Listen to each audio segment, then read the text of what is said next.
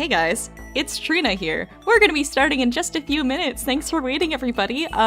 We're just having Melvin come to terms with the fact that his live execution is now 50k instead of 100k. Get those donations in! We want him gone! Yippee! Thanks, guys.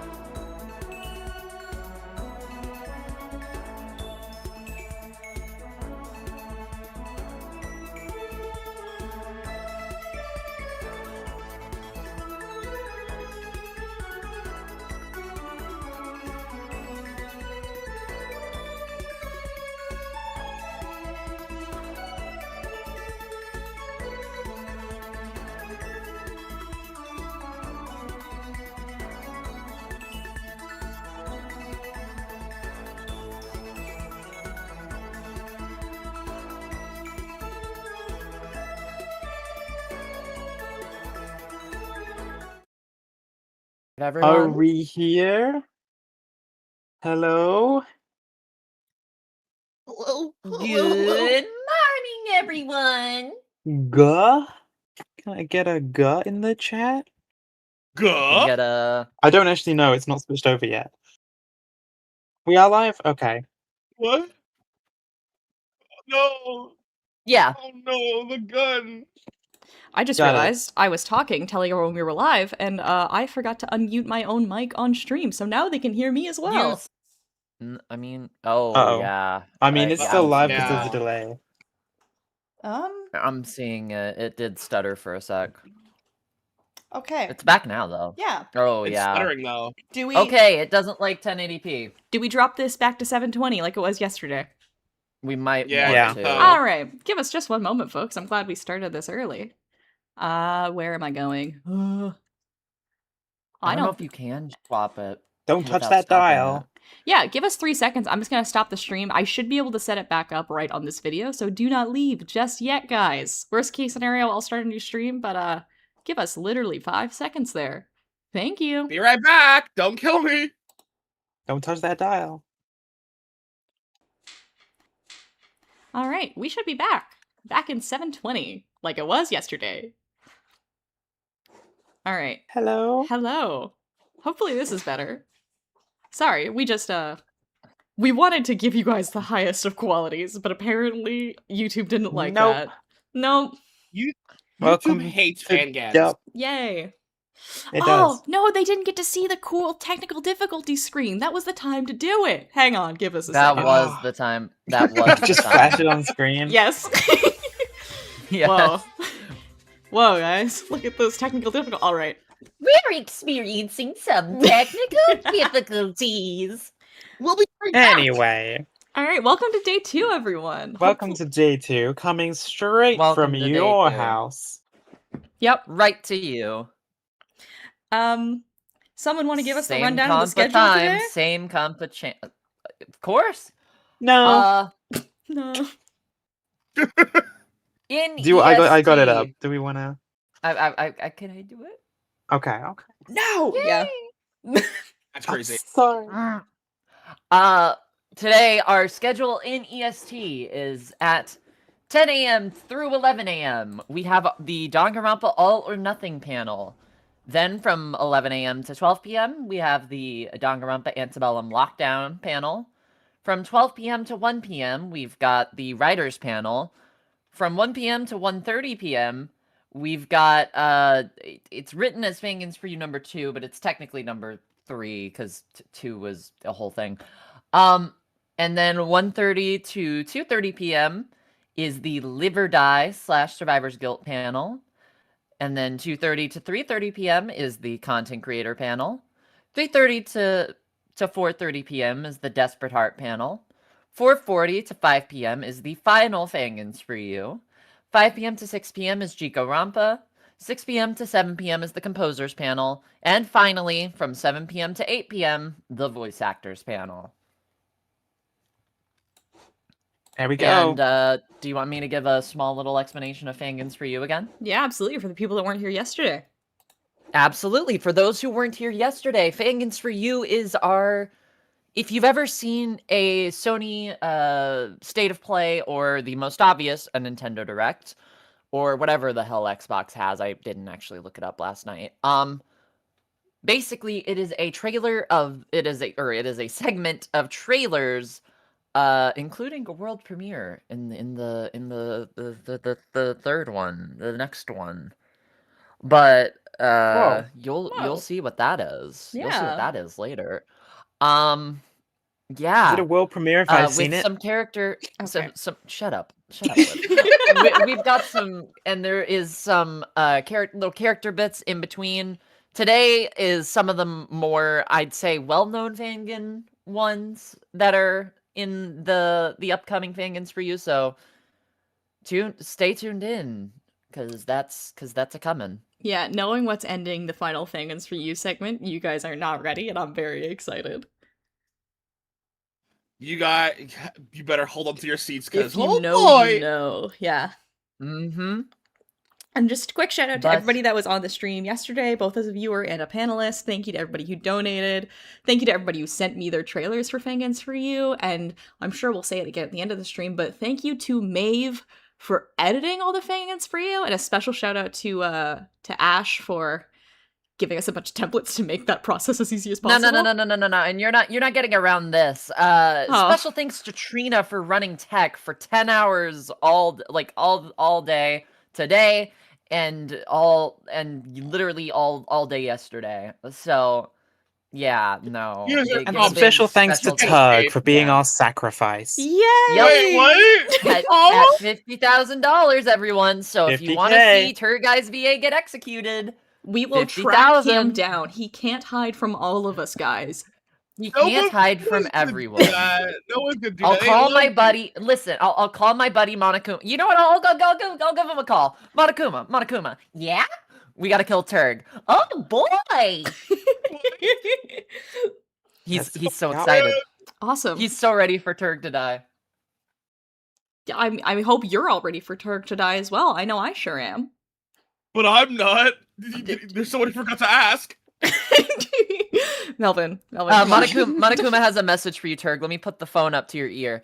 Nobody cares. Oh man, what's wrong with my car? It's gonna be punishment time at Yeah, guys. $50,000. By the end of this stream, Melvin Kodo Naegi will not be here. And that'll be for the Melvin Kodo. best.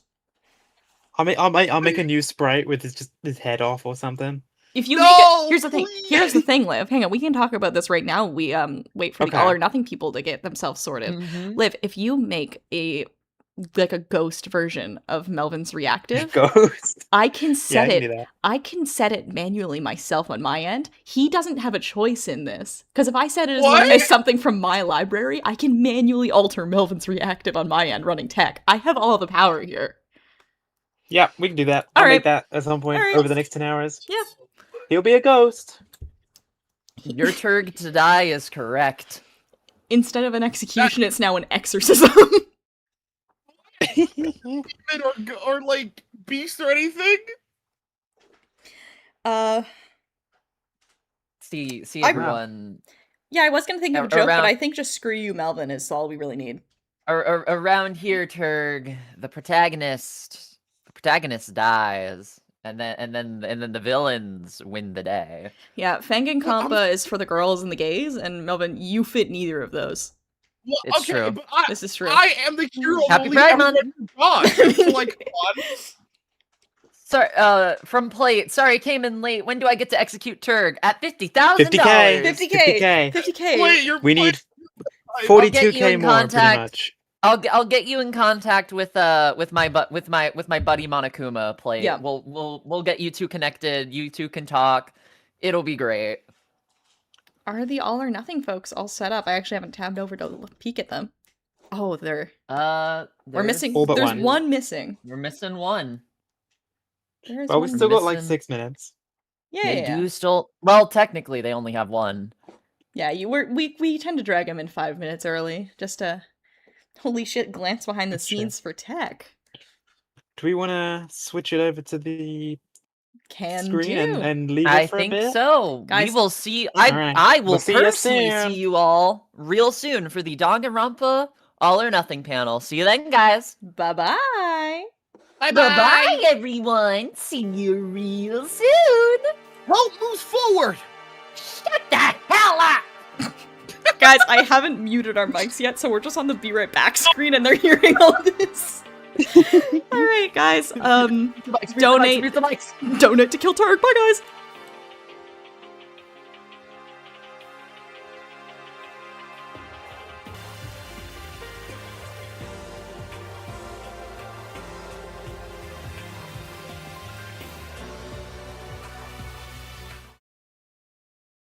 Hey guys, you can only hear me right now. We have the all or nothing people all ready to go. We just noticed some stream buffering, and I wanted to fill you guys in. My cats knocked out the extension cord my Wi-Fi router is plugged into just enough so that it was still running, but definitely slower than it should be. So ideally, no more tech issues now that I've figured that out. Thank you everybody for your patience. Let's give you guys some all or nothing.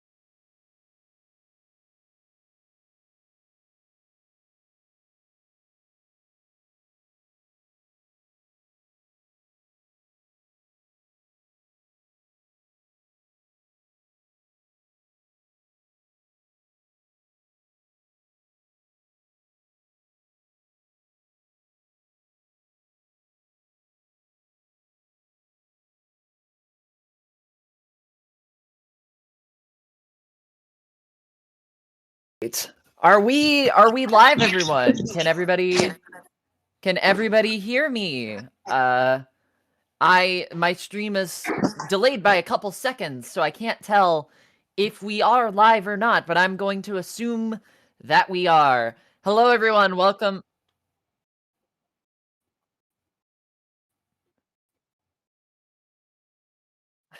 Gotcha. So I've just been informed by Trina that we're having some technical difficulties in terms of the Discord reactive.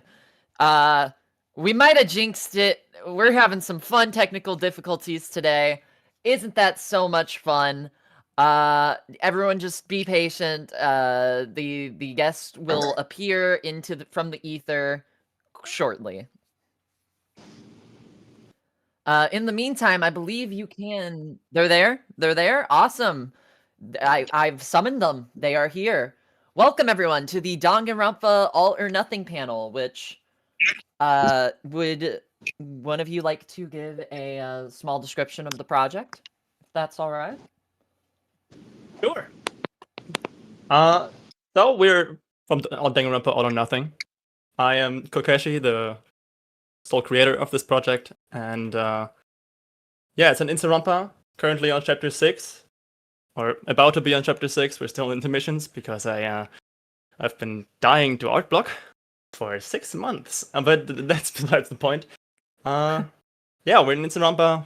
We got about, I think, soon to be 2,000 posts, if I'm not mistaken.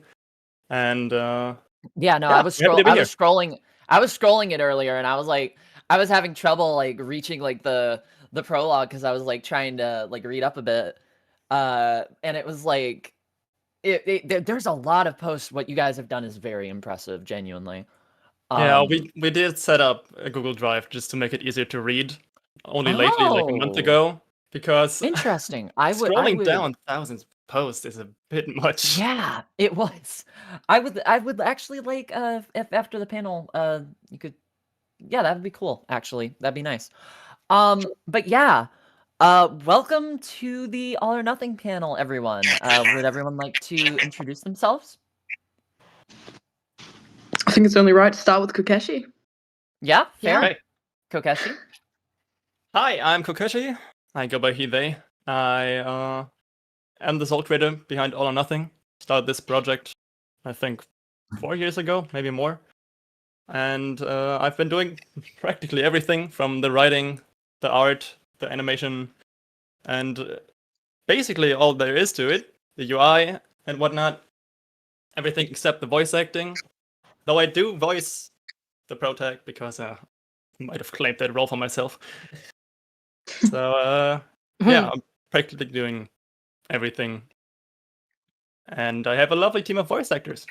3 of them are here. Yeah.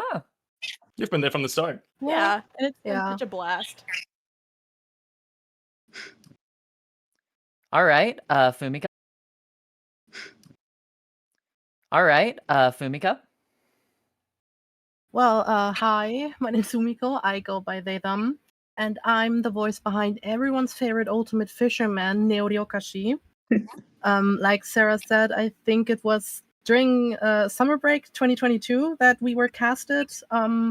It's already been 4 years, which is kind of crazy. But yeah, but I've also been having a real blast with it as my first ever like real role in a fangan, and it'll always have a special place in my heart. Awesome. Yeah. 50.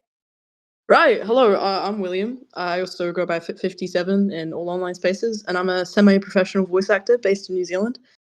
I was the original voice actor for Nikoro Sukumachi, the ultimate Girl Scout. Fortunately, no longer in that role. However, like the others, I've been here since 2022, and it's been an amazing experience to see how the Fangan has progressed and Kakeshi's amazing writing. So yeah. Awesome. With that, let's get into the questions. All right.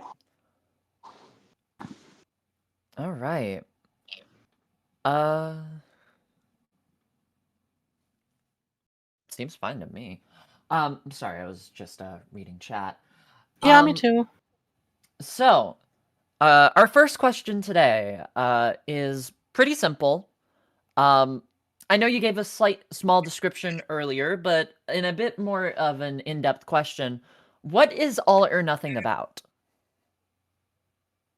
So in the depths of it, All or Nothing is a story about learning to love yourself and accept yourself, and accepting even the parts that you think are flaws and that you don't like and that you might even hate yourself for, which is... Sarah, did I forget you? which is No. No, I went. Yeah, no. Sarah introduced. Sarah introduced. You're good. You're good. Oh, it First. lagged. It was lagging while you introduced yourself. Oh, Sarah, real quick, could Oh, you well, could you damn. introduce yourself again, real quick? Damn technical difficulties. Sorry, guys. Yeah, Um. the snail's anyway. doing his best today. Whoops. Well, anyway, hi. Again, I'm Sarah. I also go by Chapalaba on online spaces, and I am the voice for Sadie Minagi, the ultimate guitarist. Been on the team since 2022, and it's been a blast to work with Kokeshi and the rest of the All or Nothing team. Yeah. Awesome. All right, back to I'm gonna ask the question again, and we'll just kind of start over with that explanation, if that's okay, Kokeshi. Sure, we're gonna run it back. Yeah, let's run it back. Run it back one more time. Round 2. yeah. So, first question today is, what is All or Nothing about?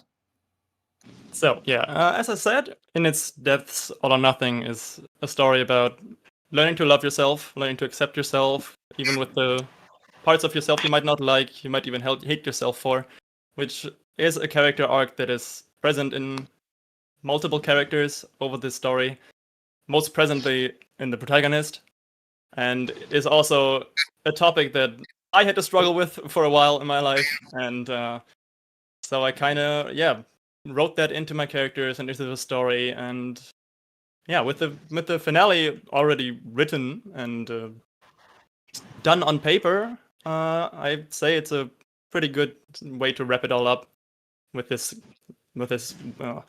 meaning in mind. Yeah. No, it sounds very exciting. Honestly, I want to give you props for making it all the way to this point. You deserve major props for getting to that point. So, congrats for getting to chapter 6, because that's a big that's a big thing for any project to Especially reach, when even. it's only run by a single person. I mean, Exactly. Sure, That's sure. incredibly impressive. Sure, we've got Sorry, a team go of lovely voice actors, but like the only thing we do is record our lines and send them to Kokeshi. Like literally everything else, managing the Instagram, doing all the art, the writing, the editing, the animating, the music, everything is done by Kokeshi. So really, 99.9% of all the props should really go to them. So One them a round of team. applause in the chat, please, for Yeah, seriously, round of applause. That is impressive. As someone who has done like one person stuff before, I know how difficult that is to run and manage. So, hats off to you for that. Thank you. You kind of already answered this a little bit in regards to this, but you mentioned that that you've gotten to the on Instagram, you've gotten to about you said chapter 5 intermission, you said? Yeah, right. We're in the middle of Right. intermissions. We've got like 2 kinds of intermissions. The afterlife section, which I know a couple of Fangans do, which is like all the dead people still having a chance to interact, and a kind of lore video.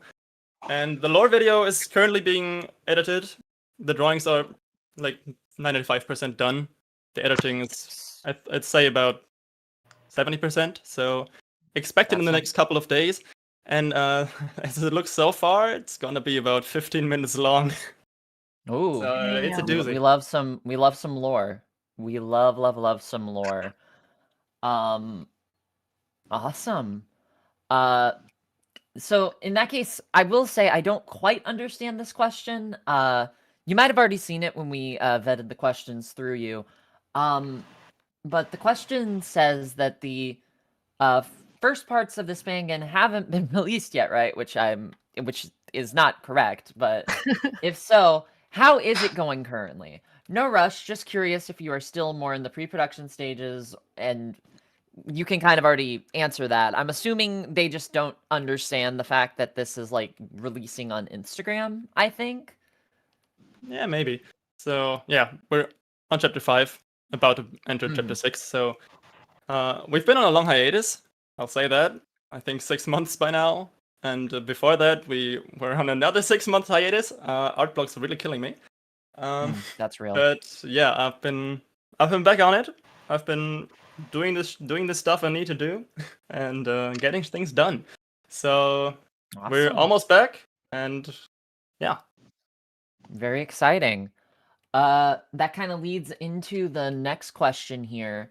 How do you plan to release this fangan? Like, is there a plan beyond Instagram to release it? No, not really for this one. I think I'm gonna keep this one purely on Instagram and finish it there. I started it here, so might as well finish it Yeah. on Instagram. I don't That's fair. see the point really, because it's an JIKORONPA, so it's mostly slides and Yeah. bio slides. So releasing Yeah. in video form on YouTube would be difficult. However, there is a sequel planned already, which is already in production. So far, we've only got character designs and the writing part, not really script writing, but The character designs that are writing. being changed every 5 minutes. Yes, character design is my passion. Hey, listen, that happens. You go through a couple drafts when it comes to character design. So, you know, It's you're Kind just of become a trying to meme get that. between us. The inspiration is When- flowing through my brain. Yeah, whenever he like posts updated designs, I it's not even like it's not serious, but like I always kind of complain like about again, but it's all just for shits and giggles because it's just jokes and fun. That's actually one of my favorite things about the first, about All or Nothing, is that as you go through it, you can see exactly where Kokeshi has improved his art style and slightly Yeah. changed the characters. And it's just so amazing to go through it and be a part of that art journey as well. Like the Right. improvement is insane. When I started, it was my first real try at anything art related that's digital. I mean, obviously in school, but I don't really count Right, that yeah. because that looked awful. So Right, yeah, yeah. all the character designs, all the backgrounds and everything, all the stuff I drew for this project were kind of my first touches with art in general. So it looked a bit clunky, a bit rough. So, but yeah, you can really see the improvement of the art style of everything over the years. I mean, it's been 4 years, so I've just been learning by doing, and it's gotten to a point where I'm pretty content with everything. I'm pretty happy about it. Awesome. Oh, right. Sorry. But coming back to the question, I do plan to release the sequel as a YouTube series. So Oh, exciting. comparable to Despair Time, etc. Stuff. that yeah. just releases on YouTube, fully voiced and animated and everything. So the sequel will be cool. Awesome. Very Yeah. excited for the sequel. Oh yeah, the character designs are amazing. I can tell you already. Yeah, I already have a favorite. Me too. Oh, don't we all? I'm very excited to see. We love a good Fangan sequel. We love a good Fangan sequel. Hint hint wink wink, Sarah. Anyway. Ooh. But sorry, I'm stretching a little bit. So that leads us I guess that goes into our next question here. What is your favorite character to write for? I'm assuming this is another Kokeshi question. Yeah. So honestly, this changes, I'd say, daily. I feel like every day I've got another character that just hogs my brain for the entire day and just lives in my brain rent free, and I think about how I can improve their writing and how I can improve whatever, which then leads to thinking about scenes I can write for them and ways I can make them into a character I can like even more. So it really changes. At the beginning, I know it's been Ryoguchi because, man, so many complicated emotions. The man was a mess. It's been so painful to write. In the meantime, I think it's mostly been Mia, just because I can write funny jokes, and the Mia and Io dynamic is just probably the most fun to write I've had. But yeah, every character I write, every scene I write, I just find myself loving them more, and yeah, it's changing on the daily. Sometimes multiple times on the daily. So I couldn't tell you. All right. No, that's completely. That's actually a question or an answer we've heard. Something kind of similar to in a couple in yesterday's panels a little bit. Because makes sense. Like as a writer, like that makes sense because it changing depending on like it kind of just changes depending on like what you're writing that day. I'm like I imagine so. Like as well as like the stuff that you mentioned. I'm gonna move around a little bit, move the questions around a little bit so that I can actually ask the VAs something here. To the VAs, what's one thing you like about the characters you voice, or one of your favorite voice moments? We'll kind of like separate that into two questions, I think. So, first off, what's one thing you like about the character you voice? I've actually got an answer for this, so I'll kick it off. Okay. Nikoro. I've always had a love-hate relationship with Nikoro, quite honestly. Kakeshi had to convince me to like her. But my favorite thing about Nikoro is the fact that you can tell how much thought behind the character design, her reasoning for her decisions, and how much her backstory plays into the way she is actually coming through in all of her lines, in everything written. You know, in the first chapter, it might not be so obvious, but then you keep going, and there's genuinely layers to her, and there's layers to every character. But what I like about Nikoro the most is that the layers are so subtle that you only really see them if you're looking for them. And I've always really liked that about her. My other favorite thing about Nikoro is the fact that, well, my favorite thing about voicing her is the fact that I'm a trans man, and I started voicing Nikoro pre-T. And so it's a really fun experience trying to voice a character who hello, my name's Nakata Sukamichi, when I do not sound like that. And I just think it's such a fun experience to be able to mess around, have fun with the character voices. My favorite voiced moment, Nikoro's best moments really shine through in the afterlife. And all of the intervals and the way she interacts with the characters beyond the dead. Because, you know, what are you gonna do? You're gone. All your life, you know, is beyond you, past you. You're stuck. Yeah, And your yet, afterlife at that point. exactly. And yet, still, she manages to be not even the ultimate Girl Scout, but the ultimate friend. And like I think like a light for everyone almost. exactly. And I love that the more you see of Nikoro, the more you really realize that there are layers to her, and there is a reason for everything she does. And my personal favorite moment is not giving away too much. Ooh. Now everyone dies, it's fine. Real. Everyone dies, it's Danganronpa. There's a moment. Don't get attached to anyone. I wish I didn't.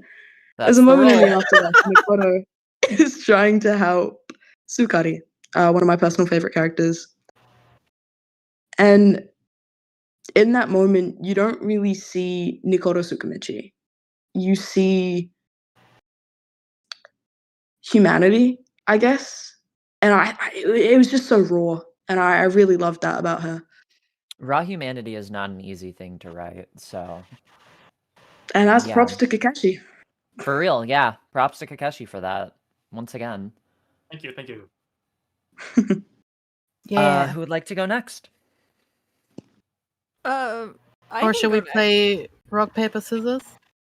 In the chat? Ooh. Let's pad some time. Let's pad some time. Rock, paper, scissors. Okay, can somebody do a countdown? I've already written my pick. I haven't sent it yet, but let's just send it in the live stream chat on 3 or whatever you. Just how do we want to do that actually? That's a good question. Somebody make a countdown, and when it ends, we both send our pick at the first time into the live stream chat, maybe. Okay, that works. All right, hold on. I gotta get mine ready. All right. I've already got mine ready. I'll count you guys down. All right. So we're sending it in 3, like the live stream chat. 2, Yeah. 1. Rock, paper, scissors, shoot. I couldn't find anything. Oh, I was gonna send that anyway, so it would have been a draw. Oh, be honest. once again. Okay. Uh, Rock, paper, scissors, shoot.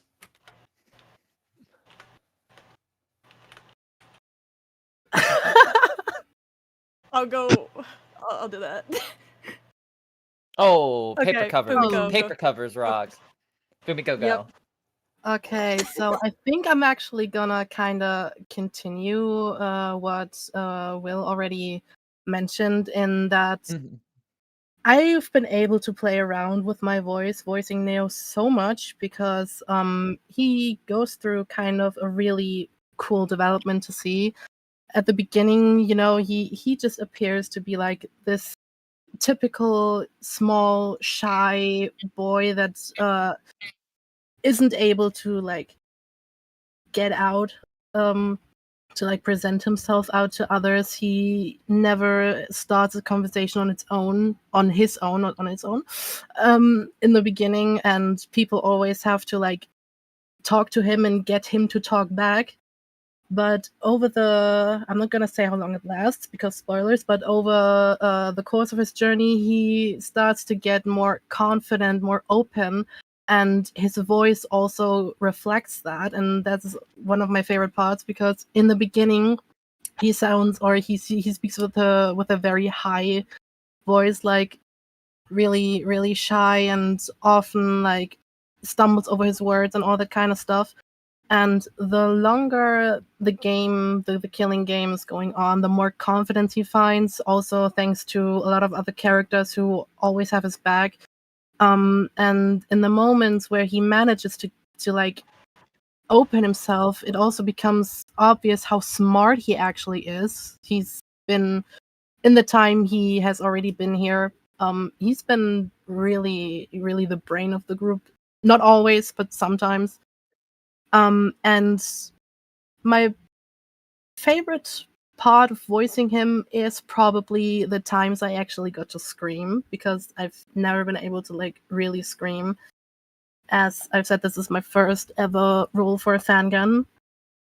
The thing is, I'm also kind of struggling with it because my voice is kind of funny in a way that I'm not like speaking with a different voice than I normally do right now. My voice is just naturally super androgynous, which as a non-binary person is kind of a flex. But the downside of that is I can neither sound really female nor male, so finding roles that my voice fits is like really difficult. So I always have to kind of look for characters that are more like on the non-binary or androgynous side. Luckily, I was able to get like a, I guess, shy young boy voice with Neo, and you can definitely hear how much fun I've had like trying around with the different tones and with the way he speaks, because like at the beginning it was so high. He was like talking like this all the time. Probably a bit higher because it's been 4 years and I don't remember how my muscles used to do it.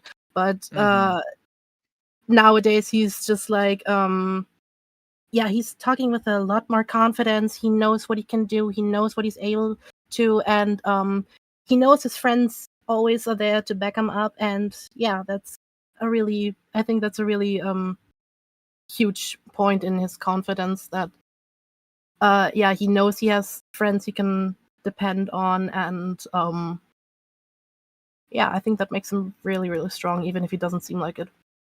Yeah. Awesome. Sarah? I feel like my answer is going to be very similar to that of Fumiko and 50, but I feel like with the writing for Sadie's character, she was just written in a way where it was just very easy to like her, because at a surface level, she was kind of like standoffish and like abrasive. That's kind of how I saw her, and that's the voice I gave to her initially. but as time went on, I feel like her voice was becoming more like vulnerable, and with certain arcs, her arcs in a way, without spoiling it, supported other characters' character arcs. So that's what I liked about her, and I still love that about her a lot.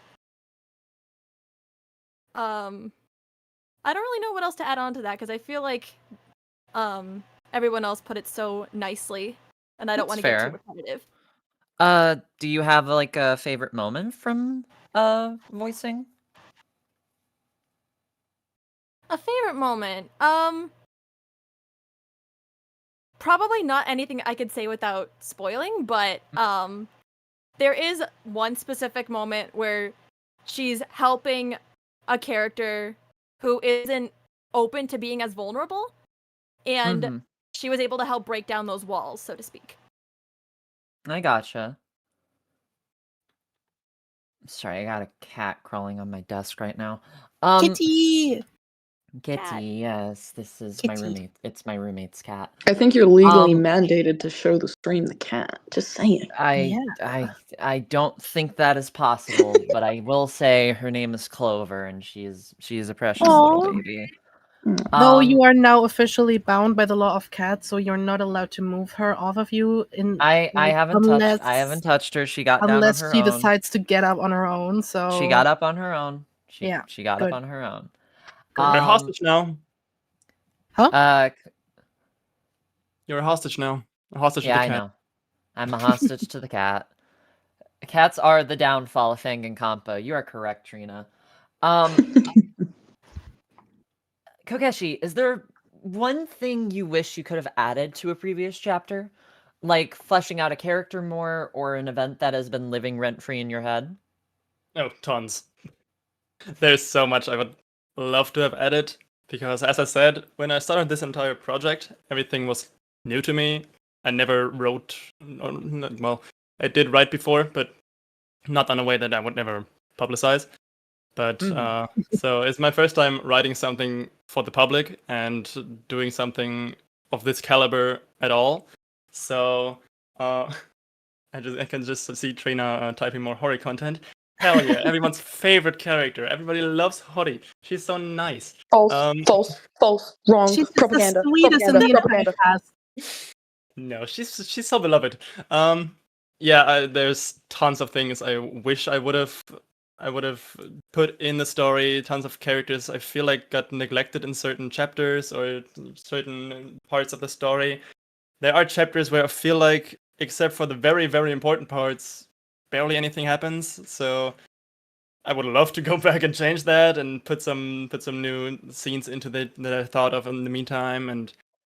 But well, I can't change it anymore. So it's I'm happy almost done. There's only stuff to look forward to, look forward, and it sounds like you've got some ideas for a sequel cooking up. So yeah.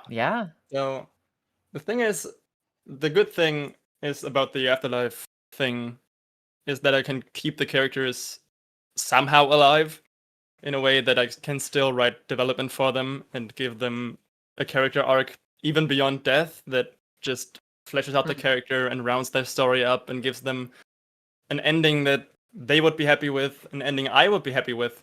So yeah, even if I have some things I would like to change, I'm very happy with how everything turned out, and I can still wrap up things that I didn't do before because I still have the afterlife, which even especially in the last chapter's afterlife scene was a lot of characters just having big moments, long moments.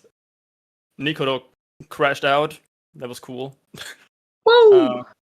And yeah, just a lot of development and a way to write an ending for a character that feels well and sits well with me. And yeah, so a friend of mine once told me there's like, I think it was a gardener's story and an architect's story. A gardener's story is practically a story that grows with the time and starts as just a thought and then gets fleshed out over the time of that the story just moves on. And the architect story is something that's fully fleshed out from the beginning, fully thought out, and every detail is already planned. Something that just can play with so much foreshadowing because everything is already pre-planned in advance. And yeah, this story has been a gardening story, which, looking back, of course, it's gonna be the thought of, I could have done it better. Chapter 1 could have been greater, could have been longer. I could have put more scenes into it. I could have given the character more screen time or something. But that's just how it goes if you start writing for the first time. I wouldn't even call it mistakes. It's just things that you would love to see better, but, well, you can't change it anymore. You've got what you did, and you can only put it on top of it, build on top of that, and just make a beautiful garden out of it, or some metaphor. Yeah. Yeah, that's nice. Real quick before moving on to the final question we have here, but I will open the questions up to live chat afterwards. We've got a donation from Dark X the Dragon Knight for $40. More money closer to Yo! Tur That's Guys' awesome. Let's go. execution. Yay! Woo! Yeah, since we Um, don't have the ultimate despair on our side, we have to fund everything ourselves, like the props, the machines that actually do the executing and stuff. Oh yeah, what they know, don't tell you is it's all live action. Yeah, the you seat- know how get- it is in this industry. Yeah, instead of the ultimate despair, you get the bootleg ultimate despair. Yeah. Which is me. No, But we're like the wish or the Temu despair. oh, don't call me the damn. Oh, I meant all of us That's together. crazy. That's a Oh, come slur where I on. come from. That's a Damn. low hanging fruit right there. damn. I mean, that's what I do.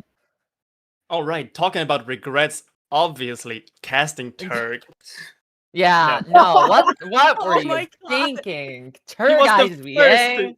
He was the first guy to join this Discord server. He was the first guy to send an audition. I had no choice. I was vulnerable and easily manipulated. He took advantage. Okay, I'm sorry. No.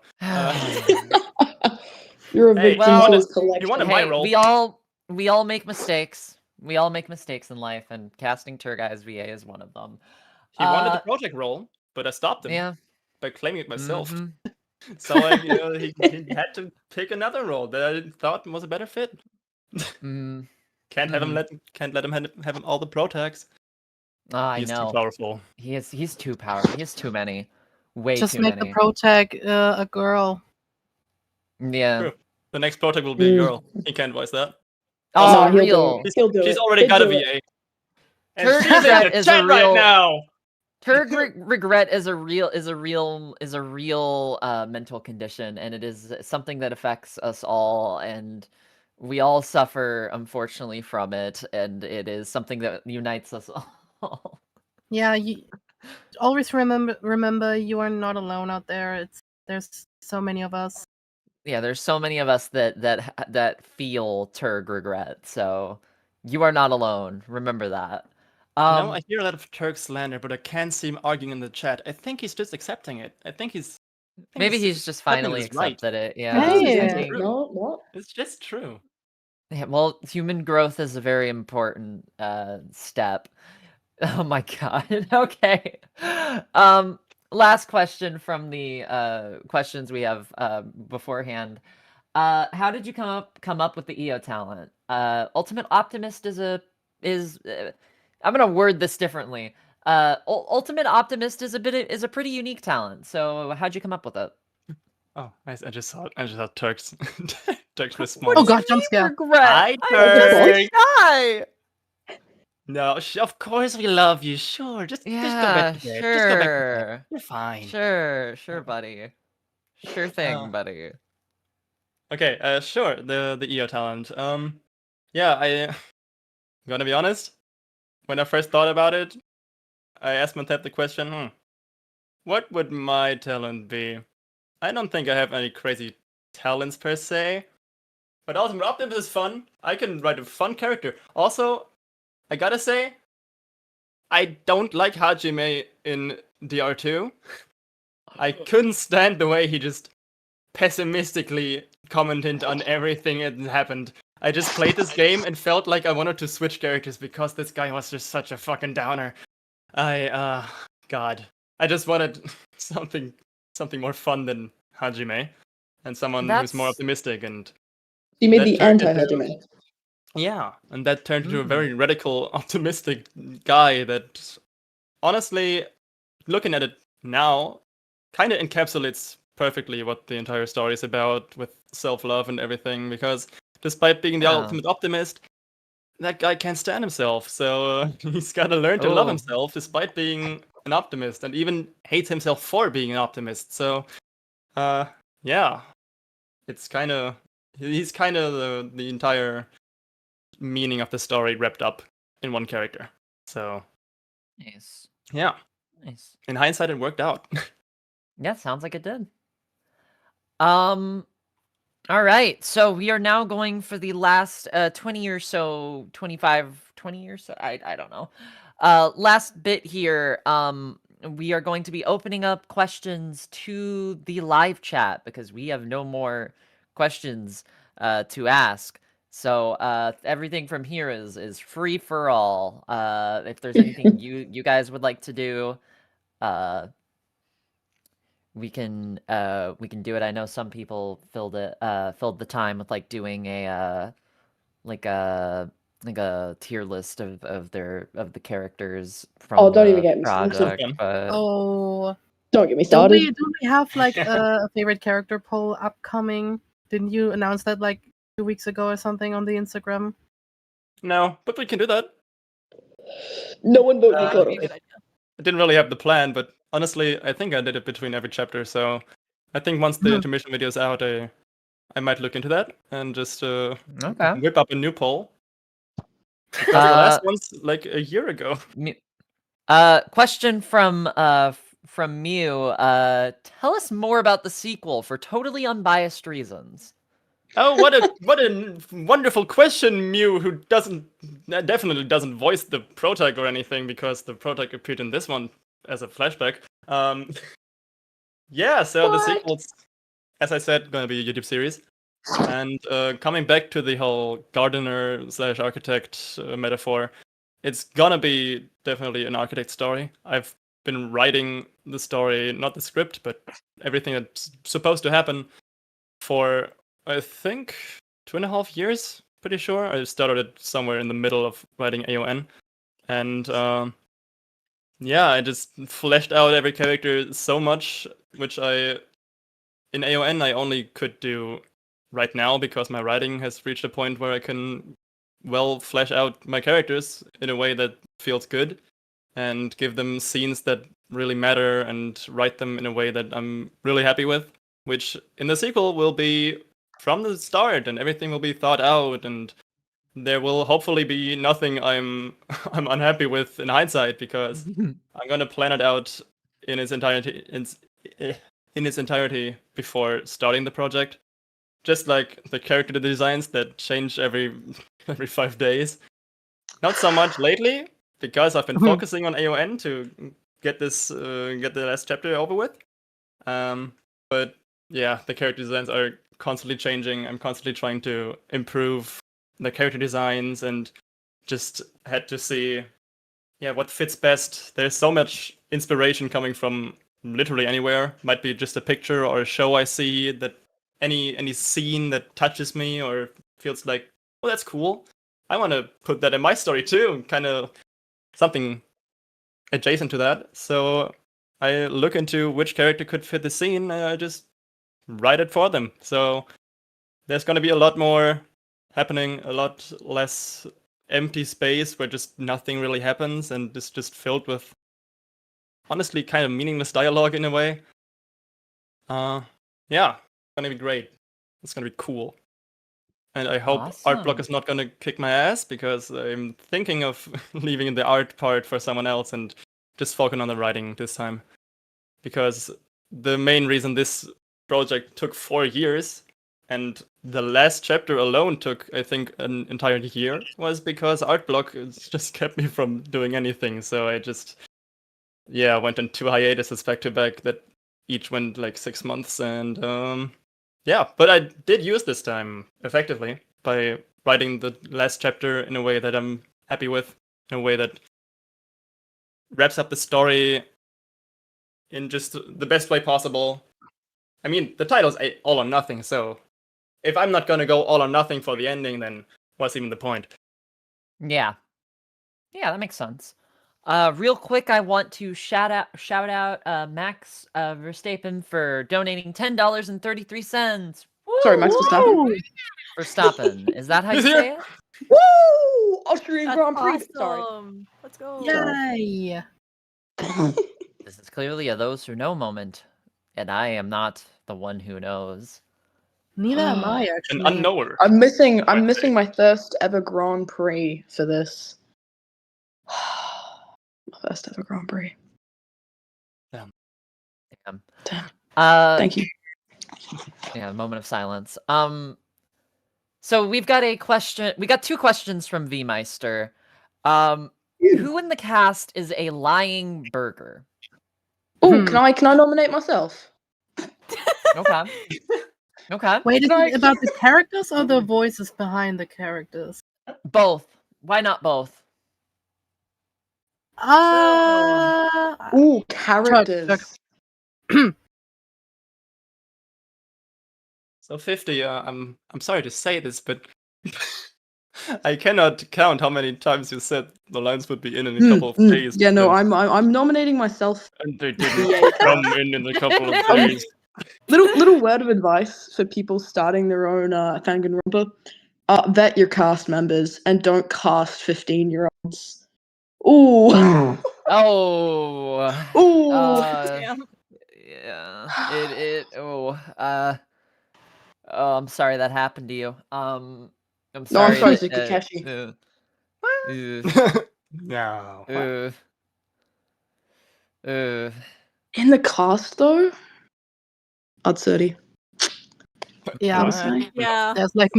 there's no other possible thing. Number one, but- Odd30 Every- apologist, God. and I'll still nominate my boy. Everybody, it seems like everybody kind of agrees on that. So, there you go, V. There's your question. That's very But- funny because V voices that guy. Yeah, that's Yeah. probably Funny why. Well, I'm gonna be honest. That's probably why he fucking asked it. So, well, shot himself in the foot. Your own character, mate. Oh. That's sad. does but do it's that. okay. he does do that. He does tend to do that. Another question from V. Real question: if Sayuri had to choose between Guitar Hero or Rock Band, what would she play? Ooh. I think I'm gonna give this question up to Sarah. What are your Oh vibes? boy. Okay. If I wanted to be funny, I'd say Guitar Hero, but I feel like she wouldn't vibe with anything like that. Cause I feel like she's very passionate about like her what's the word I'm looking for? She's very firm in what she feels passionate about. And she feels very passionately about one specific thing from what I can remember, which is like performing like on the streets, like guitar in hand and all that. So I can't serious answer, neither. But joke answer, probably Guitar Hero because I think that's funny. Right. All right then. Question from my fellow host Trina. I know all staff know spoilers now, but for the people who don't know, how would you describe the final chapter in one word? The laugh was Oh, required. that's a tough one. Do we each get our own word? I think so. Yeah. 50. Did I even tell you? Do you even know? I'm not sure. I've got feelings. I don't know. That's the funny part. I don't know, but I've got I think you feelings. only Oh, when that's you perfect. when you revealed it, you only got the ones of the characters who were still alive at that point in the story that was released. I mean, I did It's- tell the other people. I think a couple of months in advance. I just told you the live cast just when it actually came down to it. So the dead people did know a lot longer. So technically 50 could know it, but Oh. I don't know if he remembers. Look, that's not a question I'm willing to answer.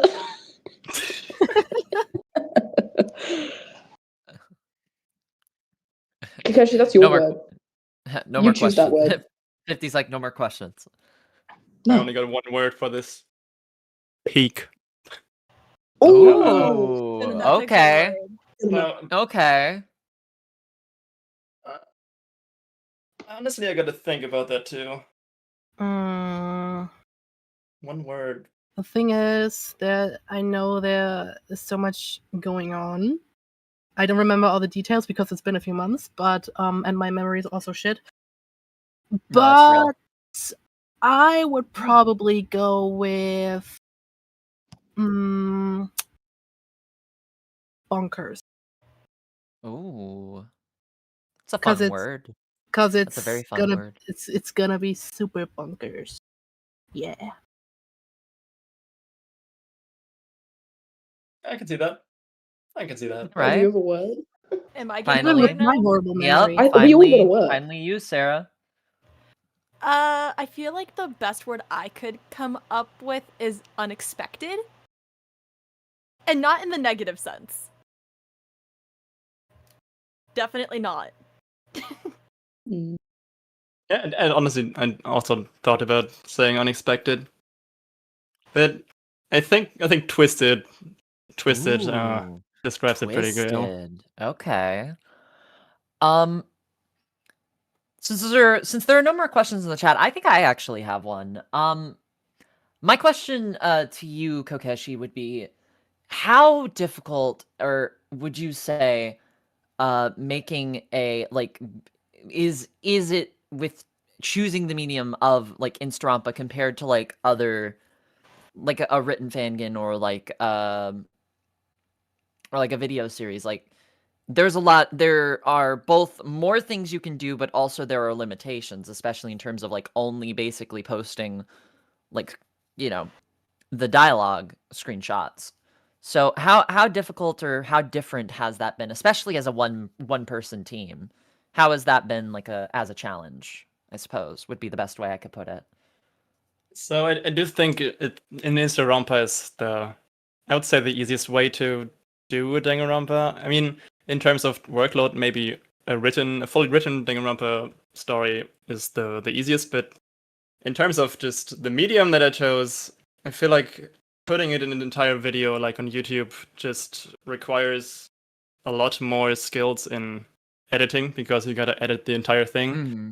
And Yeah. with the slides, it's just, well, you gotta design the UI and stuff, which I could do because I got a 2-year education in mostly Photoshop stuff and everything. So I just had the Real. know-how to do everything art-wise. Just the skills were missing, so they just came over time. But I mean, it's the easiest way. The chapter 1, I think the execution was a video, but apart from the execution, there wasn't a single video. Everything was slides, so the workload can be very low and it can be very easy to do as long as you can do the UI and do the art stuff and everything. But yeah, only chapter 2 onwards, I started adding videos, hiring voice actors, and just making this story into something more than just the slides, which obviously is an optional thing. I know of very, very famous and popular fangans that just don't have videos except for executions. So it also works that way, and it's probably the easiest way you can do it because you don't have to edit videos and you can leave that entire part of editing and learning to edit and everything out of it. So yeah, I think it's just the easiest way, but it's also obviously the most limited because most of the daily life won't be voiced. It will just be stills and still sprites talking. So yeah, I think in a YouTube project you can just do a lot more and voice even the more minor scenes and everything. So yeah, I think I think Yeah. it limits you a lot, but it's also very easy to start with. So yeah. Yeah. I'd say that I think Instarampas, in my opinion, have always kind of also given like the reader a kind of chance for to use their imagination, especially in terms of like reading through each slide, because yeah, you have the visuals there, but you get to come up with that, like what that like sounds like in your head when you're reading it, I think, which is pretty, like, especially when you already know like the voice actors too, like there are like you can just like it makes a perfect picture, I think. So Yeah. yeah. Yeah, because I know personally, because I think honestly, that was a very good answer. Yeah. Does this is a question this isn't really a question. I saw you kind of answered it in text, but would you be willing to say what the username is for the Instagram is, just like so people can go follow it? There's also Sure. a link in chat. Yeah, I just saw that. There's a link in chat. The username is dr all or nothing. Between every word there's an underscore, so dr underscore all underscore or underscore nothing.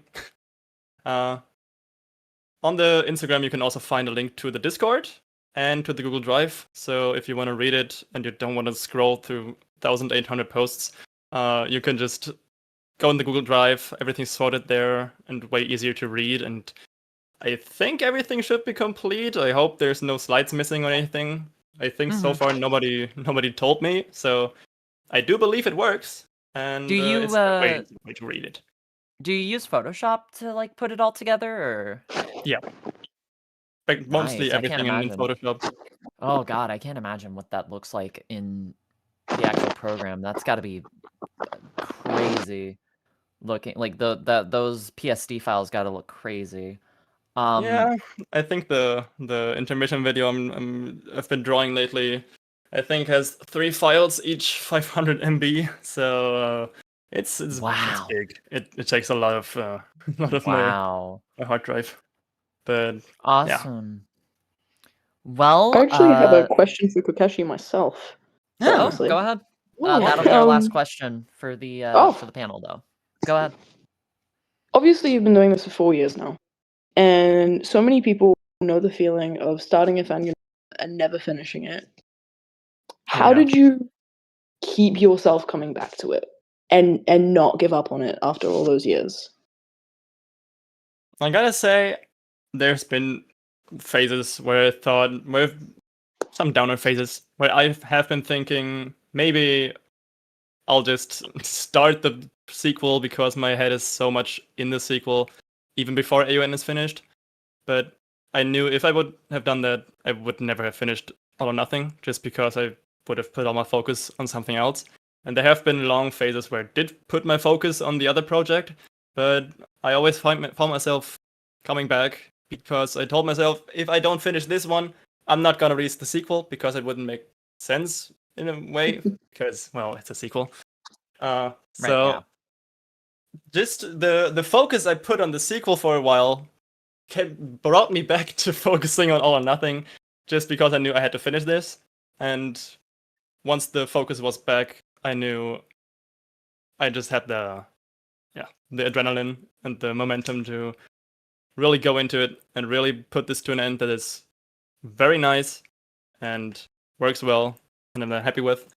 I did have phases where I did think of quitting, but I thought I'd rather do another 6-month hiatus and come back to it than ever putting a definite end to this and say I'm going to cancel it.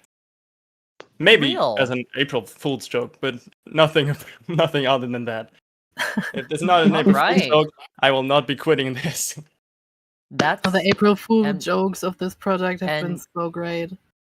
And with that, I think that is a perfect place to end the panel. So thank you all for being here. You all were great. Those were some amazing answers to those questions. Thanks for having us. Yeah, of course. For real. Coming you. up next, I believe, is the Danganronpa Antebellum lockdown panel. So we will be back once we swap over tech-wise and get all the people. Thank you so much for being here, everyone. We'll be back soon. Thanks for Very having nice. us. Have fun, Yeah. guys. Have fun in the Yay. stream. See you on the flip side.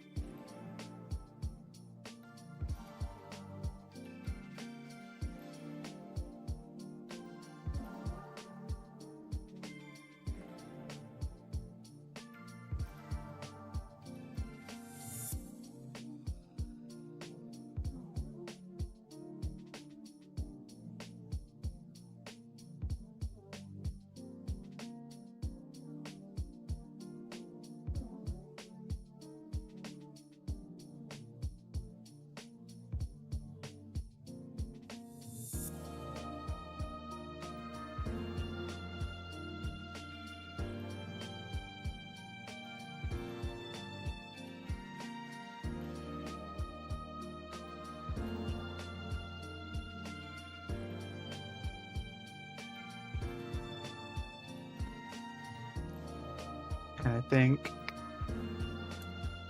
with that, Yay! Hooray.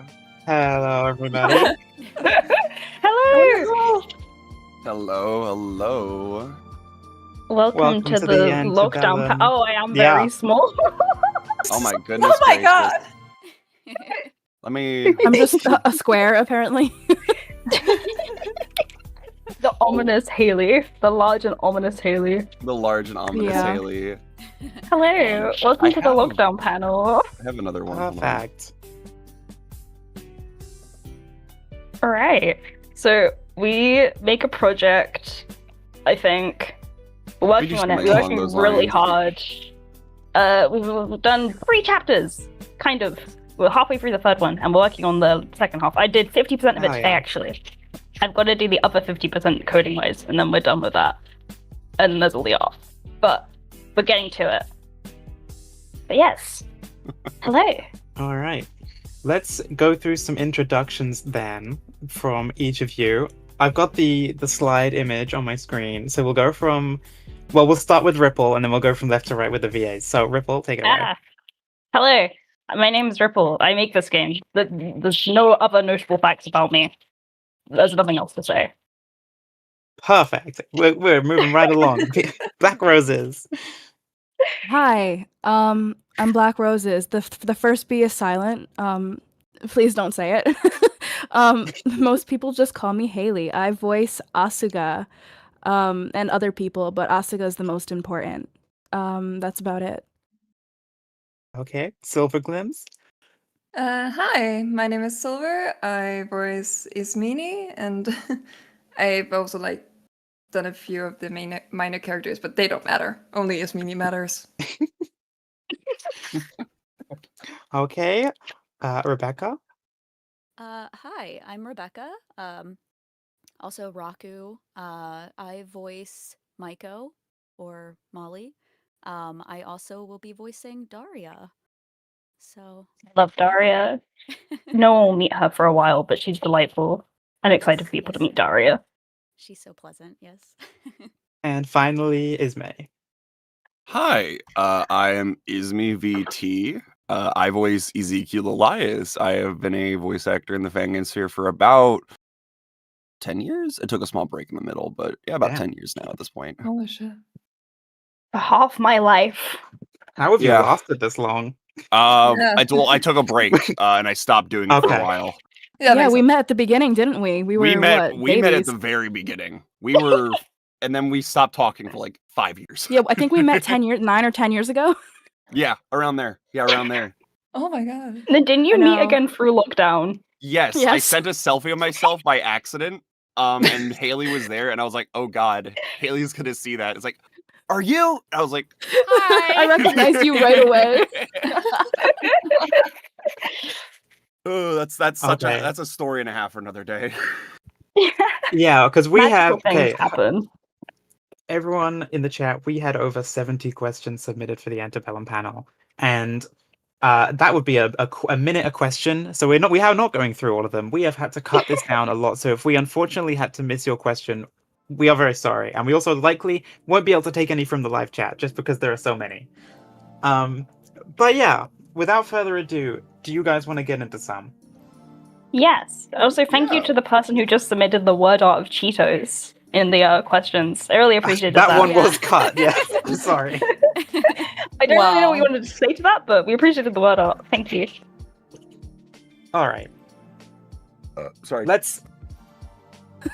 Yep. Yeah. Okay.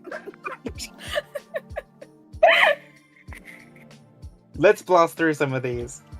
Ripple, who do you find the easiest and hardest to write?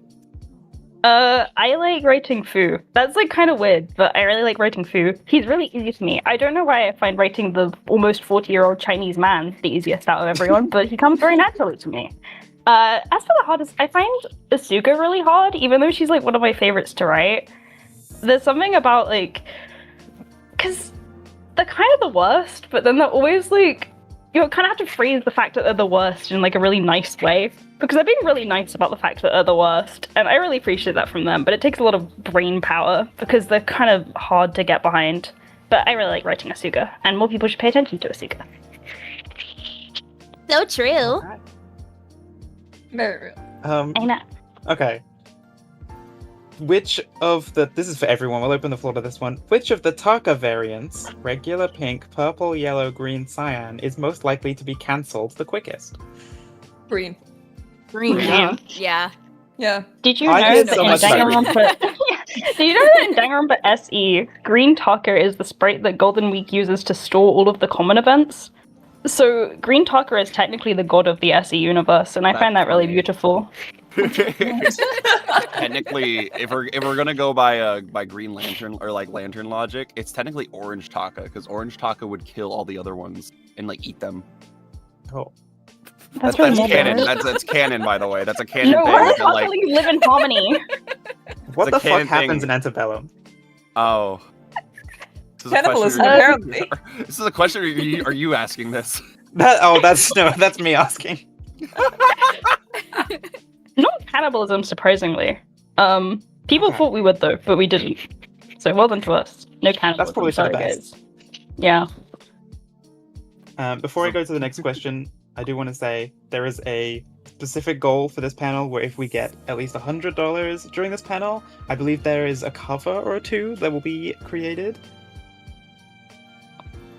I believe so. So Yes. characters? I think Yes. Ismay's gonna do some bits and bobs. I've already Some decided that I because this already has reached like what I think my goal is 4,500. I'm gonna do Ezekiel Okay. Elias singing "Country Roads," and also my next stream on my channel will be done entirely with a Southern accent in honor of Fangancon. Amen. But if we do Relax. reach 100 pounds during this panel, I will beat Deacon with sticks until he covers something with Taka because he enjoys doing that. It's his enrichment. Hey, that's more than enough. Hear that, guys? We're killing Turg, we're gonna kill Deacon as well. Okay. Yay! So, are there any particular sources of inspiration in regards to your character writing? That's very broad, but anything you want to say to that? Well, the thing is, the longer you get into Lockdown, the more you realize it is just Nana again. Like, comical amounts of my writing are just Nana. It's just Nana and Utena over and over again with a bit of Funga in there, because I really like Funga. Obviously, Milgram's a big inspiration, but a lot of it is Nana. Visiting hours is so comically Nana, it's like, I'm not gonna get away with it. But a lot of the other inspiration is just like people I've met in real life. A lot of it is like, because the original Lockdown was kind of conceived when I was just getting into like university and I was like around like loads of new people and I met those people that I don't really talk to now and some people that I've like, they're my best friends for life and I will live with them forever. But you just meet a lot of people and a lot of like the initial ideas were stemmed from that and stemmed from the people who were around me. And I think when you take more inspiration from like people you actually know or like experiences you've had in real life, a lot of your characters can become a bit more grounded. And I'm someone who like prefers grounded writing personally. I know that's not everyone's thing, but it's my sort of thing. And that's why I try and write my characters like that. Perfect. Okay. To the VAs next. Are there any line deliveries out of anything you've ever recorded for Antebellum that you would have done differently now, knowing what you know now? I have a big one because I already had one. Rip knows this very extensively. The graveyard. The graveyard scene in Chapter 2 Daily Life. I had a very, for the context of the scene, it is Zeke pinning the main character against a wall out like next to the grave of essentially his best friend. Kind of like, why are you fucking here mourning him type shit. And sorry, we can't spoil. Like I'll use the friend. No, you're good. Like You're I was good. saying best friend. Yeah, he's there. It's not canon. I'm kidding. But initially, I didn't get the CGs or anything for this scene, so I thought it was a very. He's trying to be quiet because he's over Mint's grave. He's trying his best to essentially be respectful, but also be intimidating and scary at the same time. And so I delivered it as such. I was very, who are you here to mourn? Very quiet. I see the CG, and it's like fucking bulging veiny arms, screaming face, and I'm like, I fucking missed the fucking tone, and so for like days To on be end, I was fair- like, oh god. Yeah, you did I record fucked the up. lines before the CG was done. So that's like kind of on me. And I also didn't ask for context either before recording it, but at the same time, I kind of thought like I was in my little character method acting fucking mindset. Mm. And so when it came out, finally, I was like, "Hey, Rip, can I record this again?" And so when Deadly Life Chapter 2 came out, there was actually a patch for Daily Life that redid the entire intro, the entire graveyard scene, Where it's And it just was me playful. screaming now. Oh, it's great now. I love it now. But in the moment, I was like, "Hey, Rip, can I like use bestie privileges for a little bit?" I love it now. Yeah, that was a definite moment where I was like, I wish I went back and did it better the first time. Anyone else got anything? I think I would probably, if I had to redo anything, redo Trial 1. Because I've just, over the past year, I've grown a lot as an actor, and when I read the script for Trial 1, I've thought that Ismini in context, who is like trying to defend her best friend, I read it as she was like trying to keep her emotions under wraps and seem very cool and collected about this whole thing. So my entire thing was, oh, well, why are boys like this? Why can't you do? And it's like, and it was like, hey, needs more emotion. And I tried, and looking back on it, it needed I think I could have done even more. I think you did a really good job with it, though. I really like Ismene in Trial 1, and just Ismene's voice in general. I think she's got one of the most underrated voices in the game. I really like her voice. Oh, mood. Worm. Thank you. Yeah, for sure. Anyone else on that question? I think this isn't really a big deal, but I think Chapter 2 with the CG when Sugi and Takiko are hugging and apologizing and crying, I think I could have really amped that up. I feel like I wasn't properly understanding every bit of context when I was recording that, so when I watched it later, I was like, I could have made some different choices, but I wasn't like too peeved about it. I was just like I would just go back and redo it like a little, but yeah. I still think that scene is really well voiced. I really like it. Thank you, Cry. You and Yon like knocked it out of the park. Oh yeah. No, Yana's incredible. Yana's so good. Yana's is amazing. It's crazy. Yana's literally my goat. I remember we played I don't think Roblox it's- after Deadly Life dropped. We played Roblox together. Is that canon? Yeah, canon. That's not an exception. Yeah. That's just... Okay. Do we want to move on to the next one, or? Yeah, I don't think there was anything. Personally, I don't think that any line deliveries that I sent need to be fixed. I don't know. Maiko is kind of me, so I understood her character very well. Excuse me, very well. Yeah, and I would kind of harass Rip with a lot of questions if I didn't understand something. Yeah. It was really eerie because like you'd send in your lines and I was like, this is exactly how I like envisioned it in my head when I was writing. Hey, that's perfect. Nothing wrong with that. Okay.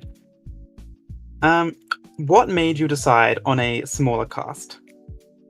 Production time. It's just if you do like a 6-chapter fangan, there's like it's really hard. It's a lot of commitment. It's so many sprites. It's just a lot of work. And if you're making like a fan project, I feel like at the end of the day you should be allowed to cut corners and make things easier for yourself. Because I'd rather have like a shorter and completed game that's more manageable for me than like spend years and years of my life working on something that like, yeah, I'm really passionate about, but it's a lot more work for everyone. And I feel like with 12 people, it's much easier to flesh out the cast a lot more. Oh, yeah. Although I feel like I probably still could if I had a bigger cast because my chapters are too long and stupidly long. But I don't know, I really like the 12 because I feel like when you've got less characters to focus on, you kind of become a bit insane about all of them. And I enjoy that. Yeah, I know, I definitely agree. And hey, get stuff out quicker. I will quickly jump in here and say thank you to Shroomy for the $25. That's my goat. That's my goat right there. We're a quarter of the way to beating up That's the Negan. guy who made Blood Money. Hell yeah. He's also a really good musician. Check him out. Do I ask the shoes question now? I don't think we have to do that. No. Do we... Yes. Because it's just, what is your opinion on them? I now have to like go through my scripts and like Control F shoe to eliminate as many Oh, God. mentions of shoes as physically possible, because anytime I include shoe in any of my scripts, there's someone who screenshots it and sends it to me, and I don't appreciate it, actually. Shoe harassment? I know Yeah. it started with the TikTok of just like a guy doing a really boring skit where it's like one brother gets spoiled by their father and the other doesn't, and it's like, "Father, I have a hole in my shoes." And then it like law. it That's got how it like started? yeah, and then it got like symbiotically attached to Asuka somehow. I don't know how that stage happened. Well, I made it worse, in fairness. Oh, Yeah, and then Haley actually voiced some of that shit, which drove the fandom even crazier. The micro shoe fandom. the shoe world, one might say. Oh, haha. I feel like I'm opening a can of worms with this, and I feel like this is I enough should shoes. move on quickly. Yeah. Okay. Well, I believe there is a question that you want to show a specific slide. So, Karina, yes. if you could, if you're there, please could you bring up the slide? And the question that will go along with it is here. Has the story ever changed because of the worthy corrupt votes, or were there alternate scenarios prepared for each of the votes?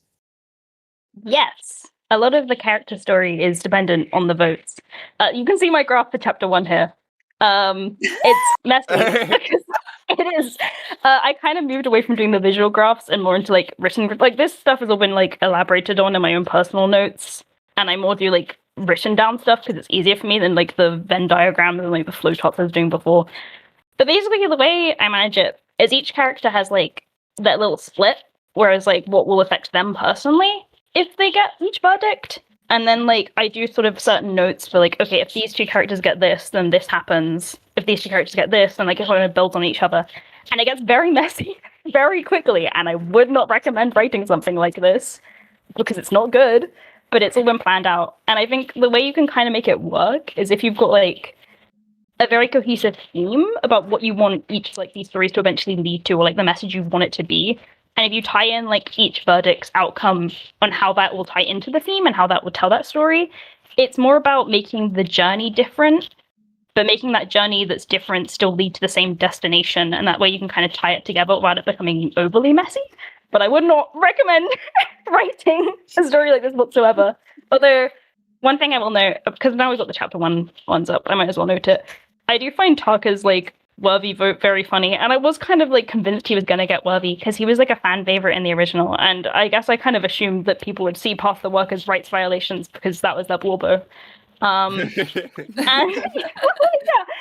And like looking back on it now, I'm glad we got like the route we did for Taka, but his original route, the best way I can describe it is like, you know the Snowgrave route in Deltarune? This doesn't make sense, but you know the Snowgrave route in Deltarune? You know the His route was... Taka Hero. What does that mean?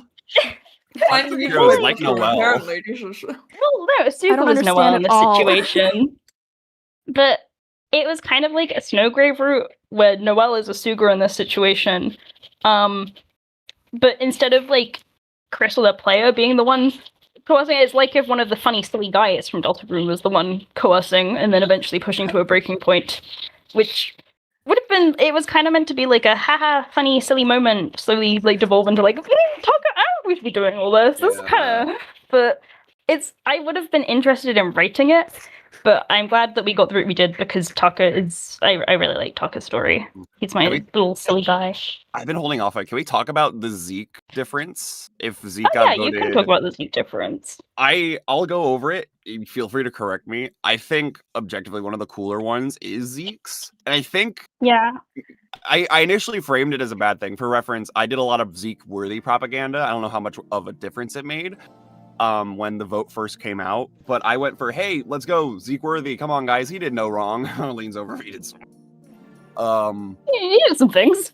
He did some things, but essentially, the Zeke worthy corrupt is very interesting because Zeke corrupt objectively makes for a worse Zeke than Zeke worthy, even though he's already worse for it.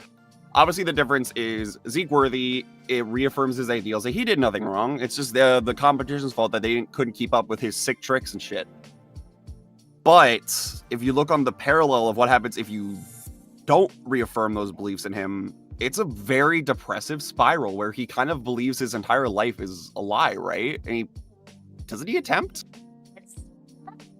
Attempt per se, but it's like, it's sort of, I don't know how much I can say about spoiling Chapter 3 Deadly, because a lot of the stuff more leaded into Chapter 3 Deadly, but it's kind of, whereas Zeke Worthy starts out really bad, and then eventually gets, like, good, like, he eventually was like, oh, I need to lock in, let's lock in. Zeke Corrupt is more, it starts like he's actually making progress, and then he, like, spirals really badly for a bit. On track. I will say with Zeke Corrupt, if he got Corrupt and earlier Lyra had gotten Worthy, you would have gotten like a video kind of like Angel's Ascent, but not as traumatic as Angel's Ascent. I would have had an Angel's Ascent moment. Damn Oh my god! It would We have should kind push of harder. Is it too late to go back? Can we re-release Deadly Light? Well, it's kind of like if Lyra got Worthy, we would have had Yuri route. I'm sorry, we missed out on Lady Yuri. Her and Ismane would form something very codependent and probably not great, but you know what, it's there. But basically, Zeke would feel very betrayed by this and feel like he'd kind of been abandoned by both Mint and Lyra in her own little way, because Lyra's special and loves abandoning people. But basically, the Angel's Ascent-esque video would be kind of baiting you into thinking there was going to be like another Angel's Ascent situation going on with Zeke. But then it would like kind of be more sweet and cute, and it'd be like Zeke and Lyra finally sort of making amends after like all of Chapter 2 of like distancing each other, and like, you know the bit in Chapter 3 where like Lyra shoves the food into Zeke's mouth, basically like, eat up, choo-choo train. It would kind of be like that, because Zeke would have been like refusing to eat after his verdict, and like Lyra would be like, choo-choo, eat up. And they would kind of make up over that, and I think that's sweet. But I'm kind of glad we went the way we did. But I kind of mourn Ismane Lyra, because I feel like that would have been really interesting to explore as well. Yeah, it's sad. But as someone who famously went on the, hey, I'm advertising for Corrupt Zeke, I do think, like, knowing what I know, it is the better route that we've gotten with him being Worthy. Oh yeah. Yeah. He doesn't just get better with Lyra, I think, and Worthy. He gets better with basically the entire cast at some point, whether or not, like, it just time-wise. Far too physical for my liking with Shinku. It makes me very homophobic. He gets very touchy. I don't listen. I know it's your series, but like, listen, can we talk about why he just randomly slaps Shinku on the ass out of nowhere? Like, it's gay. Let him live. You don't slap your boyfriend on the ass. You just don't. I'm gonna jump in here because we've got a mega donation. First of all, thank you to Nimu Pudding Cafes for $25, and thank you for what I believe is the third time to Stu Fantastic for the $205, which means Deegan, I'm so sorry. Yay! I love beating Deegan. Thank you, Stefan, for letting me beat Deegan with sticks. I really appreciate that. I love Steven. Steven's videos are so positive. I love Steven. He works a goated job, I'm pretty too sure. Mm-hmm. I don't know, dude is very productive in society. Mm-hmm. Yeah, I think he draws shoes. Oh I don't think he does. Okay. No. That does push us over 7.5, which we will announce what is unlocked there at the next intermission. But yeah. So this is a question for Black Roses. Oh God. How do you feel about dying a sixth time? Yeah, I knew it was gonna be something like this. I don't know where that's. Where did that start? I think one of the shoes posted that I died, and people started believing it. It was really bad. I got 2 DMs asking if I actually passed away, and I was like, no, I did not pass away. I guess I'm dead. For 6 times, apparently. Yeah, apparently. I'm okay with it. In relation, so the next question is, can you say hi to Black Rose's ghost for us? We miss her dearly. Oh Lord. I've been trying. Yeah. Doesn't respond to the Ouija board. Yeah, you guys had to use a Ouija board to get me here today. Yeah. Yeah. There's bits of struggle. Ismay almost broke all her toes trying to get that Ouija board. Yeah. I kicked the Ouija board really hard, and the Ouija board didn't go flying because I think Silver glued it down, and it just I broke like my pinky toe. I told you not to kick it. I was like, we need to make sure it stays. What if there's a wind? I just did the dad thing of like just actively breaking your shit. It's like, look, you see, wasn't done. Yep, wasn't done good. Got to redo it. So you got to do that part better. And that's It's your why you guys' have to thing with glue shoes the and wood feet. down. I don't get it. Anyway, thank you to Final Crash for $25 as well. Thank you. We are Thank you, Goats, for on our way. donating. Thank you. Donate more Okay, money this so we is can kill to- Tur guys live on stream. And that, yeah. Yeah. Again, we lowered it to 50k. Come on, guys, we can hit it. This is a question for all the VAs. If there is any other character in Antebellum that you would want to voice instead of the one you do, who would it be? Alora. Yeah. I really want to hear Silver on this. Silver, who would you want to voice if not Ismini? Because that's like your child, dude. You've been It voicing is my Ismini for child. years. Yeah. For half a decade. I'm ancient and dying. No, I think because like now, as you say, Ismini is my child, but I think at least when I first auditioned, my dream role was Maiko. That was like the dream role for me, and I think that especially like because she switched so much in the original version, like going full anime girl, and I think that was sounded really fun to do. Now she's just a chud. She's doing her best. I love Maiko. If I could voice anyone, I'd like to voice Maiko, I think. That or Taka. Oh yeah, I'm here. Who was in the original? Because I didn't get to voice anyone in the original, obviously, but Taka would be fun. I did audition for Shinku when the casting call came up. Obviously, Viper did a great job, but I would like to voice Shinku. I'd like to believe I can bring a lot of boy fail vibes to characters. We almost casted Viper for Fu. Fun facts. Really? Oh, that's really interesting. Really? Interesting. That's like completely different. Rebecca. I don't know. If I really want to get down into it, if I could literally voice anybody, I think Fu would be so much fun. But I am not a manly man. I think if you really tried. yeah. I would have to like fully go like Divorce Yuri. yeah. I don't know. I honestly I remember auditioning and I think it was Takiko, and I loved that audition so much. And then just seeing Yon's portrayal of her is just, she is just such a cool character, and I think that would be so much fun to voice her. Oh yeah. I am cutting in before every single new question because we got more donations. Thank you to Val for the $10. Thank you to Wisp for the $10. And thank you to Golden Peak for the $25. Thank you, Val and Wisp. You both make really delightful art. I love it. And die, Golden Week. I hate you. No, that's Golden Peak. There's a distinction. Oh, true. I like Golden Peak. Damn. Okay, this is, I would imagine, primarily for Ripple, but I think anyone can answer as well. If you could go back to when you first started Lockdown or first started voice acting on Lockdown and give yourself an old note or warning or advice or anything, what would you say? Find a way to do the RPG Maker stuff way more easily.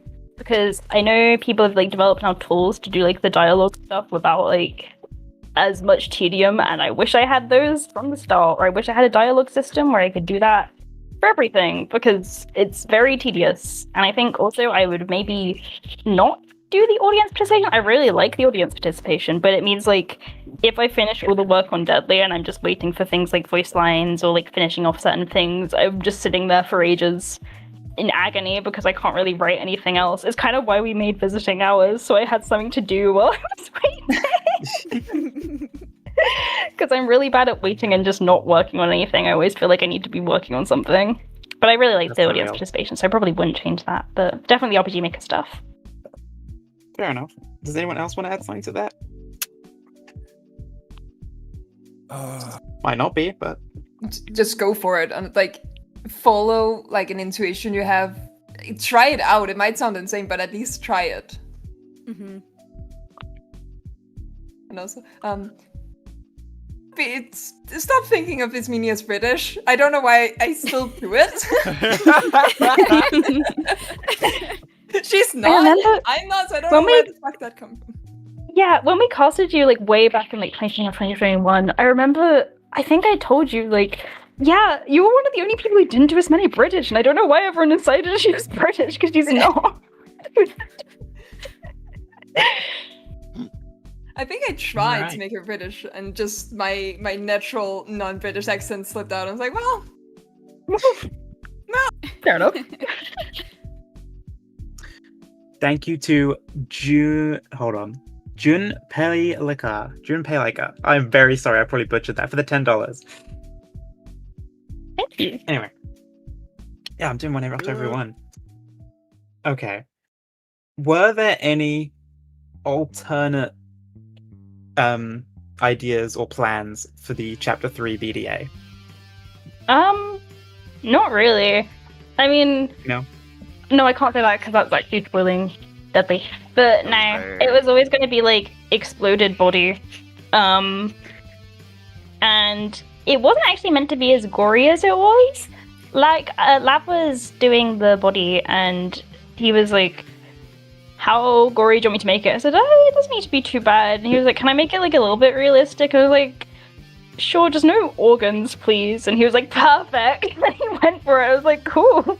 Yeah, why not? Fair enough. But there wasn't really any alternate plans. It was always going to be like that, but I didn't expect it to be that realistic. But honestly, props to Lab because it turned out really well. It was awesome.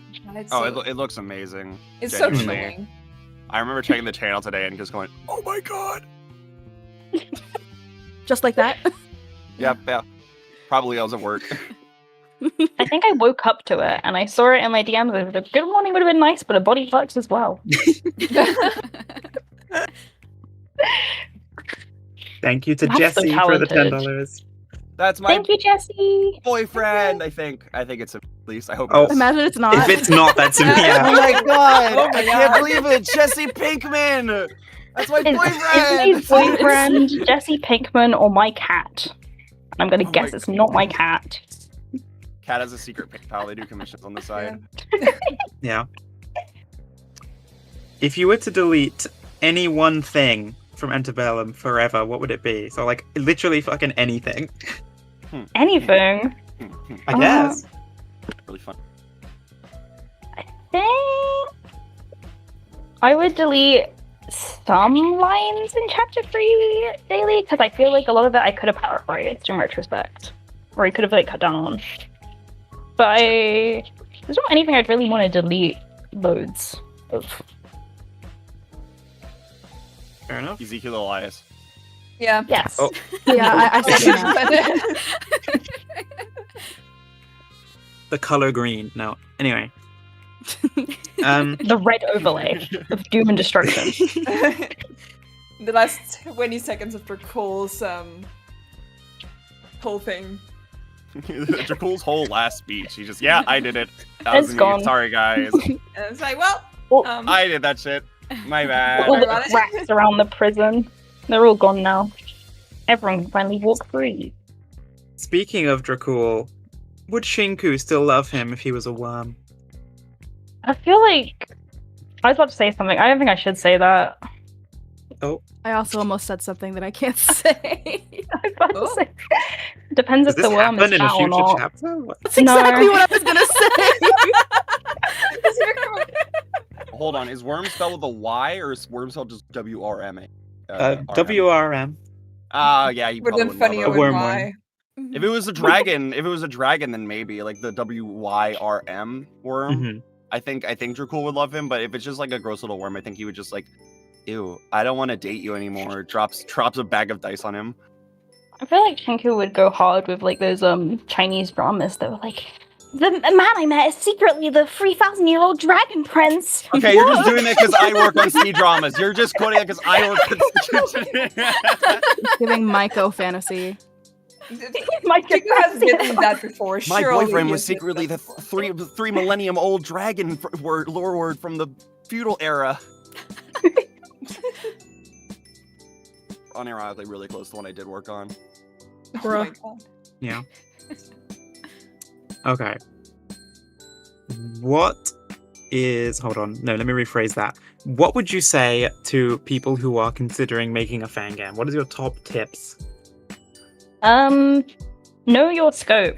Don't be overly ambitious. Do what you think that you can manage and be kind to yourself. Make shortcuts where you feel like you can make them. I feel like don't go into a project thinking, oh, it has to be 100% perfect all of the time. I think don't be afraid to make mistakes. To like do things that you're like, oh, I actually want to redo this later. I think also just kind of write what you want to write. Because I feel like if you write something with the sort of idea that, oh, I want to make this like really popular, I want to make this something that people will like, you're just going to make yourself miserable working on it. At the end of the day, you've got to work on something that you enjoy writing and you enjoy making.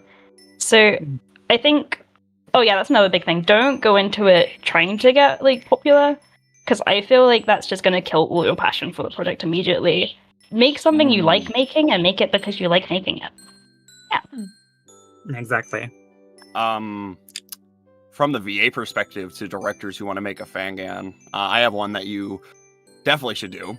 Two things, actually. Number one, don't early cast. That is a major red flag. Because you're cutting out possible auditions from people who just haven't gotten around to those roles yet.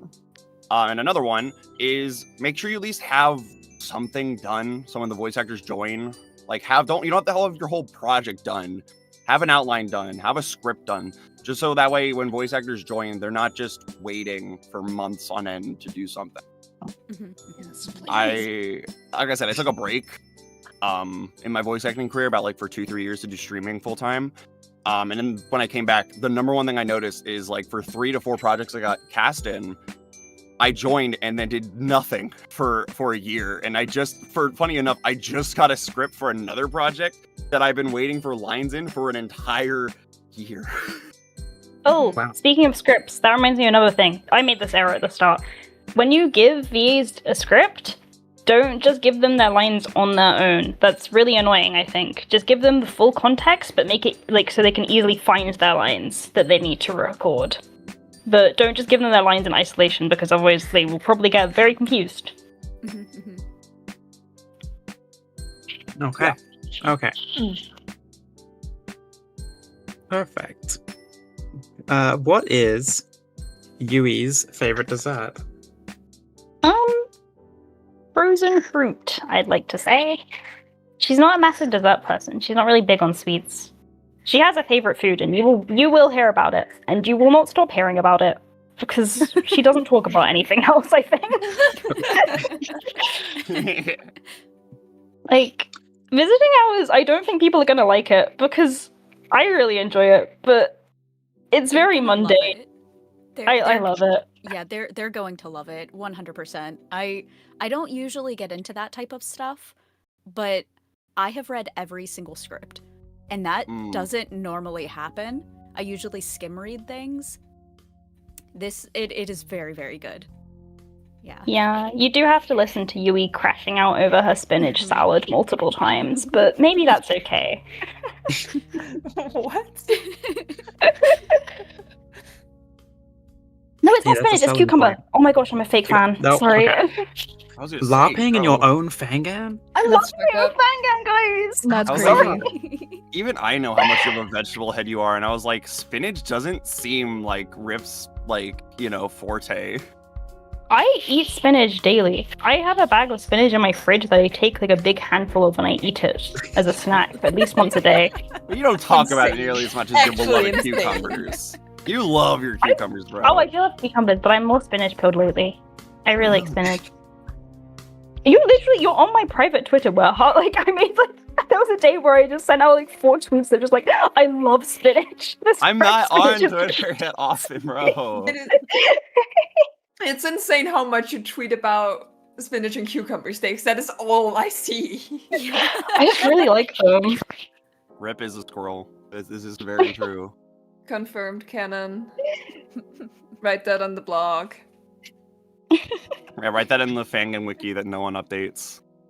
Yeah, And it's killed. And then they update it immediately.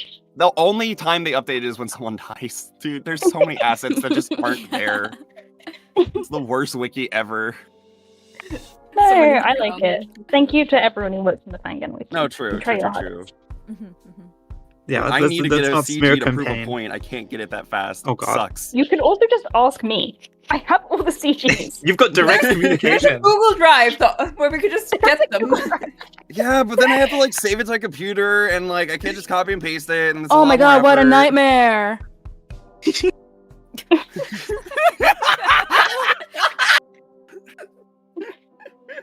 Okay. So that's the dessert. Understandable. Okay. On the topic of food, Ismay, what's your favorite burger? This is super important. This is very important. I am a very burger head. If I am forced to get a burger, like say for example, like if I wanted to go get one, if I'm near one, I will always go to Wendy's. I am a Baconator fan through and through, and if I'm not a Baconator, I will get their spicy chicken sandwich, all the toppings, typically mayo, ketchup. That's a sandwich, not a burger. That's still a burger. It's on a burger bun. A sandwich is on like white bread sliced in half. Why does a sandwich have to be on white bread? Yeah, what the fuck? Yeah, what Brown about bread's rolls better. or like subs? Oh, True. Or paninis. You've dug Or yourself a bagels. hole here. But yeah, no. You've really messed up.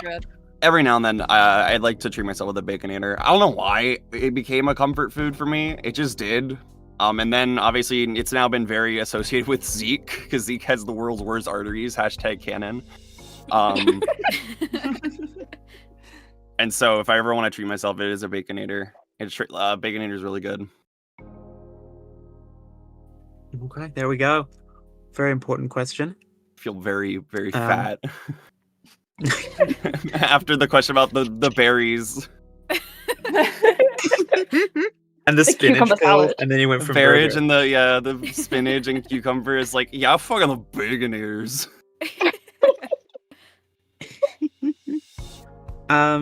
Okay.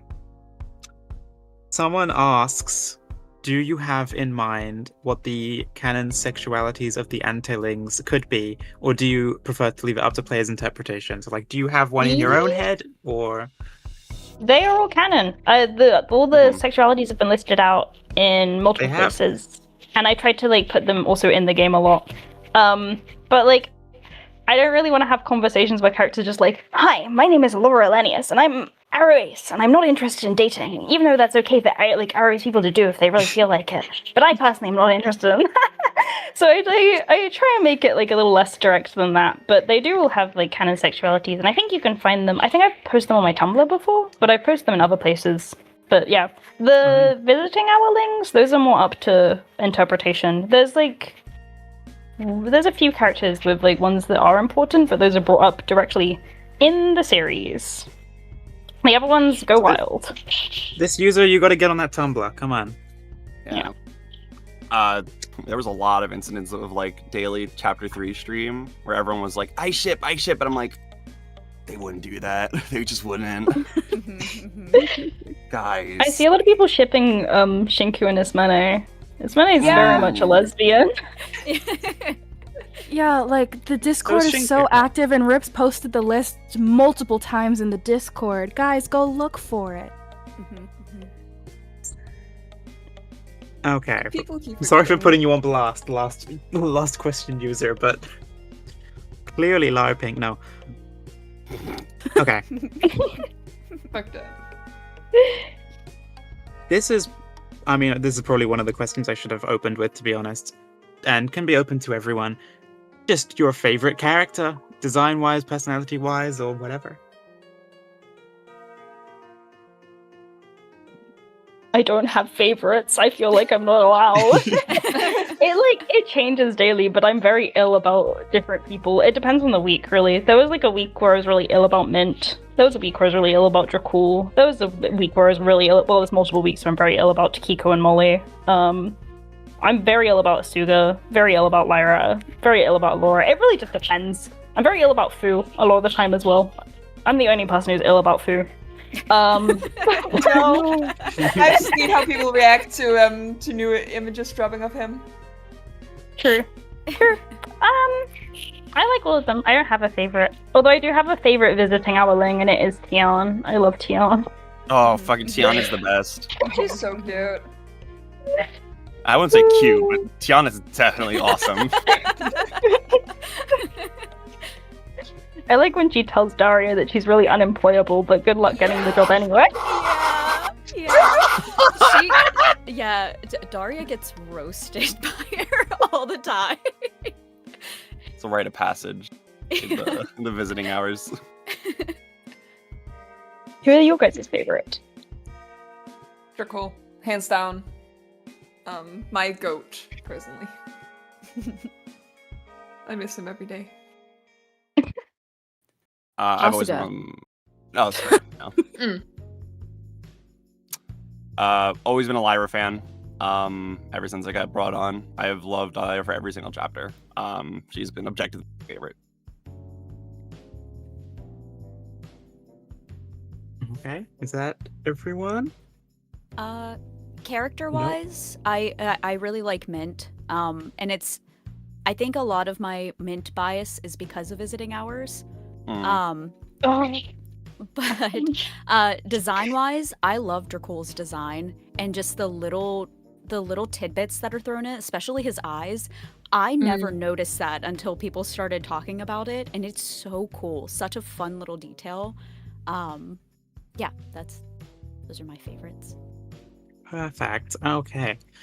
We have got about just under 10 minutes left, so let's get through some of the shorter ones, I think. How many Zeeks does it take to screw in a light bulb? I say at least 3.4. I'd say you can never have too many, because they'll start bickering with each other. This is true. That's why you have 3, so the 2 of them can argue, and the other one can screw in a light bulb. And the 0.4 Zeke is have a little bit of extra brain power, but not a full enough Zeke to start another argument. Procedurally add Zeeks until a min comes in to help them. Yeah. True. I don't think Zeke knows how to screw in a light bulb, period. It definitely takes him an absurd amount of time. I feel like he's the kind of guy where if a light goes out in his apartment, he just doesn't fix it. He just sits in the dark. But, iPhone flashlight. Yeah. Why do you need an overhead light anyway? Here's Casa de Elias. Don't mind the missing light. It's the mattress on the floor. Mattress on the floor. Peak male living. TV, mattress on the floor, charger, pillow, no bed covering, no mattress cover. Ew, that's worse. That's worse. It's just plain mattress. Oh no. Hey, welcome on into Casa de Elias. I hate there you him. go. Can he go? Okay, this is an interesting one. To everyone, do you have some views or opinions on the characters? I mean, or in Ripple's case, canons, that are portrayed very widely different from how they are perceived by the public. Are there any misunderstandings that you'd like cleaned up? I guess the only thing I have to say is I feel like I see a lot of discussions on which prisoner is morally better than another prisoner, and I feel like that's kind of missing the point, because they all kind of suck. They're all bad people, and I feel like it's not really about defending, well, my character is better than this character because XXX. They're morally better, and it's I feel like let's step back from the morality scaling here and appreciate each case for what it is. Because if you go into the mindset of lockdown with I need to defend all of this character's actions, I feel like you lose a lot.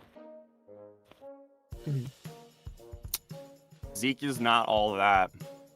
People think that Zeke is supposed to be the hyper masculine fucking force of the cast, where he's like, when something goes wrong, Zeke steps in to fucking use brute force and violence.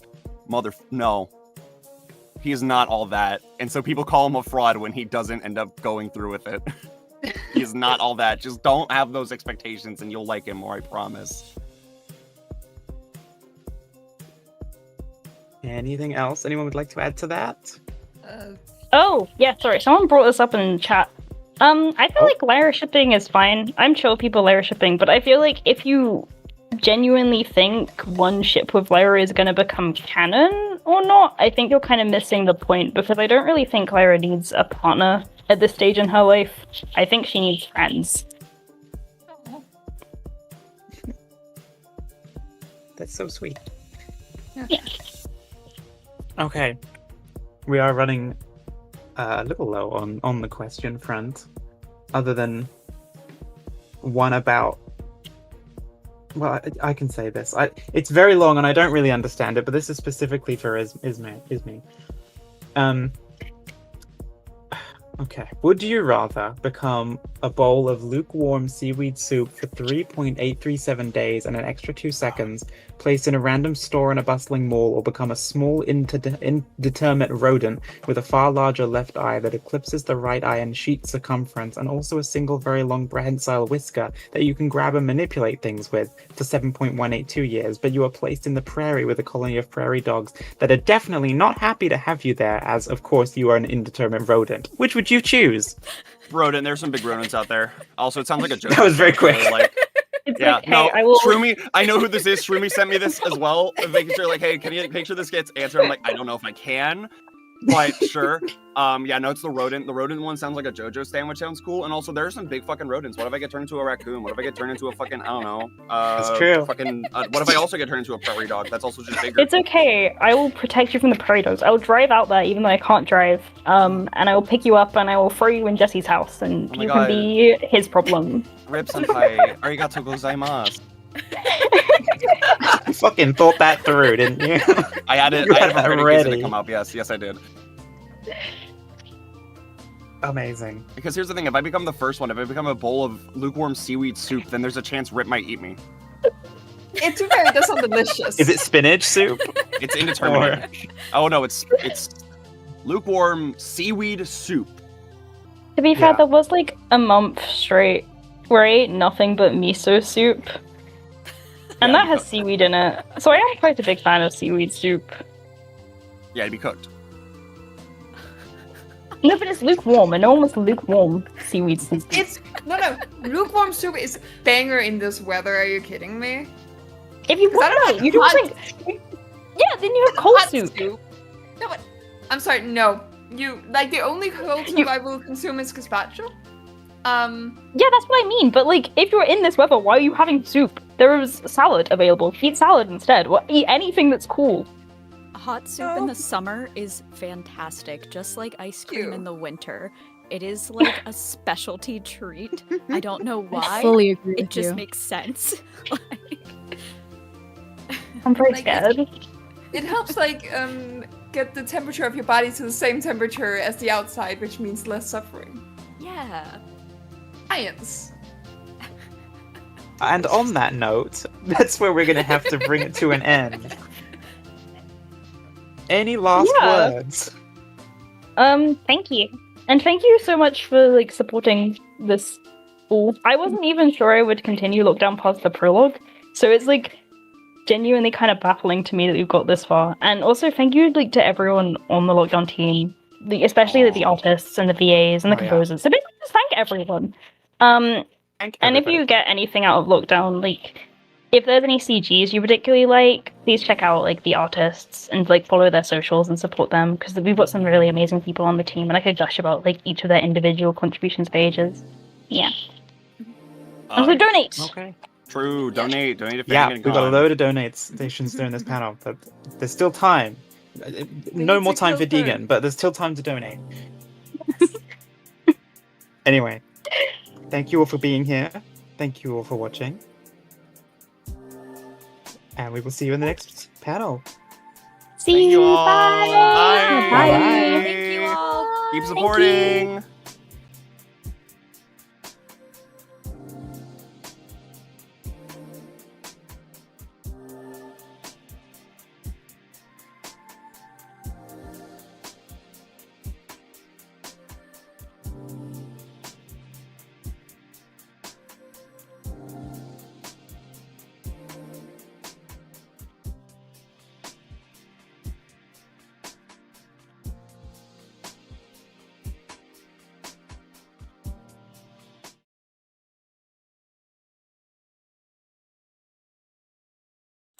Wow. Liv and I are the only hosts in call right now. I'm sure Maeve's going to be popping in here in just a sec.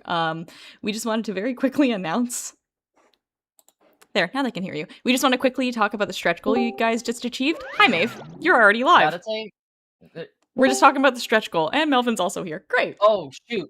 The gang's all here. You guys are good. No, it's good. The gang are here. Okay. Just before we get the writers in, just want to make an announcement now that we've passed 7.5k. This is actually about my project, LMAO, because no one loves leaking SF more than the SF dev. At some point in the next week, I will record the first 10-15 minutes of Chapter 3 Deadly Life and just give it to the public, which includes the second victim. Because God knows my community has been kind of spiraling waiting for that one. So that's all I want to say about that. I believe the next stretch goal is, there's a couple things for 8k from various people. The one that I am most familiar with is first 10 minutes of Bib Swapped episode 4. Yep. Just check the reposts on the Fanganconpa newsletter account. I know some people post things after we made the stretch goal donation thing. So yeah, just scroll back, see which ones are 8k. I know Bib Swapped episode 4 is on that list, so keep the donations coming. Let's get right to the writer panel. 50k, we kill Toad. Please donate. Yes, let's kill Toad. No, why are you so obsessed with that? No, please. All right, let's get going. Okay. All right, are we?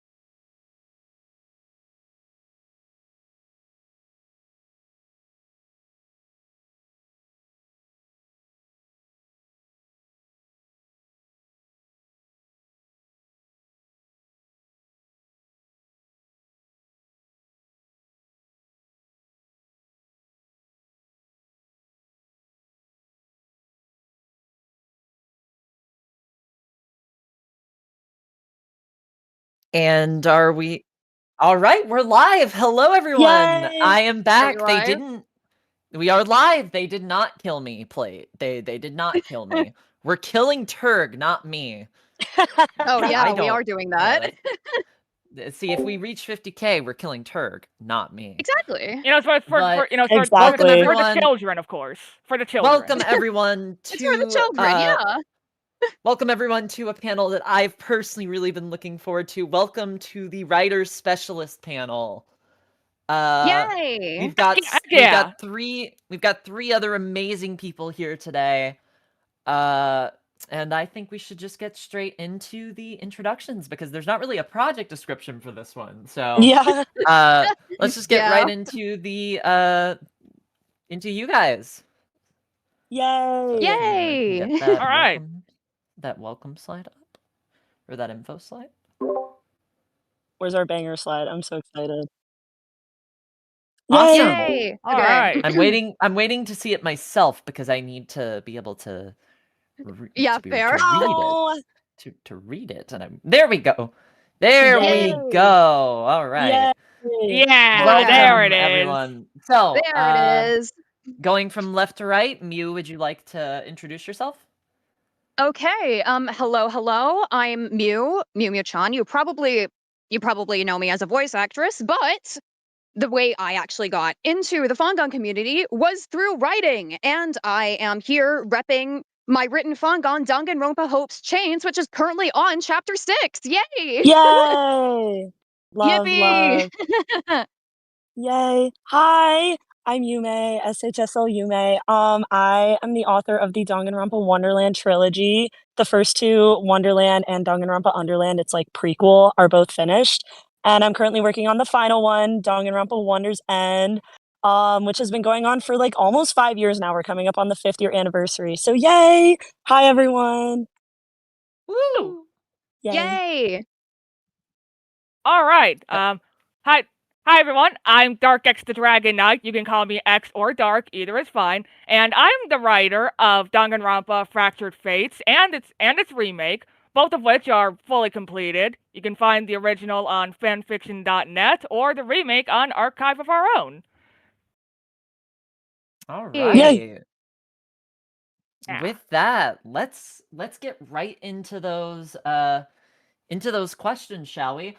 So I'm gonna ask this first one because I'm actually kind of interested because I have no idea what this is or who asked this.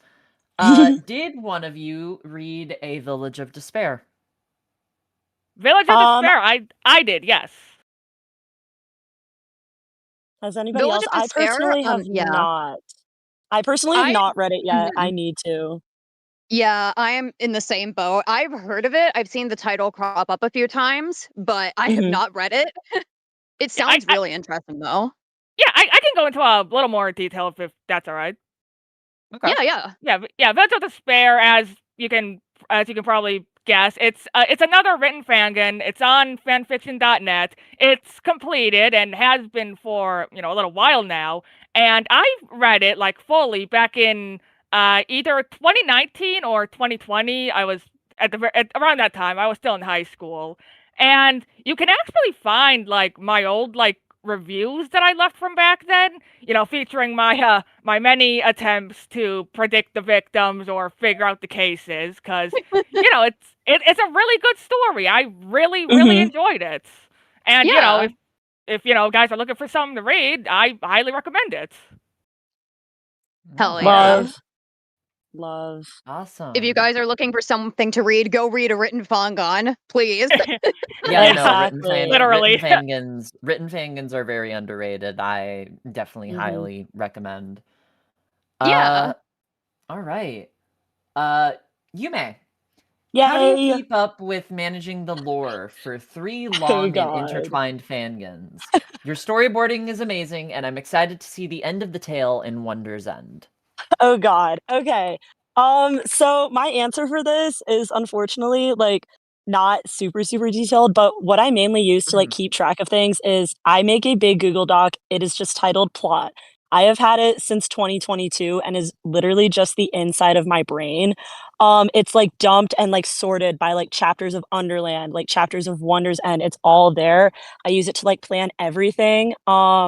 And I have multiple summaries of the plot down at the very bottom where I just try to summarize everything. But the whole thing with Wonderland is that it's very much, as the question says, a long and intertwined and very complicated plot at this point with time loops and stuff like that. So keeping track of it is definitely really difficult. But the doc is basically what I use. That doc is so structured, and at the end of Wonder's End, I am going to share it because it's so fun and funny. It's it's like an amalgamation of things. But I use the see. doc a lot. I use my notes app a lot to keep track of things, especially if I like remember something on like the plane or in a shower. I'll like grab Yeah, my phone yeah. and like jot it down super quick. Oh I my do a lot god, of getting ideas remembering. on a Good idea. plane. That's Yes, oh my like on the god. I've plane. been there before, yeah. Yep. I get ideas everywhere. And also just like this is gonna sound so weird, but don't judge. But TikTok audios and like TikTok edits give me so much inspiration because I'll like watch it and I'll be like, Interesting. oh my god, like this song is so like this character. This Mhm, is so like this mhm. character. What if I tried this idea out? But it's basically the Yeah. plot doc is where I keep Understandable. track and like write down like ideas like, this new chapter, let's like try this, this, and this. And then I actually like start writing the chapter and I'm like, maybe let's not. Let's move that to a different chapter.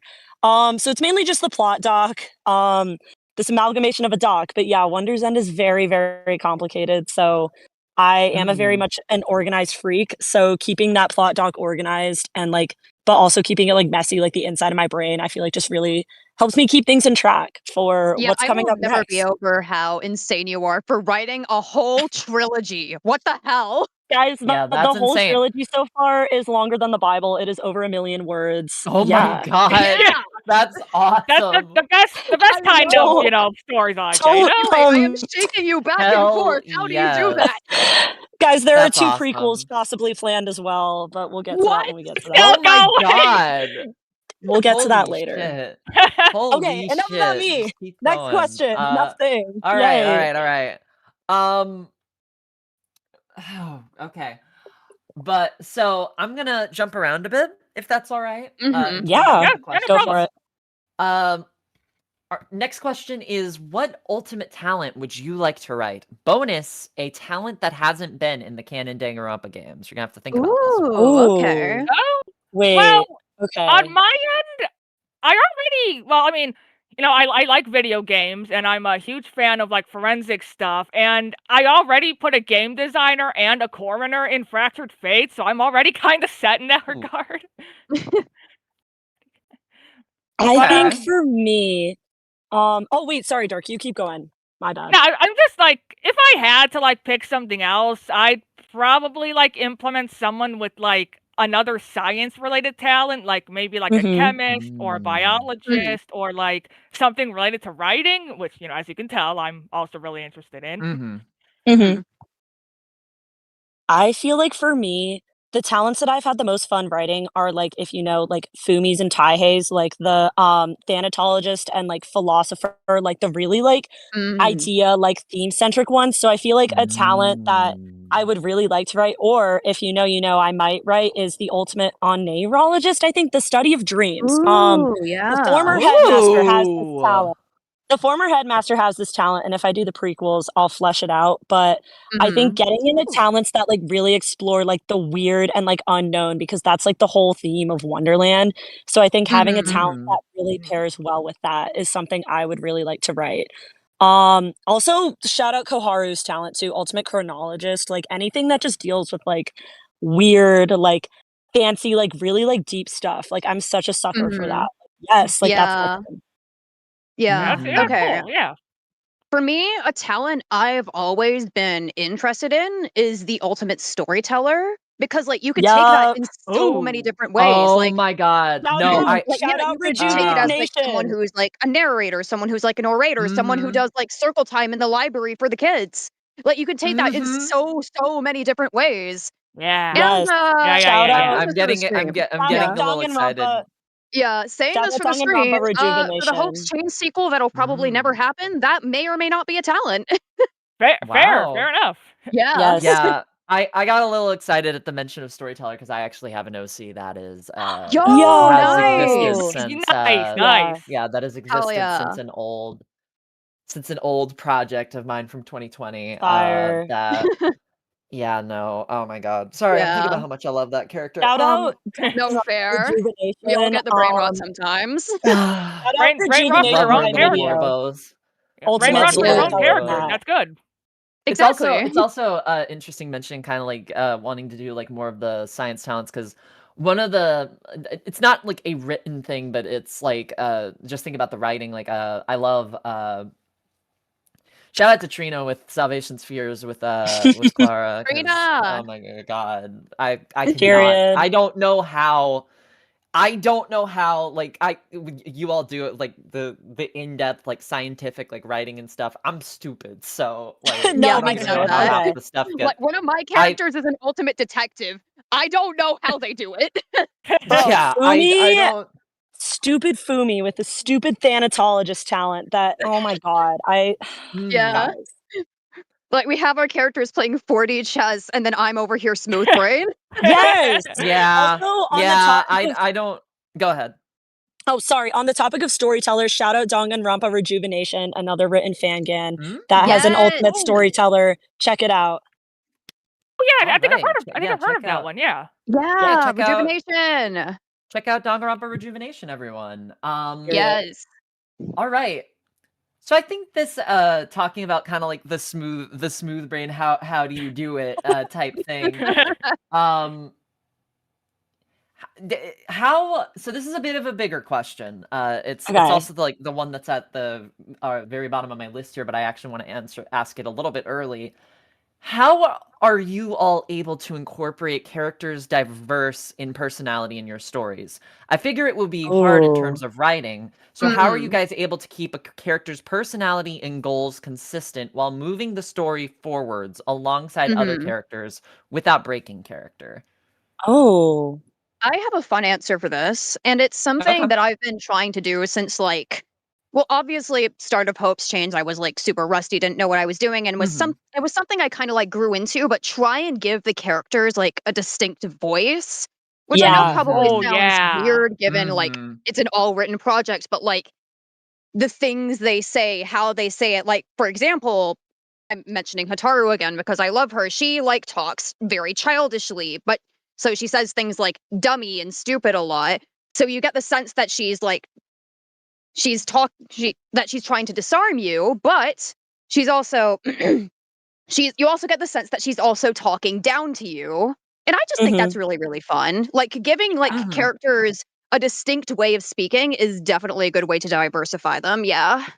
No, for Right. sure. Yeah, that's what I was like thinking too. Like, giving them Yeah. like some kind of like unique like voice quirk, like describing their voice as like light or like deep or like you said, just Yeah. some of their like vocabulary. Like, do they talk like formally? Do they talk with like a lot of slang? Like, Yeah, exactly. Yeah. For I sure. think for me, besides, I totally second the manner of speech because that's a big one. But also with me, what really helps me is like taking back my little plot doc section, taking some time to like really like flesh out, like act as if you're describing your character on like a wiki page, like describe their personality, describe their backstory, kind of like really break it down so you can understand it. So that way you know exactly what you're trying to convey. Because I think trying to mix in, especially for me, with like character versus plot has always been very tricky. So sometimes taking a step back and really analyzing, like, okay, in this specific scene, what exactly does my character want? What exactly like are they trying to act like? Taking that and like breaking it down like word for word has always really helped me kind of strike that balance, I think, which is something I struggled a lot with in like Wonderland because everybody in Wonderland is very like nice. And I feel like as I've gotten to Wonder's End, like fleshing characters out and like giving them like whether it's like little quirks or like little ways of speaking, like writing down exactly what I want them to do. So that way I know like in my mind how they're different. Because if you know it clearly in your mind, you're going to be able to get it on the page. If that makes any sense. But yeah. No, that makes Yeah. total sense. Yeah. I know for myself personally, I tend to like do like like almost like D&D character sheets per character, like for Exactly. character. Yeah. Like, because it makes it so much easier, especially when you have it there. Like, you have a nice little, like, even if it's just like a pic crew visual of someone, like, with their backstory and stuff. So, definitely both like, those, all three of those answers, even if Yeah. two of them were relatively similar, like, yeah. definitely Yeah. 100%. All right. Real quick, I want to shout out. I believe I'm just gonna read the last ones that I can see. They might have already been read off by in the previous panel. I don't know. Admittedly, I wasn't listening that much. But shout out to Golden Peak for the $25 donation. Junpei Liker with the $10 donation, Jesse with the Period. $10 donation, and Nightwalker with the $10 donation. Yay! Thank you Yeah, guys. don't mind Knight in the chat. That's my sister, so I give her shout permission. out. I give her permission to talk to me as much as she wants. Shout out to Night Period. then. Shout out Period. tonight. All Yay. right. Keeping things moving along. Actually, this is a good one. What's your process for writing a chapter? Ooh. Rubs hands together maliciously. All right. I think. All right. Who wants to Who'd like start? to- Like, who wanna... I can who'd like start. to go I can first? start. All right. Okay, go ahead. I think so, guys. Going back to my lovely plot doc. Shout out doc. Yeah, we love I it. don't know Doc. if still be aboard. What really helps me is love- like we love my 90+ page plot doc with 10-point font. Oh my god. 10? Gah. Yes. That's still 90 pages. I think whenever it comes to like a big like overarching chapter, like all of like chapter 1 or like all of yada yada, or in Wonder's End case, all of like the 4th time loops, like first chapter. What really helps me is like first like breaking down, okay, like what exactly do I want to happen in this whole chapter? So like big events, yada yada yada, and then taking those big events, kind of segmenting them into like each chapter, so like each chapter has like something happening, and then like bullet pointing like tiny things that could happen. So like maybe these two characters will interact, maybe like this will happen, maybe somebody will mention something that'll be important later, like now. But I feel like bullet pointing has always been very helpful just to like rattle ideas down. And then when it actually comes to writing the chapter, guys, do not do what I do. I write the chapter straight on AO3. Do not do that. Don't be like me. Don't do that. How do you do that? I do it. Oh no! Don't do that. Don't do that. But I do. Can you it. save Sorry. things as a draft in AO3? I You can. But Yeah, if you I can. like my computer crashes before I like save the draft, I just lose it. But whatever. Oh no. Anyways, giving but like me flashbacks to fanfiction.net. but like while No. actually writing the chapter, I'll like then go in my notes and like flesh out those bullet points. So like when it comes time to write that scene, I'll be like, okay, like let's have them say this, this, and this. So kind of like bullet pointing it and then like breaking it down bit by bit is what really Yeah. helps me. Yeah. Yeah. All right. You want to go I next? guess, I'd go next. All right. So Cool. for me, sorry. Oh, sorry, I thought I was interrupting someone. But for me personally, chapter and by extension case creation are a bit like freeform, if that makes sense. See, what I think is nice about like outlining stuff in like pre-production is that, you know, since like no one else is really like seeing this, you're not like putting anything out publicly yet. You kind of have like the freedom to figure things out in any order you really want, as long as it all comes together like cohesively in the end. So for me, when it comes to the chapters overall, 9 times out of 10, it starts with knowing who's going to die under what circumstances. And so I build daily life with that in mind. Because, in my opinion, the case and the trial are sort of culmination of all of like the conflicts, the relationships, and other like setups done throughout the chapter beforehand. And you know, you also need to keep in mind events and development that happened in, you know, the chapters prior. Because while each chapter can have its own like little story arc and like conflict, it's all still connected to one overall story. So it not only needs to like connect together like internally each chapter, but also like as a whole like story, you know?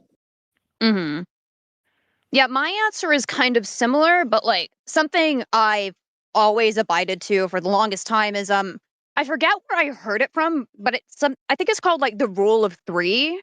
Yes. So like yeah. Yeah. So like my daily lives are always 3 chapters long, my trials are always 3 chapters long. There's always like 3 significant events, yada yada yada, but something what I usually do is like it's similar to Dark. I have like things like the death order, how the person is going to die set in stone. So it's just a matter of getting from point A to point B, and like how do I do anything interesting doing that? Like once again, using my own stuff as an example. Oh my god, I'm such a narcissist. Like Something I did in chapter 3 of Hope's Chains. Oh, I need to get a bunch of people in like an enclosed area for the murder to happen. How do I do that? They're teenage girls. They have a sleepover. So it's mostly just like, True. yeah, Sleepover how do they get episode. from point A to point B and figure out fun stuff to get from point A to point B, pretty much. Period. Oh, I think Maeve died. Uh-oh. Oh no. No, come back. Oh, Hey folks, it's Trina. Maeve did in fact just die. All right. No. died right in front of us. Oh no. Oh no. Oh my god, who did Wait, guys, it? do we have to solve a murder case now? Yeah, guys, welcome to Danganronpa. I'm your Oh, I am God. your mascot, Trina Kuma. Trina Kuma. I always knew it would come to this. Oh god, okay. Oh no, oh Amazing. no, oh no. The worst part is I was getting my lunch throughout this panel, so I haven't had my headset on the whole time. Oh, I don't know what no. questions you guys have answered. It's okay. We I had- can look. Hang on, wait. We had Maeve just said she's back, so maybe she might like blip back into Ayo. existence here soon. Wouldn't that be fun? Ayo. Okay. Okay. Otherwise, I do remember like which ones we've answered and whatnot, so I can like mention that if we need Oh. it. Like, Yeah. oh, never mind. I no. think she's here. Hi, Maeve. We've just been I'm chatting. back! Yay! I blame Right, her guy's resurrection! VA. He Yeah. personally He always sabotaged me. His VA. He personally I'm sabotaged dead. my internet because he's afraid of getting executed. Damn. Guess he doesn't care about the children that much. All right, guys. Yeah. I'm gonna go mute myself again. All right. All right. Special guest Trina. Whoa. Bye, guys. Yeah, special Yeah. guest Trina. Bye. Hooray for Bye, special guest Trina! Yay! I'm back now. Sorry for that, everyone. I don't know. Don't My worry, internet you're does good. that. It's live My My television. internet Things does happen. that sometimes. You're Anyway, good. It's okay. so that kind of I was gonna say the process question kind of leads perfectly into another question. What is your process for writing very specifically murder cases? Canon trials are God. Oh, this is the convoluted one. This and is the big somewhat one. Yeah. ridiculous. Guys. So how do you Okay, find the I- sweet spot between something interestingly mysterious and keep it solvable? Well, hey, first, Okay. hey, now ridiculousness is part of the appeal. Exactly. I No, will be that's the best so- answer to that. Okay, I can go first because I will be so for real. Anybody that has read Wonderland, read my author's notes, like talked to me at all about Wonderland, knows that I suck at writing murder cases. Like, it's just like my weakness. mean? Like, it's like, shout out chapter 2 of Wonderland. Like, oh god. Like the actual like mechanics of a murder case, I will be so honest, is something I still struggle with doing. I always struggle to like find like I feel like this is like too little, but like also like really easy to figure out. That kind of thing. So I feel like me personally, I try to make up for like this weakness of mine by emphasizing my characters a lot because the class trials are really a place for your characters to shine. Especially like characters that have like a hidden like side to them or like Yeah. like killer breakdowns are so fun to write. I will admit, I Yes. love Oh my writing. god. Yeah. No, they're a Um, blast. Oh my Yes. god. I feel Shout like out Hope making up Chains for chapter like 4 if you know, you know. Shout out Tai Hey, bro. Shout out my Bruh. freaking goat. What was I saying? Oh, like I feel like making up for the like weaker mechanics wise, like figuring out like how this murder actually took place, especially like something I really struggle with is when the killer is supposed to be really, really smart. And then I'm like, well, how am I supposed to like do this? But I feel like making up for like maybe like a murder plan you're not like the most proud of with something that's a lot more like character focused has always helped me. I always love like writing like people like having like genius moments or like a rebuttal showdown or like somebody like finally talks for the first time in a trial. Moments like those I feel like in a class trial is what I really like doing the most. And kind of like what I said before with like balancing character and plot, trials are definitely a place where you have the chance to do both of those. Like advance the plot through characters, if that makes sense. I feel like trials are the perfect place to do that. And so that's what I always recommend. But Yeah. yeah. All right. I can go next. Who's next? Okay. I'll go next. Yeah. This is kind of also bouncing off of the rule of three thing I said earlier, but something I do always try to do with trials is always have at least 3 pieces of evidence connected specifically to the killer. Like this again, like plays into the rule of three thing, but like have them be like obvious but not obvious. So like, Yeah. for example, again using my own stuff as an example, LMAO, I'm such a narcissist. Teehee. Without spoiling anything, obviously, you should totally go read my Fangan. It's old and chapter 1 is old and crusty, but you should totally go read it. The 3 pieces of evidence for the chapter 2 case were the killer's height, the killer's shoes, and another special thing that I can't really say without spoiling who the killer is. If you know, you know. But yeah. To the people who don't know, I am unfortunately based in the UK, so I grew up watching a lot of murder mystery shows because we have a nonstop of supply of them. And because of that, I love writing murder cases. I am so for real. So like what I often do is like figure out how the murder is done and sort of like work backwards to figure out what evidence would be left behind, if that makes sense. Sorry, I yapped a lot. No, don't worry. I've got some stuff to say too. Again, I'll try to be concise, but if I'm going too much, feel free to stop me. Yeah, but Absolutely. yeah. For me at least, sometimes I have like an overall idea for a case right away, but most other times they start with like one idea or concept, like the characters involved, the cause of death, like location, etc. And like honestly, like mind you, this initial idea might not stay as is. Like sometimes you come up with, something better, maybe you realize it doesn't work in terms of like characterization or logistics, but it's a starting point, and like you always got to start somewhere.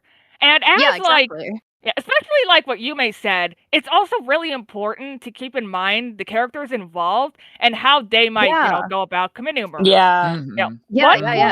One cool idea is not enough. The logistics need to make sense as well. It's and like the killers, like they always do stuff like for a reason. Why are they committing? Why are they committing the murder in this way? Is it benefiting their plan in some way? Is something a mistake on their part? Like, was it a spur of the moment thing? Yeah, it's like it's for the theming, And I think just that alone adds so much to like a case. Yeah,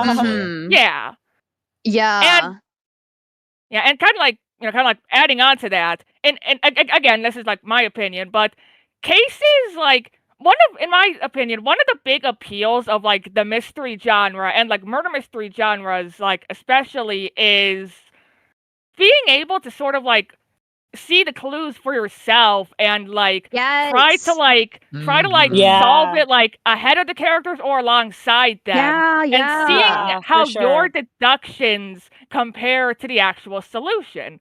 So cases should be like theoretically, emphasis on like theoretically solvable from the get-go. Like I wrote down like a jigsaw puzzle metaphor. You start with the big picture on the box, then you break it down into the smaller pieces, the evidence that the characters can put together without seeing that final picture.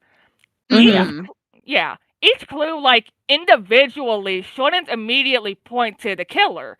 They should either like implicate or involve multiple people as well as that person, or like indicate the culprit in a way that isn't clear at first glance.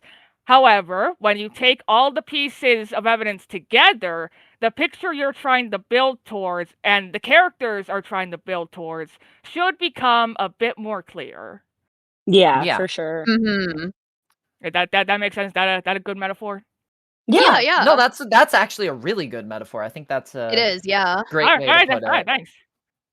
Yeah, no, it was really good. Yeah. Moving on to the next question because it is already 9:30. At least, or 30. Okay. We're at the 30-minute mark. It's 9:30 a.m. for me.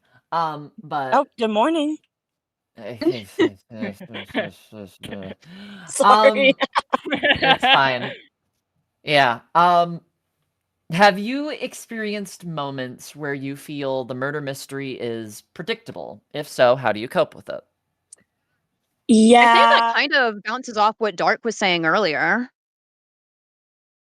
Yeah. I I I think think chapter like I think chapter oh, 1 sorry. sometimes that's kind of Mhm. like that's sometimes it kind of has to be because it is like a little bit, like at least a Yeah. little bit. I don't Yeah, know. it Maybe is. that's It is my the own. first one that you do kind of have to like Yeah. build off of from there. Like, Yeah. Mhm.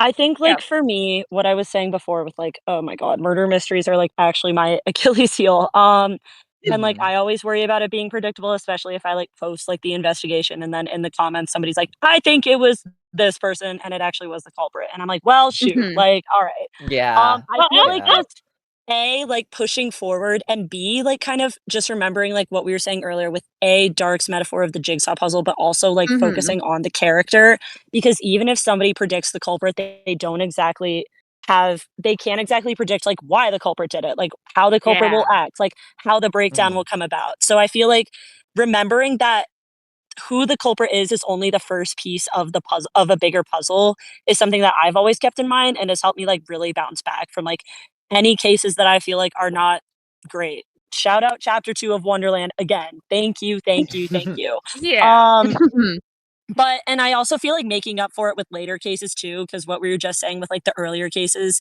it's typical for, like, the later the game, like, your story goes on, the crazier things are going to, like, ramp up and get. So, like, if the early Yeah. cases, like, feel a little bit of, like, a downgrade in comparison to later cases, even though, like, shout out chapter 5 of Wonderland too for having, like, kind of a bummy Mhm. mystery, but, like, making up for it with, like, really emotional character moments always helps me, like, just brush past it and, like, keep moving forward and know that, like, we're also not, like, professional published authors, like, we're literally Yeah. Yeah. trying to We're emulate just doing this for Danganronpa fun. murder cases are Yeah. very, very hard to Yeah. try and emulate, and Yeah. I think just, like, putting Yeah. Oh your my best foot god, forward. yeah. Putting your best foot I forward Mhm. and doing as much I as you know can. I know people give Kodaka flack, but, like, I think in the one thing that a lot of people can agree on for the most part, with some exceptions, is that the murder scenarios for the series are fucking oh god, I can't even begin to, like, They're True. wild. They it's are. Yeah. They're. Like it's I a said, lot to live up to. It's a It lot Yeah. to live up is. the to. Yep. ridiculously is a feature, not a bug. Yeah. So I feel Yeah, like it just, Exactly. like, is. But moving past that and not Mhm. beating yourself up too much over it and focusing on, Mhm. yeah, For what you sure. can Yeah. do instead of, like yeah. yeah, Yeah. Yeah, At the end like, of the in, day, like, the mystery genre yeah. yeah. In the yeah, mystery and genre, it's, like, a feeling you're bound to get. Like, I get it a lot. Like Mhm.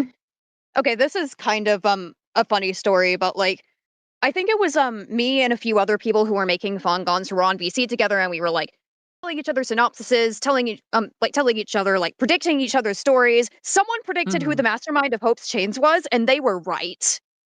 ooh. And, like Wait, like, I period. just wanted to hug them and give them a gold star.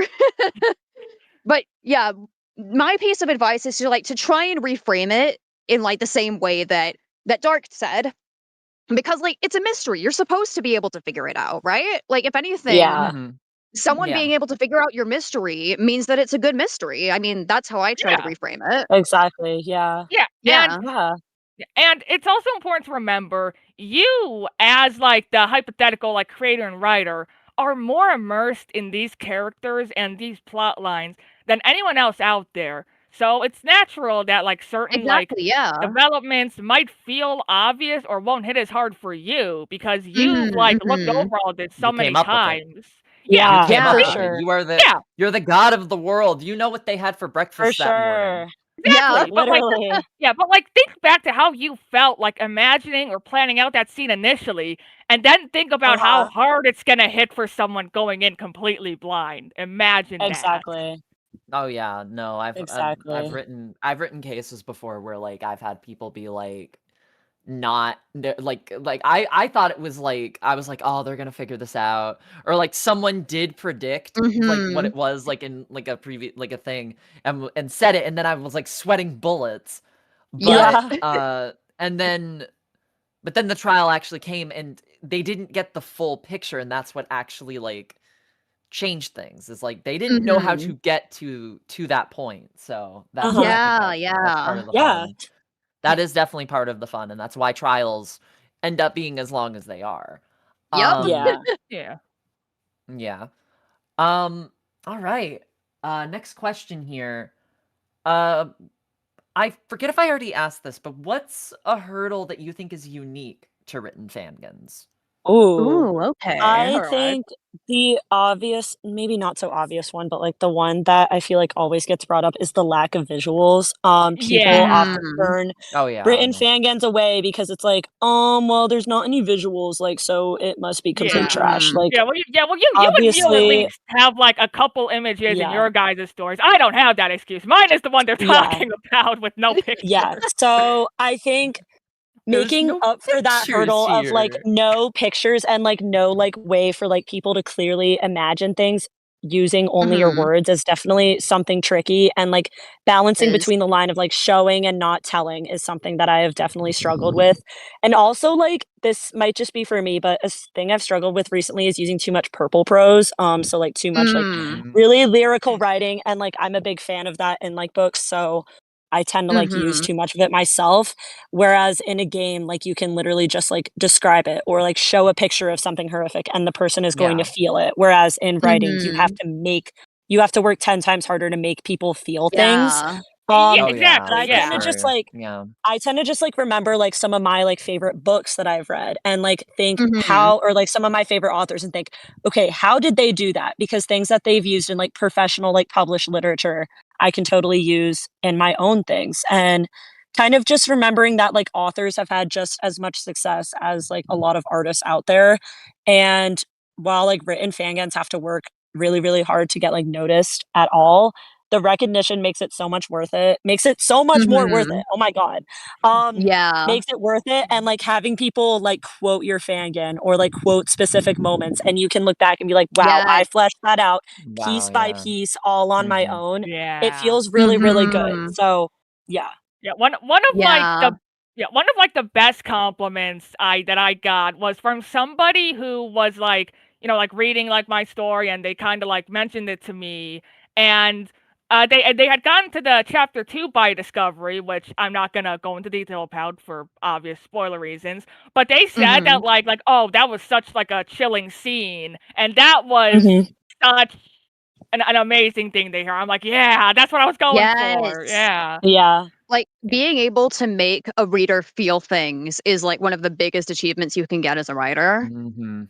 Yeah. Mhm. Yeah, and, like, kinda, like, going back to what, like, you may said about the, like, how, you kinda, like, only have words to, like, kinda do all of this, and, like, Mhm. I agree that there is definitely, like, a balancing act between, like, going, like, too descriptive, like, too, like, Yeah. as she put it, purple prose, but you do kinda have to make, like, your narration and, like, your descriptions compelling to some extent to keep, like, readers engaged, that's why in a lot of Mhm. these, Yeah. like, books, they don't just, like, flatly tell you stuff, they use stuff like imagery, they use, like, figures of speech, like metaphors, similes, to Mhm. keep you, like to keep Yeah. the readers, like, engaged, like, to kinda grip them and really, like, Mhm. paint that Yes. picture in their mind without having Mhm. literal pictures.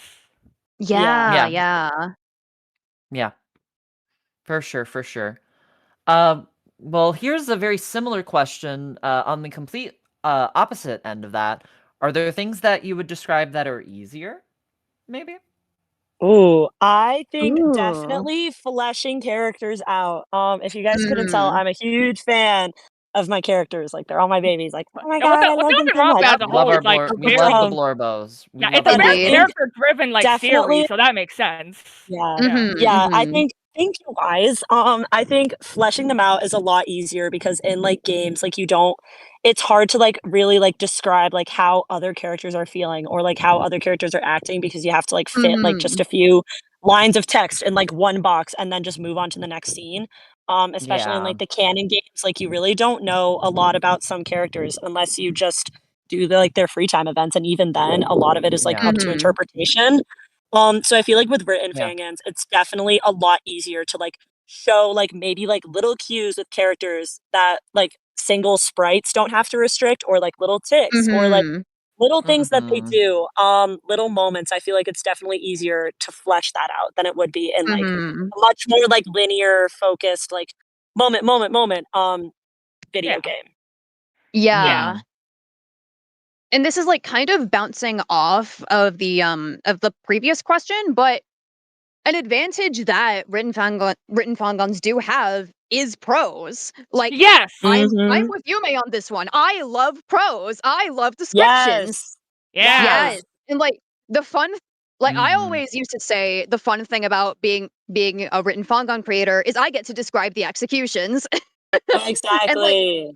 oh yeah, yes, and like not even just the executions, like what you may said about like character ticks and like little details and like tone of voice and things like that. You'd be able to like, I love descriptions. I love prose. That's all I can say. yeah, Yes. yeah, and Yeah. kind of like. Yeah, I think like you may mentioned it in I believe the last question about the whole like idea of like show don't tell. You know, that's kind of like the Yes. golden rule for a lot of like these like creative projects. And yeah, that definitely applies to writing too. But through like Mhm. narration and prose, you do have like a little more leeway to like set a scene or to really like get in the main character's head and just like Mhm. explain stuff to the reader. Like, obviously, you can't like rely Mhm. on that, you know, otherwise the narration will be like Yeah. very flat and boring. But you know, Yeah. there are times when you can just like say stuff, you know, like Yeah. Yeah, for sure. Yay. Yeah. Yay. Guys, look at Um. us go. Cool. Sorry, I'm getting a little distracted. Sorry. You're fine. So this is the final like question that is on here. Um, when you know the victims and culprits, how often does it stick during production? Have there been instances where the victim slash Mm. culprit changed because you thought of a better mystery? I have oh to use the yeah, restroom real quick. Disembodied Trina voice is coming back. Okay. BRB. Yes, okay. girl. Okay. All right. Yeah, I can already say that definitely happened when I was like planning out Fractured Fates. Like, I think Uh-huh. it could only like like it only like majorly happened like once where there was a significant change in like the death order and like who was a survivor. Like certain aspects of certain cases like definitely like changed because I came up with Mhm. like better like character motivations or like better like ways that the mystery would go. But you know, kind of like going back to what I said about like outlining a while ago, like you know, that is kind of like the nice thing about it is when you kind of realize that like, oh, hey, this character's kind of boring. I need to figure stuff out to make them more like Mhm. compelling. Or it's Mhm. like, I don't think this Yeah. character would really work as like a killer here or like a victim here. This arc might actually make more sense as a survivor or something. Yeah. Mhm. Absolutely. I've Hey talked. guys, it's me, Disembodied Trina. Hello, Hi, disembodied Trina. Disembodied Trina. Trina. Yay.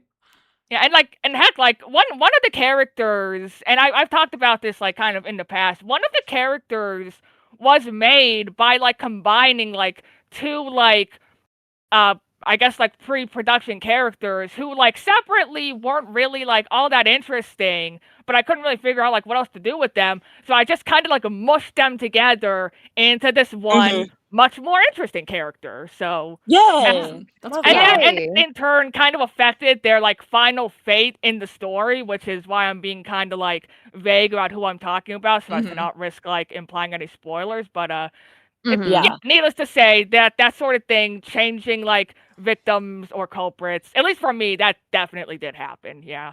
Yeah. Yeah. I already know Mew's answer to this because I remember getting Hope's Chain spoilers sometimes years in advance and just sitting on them. I'm back. And Yeah, I'm back. the death Trina, order bam. Okay, bye. the death order Yay. has been set. Hi. Yeah, the death order has been set for since the beginning. Like the death order, like Oh, wow, usually the period. first thing I Mhm. did was come up with the death order and like develop the characters in turn, which is why certain characters aren't as developed as they should have been, which is something I do struggle with. But nothing much really has changed except for one thing. Originally, a certain character was going to die in chapter 4, and if you know what happens in chapter 4, you know. That's all I will Mhm. say. Ooh. Oh, bruh. Don't I talk to me think about Yume chapter knows. 4. Don't talk to me. I feel like with Wonderland, oh my god, when I was a baby and planning it out in 2021, holy cow. The Go. death order definitely did Yeah. like switch around a bit, but I had like a general idea of who was gonna survive. So that like didn't change too much. It was just like the moments in between. But I feel like Wonderland, obviously, I'm gonna rewrite Wonderland. But as like it goes on, I feel like I've had like a different experience because Underland is a prequel. So like you obviously know who's going to survive. So like figuring out what order everybody else was going to die was definitely interesting. And as I was fleshing them out, there were definitely some Underland characters who I was like, man, I should have made them survivors. Like, what the heck? If you know, you know. Shout out Shinya. And then Wonder's End is also very different because of the whole loops and different endings. So I feel like I get to like literally try out like different combos of who lives and who dies, and that has been very fun and very interesting. You're on your But 100 Wonder's line End. shit with that. Oh god, yeah. No, Wow. not too crazy, not too crazy. I actually haven't played 100 What, Line. you're I'm telling mainly me Wonder's inspired. End doesn't have 100 endings? What? I actually have not played 100 Line at all. I'm mainly inspired by Zero Escape with that one. Oh, that Shout out makes Zero sense. Escape. Okay, that makes sense. Yeah, that I've was the original. Yeah, I've Yeah, started but I 100 feel Line. like I haven't finished it yet, sadly. yeah. But Wonder's End, the survivors actually did change a lot because these are like, oh my god, like the climactic, like final survivors of like this very last game where everybody is important in the story. And figuring out who was gonna survive was really hard, and it changed a lot. Even after I started writing, it changed like I think during the prologue, and then I finally finalized it. But yeah. Yeah. Mm-hmm. Yeah, it's definitely something you want to set in stone, like, early Yeah. on, you know? Yeah. It is, yeah. Yeah, so that way you can, like, properly, like, set it up for, like, later. Get attached to your own characters, and then you kill That's them. that's my the hard god. part. That It is takes the most You can time. be like, painful yeah. thing. And you Shout can be out like Hope's me, Chains and Chapter then 2. I will always miss you, Hope's Chains Chapter 2 culprit. You have to, But then you you gotta can kill be your like darlings me, sometimes. and then you can write a like 20K long backstory chapter about them that just makes it even worse. And then Oh my and then god. yeah. That's it. Shout You out. gotta.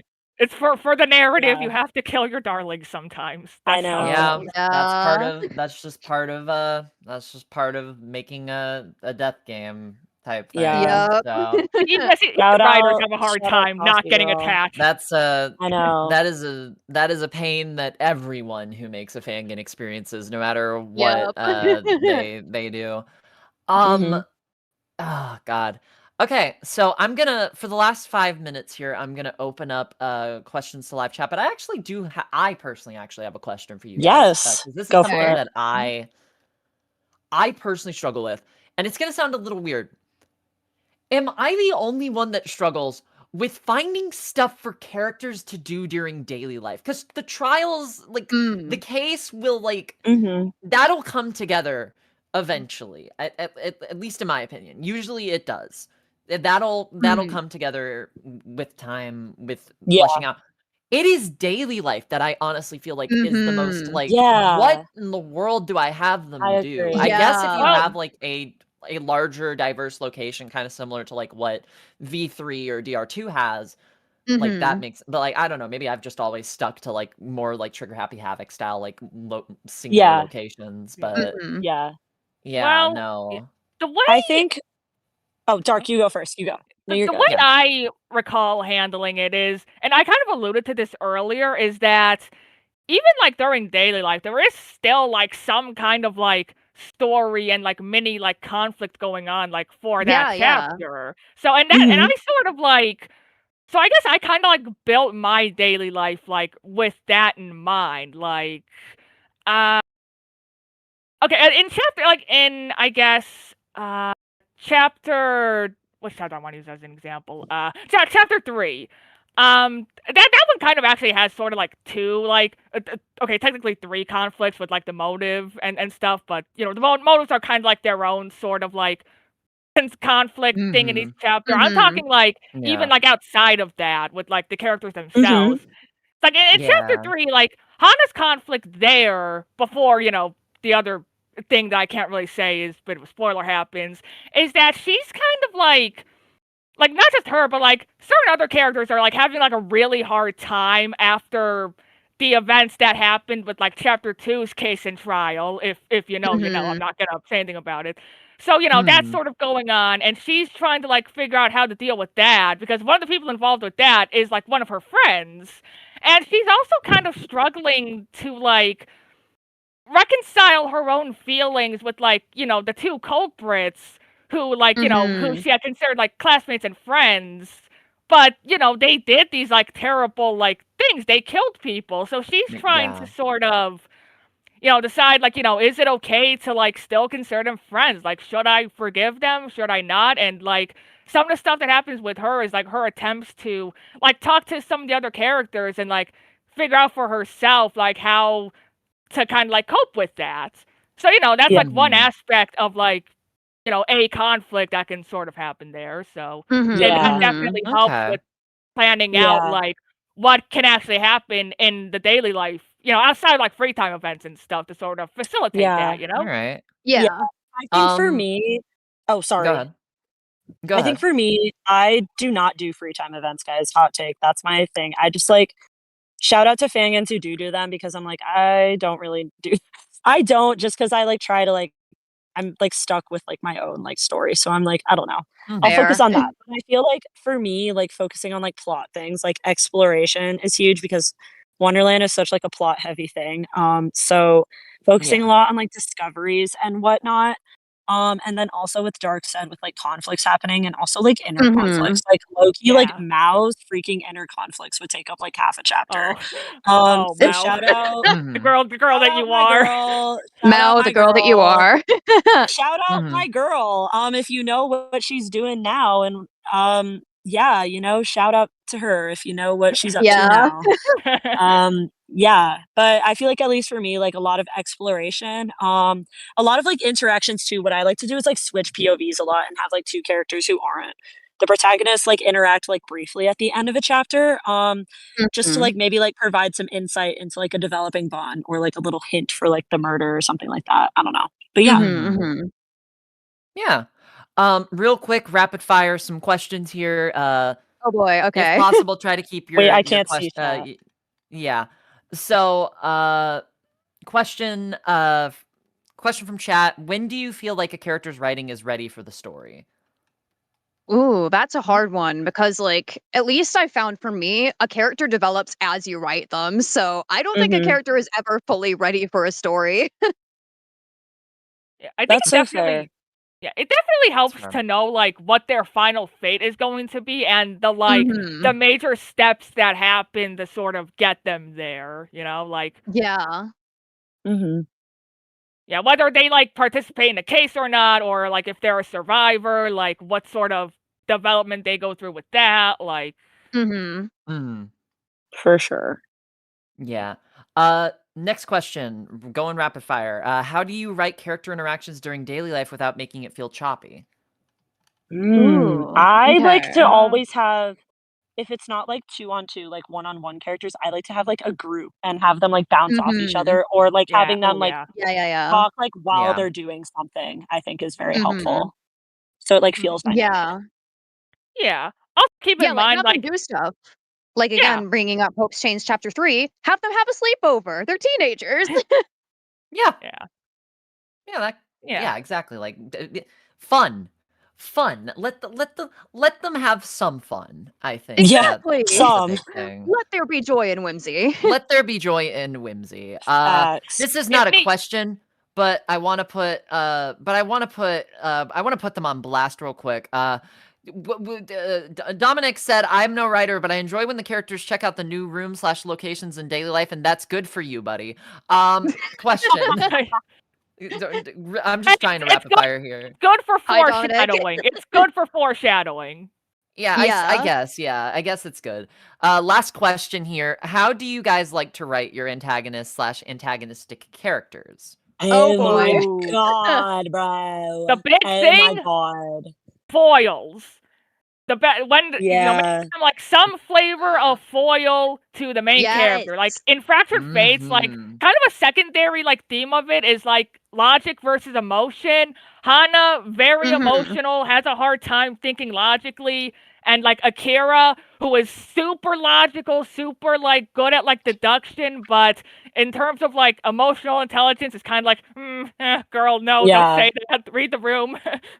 Guys, I hate to say it too, but also for me with antagonists, guys, I always have the like tension and the romantic tension with the protagonist. Oh my Romantic god, no, If you that's know- real. If you That's know real. Miko Ray, if you know Miko Ray, you know. I had people in Wonderland coming at me like, why do Mao and Felicity have more chemistry than Mao and Reika? And I was like, I can't argue with that because it's true. That is true. Alright. Yeah. Fumi and Taihei. Yeah, I don't know. I just have to have it. Unfortunately, that is all the time we have today for the writers panel. But Yay. thank Yeah. you three Great for place to coming end it. on for this. Yes, thank you for having us. Yeah. Thank you, this was- everybody who of showed course. up. This was so much Give Rich fun. Fangan support people.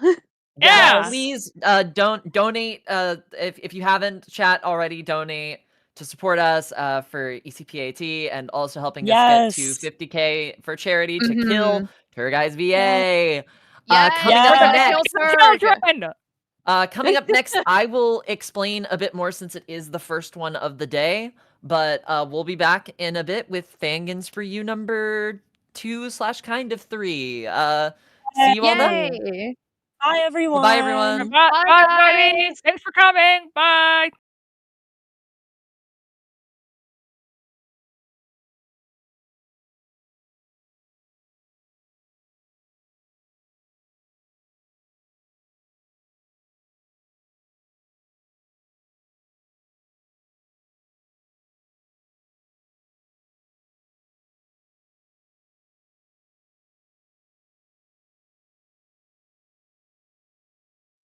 What? Hi, everybody.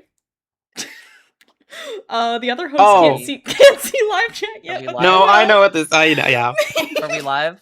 Yes, we What? are. Why? No. Okay. What is this? Oh. Okay. Sorry, Well, guys. We did it early. We got excited. I did not agree to this. All right, May, have 3 minutes. Let's do Fangans for You Of explanation. course. So, quick explanation if you weren't here at the beginning of the stream. We're just getting a little bit excited already, guys. But a little bit of an explanation if you weren't here at the beginning of the stream. Fangans for You is if you've ever seen something like Sony's PlayStation State of Play or Nintendo Direct, it is a segment of trailers for upcoming Fangans and even for this one, a world premiere, something that has not been revealed to the public. Yeah, I'm sure it's not that exciting though. But yeah. Disagree. Big disagree. Knowing the developer, Nave. Big disagree. Yeah, disagree. With character bits in between, because we wanted to have some fun and some silly times with some of our voice actors and panelists. So you may see some characters from canon as well as some characters from. Oh God, wait, is this the one? Oh God. This is, but you also may see some familiar characters that from Fangans that or people from the community, panelists that you've seen on here. So yeah, you guys, that's gonna be real fun. And yeah, we'll be with that in about 2 minutes, unless we want to just hop right into it. I don't know. I will give it the 2 minutes, but in the meantime, you guys can discuss who you think killed Turgai's VA. It's a real mystery. There are no hints. Have fun. I'm sorry, I know the host. You guys couldn't understand that bit, but you will in about 30 seconds. Oh, the gun. Yeah. Yeah. Oh. All right, I was guys. like, wait, why did they mute? Why did they mute? Bye. Let's head over to Fangans for You.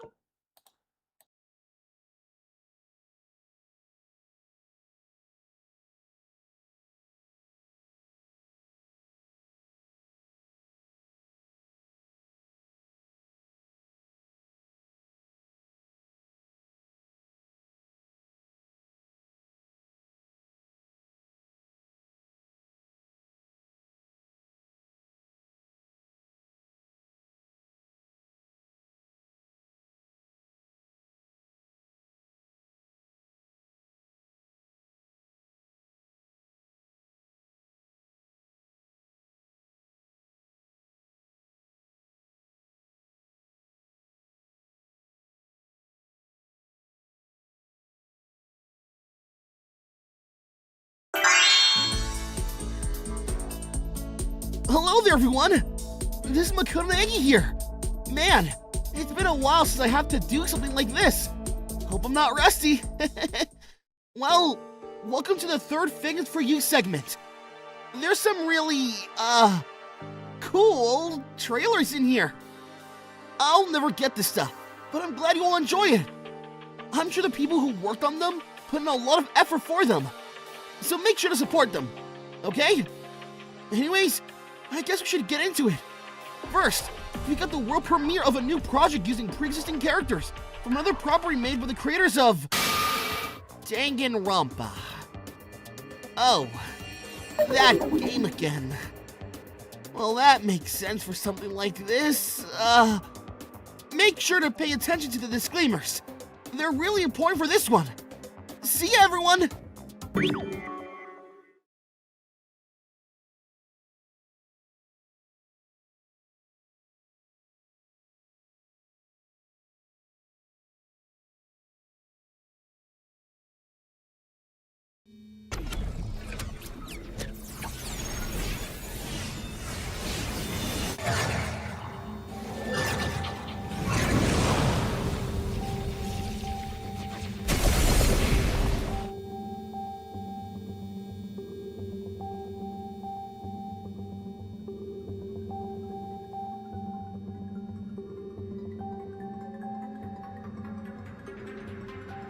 Takumi?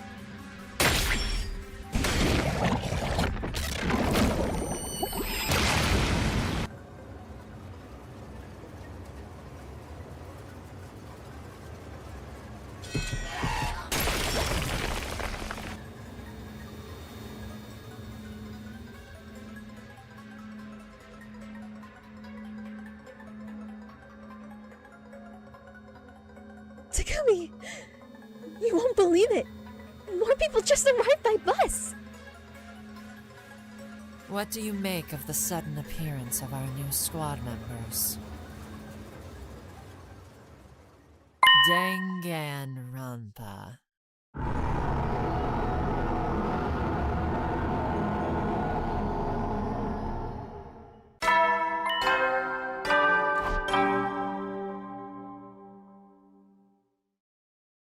Ahem, ahem. Testing, testing. I'd like to make a big announcement. And that announcement will start, well, right now, of course.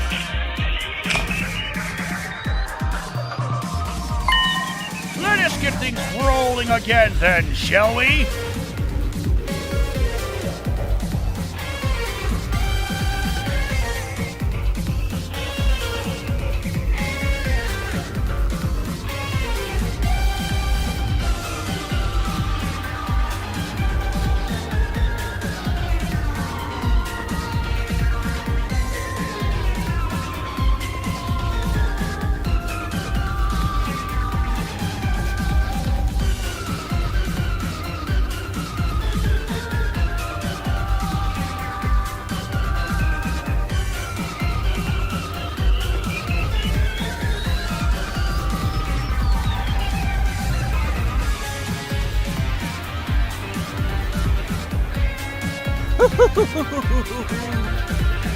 The way you get away with murder is by killing someone and getting away with something called the unit trial.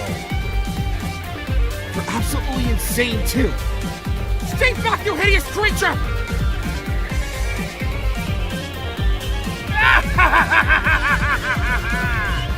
Despair. That's all.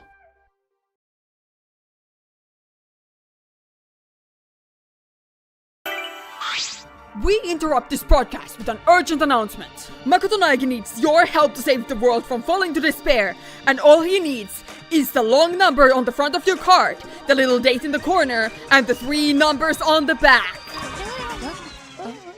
Okay, alright. We have received an update that he has instead taken out a loan. Apologies for the inconvenience. Instead, sit back and watch our next trailer.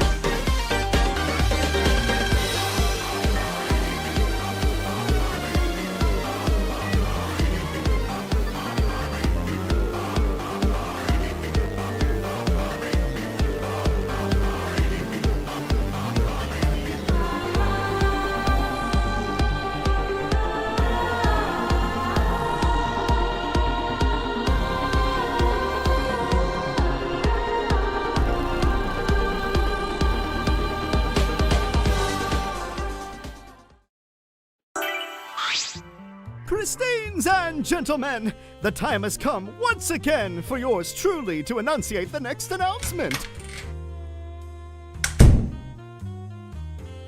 Ahem. Introducing Desperate Heart Z3, Vivian's Revenge! Mr. Erickson, you had one chance to present this and you messed it up. Feisty one, isn't she? You asked for this. Fine! Our next trailer is something of a guilty pleasure of mine. More puns. Say it properly. Please, take a look at this next project and consider applying to be a part of it. Our segment is over now. The music of the night.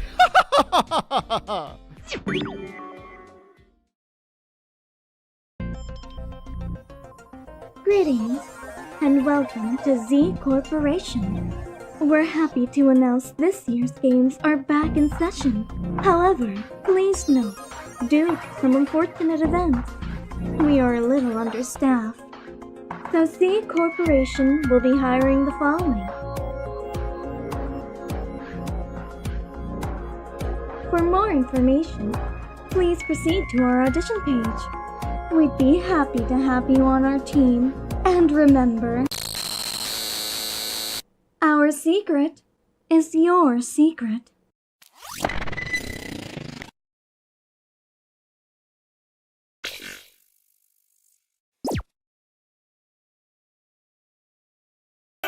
Good morning, everyone. I'm AKP, and supposedly, the next Fangan has celebrity guest John Fangan. And I'm just getting word that John Fangan has dropped out. Huh. This is madness. Man is corrupt.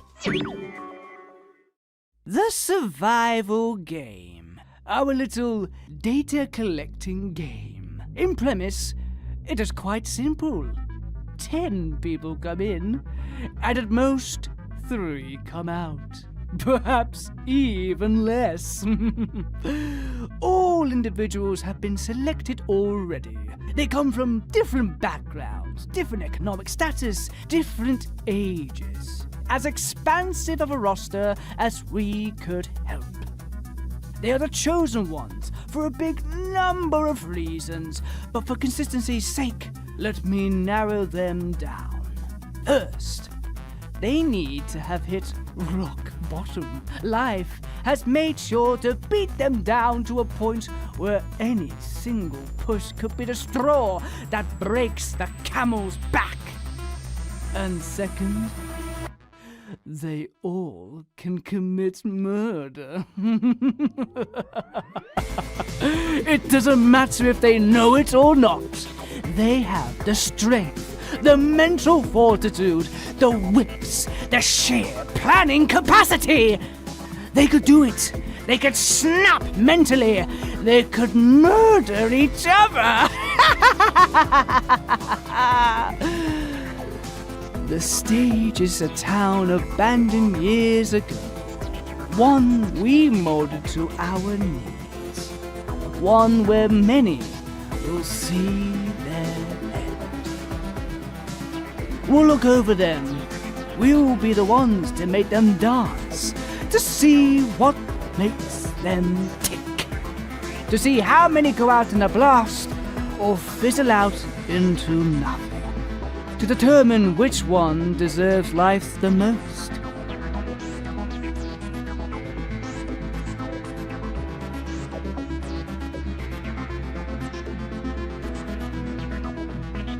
I'll be watching. Oh, hello!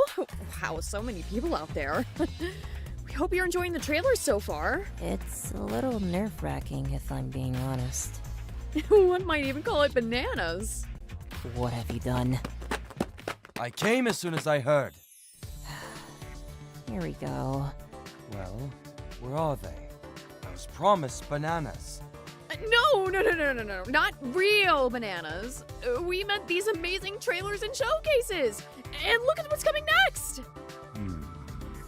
My. It's almost as good as real bananas. Roll the clip.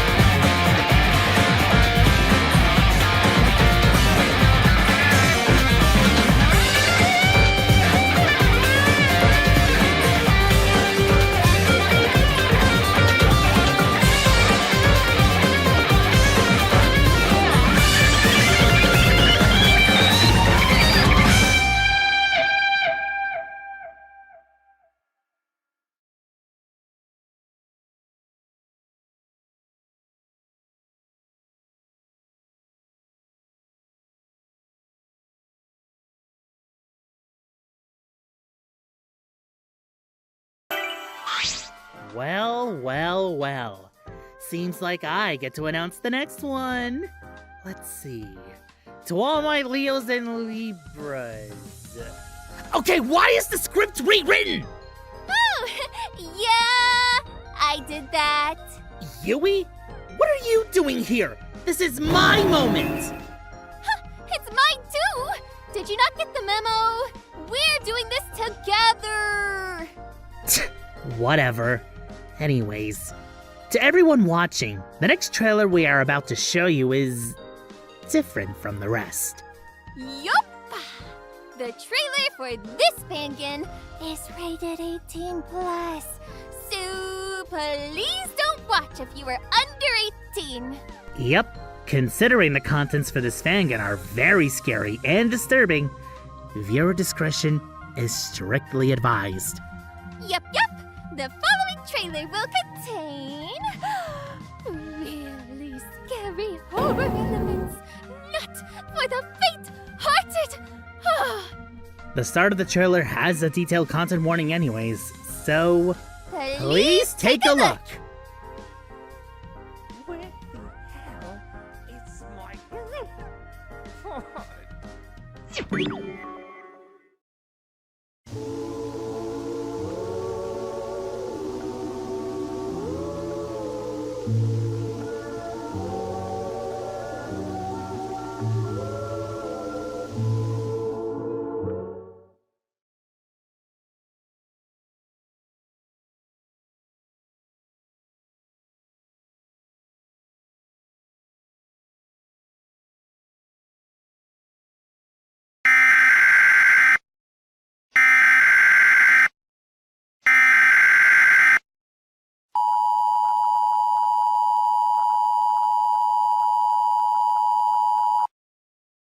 The following message is transmitted at the request of the Centers for Disease Control.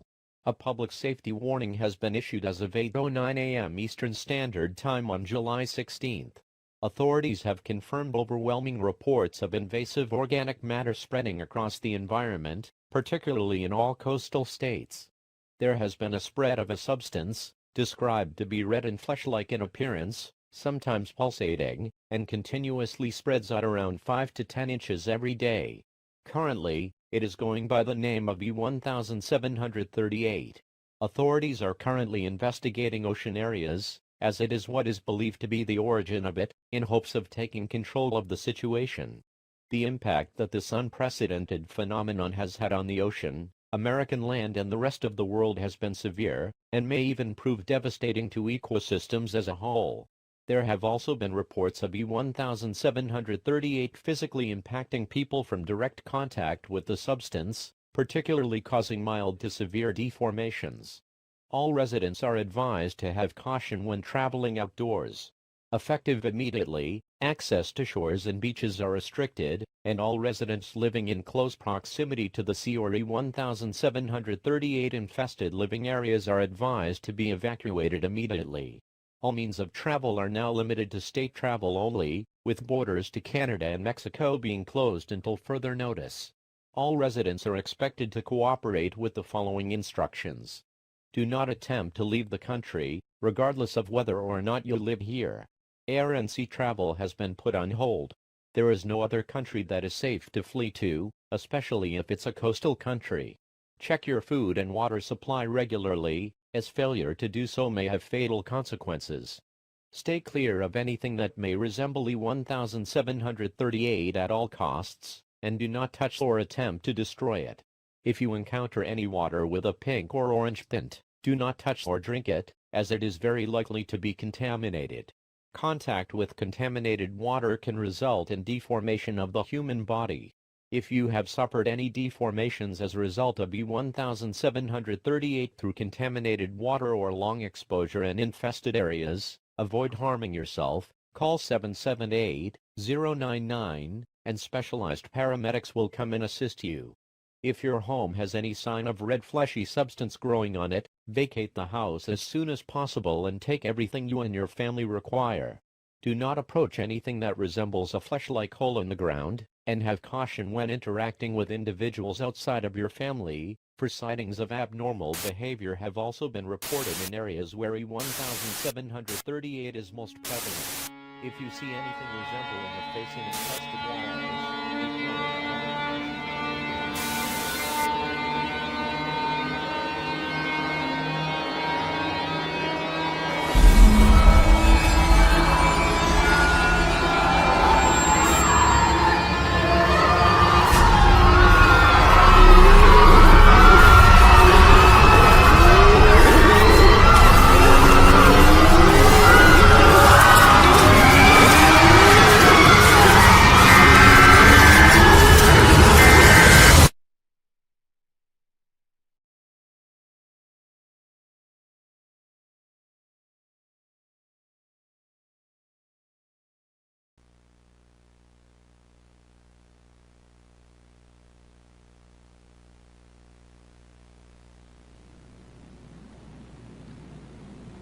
It is a tragedy that the world is entering an age of total devastation.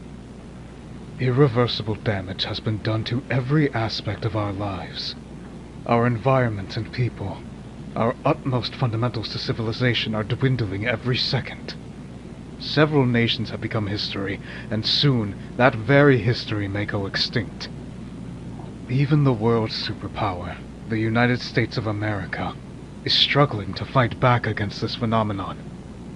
There is no doubt we are on the same path that several other island countries have fallen victim to. As such, is most likely inevitable in this situation.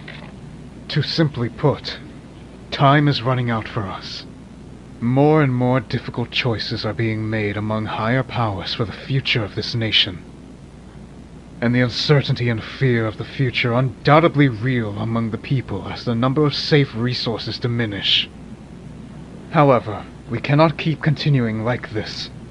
We have watched the United Kingdom cease to exist as a country, despite their best efforts to face the inevitable. The situation is now life or death. Trying to save our entire population will only bring us the same fate as the rest of the world. If we want to ensure this country still has a future in this world, then new measures must be carried out to ensure our civilization can survive these horrors, and that they will be able to counter them. The Red Plague must be eliminated at all costs, and those who can contribute to the continuation of our society must be saved, even if it means some will have to be left behind. Many will not make it. It is simply an unfortunate aspect of the current life we live. But I'd rather lives be lost for the greater good than contributing to the fall of Japan. They will be remembered for years to come. I will be the one to foresee that they had a purpose, even in the end. And I will be the one to rewrite humanity's elegy.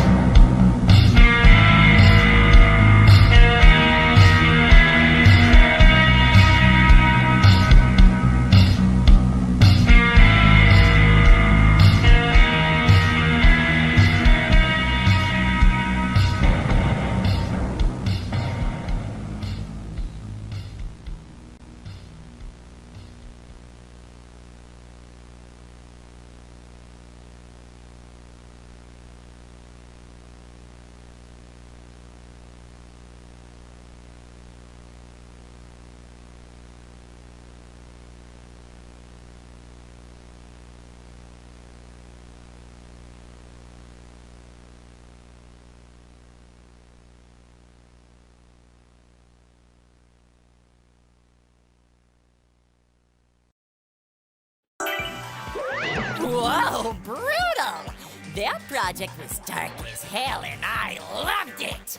Was that actual flesh? Oh god! I'm gonna be sick! Grow a stronger stomach there, Hope Dope. Your girlfriend's gotta do this next one, and you need to film it. At least it's fictional. Don't we need to end this segment first? Sure do! Move it, Slowpoke! It's announcement time! Thanks for tuning in to this very awesome segment so far. Next Fangans for you will be the last one. It'll be at 4:30 EST. We hope to see you then. And coming up next is the Danganronpa Live or Die panel, hosted by Olivia Westmoreland. It'll be real fun, so stay tuned. I gotta take Mr. Ultimate Hope here and get him and his girlie ready for what's next. What's next? You don't need to worry about that one. See you then, everyone!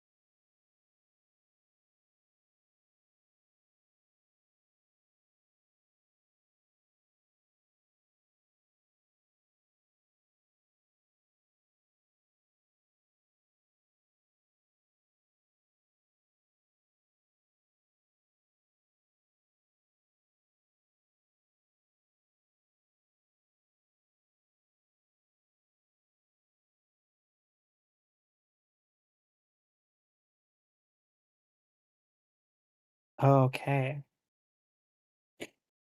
Hello, hello, hello. Hello. Hello.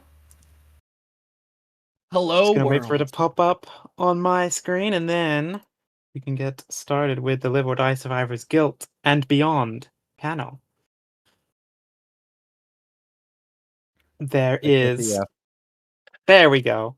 We have a special donation reward with this specific panel in that if you donate $10 or more, you can have your name in the credits. Is that right? More specifically, not even in the credits, but in the dialogue itself. I will write Okay. something funny about it. It will be positive, don't worry. You can be in the game if you donate 10 or more, guys.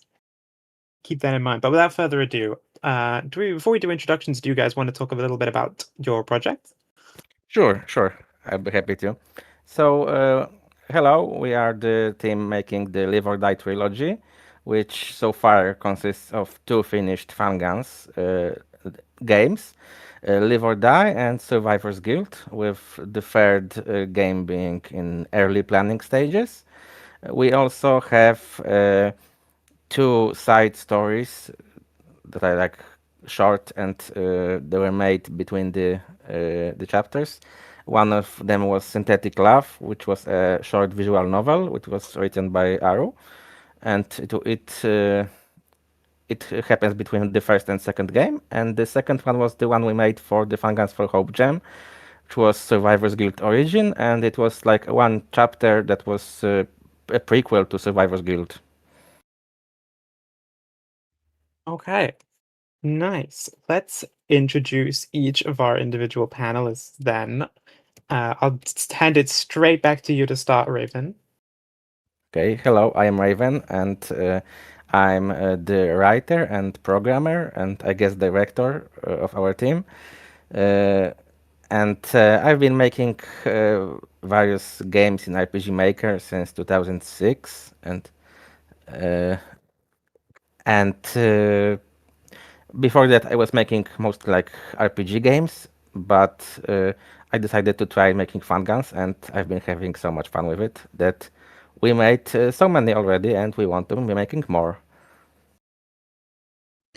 Hello, I'm Okay. Aro. I do art for the first 2 games, and I also wrote Synthetic Love. My main personality trait is that I like sharks. And lastly, but certainly least, Tug. Oh man. Hello everyone. My name is Turgize VA. I'm a playtester, and I'm also the voice of Rui Kodaka, the ultimate Danganronpa fan. Voice of also many other things. Nice to meet you all. Perfect. Okay. Thank you all for being here. We have a lot of questions to go through. Because you finished 2 whole Fangans, which is incredibly impressive. There is undoubtedly a lot to talk about. Yeah, we got a lot of questions. We were amazed by the amount. So we were preparing a fun poll of characters and chapters, but we will just post the results after the panel ends on our own socials, so that we can answer more questions. And we also, if we don't have time to answer all the questions, we will answer the remaining ones in text form later, so that all of the questions that we got can be answered. Mm-hmm.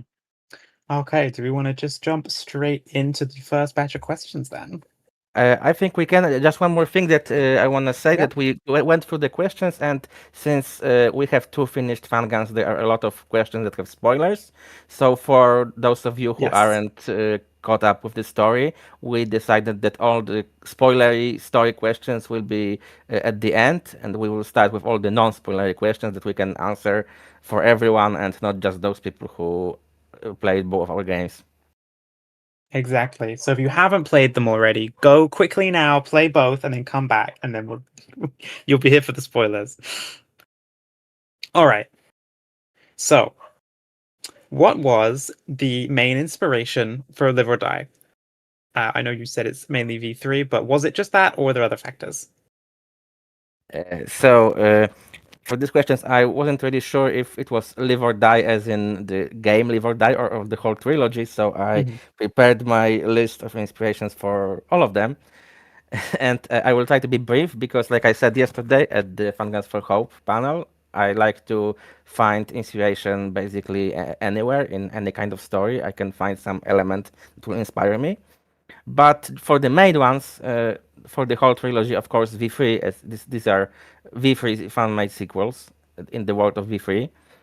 And also a very important inspiration for us are other Fangans.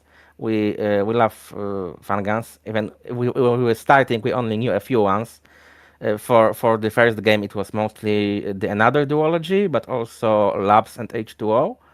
But for Survivors Guild, there are so many inspirations and references to other Fangans. So for Survivors Guild, also my second biggest inspiration, apart from V3, were the Scream movies. These are my favorite horror franchise, and I love the meta element of it. So I wanted to make a Fangan that was kind of like Scream for slashers. So like a meta Fangan that references other Fangans, and where the characters are aware of common story lines from Fangans, and are trying to use it to survive and usually fail. My other inspirations for Survivors Guild, like I said yesterday, are also Truman Show for the world building, which it has a similar vibe to what V3 is showing. And also the second Hunger Games book, Catching Fire, which gave me the idea of having a killing game where everyone was in a killing game before and won it. And for the next game, which will be the final game in the trilogy, then my inspirations contain such games as games by Kotaro Uchikoshi, like Zero Escape and Somnium Files, and probably most importantly, Ever 17.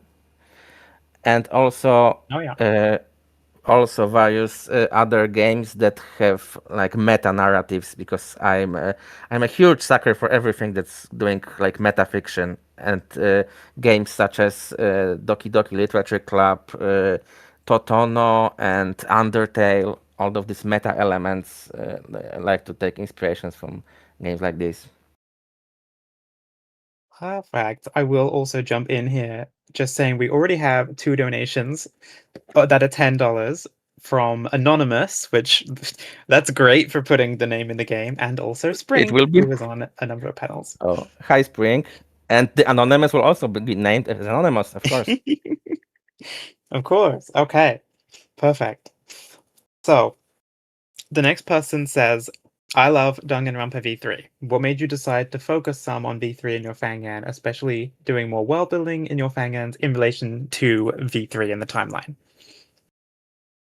All right. So first of all, I will say that I will try to let the other two people talk a bit when I can. Yeah, of course, because they're also important members of the project. It's just that I'm the writer, so when there are questions about inspirations for the writing, then of course I will be talking most here. Yeah.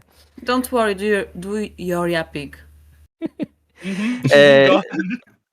Yeah, I also love V3. It's probably my favorite in the series, and I gotta say that one of my very first ideas was just I just wanted to see more of Canada, and I had an idea for a fanfic that would take place after V3 and would explore a bit about how flashback lights worked, and what was basically in the third chapter of V3 there was a motive that allowed to bring a person back, and I was thinking how it could work with basically creating a copy of someone who already died by using the flashback light to recreate that person.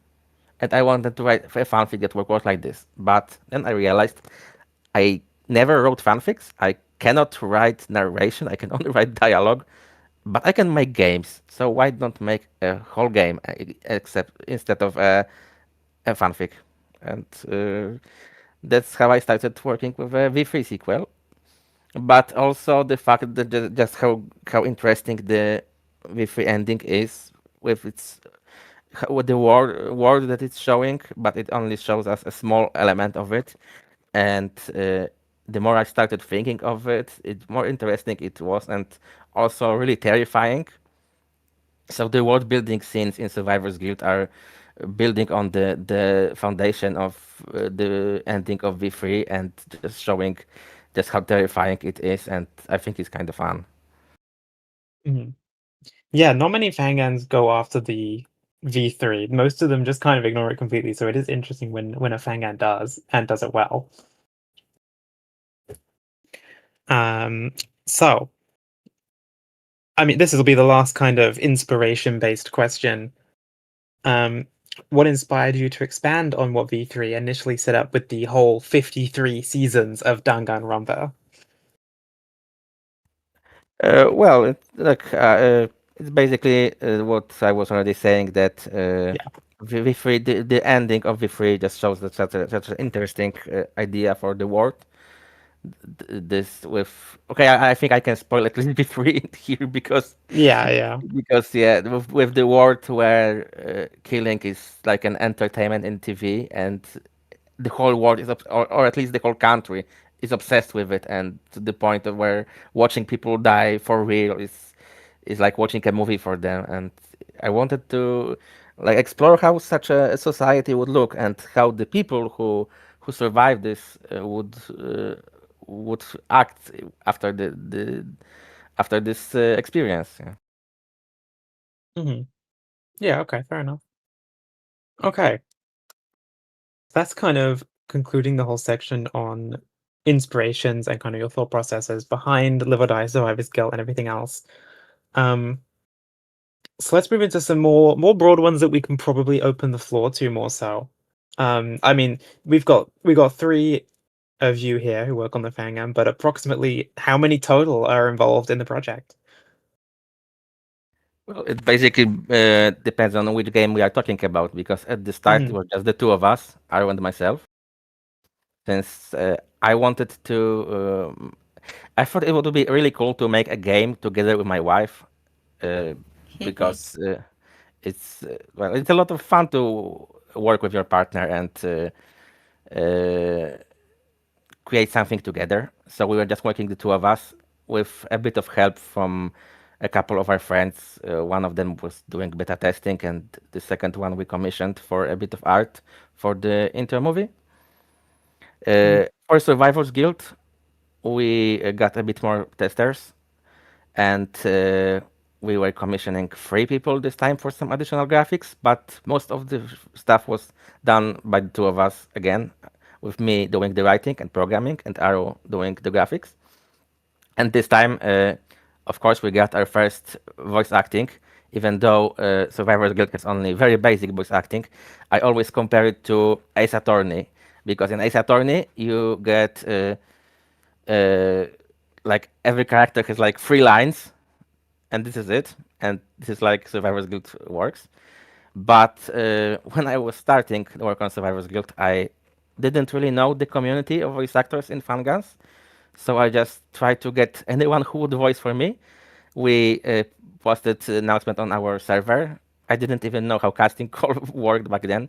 We got Turjais the goat, who volunteered as one of the first people. There he is. We heard his voice, Hiya. and immediately I went, yeah, that's the protagonist.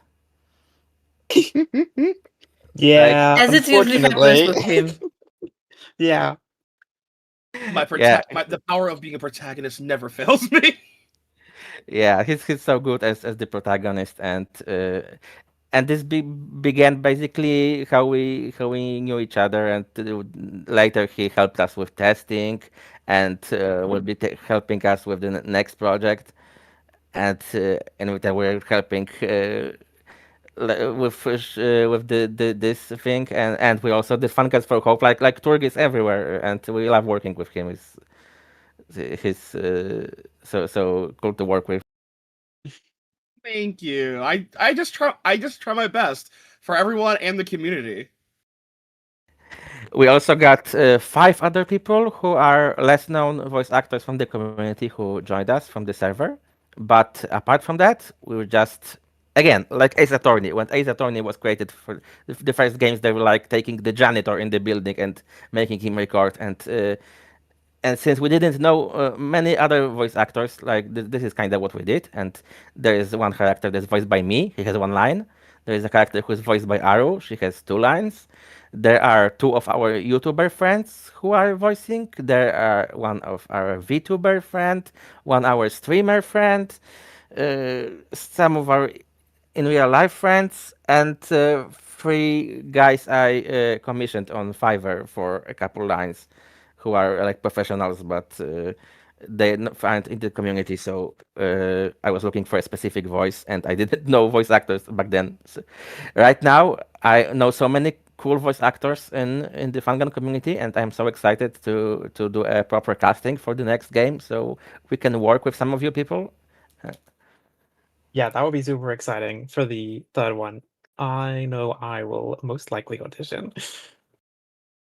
Good luck. Okay. Thank you. So yeah, you've finished 2 whole Fangans, and a 3rd one is currently being planned.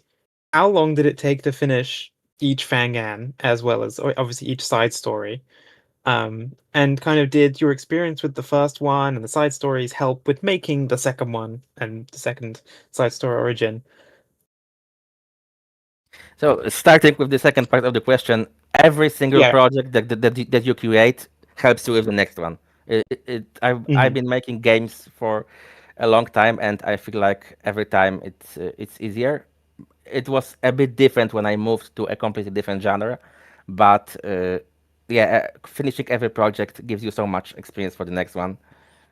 As for how long it took, then for each Fangan, I like to divide the development process into 2 parts. First is everything that's before the release of chapter 1, because it's like super chaotic. You are looking for people who could help you. You're planning. You're remaking some stuff. You're waiting for people to send you something, and it can take a bit of time.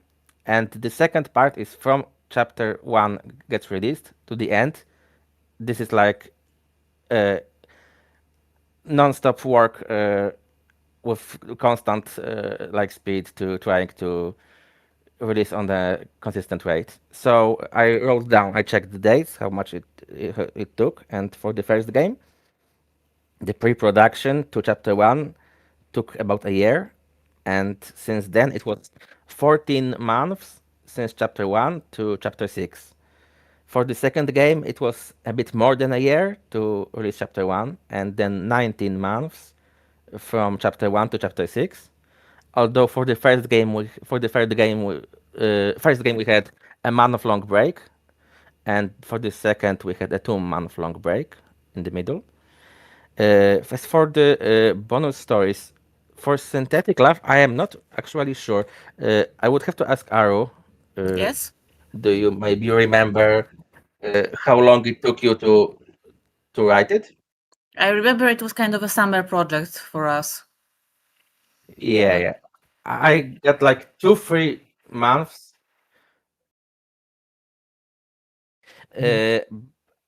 Probably like 2-3 months for that game which I was writing and I was coding.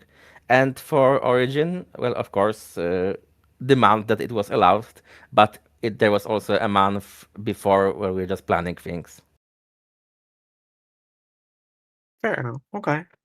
So pretty steady, pretty concrete development cycle, which is, I mean, good. You know, you're not taking too long. You're not zooming through it. It's pretty good. The next question is specifically for Aru, and that is, Yes. which characters do you like or dislike drawing the most? Yeah, for the first game, I'm really happy how the design turned out, but I dreaded drawing Alucard because how complicated their design is. I love how it turned out, but drawing it would always be a pain. And for the same reason, for the second game, it's Rika because of all her tattoos. That's fair enough. I hate drawing like that sort of thing. Yeah, my advice is do not make an ultimate tattoo artist unless you want to hurt your artist. That's the real. Okay. I'm so sorry, Aaron. But I'm really Oh, pleased God. with both of those designs, and I do not regret making them that way. No, of And course not. as for who I like drawing, it's probably the protagonist because I had the most practice with drawing them. But for the first game, I also liked to draw Daichi because he was so cute. And in the second game, well, I didn't have a single favorite in the second game. Probably Rui and Alicia. So They are all goats. Yes. Fair enough. Okay, we have another $10 donation as well, which I will point out. Sent out to Crimson Jasper 29. You will Thanks have so much. your name immortalized in the game. Thank you, thank you, thank you. Next question is, it's very lengthy, so I'm going to kind of paraphrase it. It's about your protagonists. This person says how much they like them, the designs and how their talents and how you make them interesting, and they're wondering, what is your process or progress in making protagonists and how you make them kind of interesting and unique to your plot and stand out? So for the design itself, I will let Aru talk, and for the personality, I will answer after her. Yeah, for the protagonist designs, of course they need to have Nahoge, but this is not a real answer. We did not do anything else that we did for the other for the other characters. Raven would tell me what vibe he wants to go for and what color scheme he has envisioned for the character, and I would go from there, make some sketches. I'll make some mock-ups that we would pick together. Okay. As for the personalities, like for Megumi, I just wanted to create like a regular girl that's thrown into a killing game, but I also gave her some random quirks, like she gets into really specific arguments about food for no real reason, and I think it's funny. And as for Rui, well, of course, he. The idea that I had, since we are making something that's similar to Scream, I was thinking about Randy from the first two Scream movies as the character who is like very nerdy and knows all the rules of those of horror movies. So in our case, killing games, but is also a bit obnoxious about it, and not everyone around him likes him. So that's like a vibe for Rui to fit in this story, except it's like more serious. It's not really a comedy, but he has his funny moments. Mm-hmm. Oh, Yeah, and also sure. I'm building. there was a question about Sorry, you go. the third product, yeah, in this. Yeah, that's what I was about to just add Oh, on to. Just have you designed it, and have you got any thoughts about it? If they're not spoilers. I can tell a bit more about him in the spoiler section, but for now I can say that sure. we haven't created the design yet on paper, but I have some ideas in my head, and the vibe that I was thinking of was kind of similar to the protag of Raincoat, Yuma. Oh, yeah. With the clothes and him being a bit short, but there is more to him, and I will tell more in the spoiler segment. Got it. Okay, look forward to that, guys. Next up, then, is a couple of questions that go hand in hand, and that's kind of any tips or hints as to how to make a completed Fangan, because you are obviously one of few. All right, all right. So, uh, there are several hints that I can say. One is something that Ripple said before in her panel, that don't try to be too perfect. Like, you can accept some imperfections, especially at the beginning. Don't try to remake everything 10 times and hope that it will be perfect, because it probably won't be. It's better to keep creating and learn from your experience, because if you keep remaking the same thing, that you will never go forward and you will never finish it. The second thing that is also that know your limitations, and don't be over ambitious, because if you never made a full project before, then start with something small. Maybe have less characters, maybe have less chapters, and especially you don't have to have a full team at the start. You can just create something with your friends, especially for younger creators, because there are so many Fangan creators that are either minors or just over 18, who never made anything before. And I think if you don't have experience and you try to make like a large team and a large project with 6 chapters and fully voiced trials and everything, it will be very difficult. It's better, I think, if you want to make a full Fangan, to come up with a smaller idea, with something that you and people that you know can create. And even if it won't be super amazing, the fact that you created it and you finish it, it's so satisfying. Uh, and of course, the less fun hint here is that you have to work consistently. You shouldn't be like leaving it for a long time and hoping that you will come back, because the longer it lies down, the lower the chance that you will want to do it. Of course, if you don't want to do it, then you don't force yourself. But if you want to finish, then you should be working consistently. And even if you have a like time when you're less you have less energy to work, then maybe just like 20-30 minutes a day to do something to push this project that's a bit forward, so you know that you're not stuck. Yeah, very well put. Because yeah, as I say, you're one of the very few who have finished a Fangan, even fewer who have finished 2, and even fewer who are planning a third. So it is very impressive. But yeah, um, a lot of what you're saying is just I like completely that true. you are the person with us here, because I respect you so much for how much you did on Desperate Heart, and Thank you. because I know No, how hard it is. yeah, no, I fully respect you for the exact same reasons. I think as far obviously you're the second game to have 2 finished, but I think there's only 3 Fangans that have 2 finished, like a finished sequel. I'm not sure. I could be wrong on that, but yeah, no, it's super impressive, and I'm glad to be here. There's some written ones, I think, that are Some written ones, sure, yeah. and in Star One Pass, but I don't Mhm. know that much about that. No, I'm not as familiar with that side either, but yeah. Okay.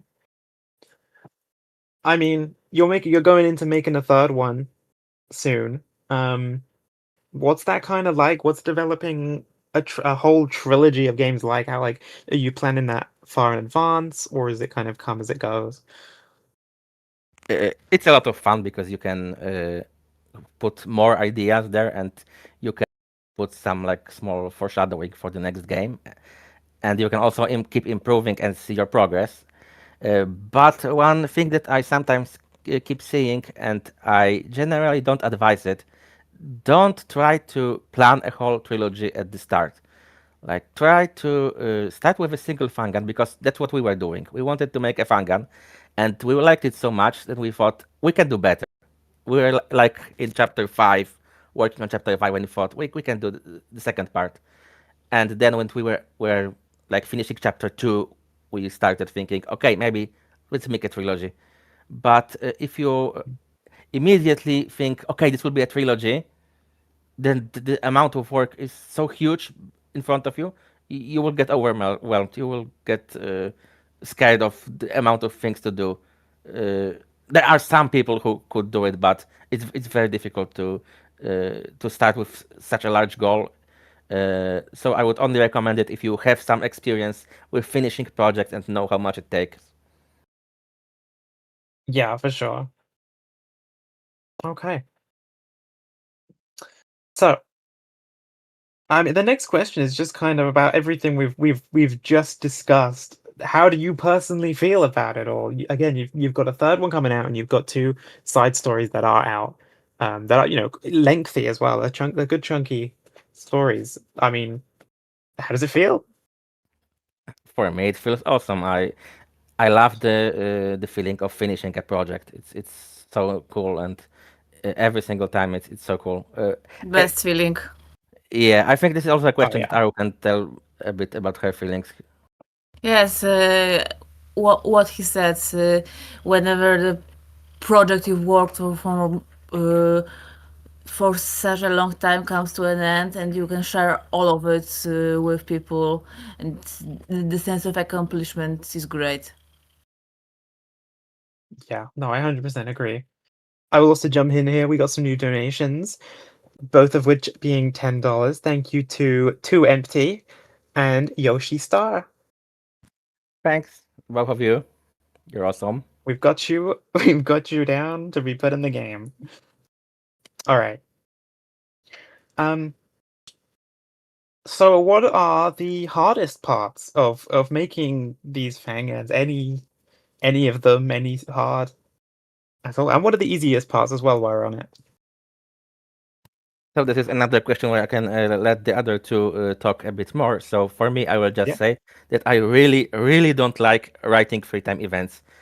I can't come up with them totally. It's something that I struggle with a lot, and I have so much respect for people who write them so well, like Ripple, for example, because it is something that I can't really do well, and I don't think I can pick a thing that it's the easiest for me, because I don't know, there are things that are very simple, like putting the code in the game by copying the text, but they're just very mechanical, and it's I guess easy, but it takes a lot of time. So I can let Arrow and Torg, if he wants, you can also say a bit. Yeah. For me, the easiest. You go first. No. You go. Okay, so for me the hardest parts were probably executions, even though they aren't that detailed in style. The fact it was it often required me to draw a bunch of things I wasn't used to. Made them difficult, and I would dread, oh no, I have an execution to prepare. As for the easiest part, it's hard to pick because it's always dependent on what was there to draw, how detailed, and how many characters. So it's hard to pick the easy parts. And now I pass the mic to Turk. Okay. Hit it, Melvin. For me, right. At least. I guess looking at Live or Die specifically, I think the best thing about it in general is kind of the characters. I mean, because I got into it like before chapter 6 of Live or Die was out. And I remember playing it with sitting down playing with a friend, and we kind of fell in love with how the characters just felt human. And just seeing them, the little buggers, like walk around, getting to know them, interacting with like the other characters as well, and just their stupid little quirks. I would say that is like my favorite thing. And this goes the same thing with like other fangans as well. Like I'm very much someone who loves story over anything else. And Live or Die was like when I first played, I'm like, all right, this seems like a cool thing, and it's almost done. I'm gonna give it a try. And then I fell down the rabbit hole way too hard, and now I love it so much. Okie dokie. Thank you, Third. So, thank you very much, Melvin. Insightful as always. That's me being genuine. Okay. So, do you have any plans at all for when Danganronpa AEF is finished? Yeah, we have a full like a roadmap for our future plans, and of course, Okay. there can always be a situation where we're just burned out and we can't do it anymore. But fortunately, for now, I don't see it happening in the near future. So, but there was also a question about remastering Live or Die, and I Yeah. combined it. So the plan for now is first to make the Acta Est Fabula, which is the third game in the trilogy. Then I want to remaster Survivor's Guild first to have voice trials and maybe Ooh, yes. maybe replace a bit of graphics like the pixel sprites to make them a bit better, but like cosmetic changes. Mostly, I want to have voice acting there. And after that, if we're still so crazy that we want to keep going even more with Fangans, then I would probably want to remake Live or Die in MV and not in RPG Maker 2003 because it looks so bad in 2003. Like Yeah. sorry, I know that it doesn't look great, but the problem is difference between those two games is that the resolution of 2003 is so bad for visual novels. Before that, I was making RPG games with pixels, and they look okay. I think that even I sometimes like the pixel elements in 2003 more than in MV. But when you put like proper sprites for visual novel, then 2003 massacres them. Same with CGs. So I would like to Yeah. remake Live or Die in MV, and then of course also add voice acting. But also I would probably want to expand a bit the first three chapters because they are like so rushed and they're so short. I want to give a bit more time for the characters that die there to have them a bit more fleshed out before we kill them off. No, I totally get that. Even just in a matter of years, your early stuff, talking from my own personal experience, it doesn't compare to the stuff that we do now, 100% get that. Okay. So the last one on this this little section about working on Fangans before we move on to more story-based, character-based questions is, and this can go to probably all of you, maybe less so Melvin. Which chapter did you enjoy making the most? And I know you already said about some that you would change, but are there any other maybe later chapters that you would also maybe change parts of? Yeah, so the one that I would change, as I said, would be the first half of Live or Die. Yeah. And the one that I enjoyed the most in the first game, it was by far the final chapter because the entire game was made with the final chapter in mind, with the mastermind and their speech. So it was the most fun part. And in the second game, my favorite chapter to create was chapter 5 because the game was also made very much with chapter 5, or especially the late part of the trial in chapter 5 in mind. My main problem with chapter 5 is that I think I used all of my most powerful ideas that I ever had, and I have to continue making Fangans, trying to not fall off after this. I really like chapter 5, yeah, and looking at the result of the player poll, other people also like chapter 5, and it makes me so happy because it was a very emotional chapter for me, and it also I was working on it when there were some events in my life that also affected me emotionally, and it was a journey to make it, and releasing it was a very powerful experience for me, I think. so I can let the others talk about their favorite chapters as well. Yes, for me, I also enjoyed working more on the late chapters because I was excited to finally share all the late game reveals with everyone. And I also enjoyed working on chapter 3 because of the characters that appear a lot there. I was fond of drawing them, so that's a simple reason why I liked that. Okay. For me, well, I guess yeah, this question doesn't apply. But as someone who has played through both Live or Die and Survivor's Guilt, I guess I'll do my favorite chapter in Survivor's Guilt. Is chapter 5, which I feel like should not come as a surprise. But besides that one, I very much enjoy Survivor's Guilt chapter 3. It fully blown me away. Like, oh, like I won't say too much. I obviously won't spoiler it, but it was amazing.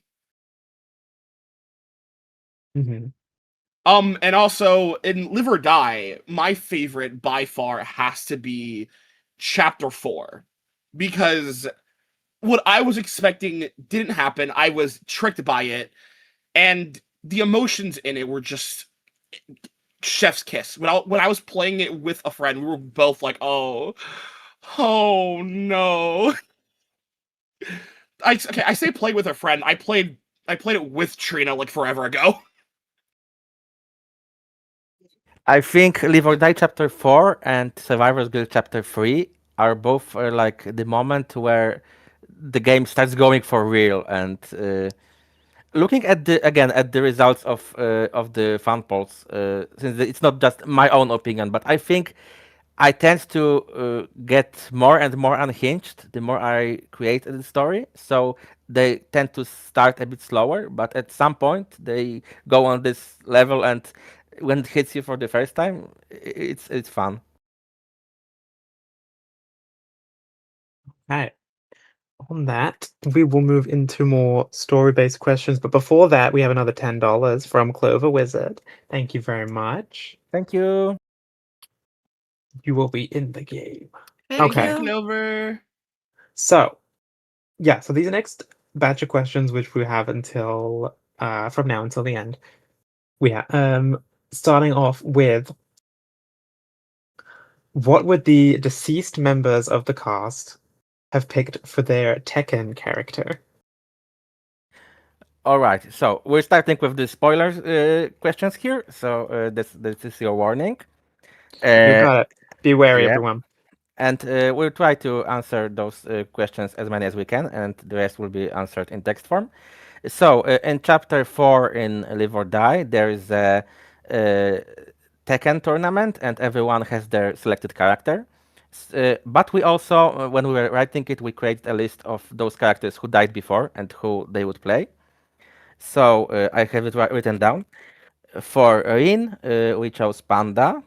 For Nene, we chose Anna, but with additional information that she prefers Dead or Alive over Tekken. For Chidori, there's Leo. For Katsuya, Steve. For Sayuri, Kazumi. For Yukito, Yoshimitsu. And for Takeshi, Yulia. And we also noted down that Ayaka, who was alive in chapter 4 but didn't want to participate, if she was forced to pick a character, she could take Alisa. Okay. I can't say I know much about Tekken, but I will assume that those who do are kicking their feet. Okay. Yes, these next ones are lore related. So yeah, we are deep in spoiler territory. So what was the name of Erika's previous dead girlfriend? Unfortunately, we never came up with this name, so it can be whatever you desire it to be. Like if some Yume shipper wants to be Rika's dead girlfriend, then go for it. It can be your name. You can be her dead girlfriend. Only you can be Rika's dead girlfriend. Rika's dead girlfriend, Anonymous. Okay. Does Takeshi have a good relationship with Luigi? Please say yes. That is their words, not mine. Well, kind of yes. The thing with Takeshi, of course, there are many Takeshis in this series, yeah. But Luigi's father and Luigi is that Takeshi and his ex-wife got divorced when Luigi was in like early to mid-teens, and his ex-wife was Italian, and she went back to Italy with Luigi. And since Takeshi was a Danganronpa killer, he was not allowed to enter the European Union, so they could only talk for like voice calls and video calls. But they got along well, and when Luigi was a young adult, there were a few times when he visited Japan and met up with his father. So yeah, they did have quite a good relationship, I think, even if they didn't have that much contact. Yeah, that's good. Yeah, we can kind of rapid fire through some of these if possible, because we've got about 10 minutes Sure, left. sure. So, who is the best person in the Vodai Survivors Guild, and why is it Daiichi and Kazuki? And then it's I'm 6 bottles, whatever that means. that's the name of a person, I think, Oh, from a okay. server. Yeah, so I assuming it's not a question who's the coolest because it's subjective. Who's the best in Just like who is the best? who is a good person? Then it's probably not Daiichi, and it's definitely not Kazuki. So Ah. for Live or Die, it's probably Pascal, and followed by Ayaka, and for Survivors Guild, it's obviously Kokoro, and followed by Atsuo, who's also a really good person, I think, and I love that guy. My goats. Not Rui? No. Sorry, guys. I love Never Rui's knew a character person. arc. I love Rui's character arc and his growth as a person and when he matures. But he's definitely not among the No. best people in the cast. Sorry, Okay. guys. I'm not that good of a person. So, how would Megumi feel about fellow Ultimate Talents that are writer-related protags? There are some examples here. Izumi from Rewritten, Shinku, Antebellum. Just as some examples. Well, those two, they are not like greatest guys, so I don't think she would be great friends with them. But I also thought that Megumi would probably trade some fanfic recommendations with Shinku. Yeah, she can read some weird stuff sometimes. Okay. How would Rui feel about Samugi from V3, who is also a major Danganronpa fan, though she has more zealous and less tumultuous feelings about it than Rui? So if Rui met Tsumugi like when she was a fan, then I think they would get along well. I think they would get along well. Definitely, he would get with her much better than he did with the person known as Kirigiri Fan 14. It's much better. But after Tsumugi joined Team Danganronpa, then I don't think Rui would want to know her.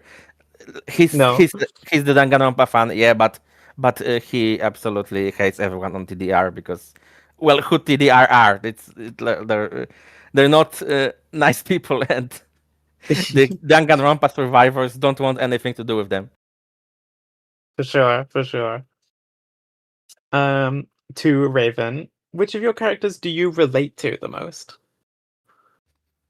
Like half of the Survivors Guild cast, because a lot of them were created in a way that I like took various often negative aspects of myself and created people based on them, but much worse. And of course, I relate a lot to Rui with his being a nerd who's really bad with social situations and sometimes speaks before he thinks. And also he says himself that he's a bisexual disaster, which I can relate to as well. But also I can relate to several other characters in this game, like Alicia or Atsuo or Kazuki, I think, with his obsession with having to have everything planned. This is very much me. Rika with her fear of death, and also very much, now we're going hardcore spoilers territory. In the final chapter, Nobuhiko talks about his experiences with feeling too old for the fandom, even though he knows he isn't. This is very much relatable to me, and I was very much thinking about it. Yeah, as a dev, you can't help but writing yourself into some of these characters. These we've got 5 minutes left, so this next question or two, we can combine them. Will probably be the last one, and then there's like about 4 left that you guys can find the answers to. I think that they are basically combined. The ones about Acta est Fabula I can answer after the panel. I can just answer the one with the death order. But first the ones for Turg. Yeah. Oh, me? So, questions for Tarjai's VA. First of all, Rui is a very complicated and interesting character to work with, and is the perfect protagonist for this unique kind of setting. What's it like getting to voice him, and how did you go about adapting him? And then additional to that, just what do you think of Rui? So when I found out I was voicing Rui, I was one shell-shocked because protagonist, oh my god, yay! And at first it was just basic, no, that's wrong. But when I recorded other lines, and because at that point I was playtesting and just seeing his character develop, I'm like, all right, this is the scene. He has been through these certain things. And especially since, oh my god, survivor's guilt, like the name of the Fangan, I wanted to incorporate a lingering sense of pain in some of his lines. Like, besides the pain he was feeling in that moment, or those moments, Rui comes across as someone who is perpetually guilty to certain levels, and you can very much see that in almost every chapter. And seeing how he develops helped me solidify his voice, besides just giving him a Makoto-esque voice. And I think even though it sounds like Makoto, you can still tell that it is Rui's own voice, even especially for Origin, where I voiced a certain thing. Yes. The ending of Origin, dude, you cooked so much. Yeah, no, that was like one of my favorite things to record as Rui, and so I just put as much pain, as much insanity, and again, as much guilt into it. And I think that's like the best word to describe Rui, just guilt. Which I guess makes sense, because, survivor's guilt. Yeah. And I really like Rui. I was not expecting his character when playing the game and voice acting him at all. But I like how he developed and the person he became to be. Yeah, for sure. You really helped making him who he is as a character, I think. You did. And it's the perfect character for you. I'm the ultimate Danganronpa fan! As I say, there are a few questions here which I believe the team are going to answer elsewhere. So if you didn't hear your question answered here, it will be there. Yeah, I will post the answers after the panel. These are the questions about the death order changes and about what we can say about Acta est Fabula. So this will be answered after the panel. Perfect. Okay. Any last words before we hand it over? Thank you so much, everyone, for supporting us for the years, and we hope that we can keep creating and keep getting better at what we're doing, and always finding new ways to shock you. And because we like making those things, and we like seeing people's reactions, and it's the community is so much fun. And of course, thanks so much for everyone hosting this event, and for inviting us, and for everyone else who was guests, and for everyone who donated. Like, all of you people made this community so cool. Well, thank you for coming and being here as well. we will now be passing it over. So thank you guys for watching this panel, and we will see you in the next one. Thank you so much. you. Bye, Thank you. everyone.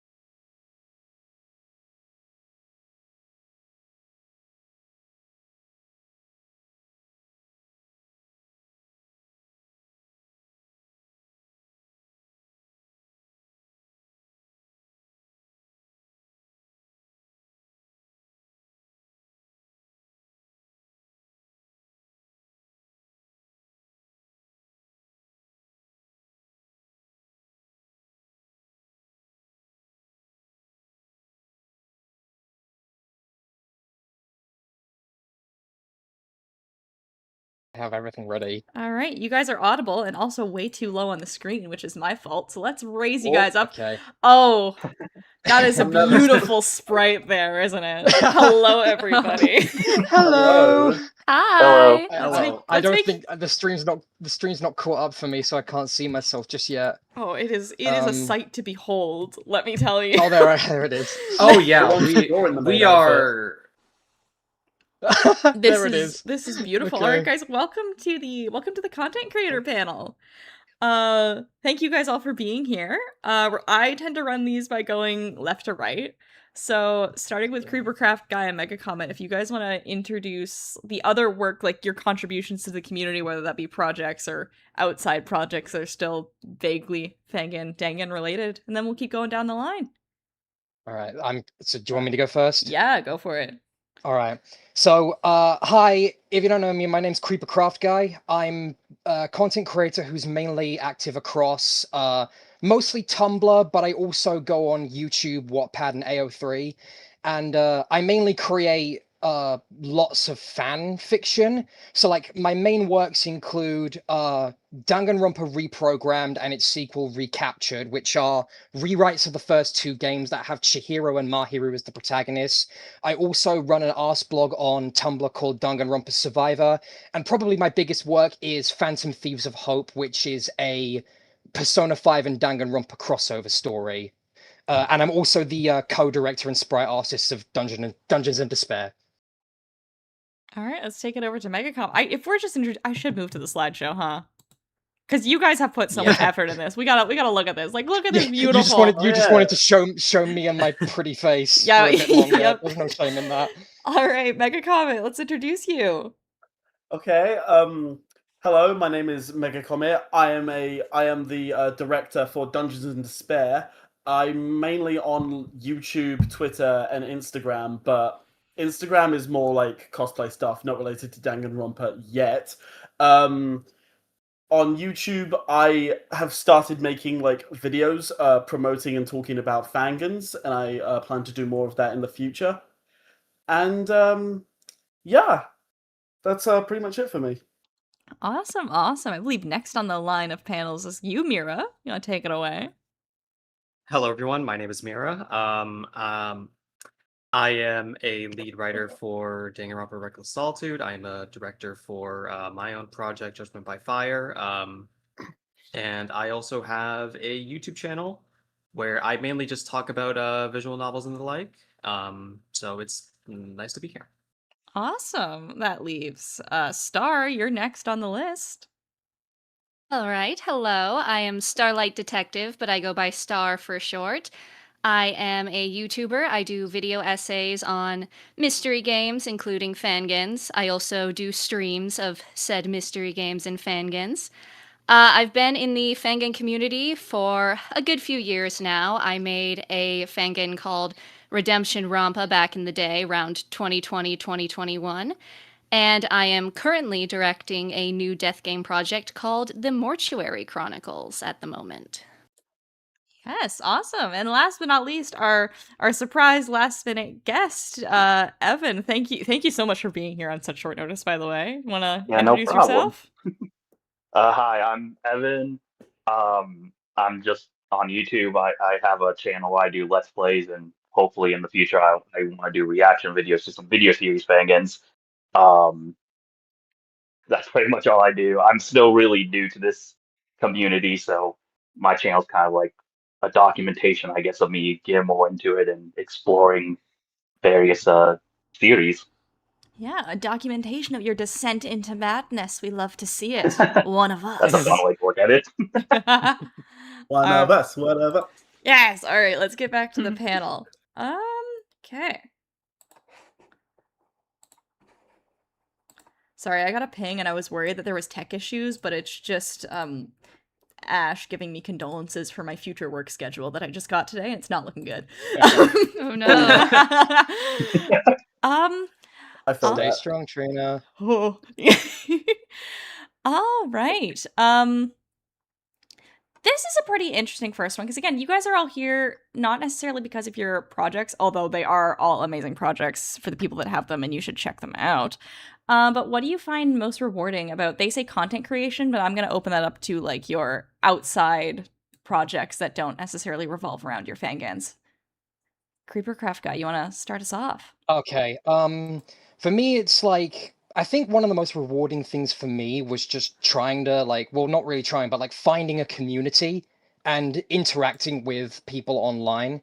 Because I mean, it's a bit of a double-edged sword for reasons I think we can all kind of understand. Because like the internet is scary, but I generally enjoy it. Like I've made some really good friends through sharing my content online. Mm-hmm. Yeah. Mega Comet, you got some thoughts on this?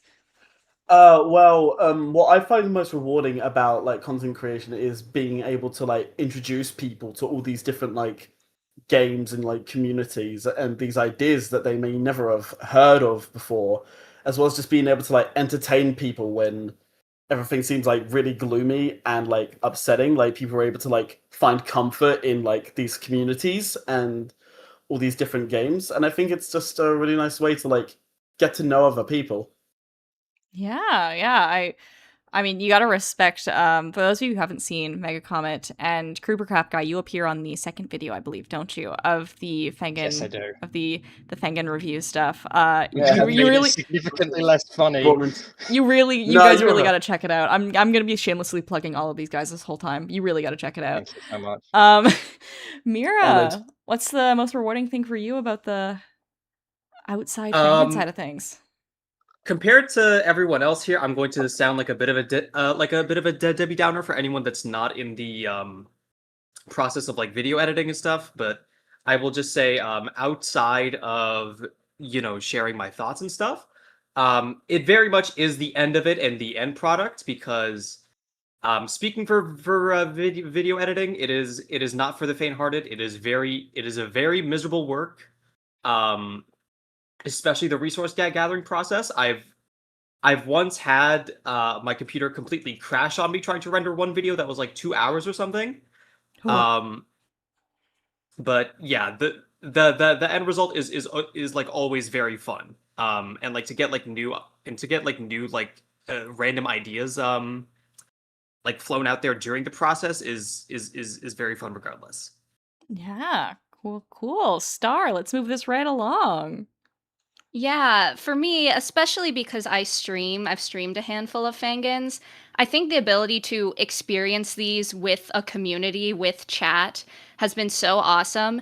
And I've also had people who work on Fangans sometimes show up in the chat. And I think as someone who also has made her own work in the past, the ability to bring more attention to the hard work that people put into these projects and to be able to react to them in a way where I always try to really engage with the content because that's what I'd want people to do with my work. So I think the ability to give that back to people and be able to bring us together to experience it, not just by myself, but with a group and people who have put that hard work in is so rewarding, and I love doing it. And that's why I really like streaming smaller projects, indie games, stuff like that. It's very rewarding to me in that way.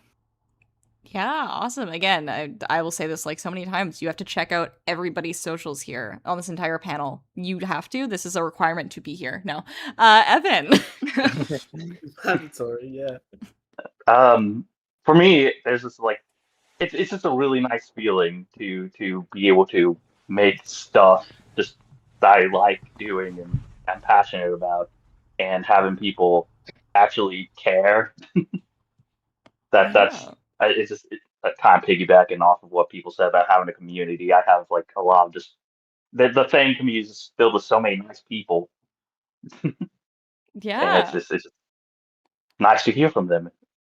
No, absolutely. And I think you guys, again, I'm going to be gassing you guys up this entire panel. I apologize. But like you guys have done a lot of work, even if you don't even like intend to do it, of bringing more positive voices into the community by like pushing out all the hard work that other people have done. And again, like we really can't thank you all enough. So again, you will be hearing, I will be like gushing this entire panel, but let's get to more questions. It means so much. Thank you so much. Yeah, no yeah, problem. thank you. So sweet. So I have I have a Creeper Craft Guy specific one here. I think you know what I'm about to ask. Ooh, look at you. Ooh, look at you. If other I believe this is in relation to your Phantom Thieves stuff, and I remember us talking Yes, about and this I know in... exactly who sent this one as well. So, But go ahead. If other Fanganconpa protagonists could be Phantom Thieves, what would they look like, and what would their code names be? I think we talked about you directing people elsewhere to get your in-depth. We did, yes. So you want to just bring that up real quick? I'm not going to answer this question on this panel, like not in full at least, because it's such a heavy question. I think you underestimate how many Fanganronpas I've actually consumed. I can't list off, so I'm not going to list off many because I don't want to obviously detract from anyone else on this panel. I don't want to make it all about me. But what I will say is, one, I am currently in the middle of writing a spin-off thing where I'm creating character bios for the characters in Phantom Thieves of Hope who are not Phantom Thieves, but if they were, this is what they would have, this is how they would look and stuff. It's called Phantom Thieves of Hope X, which comes from the gacha game of Persona 5. I will probably be doing some fangans on that story to share my ideas for them. However, I did in advance tell Trina, or ask Trina if she could put up an image for me, just to give you a bit of an idea. Which I will go grab if you want to keep chit-chatting, and I will. And I will just very quickly preface that I did not draw this. This was drawn by a good friend of mine named Paper Scrap. But these are Phantom Thief concepts for Yuki and Sora, the protagonists of the Another series. I can't really see the stream in real time at the moment. It's a bit laggy for me, so I'm just going to assume they're up. I'm getting them in just a sec. Okay, in just a second. But this is art that he made based on some concepts I wrote back a while ago, and they're a very great artist. They deserve some love. They're probably better than me. And yeah, I just wanted to give them a shout out for this. Yeah, all right. I'm just getting the second one up there now for people to look at for a moment. Right. They did a really, really good job with these. Yeah, these are beautiful, but there is a little...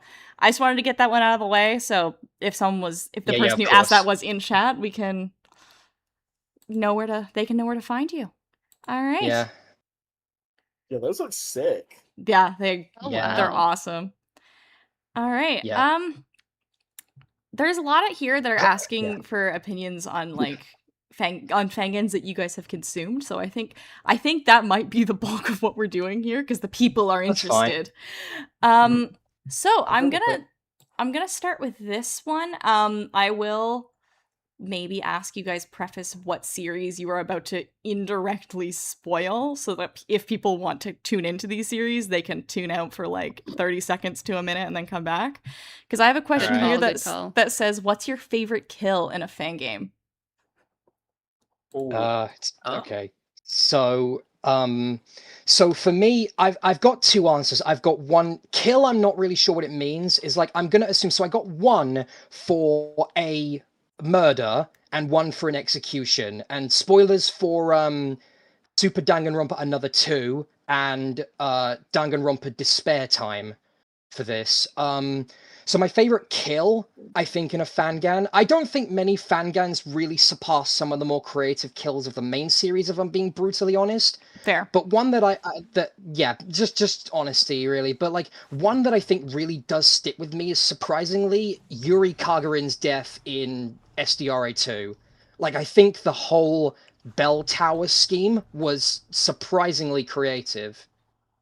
Yeah. And as for my favorite execution, I think I've really got to give a shout out to Ace Markey's execution, because I think it doesn't have anything to do with his talent, and it's not even really a death trap, because I guess I can just say it. His execution is basically, because like his whole character is that he's a massive coward, so his execution is basically him repeatedly getting jump scared until he dies from a heart attack. And I just think that's really, really brutal for an entirely different reason. Mm-hmm. Okay, yeah, there you go. That's my answer. Yeah, like the deaths that are more like pertaining to the backstory of a character instead, and like how the character behaves. It's really freaking. Yeah, Mega Comet. And be sure to spoiler warning the Fangan accordingly. Well, shoot, because my favorite kill was SDRA2, and it was the same one Creeper just brought up. You're stealing his answers. I should have gone first. Darn it. Oh well. Well, that was my favorite kill, so we can move on to the next person. All right, Mira. I'm going to be a bit of a mold breaker here. I mean, obviously, it's still going to be SDRA2 for me. Of the of all the stuff that I've experienced, but to be a little bit different here, and by different I mean I've already written this answer down. Was Chapter 4's murder of Shiji Kasai. It's not only like very fun, like drama wise, but also like the logistics of it was very like entertaining to me. Yeah. No, I think especially in terms of SDRA too, like I would definitely be torn between 1 and 4, but I think I agree with Mira. Like definitely lean 4. Yeah. All right, Star. Yeah, I'd have to agree with the earlier sentiment that a lot of Fangan cases don't quite reach the high highs that I think the main series does, and that's not a dig in any way. Mystery writing is really, really hard as someone who does it, but I do want to say I think one of the cases that got close to that for me was sticking with the Another series for a minute here. The first Danganronpa, Another, Chapter 4, specifically, really, I think the fact that the culprit orchestrated their own murder to get someone they cared about out alive, and the fact that person confessed immediately, but they still found a way to make the trial engaging and really hit you with that emotional gut punch at the end. I think it was very, very good and definitely the height of that game for me. So I would highly recommend that case. Yeah. And last but not least, Evan. Yeah, mine's also from Another. The answer I had prepared, so sorry. Lanuch is mean, dude. But I'd say my personal favorite kill is from the first game, the first murder of Chapter 3, specifically just because of how much of like I really like deaths that give you just a visual like reaction, you know. So that first one, that CG, just it's just stuck with me since I played that game because it almost literally made me feel sick when I first played it. For real. Yeah, all right. Awesome answers. Oh, sorry, did I cut someone off? Oh no, you didn't. I was thinking about it while everyone else was talking. If I could just quickly go back to me real quick. Oh, 'cause yeah. My answer so that I actually have like a proper answer. If I can't say SDRA2's one that Jack Creeper brought up, We have the same opinion. It's fine. We can, but I also want to, deviate because I'm not fair. I'm different. I'm different, guys. I would say honestly, so I would say it's not a kill, but it's Chapter 5's execution in Survivor's Guilt.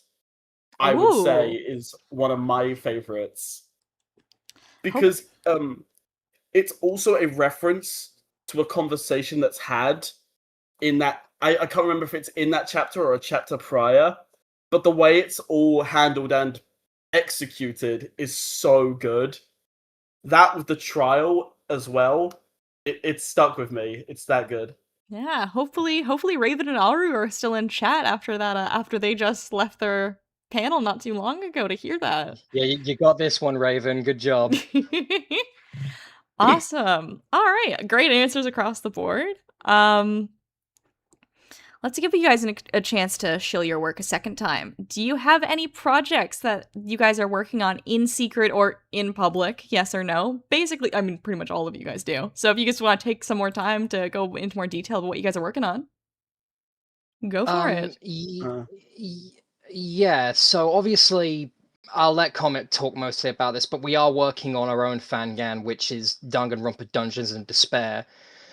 For Yes, it's I know, kind of yeah. half the reason we're here. I know, I know. As for personal projects that I'm working on, I'm still working on some of the projects that I mentioned during my introduction.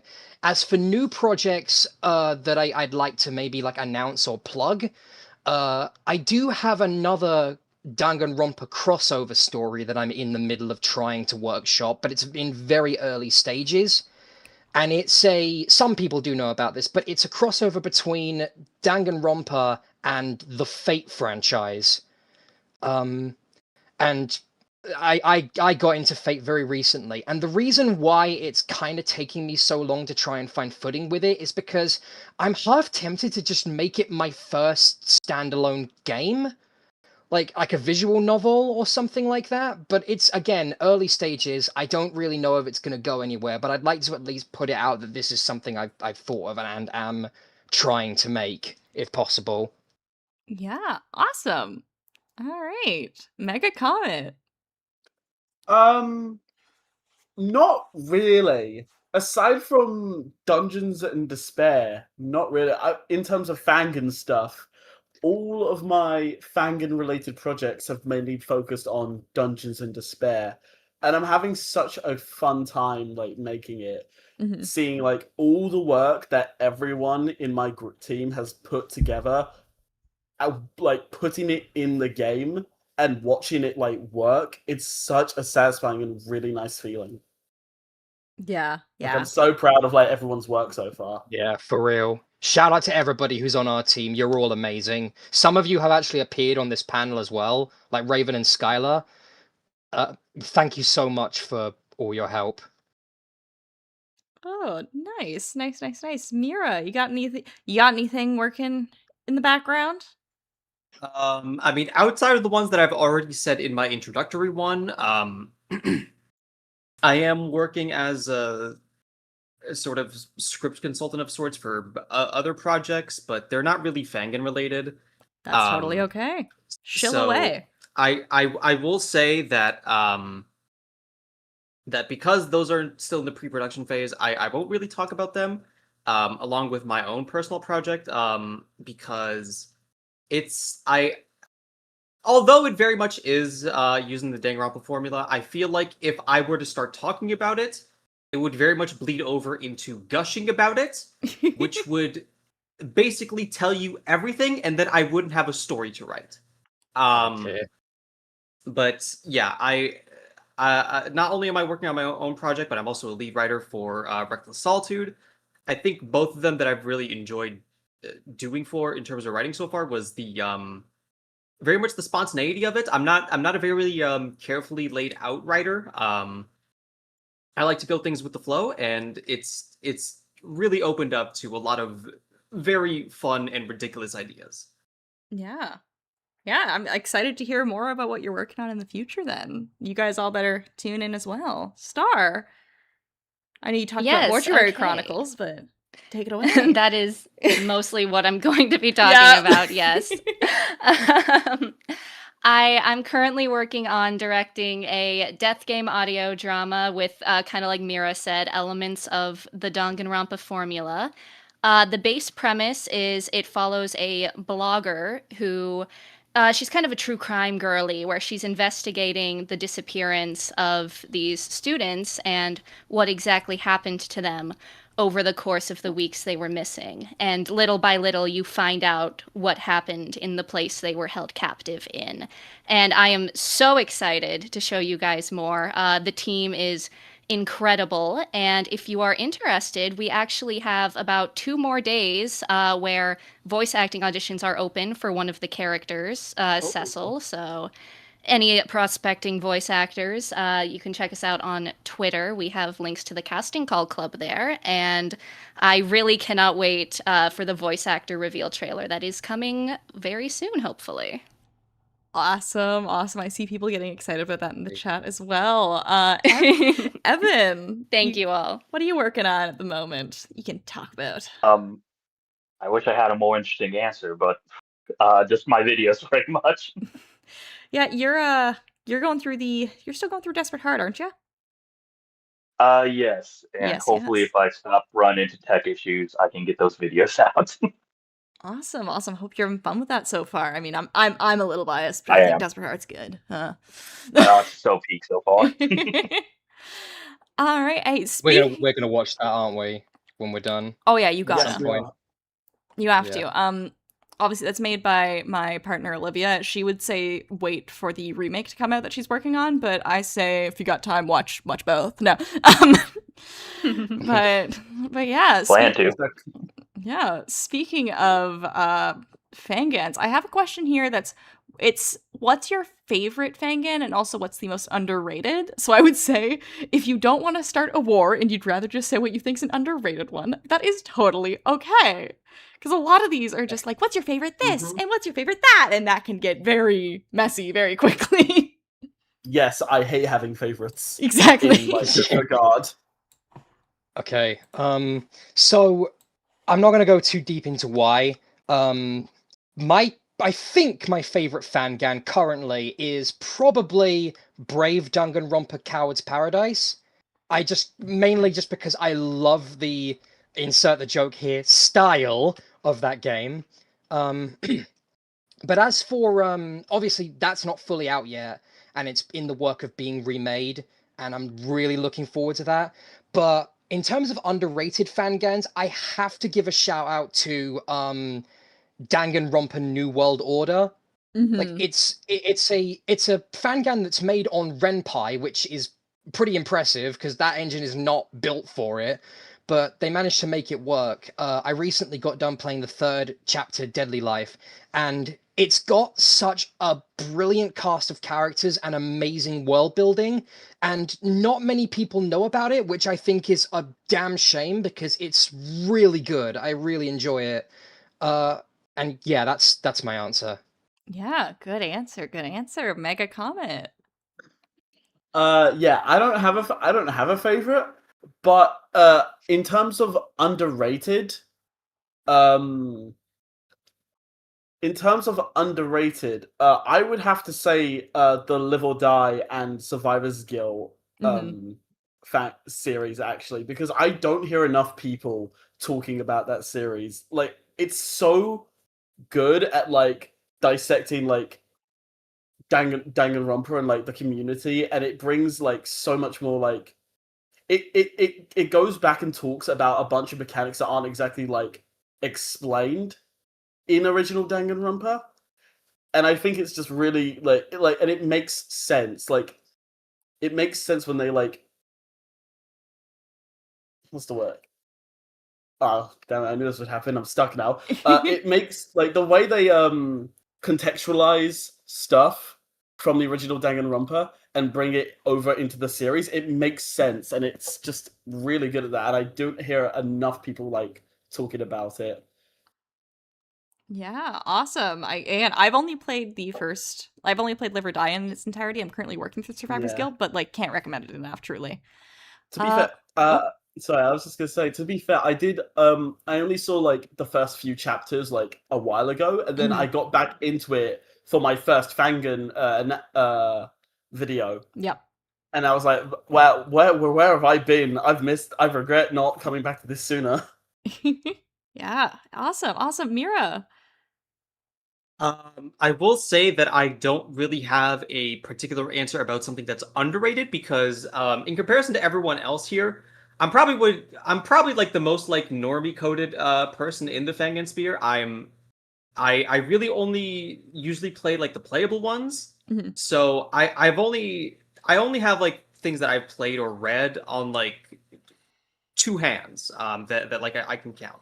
But I would say in terms of the favorites that I've ever played, it would probably be something along the lines of maybe Eden's Garden or SDRA 2. I think I'll probably have to lean towards SDRA 2 because it was a very memorable time, especially with the dub team, that really made Chapter 3 a hilarious experience.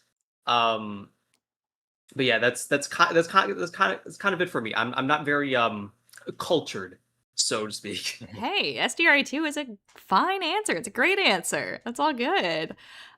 Star. Okay, I'm gonna go with a little bit of an unconventional answer, and in terms of underrated fangans, I'm actually gonna talk about a format that I don't see a lot of people talking about, at least anymore, and that's I think there's a lot of really great Instagram Fanganronpas out there, or Insta-rompas, and I think it's a format that is a perfect compromise between something like a game or a video series and something like a written work, where you can have visuals, but it doesn't take nearly the amount of time a full production would. And I've read some of my favorite fangans as Insta rompas, and I want to shout out like Rompa and Friends, for example. That's like a top 5 fangan for me, and it's only ever been on Instagram. And I think it's a shame that not as many people know about that. So I'm going to spread the agenda, so to speak, absolutely. and encourage people to branch out to other mediums, because there's a lot of good stuff there. Yeah, I know we had an Insta-Rampa on earlier today with All or Nothing. That's another one you guys can take a look at. But absolutely, Insta-Rampas need way more hype for the amount of work they put in over there. Evan. My personal favorite Fangan is Survivor's Guild.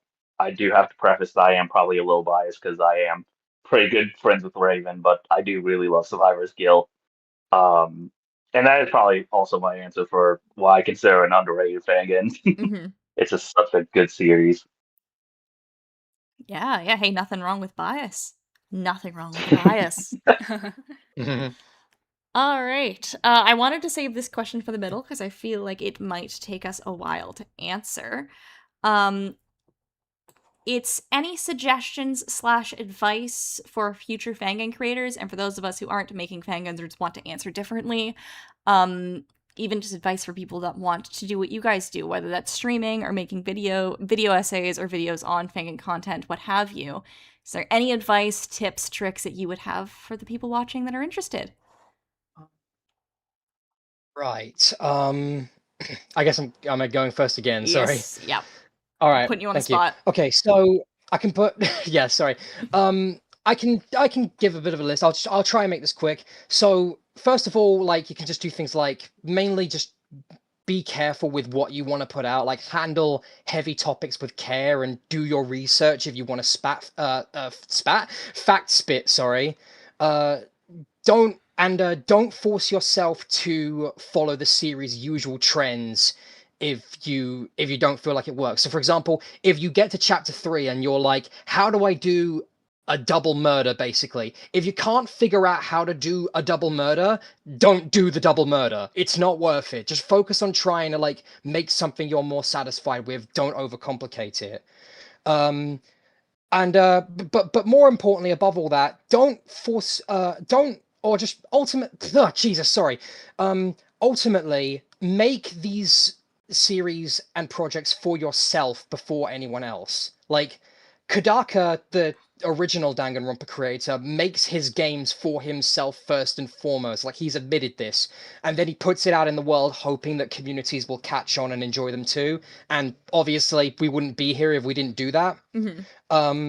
So yeah, just keep that in mind. And also, as a bit of a personal request, don't be afraid to be a little silly with some of if you want to do a Danganronpa project, because like so many modern Fanganronpas take themselves so seriously and try to do something realistic, but like I think half the charm of Danganronpa is the fact that it can be very goofy sometimes. Could not agree more if I tried. All right, thank you. Mega comment. Any advice for the folks out there? Well, I would say, like Creeper said, make these Fangans. When you're making them Fangans, you want to make sure that you're making them for yourself as well. Like you actually enjoy it. You have like love for this project. Because if you have no love for the project, if you don't enjoy doing it, it's gonna show in your game. It's gonna show in your project.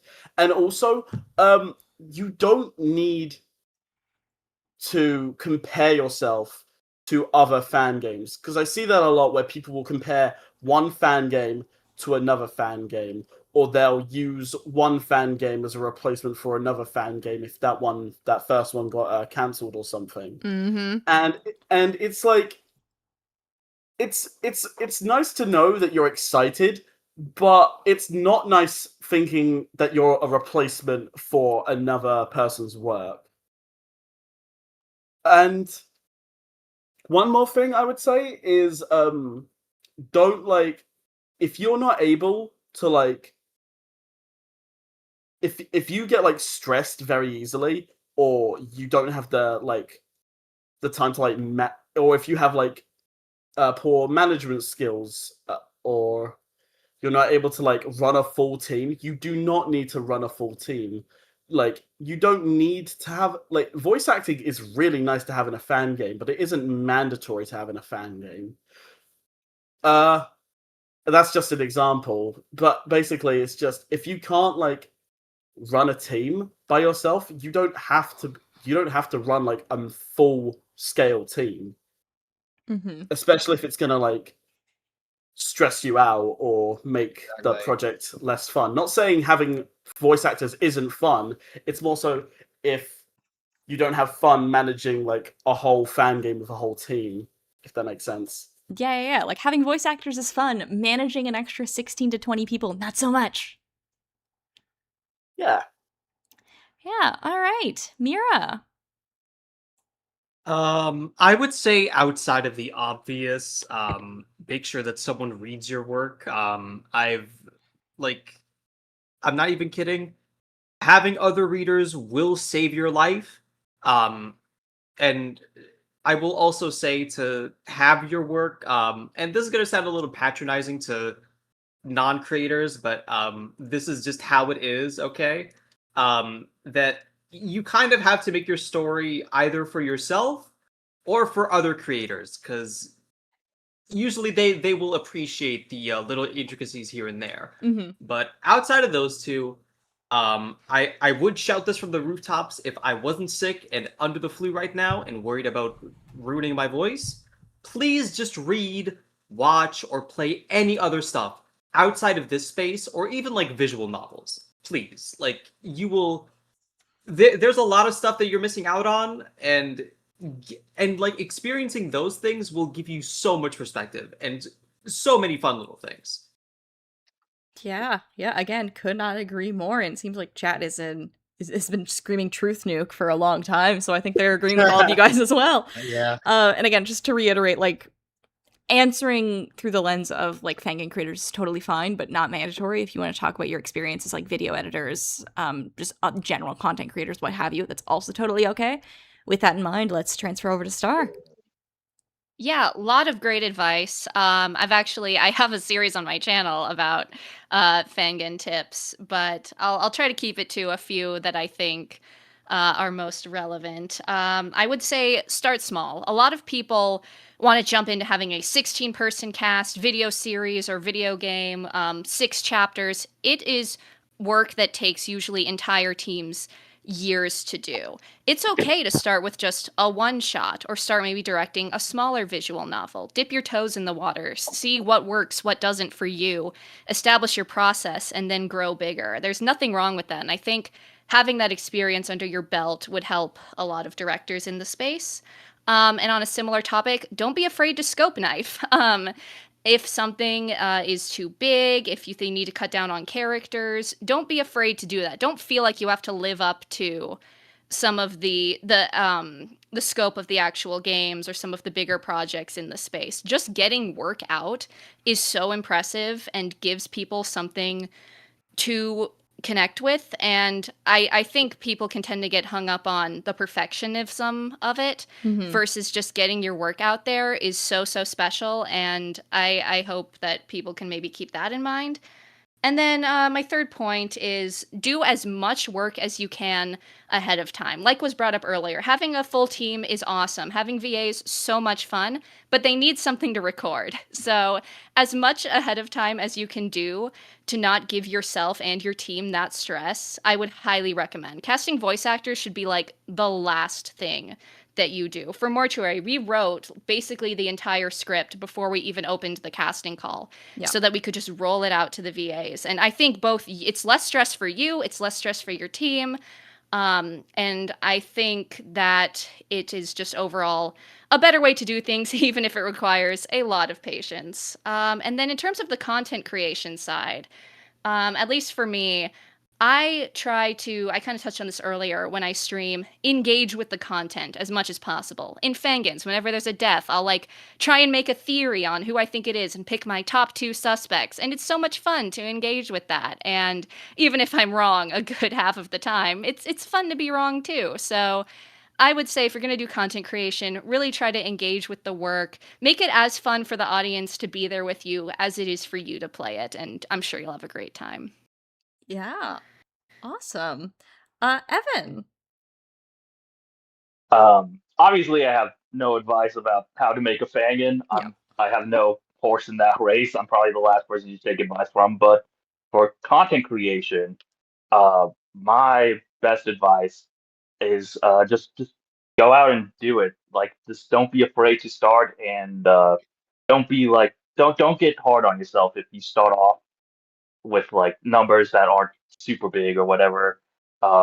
Make sure you love what you're doing so you can power through that. I do feel like eventually anyone can find their audience, even if it's like a small little niche subsection of the community. Mm-hmm. Yeah, absolutely. And I even think you can like Evan, I know you said don't take advice for you for like actual Fangan creation part, but I think what you said perfectly translates to developers as well. I think especially after cancellations of big projects, as we've all seen in recent history, there's an influx of typically younger developers that want to be the next big thing, but like that really shouldn't be your motivator. If there's anything you should take away from anything anybody said, don't let fame be your motivator. You're really in the wrong community for that. We're all just niche making Danganronpa fanfiction, truly. Hard agree, yeah. Yeah. All right. So, a lot of people have asked what your favorite Fangan characters are, but I think the one who worded it best is any Fangan characters that have left a lasting impression on you and why. I think it's a fun one to ask you guys.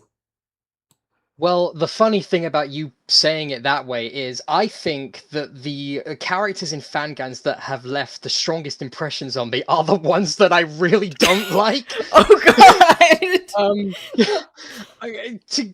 To give, I think, an example, after the second chapter, Deadly Life, I was literally tossing and turning in my bed, repeating to myself, I fucking hate Shinku Kutsuki. I fucking hate that guy. I just hate him so much. But yeah, there's like, aside from him, there's also characters like, not as bad, because I've played all of Rewritten and have seen, yeah, there's a lot more nuance to it, but I remember not having a very good opinion of Kakeru Izumi either. Funnily enough, I just don't like novelists in these Fangans, I guess. Yeah, it sounds like it. If I want to talk positively about a character, that like probably my favorite Fangan character, I do believe that was another question, but I can say it now-ish, I guess. Mm-hmm. It might be a bit of a cop-out answer, but I think my favorite Fangan character is Sora from SDRA2. I just think she's like, I don't think I've had as much fun playing as a character in a Fanganronpa, or even in the main series, as I have with Sora. Yeah. Awesome. Sorry, I really thought lasting impression and favorite would be one and the same, and I apologize. Mega comment. Yeah, that's why I had to, sorry, I had to give like a favorite as well, because I figure people would want to know. Yeah, but that is just how I feel about it. Yeah, for sure. Mega comment. But sorry, before you go, comment. For the record, I'm not saying these characters are badly written. That is not why I dislike them. I'm just saying is like, they leave a lasting impression on me because they are the kind of guy who is written well enough to the point where you absolutely find them revolting. And I think that's a good thing, actually. Absolutely. I think it's an important distinction as well. Of course. Right, go ahead. Sorry about that. Just had to clarify. God, characters have left a lasting impression on me. Well, I think I have a few. I think Rui from Survivor's Guild being cursed with this in-universe insanely messed up hyperfixation to the point of always bringing it out to the dismay of others, but also it being like a really helpful like tool to like help people like survive. I think that's like so cool, and I think like, because I know there's like a lot of people who like will talk about a thing a lot, and then some people might be like, "Oh, why do you keep talking about this thing? I don't like this thing." I was like, "I'm sorry, I just really, I just talk about it a lot," and I kind of like get that. I kind of relate to that. I think both Molly from Molly and Takiko from Antebellum Lockdown, they're really good. Like, I think they've left like a really like good lasting impression on me as well. In like ways that are like very similar but like parallel each other. But I don't want to talk about it like too much or go into like too much detail in like the worry of like spoiling stuff. Not like not like spoiling deaths or anything, but just like the story itself. Yeah, I But think it's like if those that know sort of thing. Just saying the names is enough sometimes. Yeah, essentially. Yeah, awesome. A huge crush on her. Mira. But I'm so cute. I would say outside of the previous answer of Shinku, which I very much would agree with, I would also like to say probably Ava Sunaka. I really like the self-fulfilling prophecy of the type of insecurity that she has, and if we're talking favorites, that would probably be Kinjo from DRA. It's honestly not even close. I really just enjoy his character like as a whole. Yeah, awesome. Star. Dang it, I was gonna say Kinjo. No, Kinjo is definitely up there for me. He's the only, as of now, character I've done an actual video analysis on. But I guess I will then talk about the character I'm maybe going to do one on next. That's a tentative maybe, but that would be Alora Elenius from Danganronpa Antebellum Lockdown. Antebellum has a lot of really good characters. Alora's not even my favorite in that cast, but I would say in terms of impressions, she definitely has left the biggest. And again, I won't go too much into detail or spoilers, both because spoilers and this will probably go into a video. But the way her character capitalizes on one of the things, the way Chapter 2 ends, her fate after Chapter 2, and the way the story expands on that potential of a character in that situation, I think Antebellum does a really great job with, and the inherent hypocrisy or contradiction within her character between how she presents herself and how she actually is very well done and really resonated with me. So I would have to go with, if not Kinjo, her. Yeah, awesome. Evan, last but not least. Mine's probably really obvious to anyone who's watched any of my videos for you in a second, because I don't shut up about her. But Kokoro Inada from Danganronpa Survivors Guild, it's kind of become the biggest running gag in my community, my affection for her. I just really like her. She has a really good character arc, I think. And she's just one of the sweetest characters just ever.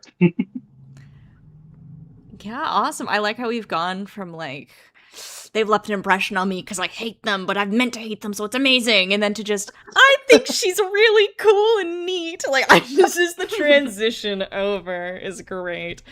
They parallel each other. It's so cool. I apologize, but it's like the question as I wrote it down was specifically lasting impression, and that can go both ways. Oh, no, absolutely. Absolutely. Right. Yeah, and I think like Fangans should strive to make more characters that you're meant to hate because they leave such lasting impressions, truly. Yeah. All right, we are actually running out of time because I kind of forgot for a minute that we end on a half hour for the next couple panels and not the hour. This has flown by. So I'm gonna merge some of these just to make it as broad of a question for you guys as possible. I have you ever made a Fanganconpa? I think that's been thoroughly answered several times over. If so, what's your favorite part of the creation process for that? They've also asked, if not, do you plan on making one, and what would it be about? And for those of you who don't plan on making one, just what is your favorite part about the content creation process in general? Again, whether that's streaming or making videos or what have you. Basically, what's your favorite part about being sorry, here? go on. Yeah, go on. What comment? Do you want to take this one for the both of us first? Because you're the director, so. Yeah, sure. Well, my favorite part personally is like seeing all the reactions in the because we have made a Fangan Dungeons and Despair, and I think my favorite part of like the whole process, I've mentioned it before, but it's like seeing everyone on the team putting all their work together and then watching it play out when I play test it. It's just so cool. And outside of like my like development of it, I like seeing people's reactions to the characters or speculations as to like what's going to happen or like how murders are going to be like committed or who's most likely to live or die. And I've even had like fan art made of one of my characters, the Dragonborn in that game. Yeah. And the art came out like so quickly after I revealed them. I was so excited for like what other people would be saying about the game. Yeah, and Creepercraft, your similar answer, you're gonna elaborate on it a bit? Yeah, well, it's just like, if I can add anything to it, it's the fact that I am the person who drew and like made all the sprites for this game, and like naturally my favorite part of making it is just designing the characters and trying to incorporate their personalities into the expressions. And I said this, I think, when we first revealed Dungeons and Despair or talked about it, but it's like, I have never in my life drawn a bird person or a dragon man before, so this was a whole thing that I wasn't used to, and I'm impressed. So I'm very talented, I suppose, but I impressed myself with what I was able to put out with them, because I didn't think I could do it, but it was so fun to work on and go outside that comfort zone. And I just love doing it for my other works as well, when I designed original characters for Survivor too.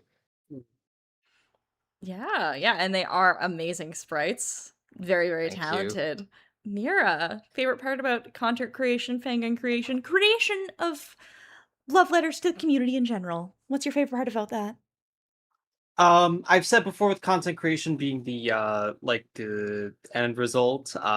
In terms of writing, I've also said the spontaneity of it. So I would like to say that another part of Fangan writing that I really like doing is just the little moments. I would like to call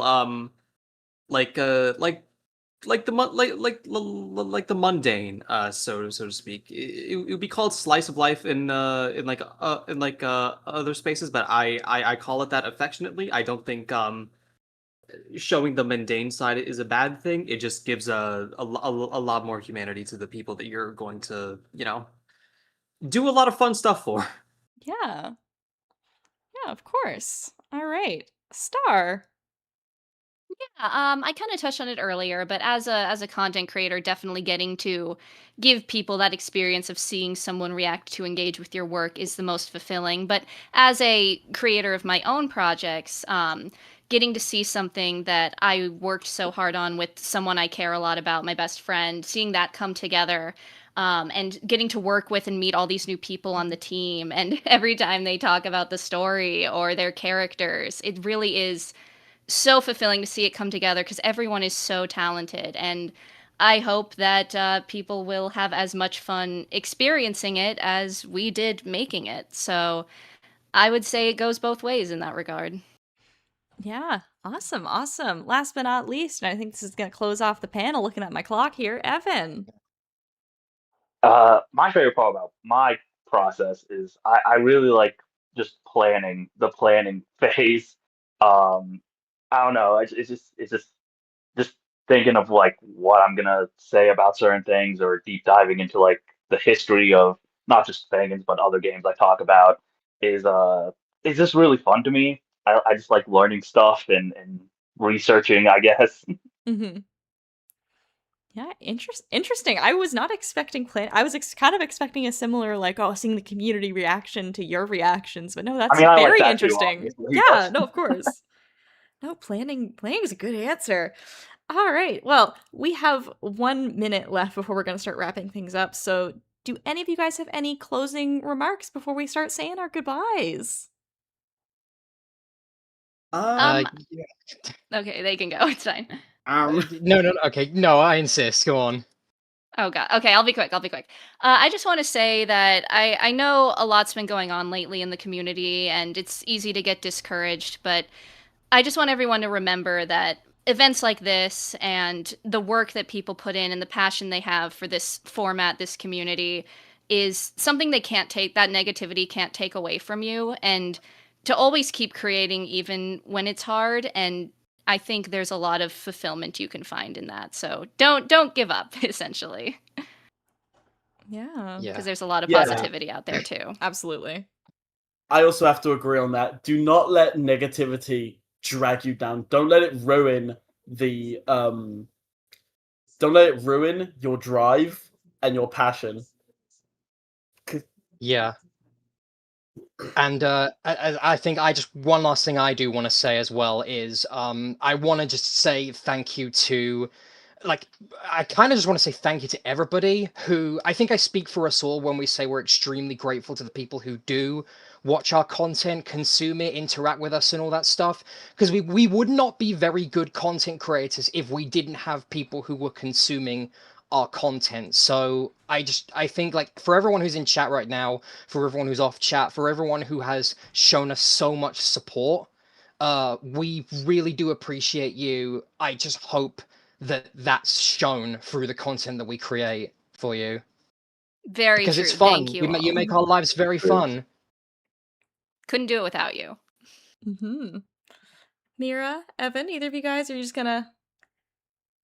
I mean, I don't have anything as grand as the like the other people are saying. I had like one or two things in mind. One of which is if you can avoid using Adobe After Effects. It's just better for your life, and to also play Of the Devil, please. Truth nuke. Sorry, I'm a big fan. You can tell it's bad because they glitched in the middle of saying that.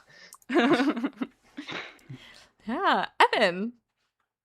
I just want to say thanks for having me on. It was an honor. Yeah, of course. Again, thanks Oh, for yeah, being for here real, at such for short real. notice. Thank you all. Yes. Thank And you. On Thanks that for having us. note, I think we're gonna say It's our so fun. goodbyes. Yeah, this has been Yeah. very fun. I enjoyed Awesome. this. Yeah, I had a great time. Yeah. Yeah, for So real. much It was fun. All right. Thank you everybody for watching. We're gonna start transferring over to Desperate Thank Heart. you very much. Bye bye. Play Dungeons Okay. of Despair when it Bye, comes out. Thank you everyone. very much. Bye bye. Bye bye.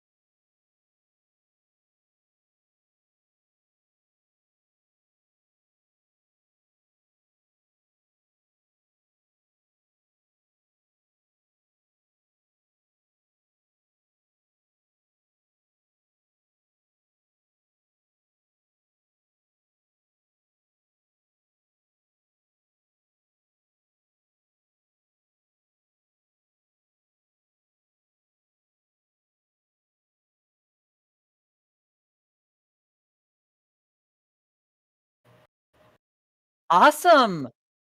Yay! Oh, we're tiny. Or you guys are tiny. I'm not.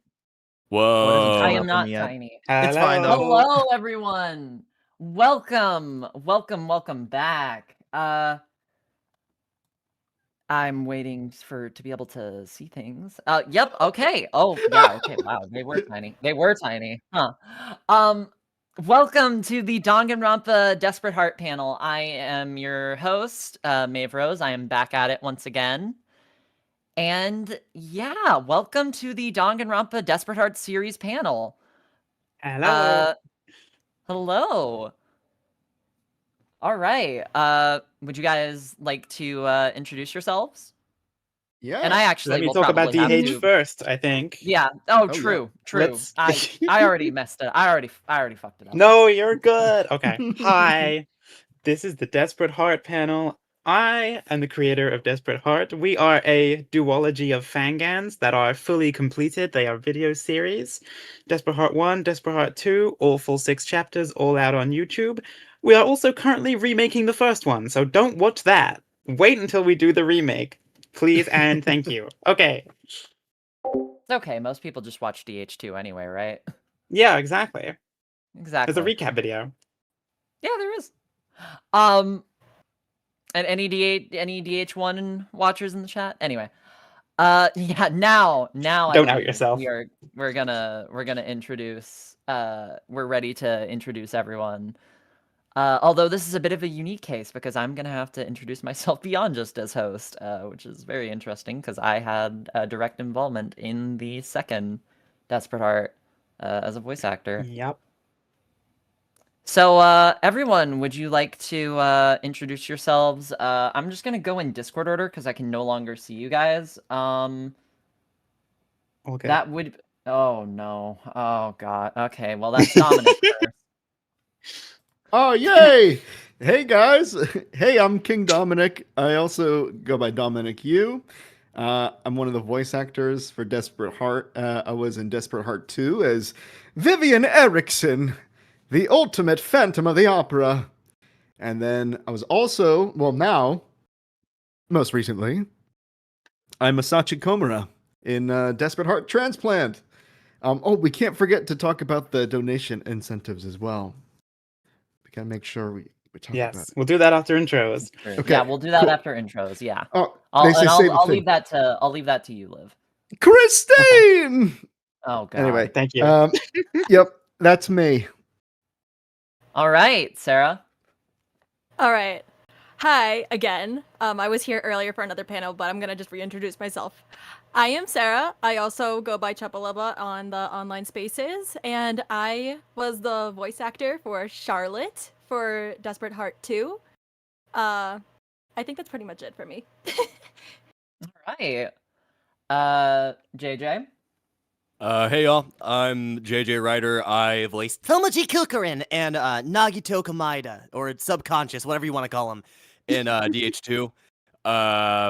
And I'm also in Agarasia as the same character. Oh yeah. And yeah, that's it. All right. Genesis. Oh, we doing Agarasia? Oh, okay. Anyway. Hello everyone. My name is Genesis Greenwood. And in DH2, I play the voice of Sanjiro Yasuhiro, the ultimate comic book artist, and Vivian's Christine. Don't say that. Oh no! You can't stop that. Oh yeah. But anyway, yeah, it's nice to see a bunch of DH fans in chat. Hope y'all are having fun with the FanganCon. Woo! Oh god. Yeah. Wait. Oh, it would.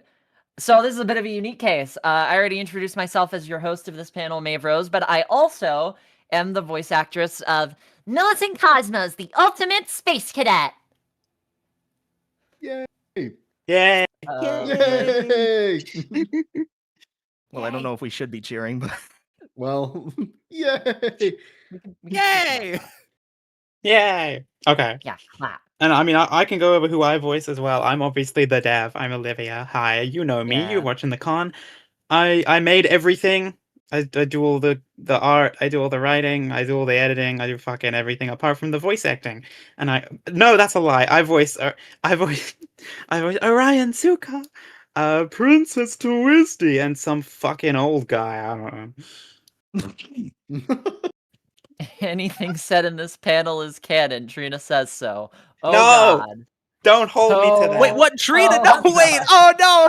I wouldn't have said what I said if I knew that. Shoot, what do I want to make canon?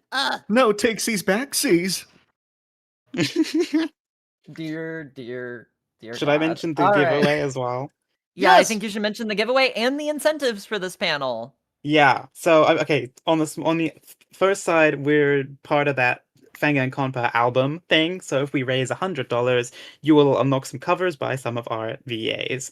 And on the other hand, if you donate $10, you will receive an entry to a giveaway for Agarasia, which is my original game that I think everyone here is also in. So yeah, every $10 you donate is one entry. So if you donate $100, you get 10 entries and probably guaranteed a copy. But yeah, so every $10 is an entry to the giveaway, which we will announce at a later date. Boom. Yeah. Mic drop. Oh, and the cover Nailed it. features me, and also. Oh, we announcing that? And well, sure. Yeah, well, I did tweet about it. yeah. Why I not? actually did tweet about it. Oh, It features. It features Vivian and Bauman. Yeah, there's something with that, and then we also just decided something that will need to be planned out a bit more, but something that we figured out in the green room while we were waiting for this panel to start. So look forward to that. Oh yeah. But yeah. All right, let's get into those questions then, shall we? Yay. Just a Let's little do it. reminder for those who haven't seen one of these panels yet. I'm going to be kind of jumping around questions a little bit just to make things more variety, and also like, I don't know. That's what I've been doing. Honestly, there's too many questions for this, so maybe I might stick to the order. We'll see. All right. So, Let's go. I actually will start with the first question that is here. This is to you, I believe, Liv. I'm currently planning a fangan, and I want to know what you use to make the sprites and CGs, what you use to write the story, where you get the music for the executions, and any advice you may have. Sure. So I will start simple with the music. That is just, I don't make any of that. No one makes any of that. Just for my ease, I take that from other games and other stuff. Like I know you mentioned the execution specifically. Some of those are they're all from games. Obviously, some of them are from stuff I played. Some of them are not. So yeah, like I don't make any of that. That's all from games. As for the writing, that is all made with my brain. Or if you mean the things that I use to write it on, literally Apple Notes. I write everything in Apple Notes. After all, the scripts are only for my viewing, so as long as I understand it, it's all good. I just write it on my Apple Notes daily to deadly, and that's how that gets done. Art is all on a software called Fire Alpaca. I have a drawing tablet. It's not like an iPad. It's like a HDMI screen that plugs into my laptop, and I draw on that with a big pen.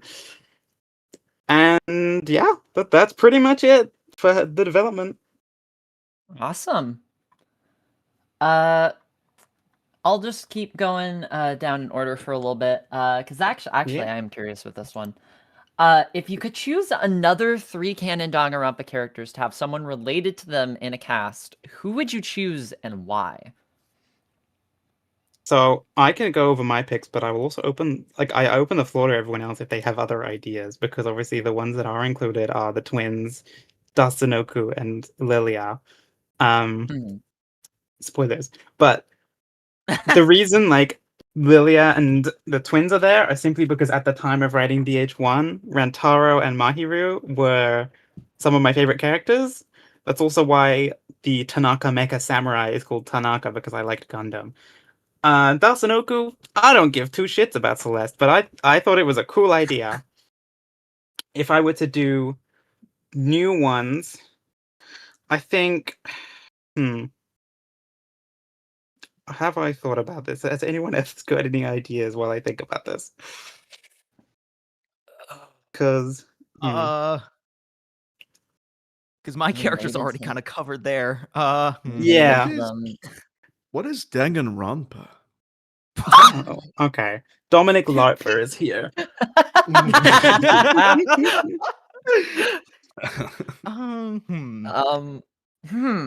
I think okay. Don't know how this would work, but Korekio's sister. What the hell? Whoa. I reckon I could get that to work in my universe. I could see it. Especially since you've changed everything about the V3 characters, like they just kind of exist in like without the Yeah. whole connotation to them from V3, but Oh, that's true. Yeah. so I mean, I guess that technically there's nothing. I mean, as long as you've changed other aspects of things. Wow. Yes. Good God, that character. Could that work? I don't know. I also like the UDG. I know we kind of had the New Warriors of Hope as a stand-in for the UDG cast, but like if I could bring, I know there was a silhouette of grown-up Kotako in DH2. I don't know. I like that. And I Yeah. could bring them in. Hi, Gita. No. Teru, So yeah, Teru. Do you Teru. think you'd ever No. be able to? Do you think you'd ever be able to do something with like someone like Nagisa from UDG? Potentially. He was always one of my least favorites. Sorry, Trina. But Oh damn. Okay. Well. possibly. Fuck me, I guess. Sorry. No, it's fine. I've always loved Nagisa. But Well, Trina, you saved Mondo's biker gang. I did have that. That was Pygmeat. oh, true. Yeah, That was Pygmeat. that was Pygmeat. Wherever the hell Intense There you is. go. Wow. He's not here. We should kidnap He's him. somewhere in the world. Yeah. All right. Let's keep going because we could talk about that all day, honestly. I could do all of them. Oh my God, you could. Why did the characters who underwent changes in talent do so? Okay, for transplant, I'm assuming. I'm assuming, yeah. Yeah. Okay. Well, we can start off. Toa went from Unlucky Bitterzen to Cyber Hazard because Bitterzen is not a word, and I realized that too late. Oh. And Cyber Hazard kind of tells you what her talent is better than Unlucky Bitterzen, or Netizen is the correct word. Agapaccio changed from journalist to food critic because if you take into account his backstory, it wouldn't really make sense for him to be the ultimate journalist when he is, even in the original, just a food critic. So Right, yeah. and also it plays into his whole personality because like he is the ultimate food critic, but he's a journalist in training, so he's like a bit annoyed by that, and he's Right, yeah. Okay, that makes sense. There was also the twins, which Ultimate Twins just kind of fucking sucks. So I gave them proper talent. I don't think that's much of a No. talent. So. And I made a joke of that, but like ultimately I felt it better to just change them. Mm-hmm. All right. That's it. Question to so this is a question to it's worded a little weird. Question to all VA and Olivia. Do you have any voice acting rituals when getting into character? Also, I'm very excited for DH Transplant. Okay. Me too. Yeah, I'll let you guys take that first.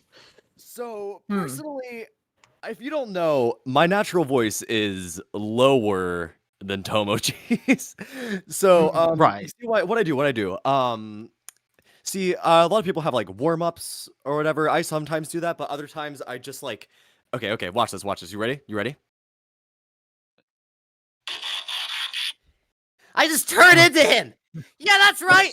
I just turned into him, you losers. What do you think about You that? made that joke already. That's not all. I don't stop there. Everybody, transform. What's happening to me? Wow! Wait, Wow! Oh my god! And that's how. Oh my god! You changed your Steam app. Your and that's Discord. how we get into character. there's also times where like sometimes I Oh feel my God. I feel a little bit silly at times, and then other times I just kind of like. Wait, how do you all have this set up? Wait a minute. No, we might. Did we I may miss or may not have something? been like planning this for a Never while. doubt our coordination. Oh my God. No, I feel out of. Hold on. I can keep going. Keep answering the question. I'm gonna do mine. Okay. Oh, okay. I guess I can go. I mean, like, my voice is honestly like compared to Sanjiru's, my voice is not really that different. It's just a lot scratchier. So I just really have an activation line and I go with it. And I think the activation line was like Tanaka Mecha Samurai, and then that was just kind of what I went with for the rest of the session. Real. It is a meme. Okay, I genuinely do a couple Christines just to get my voice up into that makes place. sense. I wouldn't have expected anything else. It genuinely helps me.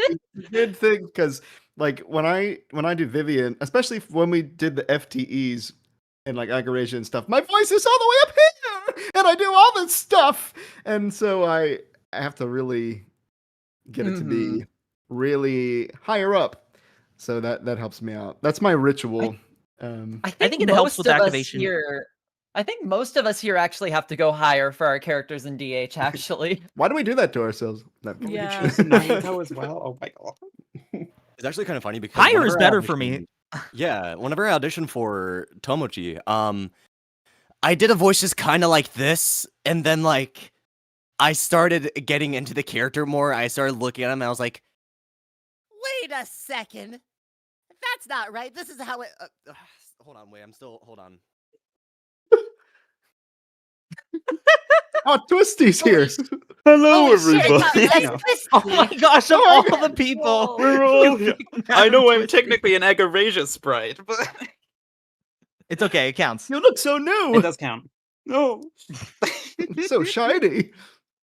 So beautiful. Oh, thank you, dear. Anyway, Dear God, this panel. that's my ritual. Just doing some sort of twisty Real. bullshit. That's real. Sarah, do you want to go or? Yeah. I don't really have much of an answer to this. If I'm having a hard time getting into the voice, which sometimes with Charlotte it just was, so I just repeat her intro line over and over again, and that's what would get me back into the groove. That's pretty much it for me. I have a very similar answer. I think the fact that I have like my little inclination that I always do the same for that character, you know, just doing the Noah's and Cosmos, the ultimate space cadet. like I do it like the same each time basically. I think it helps So, with activation it helps lines get in the for it to character. be like I think with activation lines it helps for it to be a little more exaggerated just so it can like really push you into the character a Yeah. lot more. Yeah. Just snap No, right into it. And I think that's why Danganronpa honestly does there's a lot that helps with Danganronpa because of the fact that my brain, I'm trying to like make sure it's functional. I think with Danganronpa you get those like over exaggerated like intro lines, so that helps a lot. Oh yeah. Oh, for sure. Yeah, for sure. All right. Moving on to the next question. You know what? I'm just gonna stick with this. I'm sticking with this sprite. Why not? It fits the theme. It does. I'll keep it too. I'll have to change it back during the host Yeah. segment. Yeah, same. Yeah, I'll have to remember that. So here's an interesting question. So this is, I believe, just a heads up to ask this. Am I good to ask a question that would be like Chapter 2 spoilers, Liv, if I give the heads up to everyone? Yeah, just tell the chat that it's, you know, spoiler Yeah. stuff.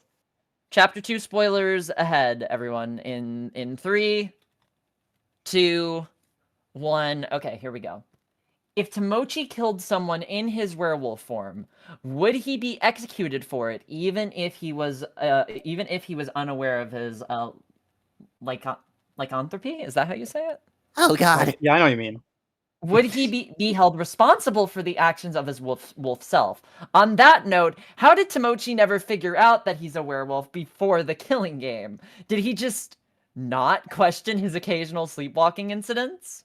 No, I kind of just assumed I fell into the back rooms and then like just had no memory of it and came back. I've been hunting for Oh it my for a God, long time, you but I too? just kind of assumed I always forgot my camera. We all Yeah, have a what he beast said. inside of us. Everyone. Thank you, A Dominic. really nasty Even one. me? I would say Especially. he would be held accountable because it's still him. You know, it's not like, but no, it would just be him. Like, yeah, he would be held accountable, and because that's proven. But in chapter 2, when Snappy does the vote, and he's like, "Well, you can either vote Yeah. for Tomochi or you can vote for the other one, and either one will be counted as the correct answer." That's And why like he I didn't wasn't like an realize. asshole to everybody, and I wasn't drug addicted, so the competition on that was a little bit Yeah. unfair. But I'll take it. You know, like You had your little gaggle of bros. Yeah. It is. Oh hey, it I is changed true. my guide to Asachi so that way we can Oh, get there you some go. DHT rep. Check it Oh my out, guys. Whoa, Look at the art. DHT rep. Oh yeah, we need some of that. Yeah. Look at the art. Check it out. It's all updated. Let's go. So cool. I'm stuck as Millicent. Just Sorry. for life. Anyway. Well, hold on. I gotta say every- why he wouldn't realize that he Oh was a yeah, werewolf. true. Go ahead. He's stupid. Okay, next question. You know, I'll accept that one because I believe it. Yeah. No, nothing else to Um, add. Man, to everyone, Sorry. what was your "I'll remember this forever" moment during your time on the project? No. Dying. What? Wow. Whoa. That was so fast. That was so straight to the point. He's on it. Crazy. Damn. Okay, wait, no, let me like actually answer seriously for a moment. So like, I'd say probably like whenever Tomochi is like, whenever we figure out he's an incel, I'd say. Which Yeah, does I've play heard into how he is in Agarasia a little bit. So Yeah. Actually, yeah. it was a nice hint at Tomochi's future. Oh god. Who wants to go next? Because I do actually have an answer, but it's gonna be another one I have to give like a big preface for. Makes sense. I'm still thinking, because there are a lot, but if I had to pick one above the other, I think of mine too. Like, Gotcha. I mean, because that's a lot. Finishing a second one, I guess. Yeah, that's fair. I mean, that's a big achievement. Yeah. Yeah, that is a big Yeah. achievement. Yeah. But there's nothing like, and I will remember that forever. But like, I'll remember a lot of DH forever. You know, Yeah. Right. Yeah. Mine's making sappy. the cover with Tug, the Christmas cover. Yeah. That's my one. Oh, I'll never That forget that was one. wild. Yeah, That's that awesome. was cool. Mine's really sappy. It's when I got the DM that I was cast in DH2. Aww. Okay. It I will kickstarted this whole say- thing.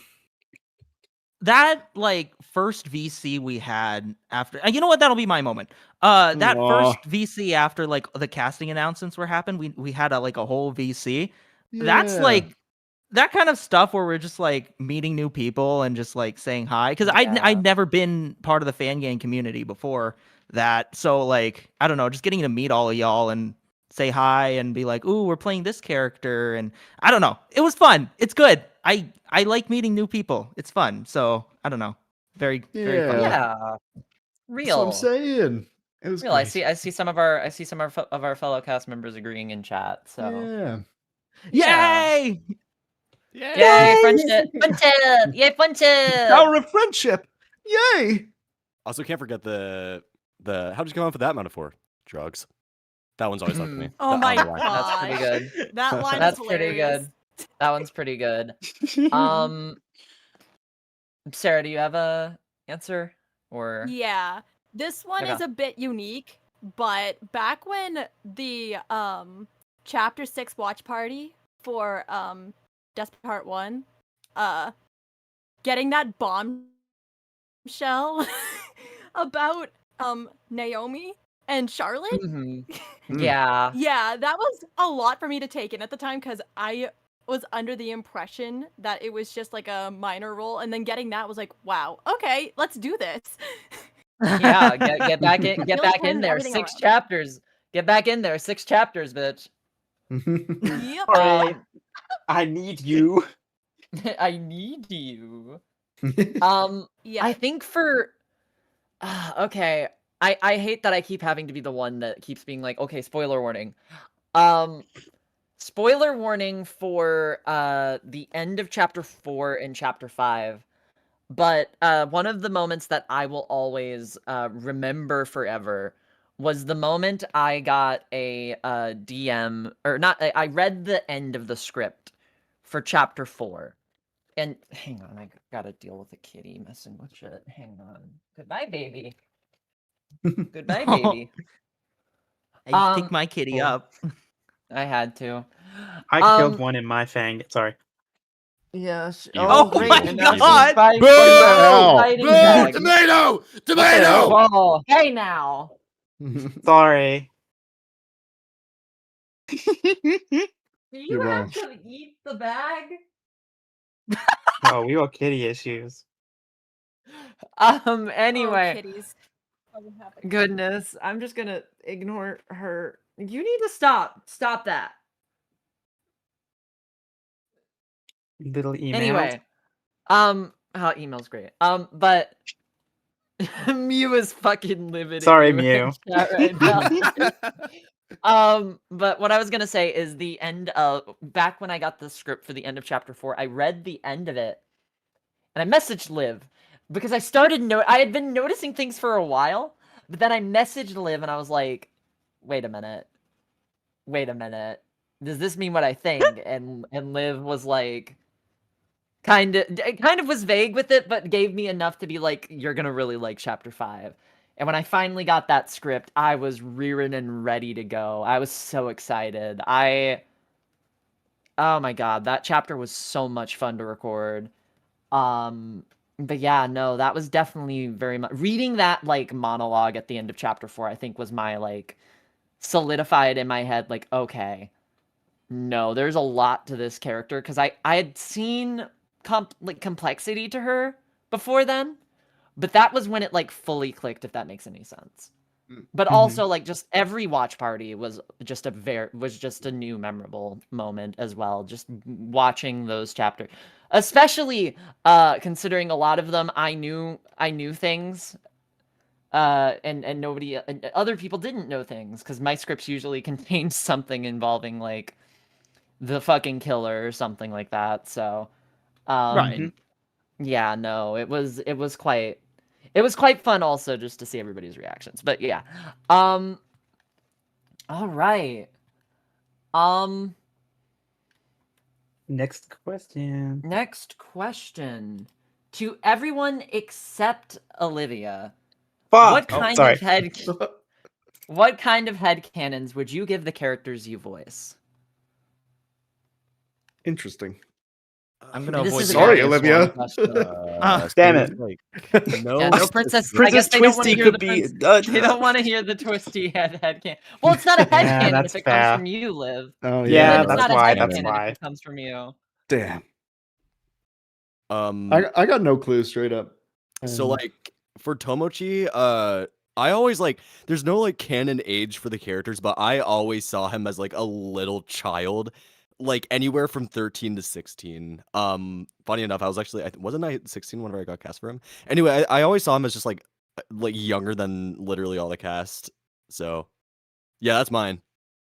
Oh, Liv, you swapped to Orion because you felt like being Hi guys. Hey! Orion.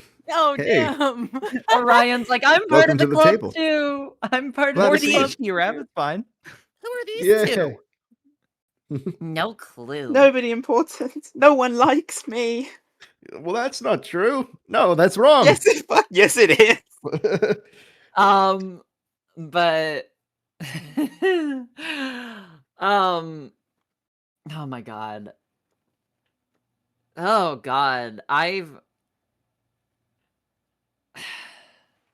I'll leave it at this, and I said this once in the DH server. I think there's complexities to Millicent's Chapter 5 moment that I don't think a lot of people think about. And my personal, and a lot of those are headcanons, those thoughts and that analysis after I watched it and read the script. Because Liv has never told me officially shit. To this I day. don't like doing that. I know you don't like doing that. Yeah. Anyway. Why are you My loving bad. messing with paper bags right now? That's just a cat thing. Yeah. Anyone else? I Does your really cat can't wanna think of answer the one. I have a question? silly No? one. It's very random too, because I feel like this is kind of projecting something I personally like onto Charlotte, but I feel like she'd like it, if that makes sense. Mhm. So I just feel like she'd really vibe with like pop music, like J-pop, K-pop, like any sort of pop music. I feel like that's just her jam. Oh yeah. Hell yeah. Yeah. No, I like that. I like this that a is- lot. I feel like I can't say anything. They wanted headcanons. All my words are laced in gold. That's true. Anyone have a Vivian headcanon that they can think of that I can't think of? Vivian. Gay. We all I'm really, know. I'm trying to avoid the obvious one here. That's the thing.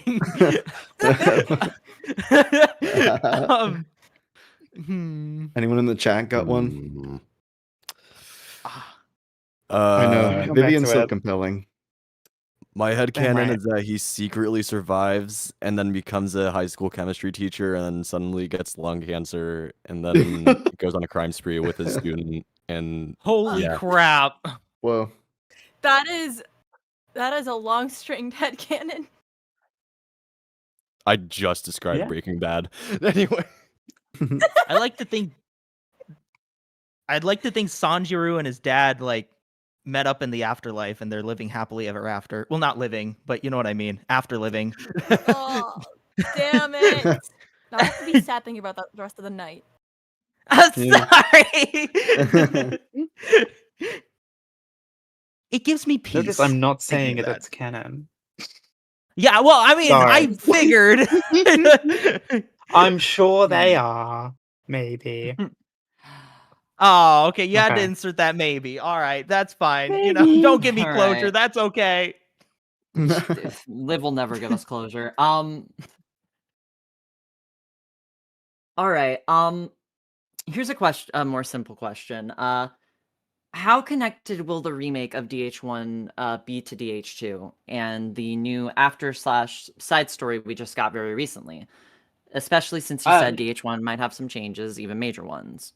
Yeah, no, DHT is gonna change almost everything, but it's still gonna completely link into DH2. It has to. It's a remake of the original. You still have to be able to watch T and then go into DH2. So it's fully gonna link in. I say this. I've replied to so many comments with this, but anyone you see alive or are deemed dead in DH2 will still be that way at the end of DHT. But within that, anything could change. And the same thing goes for Ultra Despair Queers. That's still the very last thing on the timeline. That's still a completely true. So you'll be able to watch DHT and then go straight into DH2. It's literally just remaking the original because the original sucks ass, and I'm remaking it to make it better, and just everything better. I Watch just the wanna say prologue. For the record, I like DH1. Watch the but prologue, all right. yeah. Watch the prologue. Hey, I mean, it has its moments, but DH2 prologue is fully out. It is. It's 3 episodes and it's awesome. Every episode Yeah. slaps. It is. It's very good. Yeah. DHT is definitely looking to be better, but I do like I very much love DH1 Chapter 5 especially. Just thought I'd point that out. Yeah. Anyway. Yeah. All Later stuff's right. better. All right. I know you're busy focusing on the DH1 remake right now. Liv, you probably expected this question eventually. And I Oh, also is that don't to me? expect you to do the things I am about to ask. I'm just curious about a future potential of these, but anyways, I'm very excited to see the transplant. And I am just wondering if you might ever do a DH2 remake, DH3, and or more side stories or epilogues like the one you just recently released, which was awesome, by the way. Thank you. Remake to DH2, no, never happening. I'm still so happy with DH2 at the moment. Like, okay, sure, my art's improved. It could look even better, but like, it still looks fine to me, and the writing is all still stuff I would be really proud of. If I'm remaking DH1, the plot changes to be something I'm more happy with. It's worth remaking. DH2, it would literally just be a new coat of paint because none of the writing would change whatsoever. DH3, I will never do another full 6-chapter Fangan simply because where DH2 ended is so perfect. Spin-offs are entirely possible. Ultra Despair Quiz already happened. I already had a couple more ideas. One of them I was going to do, but then I did Transplant instead. So yeah, spin-offs, yes. Remake of DH2, no. DH3, no. All right. For all the voice actors, I'll make sure I go last. What's the personally best and worst part about voice acting for a big Fangan series like this? Especially the Orion and Asachi VAs now that Desperate Heart Transplant is being made. That's us, Dominic. Wow. I can't believe it. Wow. And worst? Can anyone think of a worst part of it? Well, definitely the best part is working with everyone, so many talented folks, and castmates and friends. And Olivia, who is so talented in her own right and works so hard. So that's the best part of it. It's a great project, So that I would say is the best part. And also it's nice when we do the watch parties or we see it premiering and we see all the chats and we see like all the good feedback and reception and everything. It's nice. There are surely no worse parts about I can't think of any. I think that sometimes comments can be backhanded comments and compliments, and sometimes it's not always helpful, but it's okay. Sorry, I'm still trying to find the question. Let me. Oh, I found it. Okay, there we go. I got it. Okay. I mean, I can go. Sorry, I didn't. Do it. Do it. Go for it. I'm a big yapper, so I wanna let other people talk. But so yeah, I feel personally, that. the best part for me, the best part about voice acting in DH2, or just honestly a Fangan series in general, is I very much, I don't know, I just like voice acting in general. I just have fun doing it, So like, when I saw a character like Sanjiru and I really got into the character more after getting casted for him and everything, I don't know, I really like reading and analyzing the character beyond what's just in the lines, and sort of playing off of that. And I don't know, there's just something very addicting's not the right word, but there's something very fun about Sanjiru as a character, especially. I think a part of it is just like his, I guess, complete. I guess lack of self-esteem is the best way to put it, or just like he doesn't really view himself as someone who is like worthy of much, I guess. And I had a lot of fun playing into that with the character, and I don't know. It's fun character analyzing, and I think with voice acting, you kind of have to do it in a way that's like tickles my brain, I guess. Mhm. Um, Mhm. I feel and that, yeah. yeah. And I guess the worst part about voice acting, or just being in a fan series like this, like if I had to pick anything, I guess it's just like,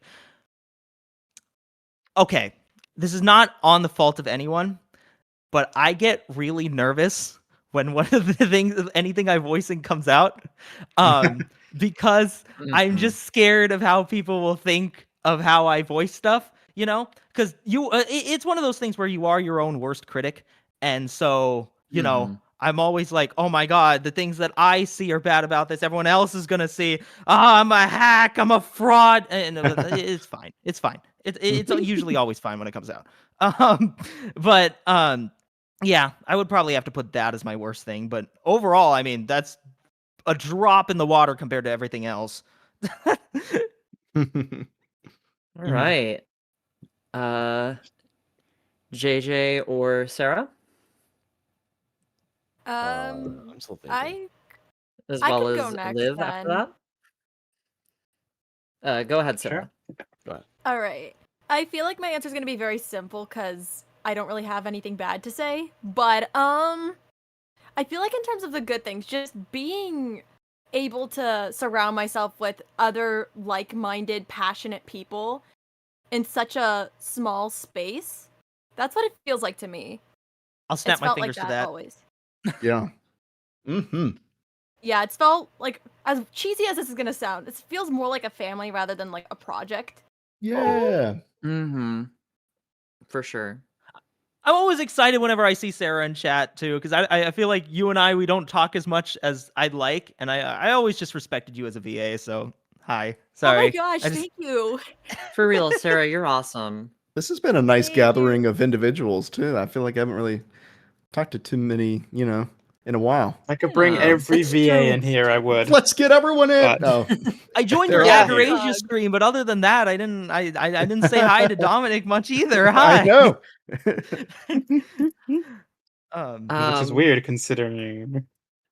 Right, yeah. I'm not in Vivian mode. Yeah. I'm in Asachi mode.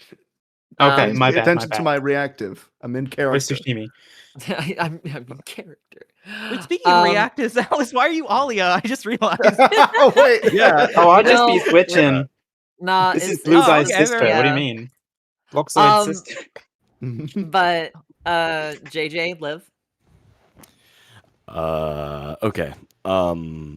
So I think the best part is definitely the connections that I've made through DH. Getting closer with people who otherwise I'd like be too nervous to just go up to, like, hey. So I feel like DH has brought me closer to a lot of people as well. And honestly, just like voicing Tomochi in general has been such a good trip because like the voice that I do for him is so like straying from my natural voice to where it's I'm proud, you know? I've been trying to I can't really say anything bad about like voice acting for DH because I was already like friends with a lot of the cast. The community's great. So yeah, I don't really got anything. If I had to say the worst part was what Genesis said, like being scared, being your worst critic, and thinking like, is it good? Is it gonna be good? Oh my god! Like panicking last moment. But no, Yeah. I'm Right. like again, small drop in water. I just really loved all of it. So yeah. I'm willing to sit this one out just because I am the dev and I feel like saying, what's the best part about voicing in this Fangan? Is like, I don't know, man, it's my Fangan. Well, this is the one opportunity I we get cast to myself. complain. We get to I'm a complain Nepo with this baby. question. Okay, what's This the is worst true. thing? The fact that it's a Ryan? Oh. That's probably the worst thing. Oh. Damn. Yeah.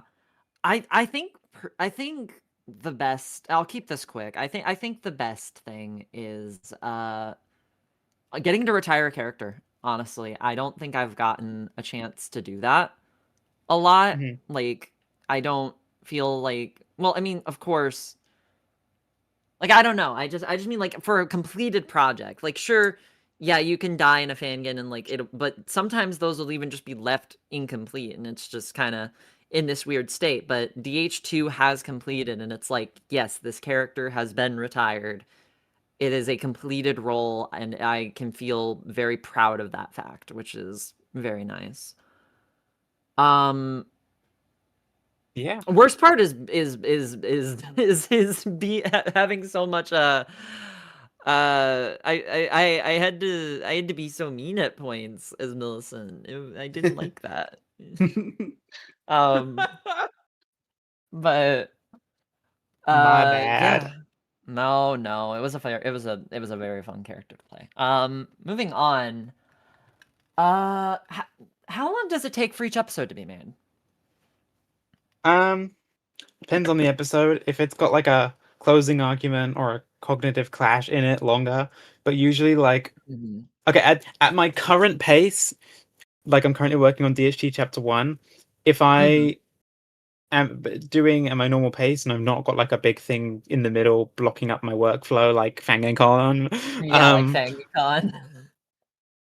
a week, just under. Wow. For like a normal, for like a daily life, a trial would take longer. Just because I'm at the point where I'm so locked in, I know how like what I'm doing. I'm not trying to figure things out, and I'm also, especially right now, in a position where my university is over, and so I don't have any distractions. But even then, when I was in university, I made so many of my uni projects DH related. My final major project for my entire uni course was making Agarasia. Whoa. So That's right. essentially that was Remember my that. work, which is why that that took me half a year or so to make the full original game. Your work ethic was in your famously project? is insane. Yeah, it's nuts.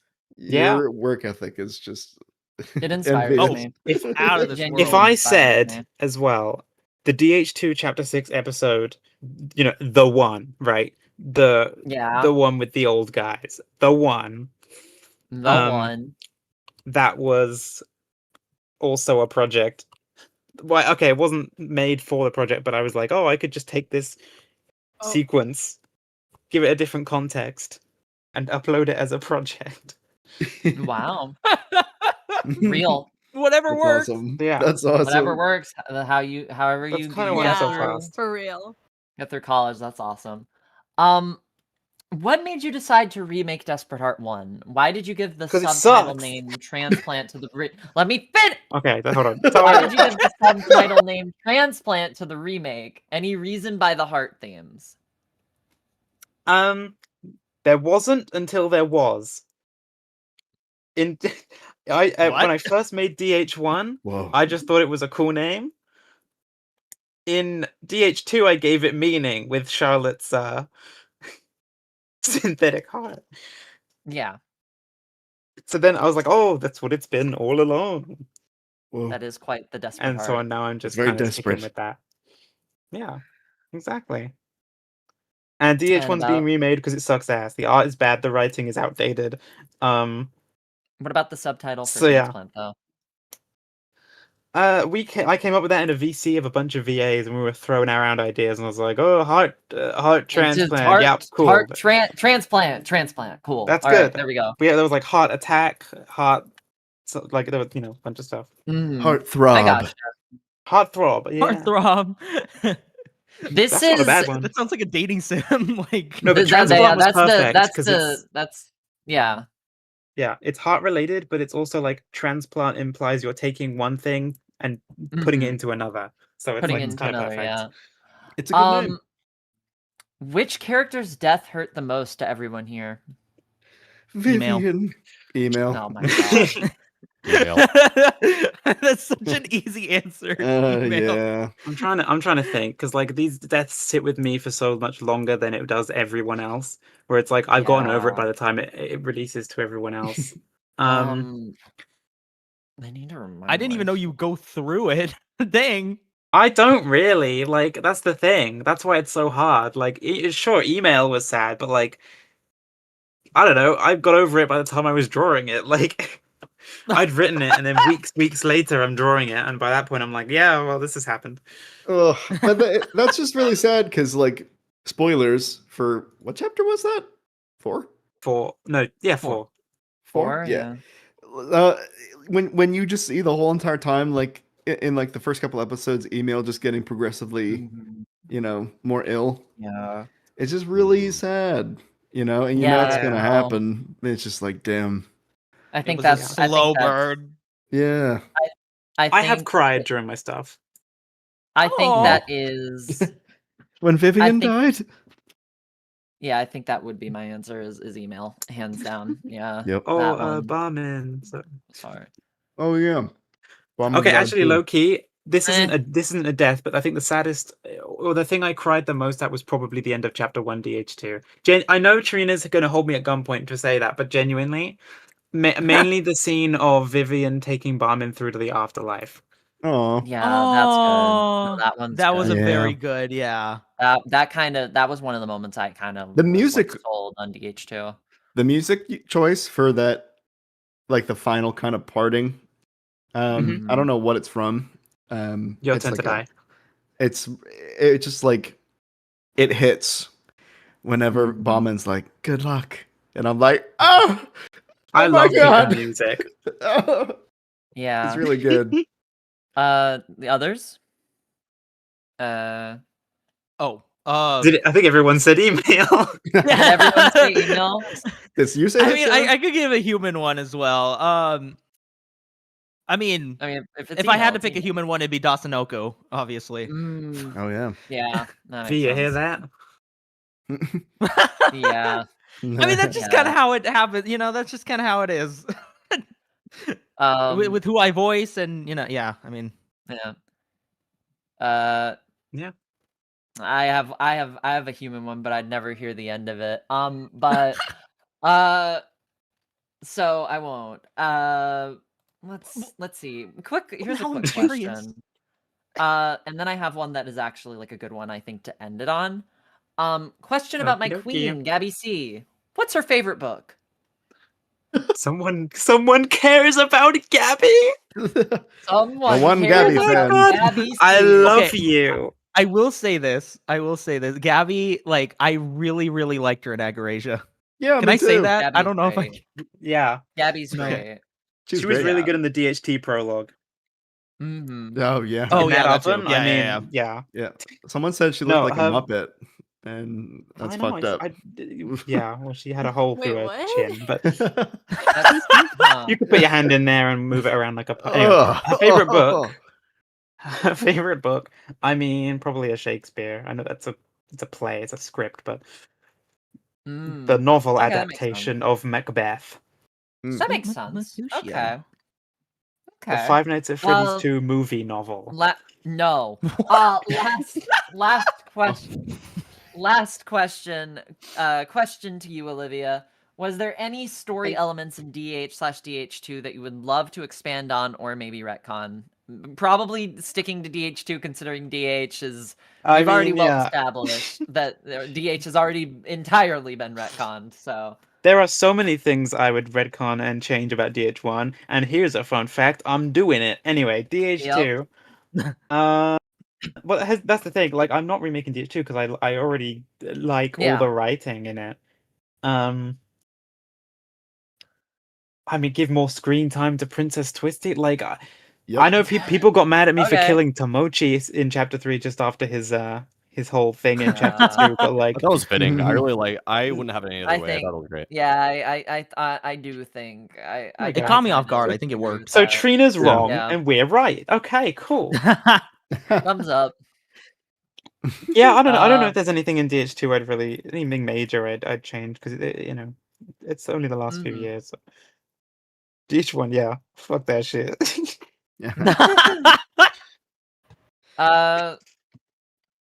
With that, I think that's. I mean, there. Yeah, no, I think that's. We're at like 1 minute till, so I think it's time to start wrapping up. Next panel will be the DH2 panel. Holy shit. Hang on, I gotta hang on. Oh. Oh. Swap back. Drop some Oh yeah, Christines that's in like the I chat. should probably Millicent time Drop your is Christines. Millicent time is Drop your over. Christines in the chat. Let's see 'em. Putting Millicent back in the box where she fucking belongs. With that though, everyone, that is our Danganronpa Desperate Heart 2 panel. I will just say we got one entry to the Steam Key giveaway. So Final Crash, you've won. Nice job, Final Crash. Yo! You win! Yeah! Congratulations. Yay! DM the Fangancon Twitter or my Twitter, and we'll get you a key. Yay! Yay! Hooray! All Anyway. right. Hey. Wow. Hell yeah. Nice job, Wow. everybody. Lots of fun. Thanks That for was a lot having of me. fun. Thanks for having us, y'all. Thank you for having me. Yeah, thank you so much for having me. All again. right. And we already did the introduction to Fangans for you, but that is the next thing is the final Fangans for you. So stay tuned, everyone. Woohoo! Hype. We will see you all there. Yay! Bye, everyone. Bye-bye. Bye, everyone. Goodbye, everybody.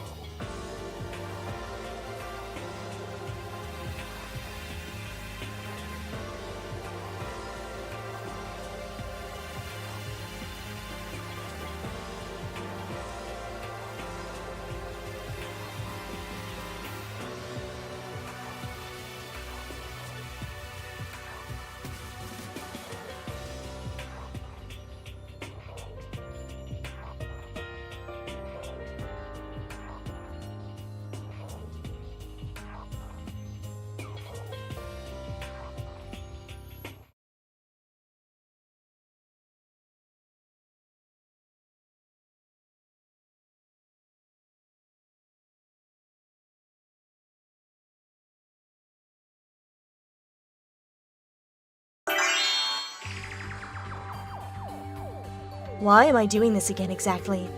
Why are we going along with this, Makoto? This is for those Fanganconpa things, right? Aren't we playing into Monokuma's hand? Are we sure this is not another one of Enoshima's plans like the last time she did this? Well, surprisingly, this is actually for charity, and doesn't have anything to do with that team stuff. It's for a really good cause, Kiri. Ah, I see. Very well then. I'll introduce a trailer for the 4th segment and final segment of Fangan's for You. This is as stupid as ever, admittedly, but it's better than some competition of these things. Let's see. Hello, I'm Kyoko Kirigiri, Ultimate Detective of Hope's Peak Academy's Class 78, and I'm here to introduce this trailer for... Makoto, these are American cartoon characters. Why are they in a killing game? It's, a fan sequel to a previous fan project. I see. Well then, watch this trailer for this... game. Makoto, can I leave now?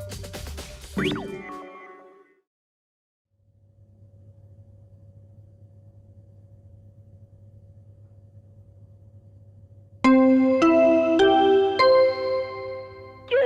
morning, everyone!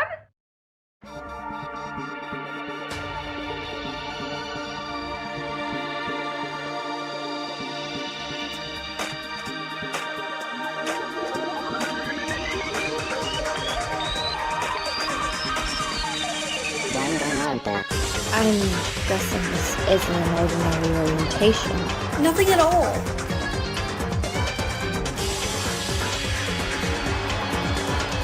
Seriously. I love it. Enough! No, that's wrong!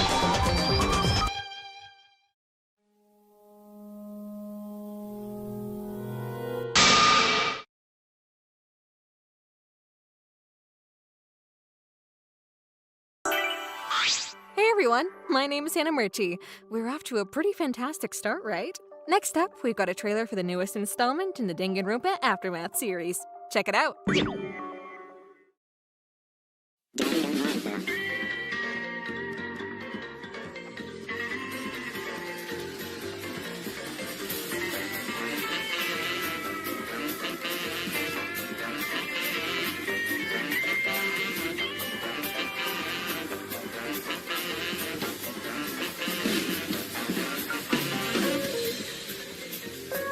Who is the blackened? And who is the spotless? Or maybe you want to know who's the extra? Go away! I'm playing my game here! Wait! I don't get it! What does that mean? These are one of the possibilities I could really think of. God damn! The duck is so raw, it's still quacking at me. I'll get my goddamn hands on the killer! Just you wait! Our lives are at stake, and you're treating us like a joke. So, where should we begin with the classic crime? Let's knock it off the beat here. I'm gonna break you like a horse, mate. We'll discuss that later. Focus on the topic at hand. But how did the murder take place? I'll protect any woman here. I think that are beautiful. Maybe it's because you're a low-blood nobody. No, that's wrong!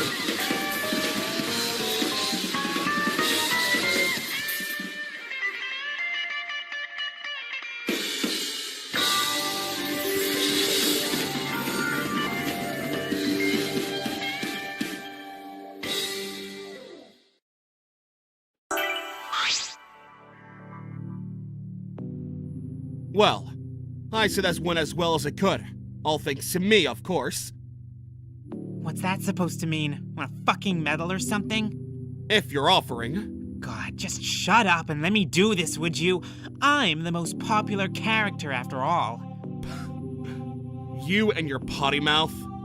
The next trailer is Danganronpa the New Despair. Here it is, check it out!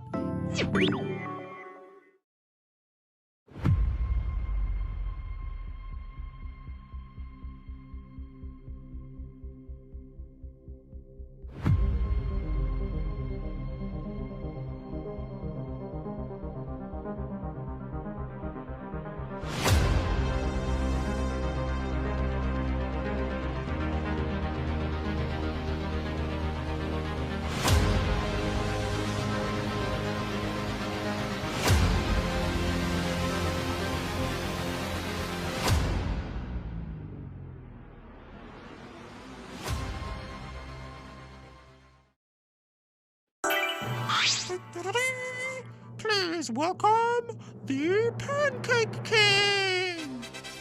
Stand down, my loyal pancake pawns. It is I, the Pancake King, here to decree the next trailer to be shown at this here presentation.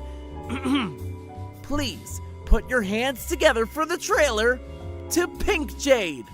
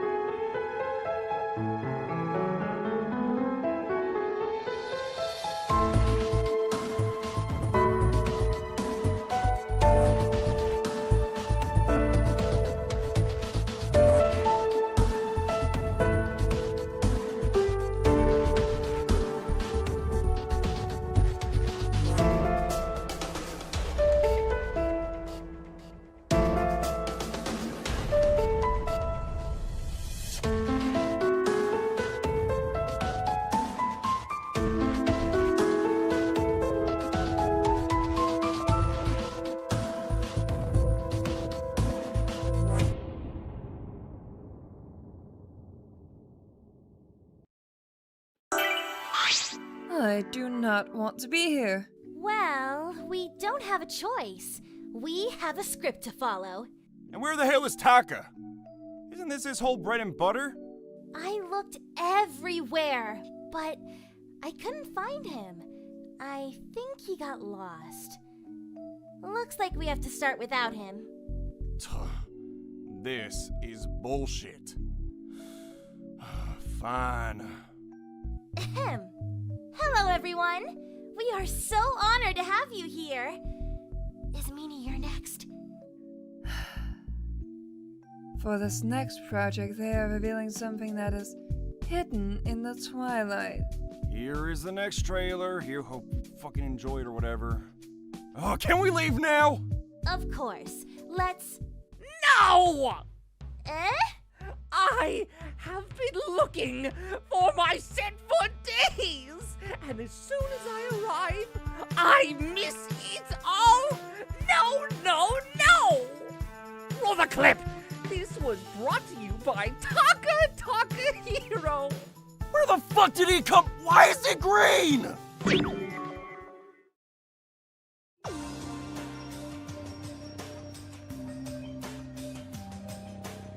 My name is Mari Itoji. I'm the ultimate journalist. To be specific, I specialize in investigative journalism. I've been writing since I was about 11.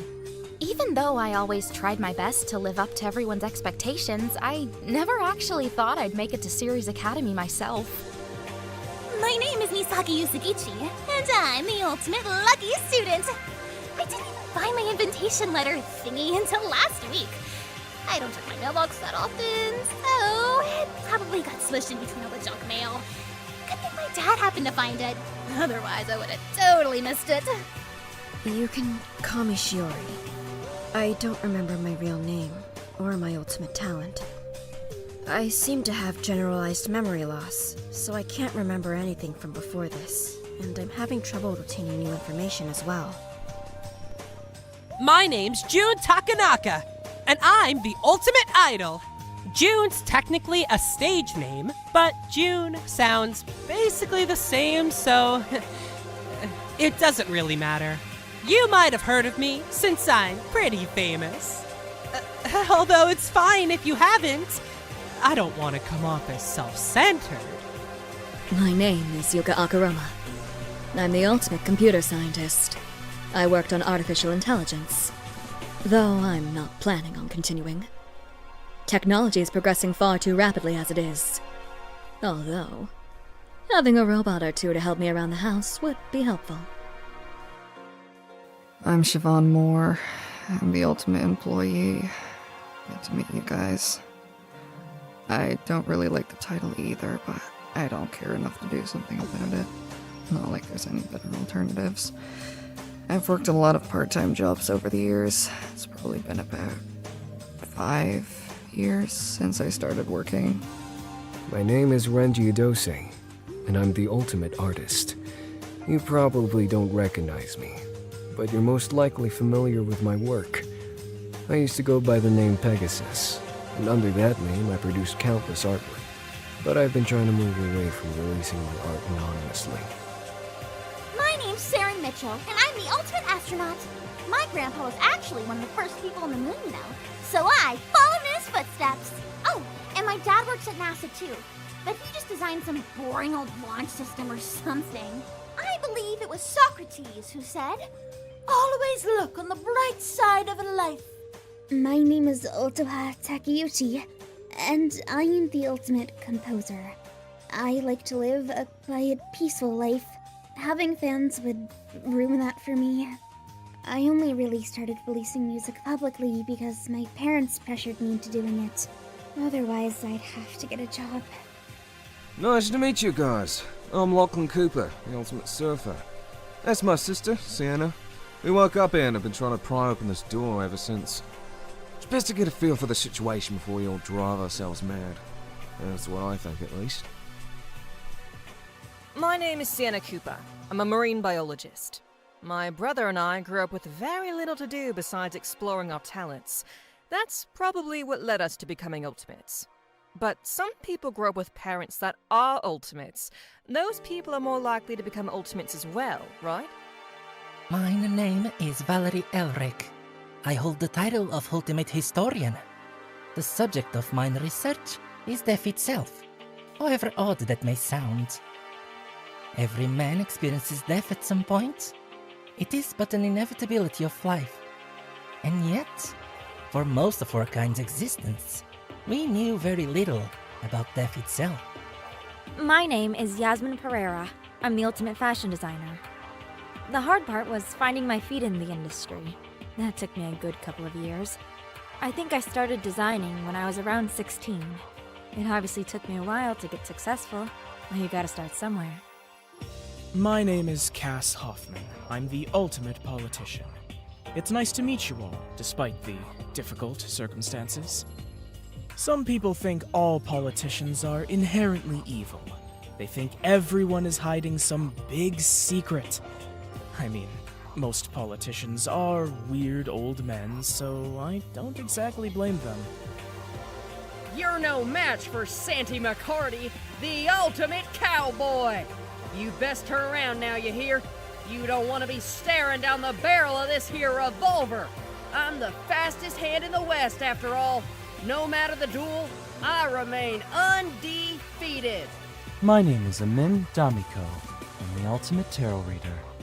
Actually, would you like a reading? I don't normally give them out for free, but I believe a visual demonstration is far more interesting than just explaining it. Of course, I am gonna need to know a little about you first. Oh, yeah. I'm Amaris Lucero, the ultimate strategist. Nice to meet you guys. I'm not sure what else to say, because that's about it. And being too scared to join the military and too antisocial to become a sports coach doesn't make me any less of a strategist. I'm your headmaster! Colonel's the name. Nice to meet you guys. While I might not be here in person, I'm still your headmaster, and you will address me as such. I have transcended humanity and become a drone, and now I am Pro! Hello, everybody. Are you all able to hear me?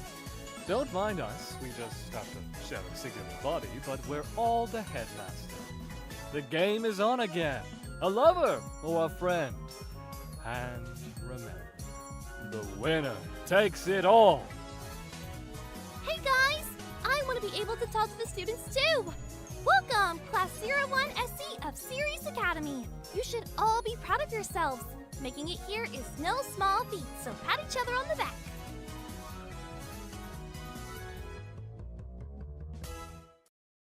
Hi, I'm Star.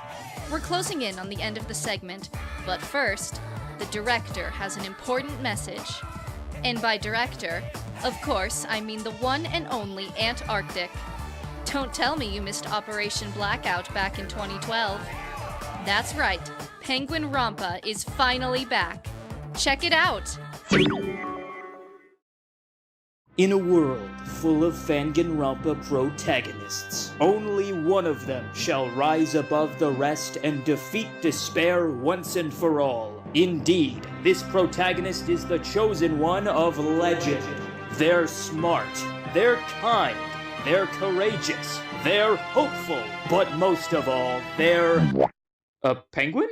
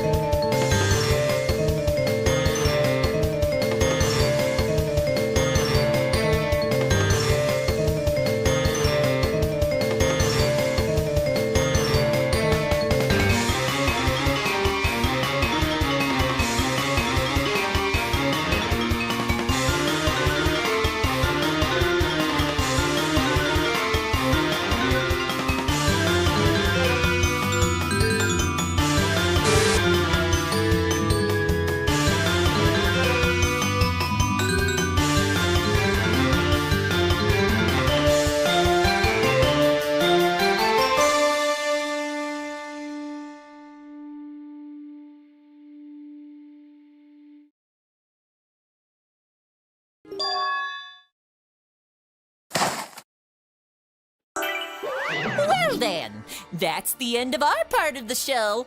Weren't there some very amazing projects in there?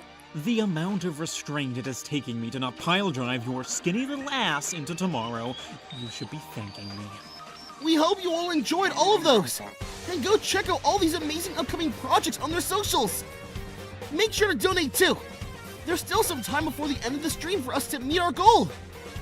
Guys, I can't do this anymore. I know this is technically recorded in advance, but now Trina has been going for almost 16 total hours running tech over the past 2 days. Can we just cut the canon characters bit and finish this off as us? But Trina, it's me, Makone. Melvin, shut up. Oh man. I was getting tired doing Bip Swap Byakuya anyways. It didn't really make sense with all the other canon characters and stuff. I mean, I could have kept going, but fair enough. Let's wrap this segment up now. So Past Maeve can rest easy, assuming she isn't pulling an all-nighter right now. We cannot thank you guys enough for tuning into this segment, and the con so far in general. We've got 3 more panels for you to look forward to after this. But we wanted to say something regardless, since this is the end of the Fangans for you. Special thanks to Ashikins for the beautiful layout you all have been seeing here, and thanks to Liv for drawing all the logos and our host character sprites. And thanks to May for editing this whole thing. And big thanks to all who submitted your trailer, and all the voice actors and panelists who helped us out with this silly segment. You guys are the best! Up next is the JIKORONPA panel, hosted by Melvin Turgis Nakamori Simon Sabaru, the third VA Polanco, right here. My maiden name? Really? You're used to it by now. Oh man. Bye-bye, everyone! Maeve, why are you like this? I will never know!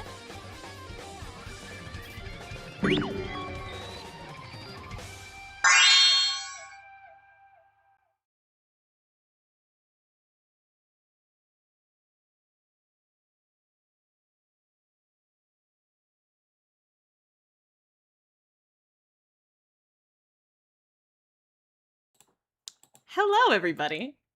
Nothing has Hey. happened. Everything's fine. Nothing happened at all. Well, I guess one thing happened. One thing did happen during Yeah, that final well, Fangans yeah, review segment. I guess Help something kind me! of serious did happen. I died! Yeah, so if you didn't notice, after the last Fangans review segment, we found out Melvin died. Honestly, total gain on our part, but that's not the point. Point is, this is Fanganconpa, so naturally the hosts had to have a trial off screen, and turns out Liv can't count to 50 and took over a little early when it came to the murdering Melvin goal. Yeah. Yeah. My bad. Oh Yeah. man. So to my turn. we did just want to come in Yeah. here and one, show you guys that Liv was dead, but two, just thank you guys once again for tuning into Fangans for You. And we Absolutely, yeah. And I know I said this at the beginning of the stream, but once again, thank you, Maeve, for editing all of that. Stronger than I am. Of course. Hey, you're stronger than I am for running tech for this long, so. And I'm dead. Yup. You are. That you are. and I'm here to keep hope alive. You're dead too. Shut up. Shut up, Melvin. Don't lose hope now. It's like Oh I my can God. still hear his voice. It's like I can hear it. I can hear the shrill Bryce Papenbrook like voice from here. Right? Hope All right. moves forward. Well, in the meantime, let's go get set up for JIKORONPA. See if we can reanimate Mhm. Melvin to host that one. If not, I guess they're living with the Alright. death portrait. Sucks. Yeah, we might have to make Unfair. a synthetic. We might have to make a synthetic clone. Maybe. Let's go figure that out. Let's see if we can figure that out. Yeah, we'll figure that one out. Oh, we shouldn't have killed the DH dev for that one. Shoot. Ah, shit.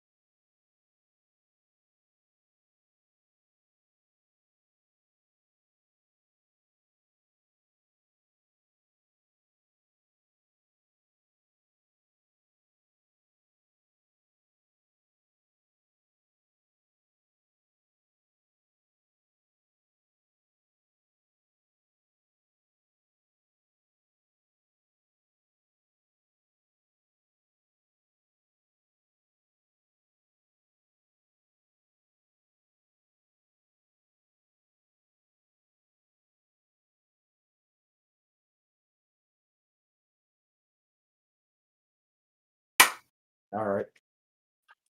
Yay! Whoa, JIKORONPA!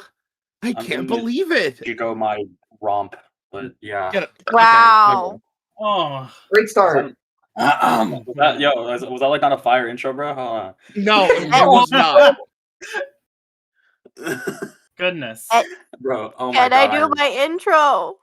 Wait, hold Of on. course, we're, of we're, course. look, Go look at ahead. the stream, bro. We're so Okay. there we go. There we go. Baller. Okay. Anyways, JIKORONPA is a fangan based on true self-reflection and poetry. It has 5 main chapters and was completed at the start of the year. Yay! Yes, bro. It's a finished Fangan chat. You guys should like check it out and whatever. And It's Jiko baller. means self, and Rampa means refutation. So You got that. I don't self-refutation, want. basically the Oh, I themes. actually Yay! know that. That's actually Yes, neat. yes. If I'm correct, there's also the donation goal as well. Which do you want to explain it, Art, to tell the viewers? There'll be a cover for Fiyuka, sung by Mew, if we get 100. So Toxic Yuri time, yay! If you love Toxic Yuri, you know what to do. They call our John like Yuri or something. I don't know, but yeah. John Yuri. John Yuri, bro. It's Wow. Damn. And with that, I think we could move on to introductions for the people who don't know you guys. Time to pull up the slide.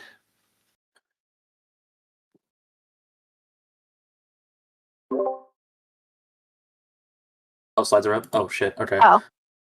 Hold on. I'm like, I'm high key like on the stream right now, trying to like make sure this shit like loads. But all right. So it's just so does R then me then intense then V, right? Okay. Yeah.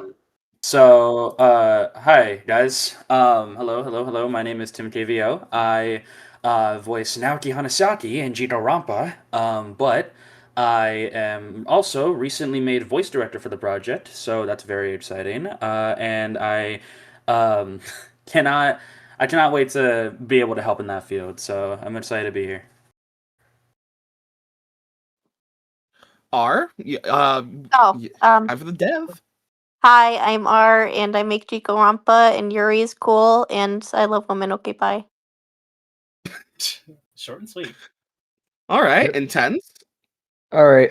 You think you've all seen me from day one for SF, but hello, I am Intense Speed. You can just call me Intense.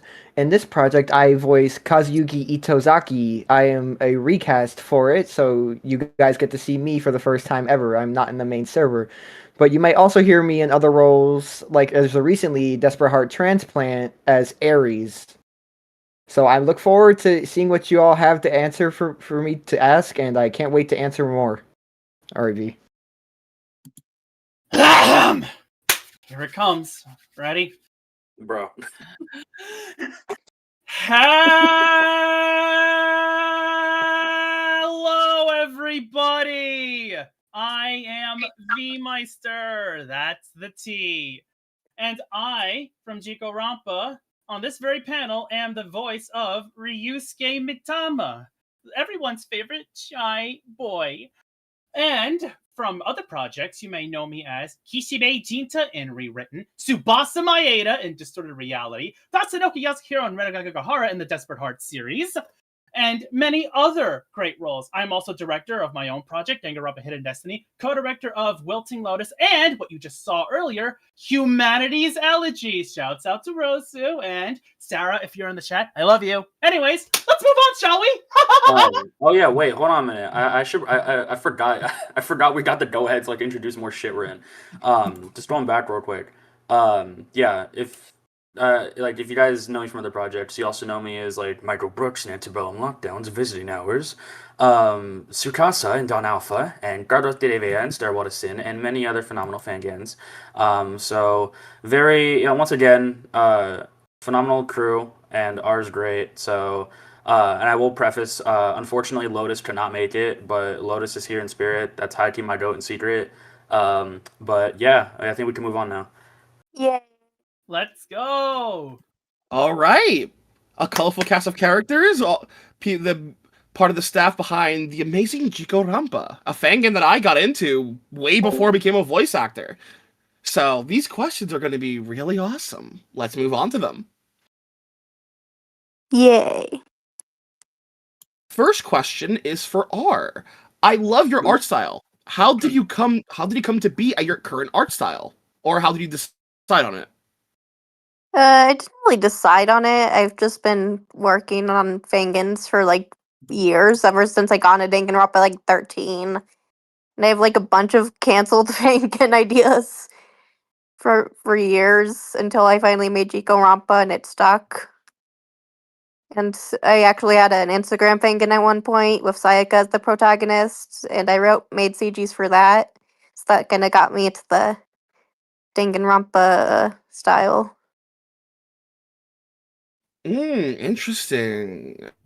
Knowing that Jiko wasn't your first like fangan, and even with like the other like discontinued attempts, you were still able to make an amazing series.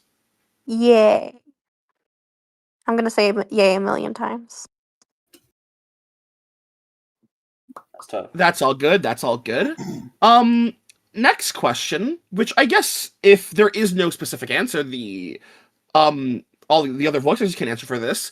The cast favorite animals. I wrote this down.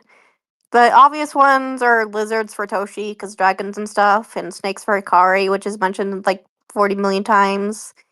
And they're on their clothes, frogs for Asuka and cats for Colette. But the other ones I wrote down are chihuahuas for Maun, dogs for Fuyuka, rabbits for Iki, crows or vultures for Subaki, any elaborate fish that's like looks pretty for Kazuyuki, any venomous animal for Sanosuke, bluebirds for Ichiki, deer for Miyome, cats for Ryu, and Daisaku just hates animals. He doesn't really, but he said that. Fuck, dog. Oh, once a chud, always a chud. I can't escape my fate, huh? Oh, it's just fucking accent every time, bro. Bro. It is my ultimate fate. Next question. Anyway, were there any characters that inspired the creation of the JIKORONPA cast? No characters I can think of specifically inspired the creation of them, but some inspired their development, I guess. Like the development of Sirius from Witch's Heart or the Suzy from Deltarune. They kind of inspired Daisaku's development in Chapter 1 when I was writing back then. I see. Okay. Deltarune mentioned. We love Deltarune. I LARP Deltarune, bro. I haven't even finished chapter 2 yet. Wow. No, bro. Yeah, no spoilers for Tim. I'm already up to date with chapter 5. It's peak. Yeah, I would imagine like a lot of people are caught up, and there's just me LARPing the fuck out of this game, bro. Don't worry, bro. I'm also a LARPer. I need to play 3, 4, and 5. Wow. I still need to finish chapter 2. So all right, next question, which works for everybody. Your favorite characters and pairings. Favorite characters and pairings? Colette and Daikari and Fuyukari. Okay, well. Okay. Okay, I think it's a no-brainer now. He's my favorite character, no shit. But like, besides him, I would definitely say my favorite's probably Daisuke or Toshi. But favorite pairing. Bro, my favorite pairing is it's basic as fuck, bro. Just give me the Yuri and call it a day. So yeah. Just give me the fucking Mount Colette and call it a day, bro. Like, what about Naoki and Tsubaki? Okay, Naoki and Tsubaki, like, that is a hidden gem, but like that's like the who is he of like canon pairings, bro. Like no one's gonna know that shit. The who is he? Who is he? For me, I obviously my favorite character, no shit, is Kazuyuki, because like that's the voice actor bias. But like if I had to take the voice actor bias out of it, yes, Mia, you get a win for once. I like Colette, she's fun. Yay! But my favorite pairing, I think it was Asuka and Toshi. I think I don't remember exactly. I might be saying that wrong. I'm not good with pairings, so I'm just trying to do my Asuka best. Toshi call out. Yeah. L mention. Oh man, I was about to say, bro. That's crazy. L Yeah. mention. I'm trying. All right.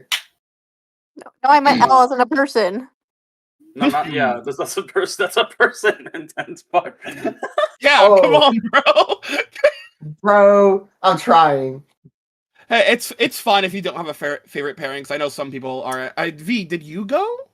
Yeah, no, I did not. I was about to say, is it my turn? Okay, now? yeah. I think you're the last one left. Yeah. Oh wow. So now, no, you're all right. Gonna be completely honest. I'm not saying my own character I voice because that would just be boring. Hikari. I love Hikari because honestly, Hikari is just the type of pro tag that is just different from the rest. She is just rather just relatable in many aspects, and I really like how she's written all throughout, and it's just goes to show that a pro tag can really be unique and not always go up moves forward. Anyways, now for my favorite pairing, I think I'm not usually keen on favorite pairings because I like to be respectful of pairings and all that based on who people are, but this one's a bit of a tough call between either Toshi Natsuka and Maun and Colette. But if I had to choose one of them, it would probably have to be Maun and Colette because Yuri. Dog, yeah, it's just the I like it Colette fans are because fucking like feasting right now, bro. well, boo-hoo. Anyways, I just like the dynamic between the two because it's in a way how I see it is a bit of a polar opposite situation where it's Mao's the tough gal and Colette's the fun gal, and I think that kind of pairing really fleshes the dynamic out really well, and it's just that's why I think that pairing is a favorite of mine because it's just their distinct personalities just really make them a good pair. So that's my response to that. For sure. Base picks all around. Just to say my own two-piece, I myself, without saying Daisaku because character bias, I like Toshi very much. And my favorite pairing, which R knows this, is Daisaku and Hikari. Yay. I can't forgot about Daisaku and Hikari, bro. I'm not gonna lie. That's another who is he in my opinion, bro. Wow. See how it is. Okay. If bro is a Daisaku, hater. if Daisaku didn't kick the bucket so fucking early, bro, maybe I would have remembered it more, bro. Like, oh man, that's a skill issue, and I think that's just a skill issue on your part. oh my god. Okay, Emerald has all skill issues. All right. Again, I am tackling these questions in random order to spice it up. Next question is did any other Fanganronpas inspire JIKORONPA? I wasn't really into many Fanganronpas at the time, but DRDT inspired it a bit. Danganronpa Spare Time. The Spare Time, I LARP the Spare Time, bro. I need to actually watch that because I hear people glaze it all the time. I'm like, is it tough? DT is quite the creation. It's a shit tough in the Fangy community. That's for Spare Time is tough. Spare Time is really tough. Okay. I'll probably check it out someday, bro. Someday. Shout out to All Eden, right. this character. Fair. Now this question can work for all of you as well. What were your favorite scenes? Why? And I guess it can also work for UVAs is what were your favorite scene to record? Or I guess just favorite scene in general. Okay, so I think I haven't recorded for Chapter 0 yet. I'm gonna soon. But I think just favorite scene in general, since I did playtest Chapter 0 and Chapter 5 before they went public. I think Chapter 0 specifically, I love all the flashback scenes. I think I love the way Chapter 0 worked, and how it was a time loop, and it really gave us an extensive background of what JIKORONPA really is, So I really enjoyed that kind of concept. It really I enjoy it a lot. I loved it. It's a banner. Never stop making banners, okay? Yeah. For real. For me, for my favorite scene, it's because what I like about Kazuyuki a lot is the growth he makes throughout the game. And I think one of the main things that I'm excited for in looking at everything is the part where he changes like his attitude towards things. I think especially where I think it was with Manon, he went and he was like, "We're all going to write poems or listen to poems after we get through this," or something like that. Because like it's a different contrast to what he usually is, which is kind of a stuck up snob, compared to him actually mellowing out and trying to be a better person for the people around him and himself. Okay. Let's see. Considering we're talking spoilers, I guess it doesn't matter what I say. No. Yeah. Others are very good mentioning it. Yeah. So I think I'll just be a tad bit biased here and just mention it because, my favorite scene, which my favorite scene was just a Ryusuke moment, like chapter 1 post trial, because I do have this recorded because it was quite a scene Ryu had. It was basically in the post trial of chapter 1 where he was basically through with Mayume's shit, and it like low key I had to put on sad music to record that and make it as real as possible because Ryusuke spoke his shit. And honest, because poor Ryusuke, man, he was used. It's like freaking. I just liked how he was able to, despite how shy he can be, basically any moment Ryusuke stands up to the plate and just raises his voice, because, he can't always be a pushover, so he has to speak his shit, It's like, don't get pushed down all the time. Like, stand your ground, King. Stand your ground. Yeah. Type shit, bro. Type shit. Oh god, that's tough. I did also like that scene too, bro. Ryu actually locked in for once. He's not a bum anymore, but yeah. Yeah. I can't wait for you guys to see that actually voiced soon. Yes. I can't wait. My favorite scene is probably when Hikari talks about her dissociation in chapter 4 to Ryu, because it's something I relate to a lot, and I had fun writing it and my perspective with dissociation. Oh yeah, that's quite a relatable moment. That I agree. is also a really powerful scene. That is also one of my favorites. Yeah. Because I think just being able to, because it's a real, because like Art said, it does, if it is a relatable experience especially, then it does make this scene more powerful too at the same time. So that is also a really strong scene. That was it's fire. It's fire. I fucked with it. I fucked with it. Oh, same here. I think my favorite scene in Jiko has to be at the end of the chapter 3 trial where Ryu does take over. That whole, especially with the inner dialogue and how the third person of it and how it symbolizes what's happening. Whoo, tasty. Oh yes, dude. I fucking love that scene so much too. That's also one of my top 5s, bro. It's just being able to just that whole sequence of Hikari monologuing and then the protagonist goes to Ryu. But low key, that the fact that Ryu becomes protag is just that basically means that I technically finally have a protag moment. So that in itself, I took the Ahoge finally. Wait, I don't even know if you dog. Yeah, that is a way to protag switch if I've ever seen one. That's the great way to do it, honestly. Yeah. I think when it comes to protag switches, I think the way you did it, I think that's one of the probably one of the best protag switches I've seen, just because of how unique it was and just what actually occurred during that scene. Yay! It's a deviation too, because it's not like the protag had to die for a switch. No, it's just the fact that it's just at that very moment in the arc there was just no protag energy there, and it had to be the torch had to be given to someone else, and that said person who took the torch rekindled the flame more to make it burn brighter for the original protag eventually. So that's pretty much quite a work of art to do. Because real quick, I also want to one more thing about the scene specifically, because how good the scene is. I also think it really emphasizes Ryu's character, because we see at the beginning, in the prologue, Ryu's kind of just this stereotypical shy boy, and then now we see in chapter 3 and onwards where he steps up to the test and he becomes this main character role and he leads the group somehow, some way. So it's very strong to see that character growth. It breaks the overarching stereotype of shy characters because it's like, they can have a moment. It's not always going to be where they snap or they just remain the way they are. No, this is a shy character arc done right.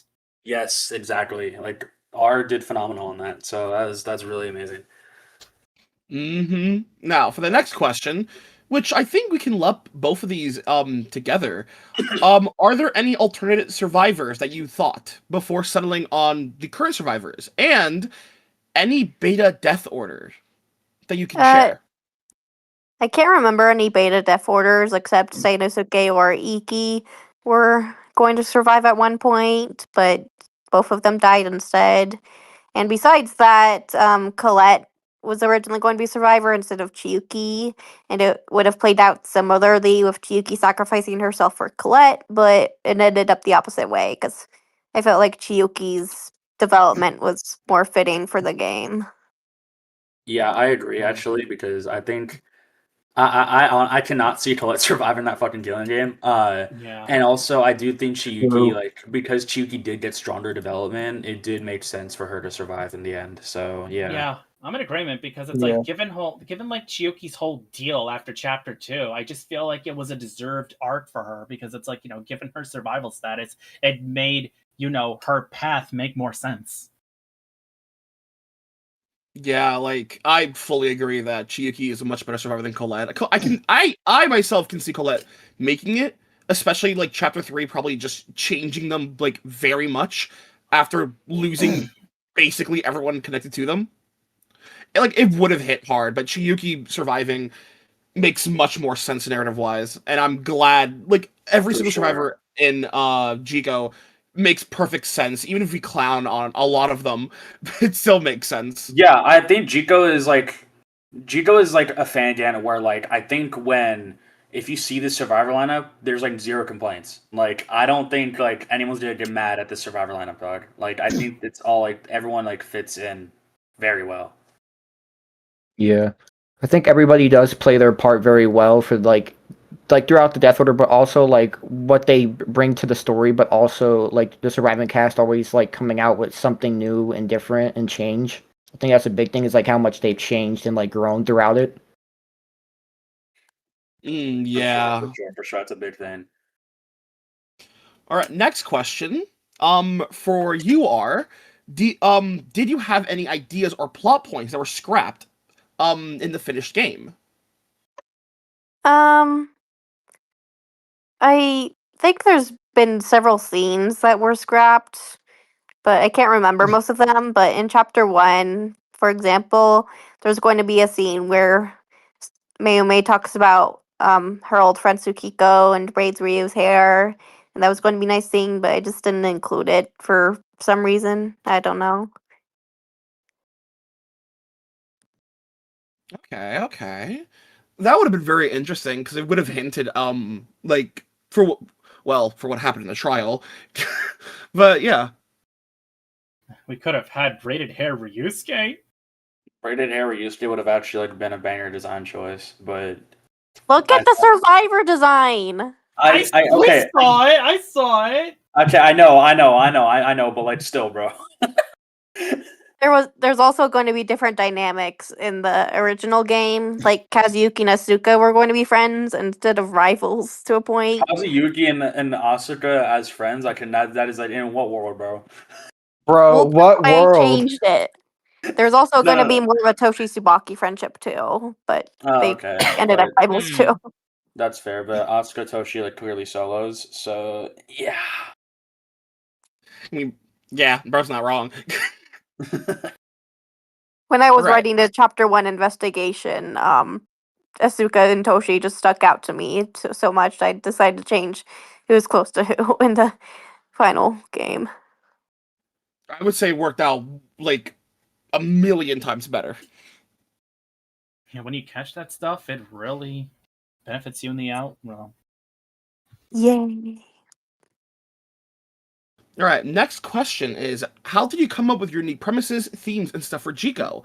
Plus, even some of your other work. I have a lot of different ideas for games and stories. Like, I wanted one focusing on sexuality.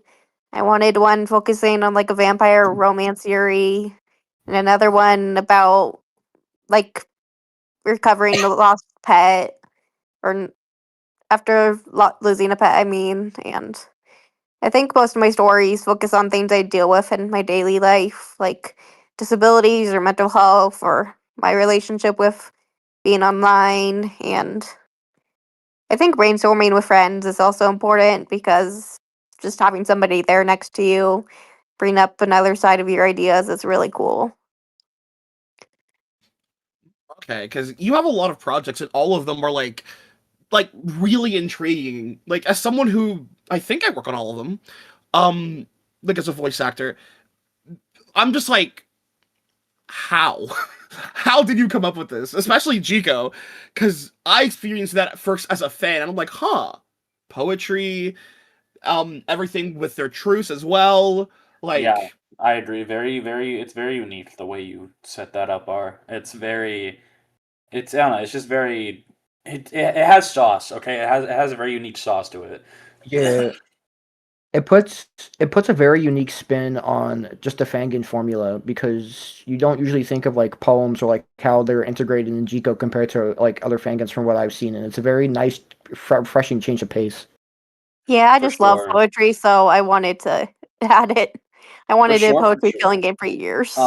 And I also think it's and also the same the same like uniqueness can also apply to your other games like Phoenix and Flora. I'm biased. I've voiced in Flora, but that game's phenomenal. Go fucking play it when it comes out. But yeah, it's just very it's just all like it's unique all around, and we got very creative with it, which is something I enjoy. yeah, like, I love Jiko. Like, it's very obvious that I do. Yeah, I know that I even told like friends like about it before I was even Daisaku's VA. For sure. Jiko, I'm also biased for Jiko. Well, I love this project, but Jiko was also the very first project I got cast in, so like ever. So, there's that. So yeah. All right, next question. If you could go back and redo anything in the game, what would it be? Probably add more scenes for Mayume and Iki. I feel like they didn't get enough screen time compared to the others and stuff, and I feel like their Oh development could no, have been I just don't think no. we need to give Mayume Akawa more scenes. I Yes, don't think we yes, you need that. do. Yes, I I do. don't think Bro, there's his hate. There's his hate, bro. His hate's coming out, bro. I don't think we need to give Mayume Akawa more scenes. Respectfully, bro. Hey, if Mayume gets more, so does Daisaku. Oh fuck, bro! Like, I win, but at what cost, Bro, this dude reaching for straws. Hey, pick me. Listen, I have to reach for something, okay? Like the stars. Oh my god, I love that song. All right, next question. Were there any dynamics that you felt were unexplored in game?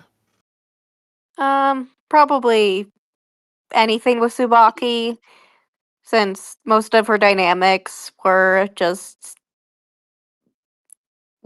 changed because of her time loop situation.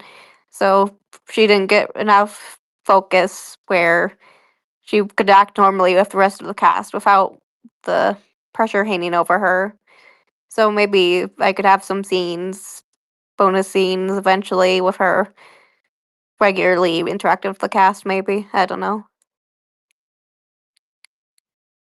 It would be really interesting because, like, probably at this point, for Jiko, Tsubaki has probably seen almost every side to a person, and even like just talking to them, having some regret, knowing what's probably going to happen, and she cannot stop it. Yeah, I see what you mean by like adding more for Tsubaki. Yeah, honestly, bro, I'm not gonna lie. For the longest time, I kind of forgot about Tsubaki until like chapter 4. Tsubaki was Haki the Who Is He the whole time, in my opinion. But it's okay. I like Tsubaki. She's pretty awesome sauce in the end. So yeah, she gets aura. Incredible. Definitely, and shout out to the voice actor of Tsubaki, Sarah. My girl. Like, yeah, Sarah. Little add Sarah. aura. Yes, Sarah's performance as Tsubaki is awesome, and I'm Yeah. excited for y'all to see it even more. So yay! Yes. Yay. Yeah. Next question. What was the most fun part of producing JIKORONPA? Probably planning out the character arcs and character dynamics. I love making up character dynamics in my head and thinking of different ways they can interact or what scenes they could have together. And writing itself is annoying sometimes, but I liked writing Jiko, even though writing is a pain for me right now. Yeah, I know the troubles you've been going through recently, and I'm so sorry for it. And I very much do agree. Like, as a Fangan writer myself, writing out the dynamics, the character arcs, how they start off and how they end, like that's my favorite thing. And I feel like such a boomer because I've played JIKORONPA, like I've been following it for so long, and knowing what happens, how it develop, I'm like, man. Yeah, it makes me a little nervous at times because like I came in as like the new voice for Kazuyuki, so I know it's like big shoes to fill. So I get a little worried sometimes, but I love Jiko a lot. Jiko is so fun to be around. It's just a nice For environment. sure, for sure. The cast is a very fantastic work environment, especially recently. And I say that because recently I stepped up to being a voice director for the project, and this is my first time ever being a voice director for anything. But I think I'm gonna make sure to do my best to be able to deliver and guide the VAs so we can help give as good of a performance as we can for the project because it's truly a phenomenal project. So yeah. Tim, I'm absolutely thrilled to have you as being like our voice director because it's like you True. as well as those who have been, currently working with, voices and all that stuff are gonna bring Yeah. Jiko the justice that For he sure, needs. for sure. I'm nervous. It's a lot of shoes to fill, but I'm gonna make sure like I got you guys. Okay, I promise. You guys are phenomenal. So I want people to see like you guys' amazing work. So we're gonna make sure that happens. Yes. Sir. All right, next question. Advice for other Fangan devs. I've been working on my Fangan project, but I've been having a hard time balancing each character's backstories. How do you manage to make every character so fleshed out, despite how much time they may or may not have on screen? I think the main part is just don't be afraid to make your scenes a little longer or elaborate on them because I think a lot of Fangans might fail to elaborate on the characters' personalities or relationships or backstories with too little screen time or too short of daily life chapters. And I think it's important to have a lot of focus on the characters before they die. Makes sense. To make a character memorable, I mean, of course, the ones that survive longer will have more time to become memorable, while the ones that die early kind of need to leave a lasting impact in many different ways. And, as Daisaku, I think you did do that very well. It can be tough to balance, character screen time to give them the memorable, stuff that they would sure. definitely deserve. But it's doable. It's genuinely doable. So It's doable, and also I think at the same time, like no matter Daisuke was the first to kick the bucket, right? But I think Daisuke like as a character just still left like a remarkable like impact on people. Like people still enjoy him to this day. So like it doesn't. I don't think it matters. Like you can get killed off early, you could be a survivor, but it also like I think no matter what, like a character's death, there's gonna be some fans one way or another, and each character's gonna have their own impact regardless. Yeah, I agree. Like, no matter, like, hey, especially from I won't say what, but there's a certain Fangan that I'm in, and people love that first victim, and I'm like, wow, that genuinely surprises me because I didn't think they would at all. Okay, I didn't think they would as much, but they do, and I'm like, huh, okay, you know what? Yeah, like Hey. like no matter what, like even if people dislike a character, I mean, they're still gonna have that impact, you know. They're still gonna have like feeling like some type of way. You're gonna like them, you're gonna hate them, but it all just depends. Like they're gonna be remembered one way or another. Like how you hate Mayume. My Poor fucking me. god, can I help you? I mean, Bro. R's not wrong. That We is the got- impact that you may had on you. We got bigger fish to fry, bro. Okay, let's continue the questions. Okay, Aw.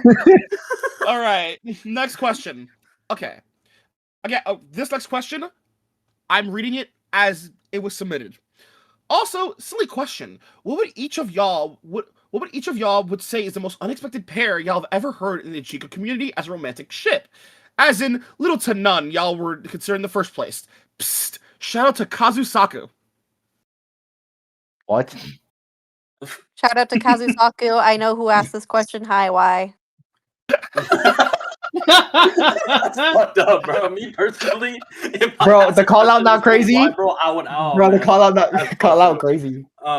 Okay, wait. So wait, Melvin. So the question was like, just like, what was it again? Sorry, I zoned out. most unexpected pair y'all have ever heard in the JIKORONPA community, and I guess in a way, Oh. what do you think is the most unexpected pair that someone could ever think in JIKORONPA and romantically? Oh shit. Okay.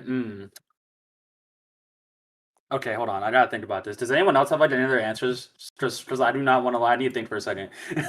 Brother, I ain't got no answer. There's like Oh my static up fucking here. god! I forgot.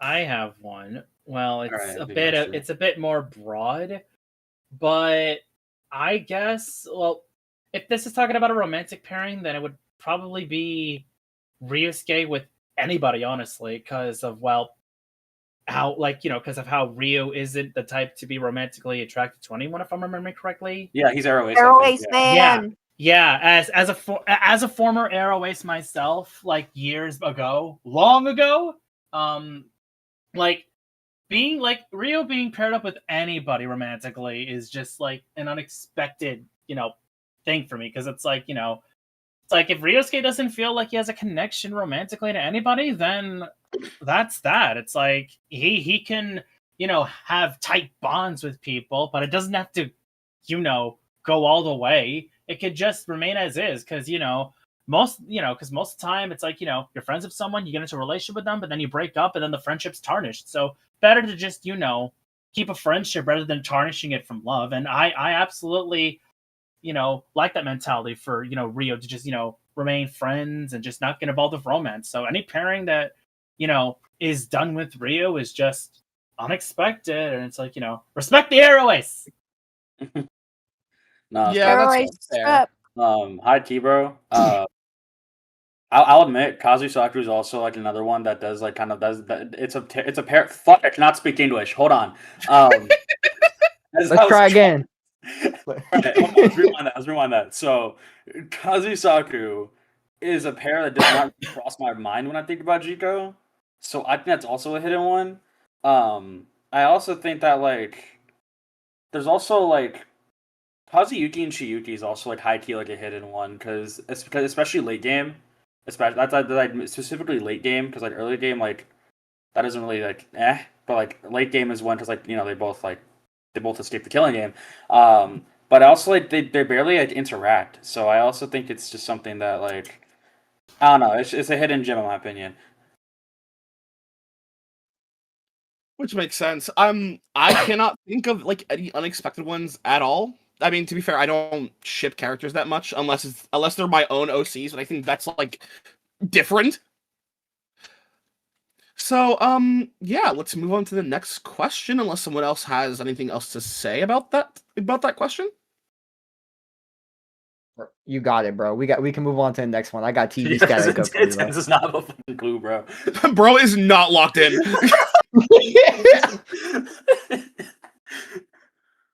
But next question is for R. Actually, this could work for everyone else as well. What's something you have learned from working on the project that you don't think you would have learned otherwise? I think I learned a lot about myself and how I write, and what I like in fiction, what I like in stories, how I want characters to be. Okay, that makes sense, I especially think when writing a story about self-refutation. for sure. I think just the theme of JIKORONPA is like, yeah, that does definitely like it tells a real message. And I also think I will say like specifically coming from my end working on Jiko, my big thing is being able to collaborate as a team for one. And now that Yeah. I'm voice director, I have to like learn a bit how to properly like lead in the voice department a bit, you know? So, like I said, it's a challenge I'm willing to take because everyone's great, but definitely something I'm more than willing to learn as we go forward, you know? Yeah. I think for me with Jico, I learned how tight knit our community can really be in the Jico staff server. Just how like everybody like kind of knows each other and we kind of like just have a good time with each other and want to get out a good project with good voices. Yes, But also like yes, that's a when good one. but like also like for me like because of Kazuyuki, I read his stuff and I go through everything. I think the one thing that really like stands out to me is seeing his growth like the most. Like I reiterated earlier, I think it is such a natural growth for him, and like when I see it like blossom, especially in like chapter 4, it really like makes me like Chico that much more. It makes the story like come full circle. For sure, for sure. That's definitely a good one. Like you said, Intense. Like with the team being like kind of a tight knit, and us like we all get along. It's like it's really amazing to have that kind of team bond. And also like you said, character growth with Kazuyuki because Kazuyuki he starts off he's this asshole, and then he grows to become like fucking likable. Because he was also like my least favorite for the longest time, besides Mayume. And Wow. just had to preface that. Besides Mayume, he was my least favorite. And then he actually became like he was pretty cool. He kind of had that high moments and aura at the end. But yeah, what you got, V? Yeah, somebody would hate Okay. hearing that, but yeah, go on. There's actually two things I've learned from being, part of JIKORONPA. One technical, the other, part basically from the story itself. So from a technical standpoint, because actually, I am one of the audio engineers for JIKORONPA alongside Tim and Garbage Gothic. I actually learned how to do audio editing a lot better from Chico. Shout out to Garbage Gothic for this, because she Yes, actually... Garbage Gothic are go, bro. Yeah, Like, dead ass hidden gem, bro. Go hire her for your shit. Go hire her for your projects, bro. I cannot lie. Garbage, if you're watching this, you literally enhanced my audio editing skills because of the whole settings thing with, normalization and compression, and that basically helped me a lot with because I voice a lot of characters in projects that have a lot of inflections, like quiet to super loud, that kind of thing. For sure. And it just taught me how to balance things out, and that really helps me when it comes. It's going to help me out with not just JIKORONPA audio editing, but audio editing for projects I edit for as a whole. So by all means necessary, Garbage, I gotta give it to you. You really enhanced my skills audio editing wise. So thanks so much. I agree 100%. Because the thing was with R and I, we needed audio editors. We got V, of course. V's great, and then we got our Garbage Gothic. I've never heard this person before, but then we checked out her work. I'm like, dude, she's fucking fantastic. Let's get her on the team. So we did, and she's just been such a delight to work with. So I just got to shout her out. We got Glaze for a second, brother. She's fucking amazing. Also, V, I will say, I don't audio edit it, but I help guide the audio editing department. I don't do the audio editing for it, but yes. Before I get to my second thing, we've reached 8,000 thanks to the one. Oh yeah, I was waiting for you guys to finish. For all the people who have donated, at least from what I can see, thank you, Mur, Edible Soapbar, Anonymous, and Jam. Oh my god, Soap, I love you, Soap. So that's my director, Chad. That's my director. That's my best and friend. If guys. I missed anyone else, thank you so much. We have reached 8K. Let's go! Yes, sir. All right, now I'm For gonna the other rewards, real quick. for the other rewards that because I'm pretty sure we do have rewards for 8K. Obviously that will be after Jico. But stay tuned and thank you so much for donating. Yes, thank you guys so much. You guys really brighten the community up doing this. It's just amazing. Yay! Makes everything nice and happy. Hell yeah. And We're yeah, so back. we're so back. The second thing. Am I answering the second thing from that question? Okay. But the second thing I learned from working on JIKORONPA is just the message. Like, the whole premise of JIKORONPA has really sent out a great message. Reflection. Like, it just really guides you to, self-reflection. It's like people, people have their moments.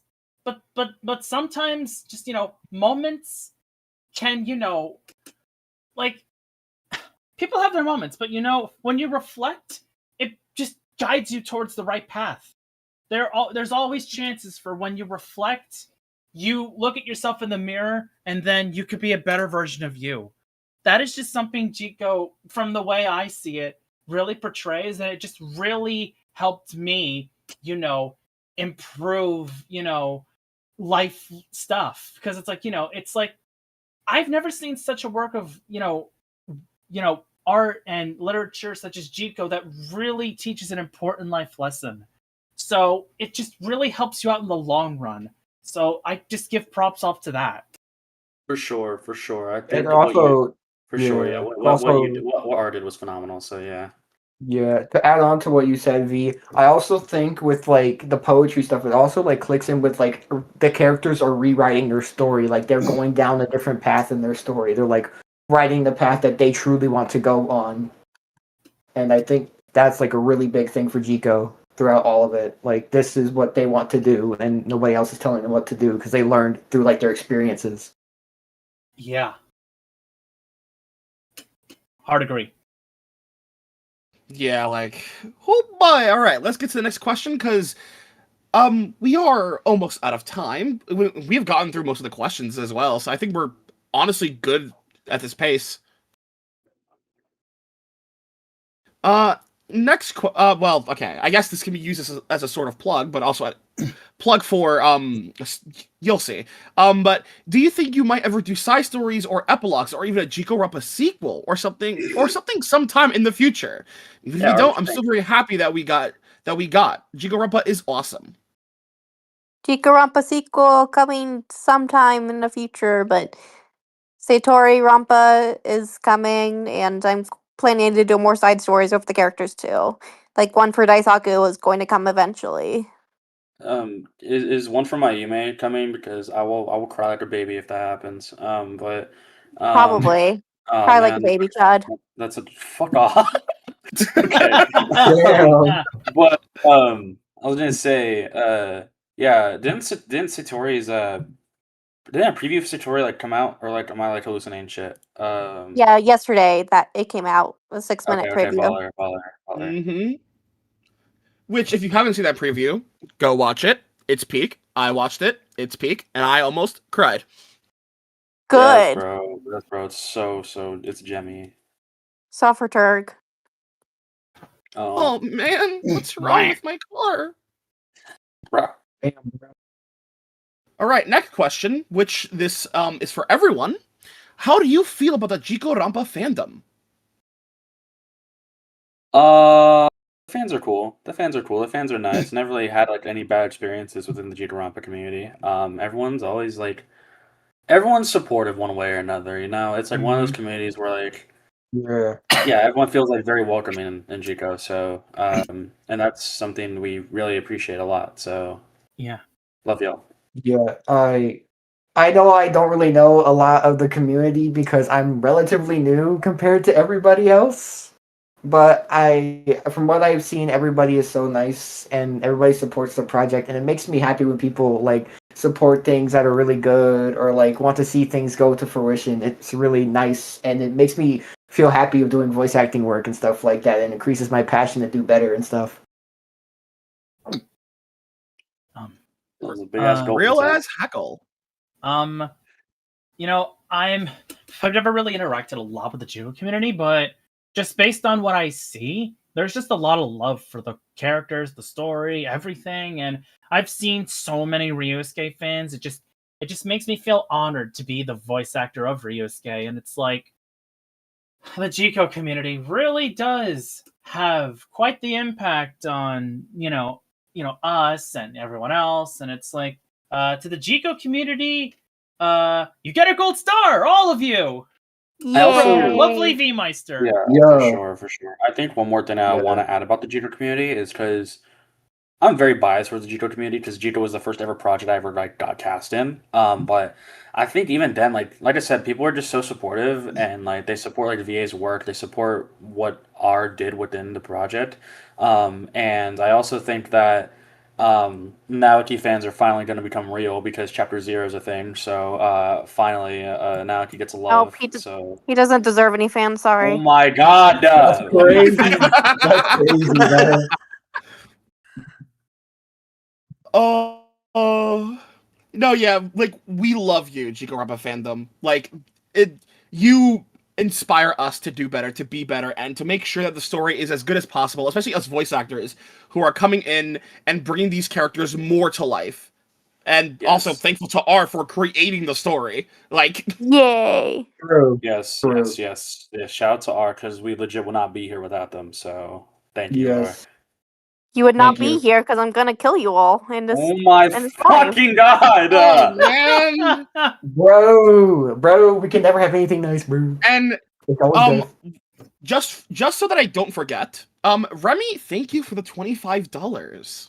Oh yes, sir. W25. And because of everyone else, JIKORONPA has hit his $100 goal, so I guess they are getting Toxic Yuri. All right, Mew, get to work. Yuri! Get to work, Alright. Mew. Get to work. Chop chop. I think Let's I go. think Mew's probably asleep by now, but like, Bro, well, she just typed in chat, bro. She's not Yeah, sleeping. she typed in chat, bro. She is not oh, sleeping never yet. mind. Never mind. Hi, Mew. Mewtwo, come on and sing Toxic Yuri. Yeah, Mew. Chop chop, bro. Chop chop. You got that. That's Bro, crazy. chop, not nuts. No, give the Yuri Well- community what they want, bro. Next question, and this is for R. What was your biggest programming challenge? Probably the trials. The mini games are very annoying, and even now there's still errors that I don't know how to fix, so I just ignore them and hope it doesn't affect anything. Okay, I- I still remember go when ahead. because I was like Melvin, you also play tested for like Jito, right? Yeah, I did. Okay, yeah. So I saw because this is my first time ever playtesting for a game. So whenever I came across bugs, like this shit would like genuinely crash the game, and I thought like my computer got fried for a second. But I'm like, oh wait, hold on, no, I think it's just a programming error. But it's just kind of funny to think about. No, yeah, I remember playtesting it. Especially Chapter 4 Deadly Life, and just like sending like what a few things to R, like, hey, yeah, this, that, and that, and yeah, to also give you props. Making a trial in Renpai, especially the way you did it, is like easier said than done. Programming a trial in general is easier said than done. So the fact that you can still play it with like minimal bugs, like all the way to the end, is an accomplishment in its own right. Yay! Really. Agreed. All right, I think this next question will be our last, depending how long it takes, because, well, we are running out of time. Mm-hmm. Nope. This question, how did it feel to finish JIKORONPA? It is so amazing that you were able to finish it. It's a lot. I'm starting other projects now, but I'll probably never let go of Jiko, since it was my first finished project ever, and my first finished Fangan after like a million different attempts to write fan fiction or other stuff. So it just feels great to finish a project like this. For sure. I can imagine. Yeah. Yeah, like months, years of work put into it, and you did it. You're one of like the select few people that finished the project. Like, sure, we had, like, yeah, Liver Dies River's Guilt, the Desperate Heart series, JIKORONPA, and a bunch. Like, I can name more. Like, it is a huge honor and amazing to see when someone finishes their own passion project, and we can tell that you loved every single second of JIKORONPA with how amazing you made the story. Yeah, and I also think that we also, because we were a part of the team, we got cast when Chapter 3 Daily or Deadly came out. And being able to see ours progress for chapter 4 onwards was genuinely something that was nothing short of stellar and impressive because we got to see the game finish, and it's genuinely and now it's our job as VAs to bring it to life. So we're gonna do Inspirational. our best on that. Because yeah, and like I said, we wouldn't be here without because ours John Jico, okay, like they got that. Yay, funny when you say Jikorompa. everybody. Jinko. It's funny when you say everybody was there when I'm like the one odd one out in the corner that just showed up later. I was like, thank you for What playing. are you talking about? Intense? One of us, bro. You're one of us, bro. What are you talking about? Yeah, you're one of us no matter what, bro. Yeah, what are you talking about, bro? You're one of us. Yep. I'm sorry, bro. All right. And with that, I think that's all of our time. Thank you to all of you for attending the panel. It was an honor Yeah, that was to great. talk with you guys. It was fun. Ask Yay. questions, and I Having hope the us. chat loved it as well. Okay, before it ends, I want to explode Turk. Goodbye, Turk. Bye. Oh man! All right, I guess it's time to say our farewell. Goodbye, everyone. Oh, actually, wait. yeah, Do you have anything else to say, Tim? I was gonna say, yes, before we head off, go out check out Jico if you haven't. 2, please tune in for when it becomes like officially dubbed, when Chapter 1 Daily and onwards comes out, because we're working on that. We plan to have Chapter 1 Daily released hopefully before the end of summer. And go check out ours other projects because they're genuinely so phenomenal. So yes, that's all I gotta say. Absolutely. I got one more thing too. All right. What up, B? Fangan community, everyone gets a gold star. Because even when the tides are rough in the ocean, when we all unite as one, the boat eventually reaches the calm waters to the island of happiness. So thank you all so much for being supportive. It really means a lot. This includes everyone working on projects and those who support it. Gold star for all of you. No, platinum star for all of you! Oh my god! Okay, That's before we end, thank you, Anonymous, for the 250. What the Wow. fuck? 250? Yo, that's baller, dropping bruh. peak. Okay, like, thank you, Anonymous. And with that, I think we shall end it. That's awesome. Awesome. Thank you all so much, and well, Yes. see you later. Bye Bye, bye. guys. Hi. Bye, guys.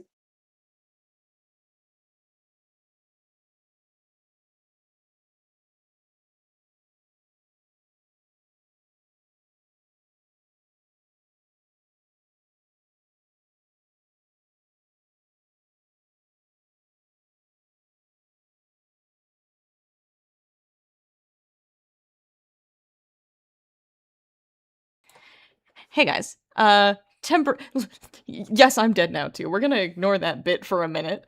Bit of a schedule change. Liv is gonna be hosting at least the first half of the composer panel because my cat just got sick out of the blue, and I will still be running tech, but I'm also gonna check up on him, make sure he's all doing okay. If everything's all good, I will join about halfway through. All right, see you guys over at the composer panel.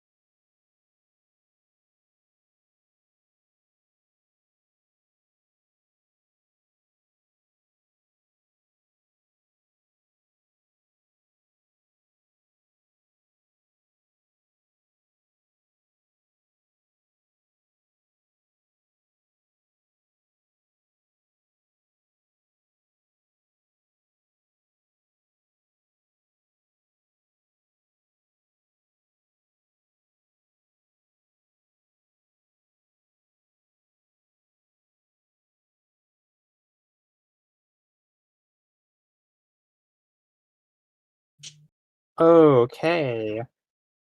Okay. Hello, everybody. I'm back. Hello. I'm also back, and why am I still Tomochi? Wait, hold on. Uh-oh, you Hello gotta change there. that. I brought my friends. It's me, Trina.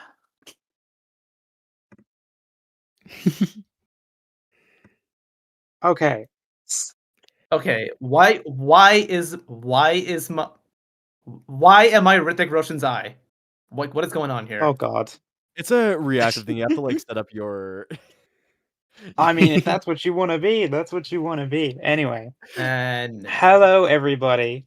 Welcome to the composer panel. My name is Olivia, and I am subbing in for at least the first half or so of the panel while Trina sorts out Gruggle, the cat. And yeah, so they may pop back in, they may not, depending on Gruggle's situation. If he is in critical condition, they will not be returning. But if he is fine and he's just a one-off, they'll be back. Anyway, welcome to the composer panel. We have a number of people who make music for Fangans and music in general, and we will be discussing composing in general, music, and everything in between. So let's go over to some introductions on the slide. And only 3 of us, so it shouldn't take too long. Let's start with the person on the left. That's Laugh. Oh, my name is Laugh. I'm a voice actor and composer / music director from New Zealand. I've composed music for Project Genesis Primetime and Danganronpa Wilting Lotus. You might know me from voice acting as Lee Satsuku from Danganronpa All or Nothing. That was earlier in the panel. And also recently Peon Snow from Danganronpa Identical Favoritism. And yeah, I make music. I make sillies. I'm studying a Bachelor of Music at the minute. I've got a certificate in music. And yeah. Hello. Perfect. Let's move on to Yash. Hey guys, my name's Yash K. I don't have a huge musical background, but I'm pretty much just a hobbyist. But I do compose for Trina's project Salvation Spheres and unfortunately Turg's Fangan Burdens of Change, among a few others that I will not mention because as I'm going to prioritize these two. I also have my own project, DR Live, not to be confused with Raven's Live or Die. No dying in this one, just living. Yes, that is correct. Okay. Perfect. And lastly, we have JJ. Hey y'all, I was here for the DH panel, but I'll just go ahead and reintroduce myself as a composer. So, my name is JJ Ryder. I compose music for my own Fangan, actually, and barely anything's really out at the moment, but will be soon. And I'm not going to say much, but I am doing some stuff for Trina's Fangan as well, Salvation Spheres. I'm also, yeah, Tomochi, Shinsuko, yeah. Don't mention Shinsuko. We want this panel to go well. Okay, well, I haven't said his name 3 times, so we want to appear. All right. Okay. Wait, shit, I said it. Is that a second time?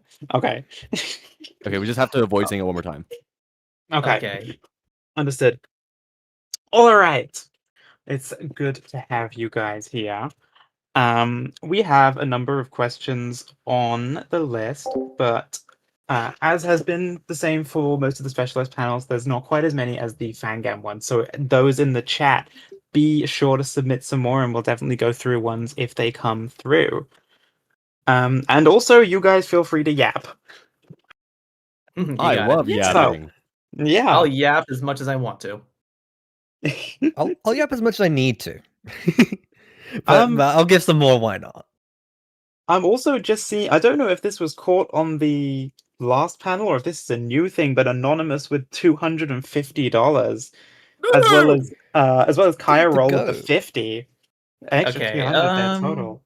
And my image is still my Discord PFP, but it doesn't matter.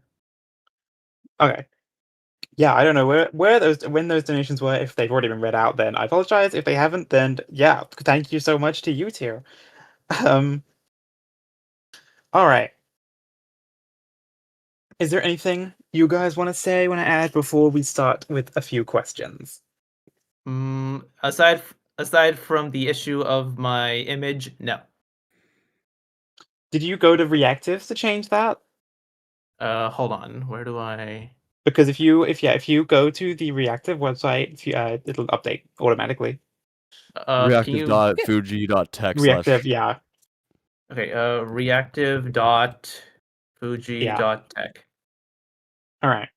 While you're in the there we back, go. yeah, and when you just upload a new model, set that as the main one, and it'll Gotcha. automatically update on the Okay. stream. While you're doing that, let me get a question on the go for these two, and then we can obviously circle back to you once you're done with your thing. Okay.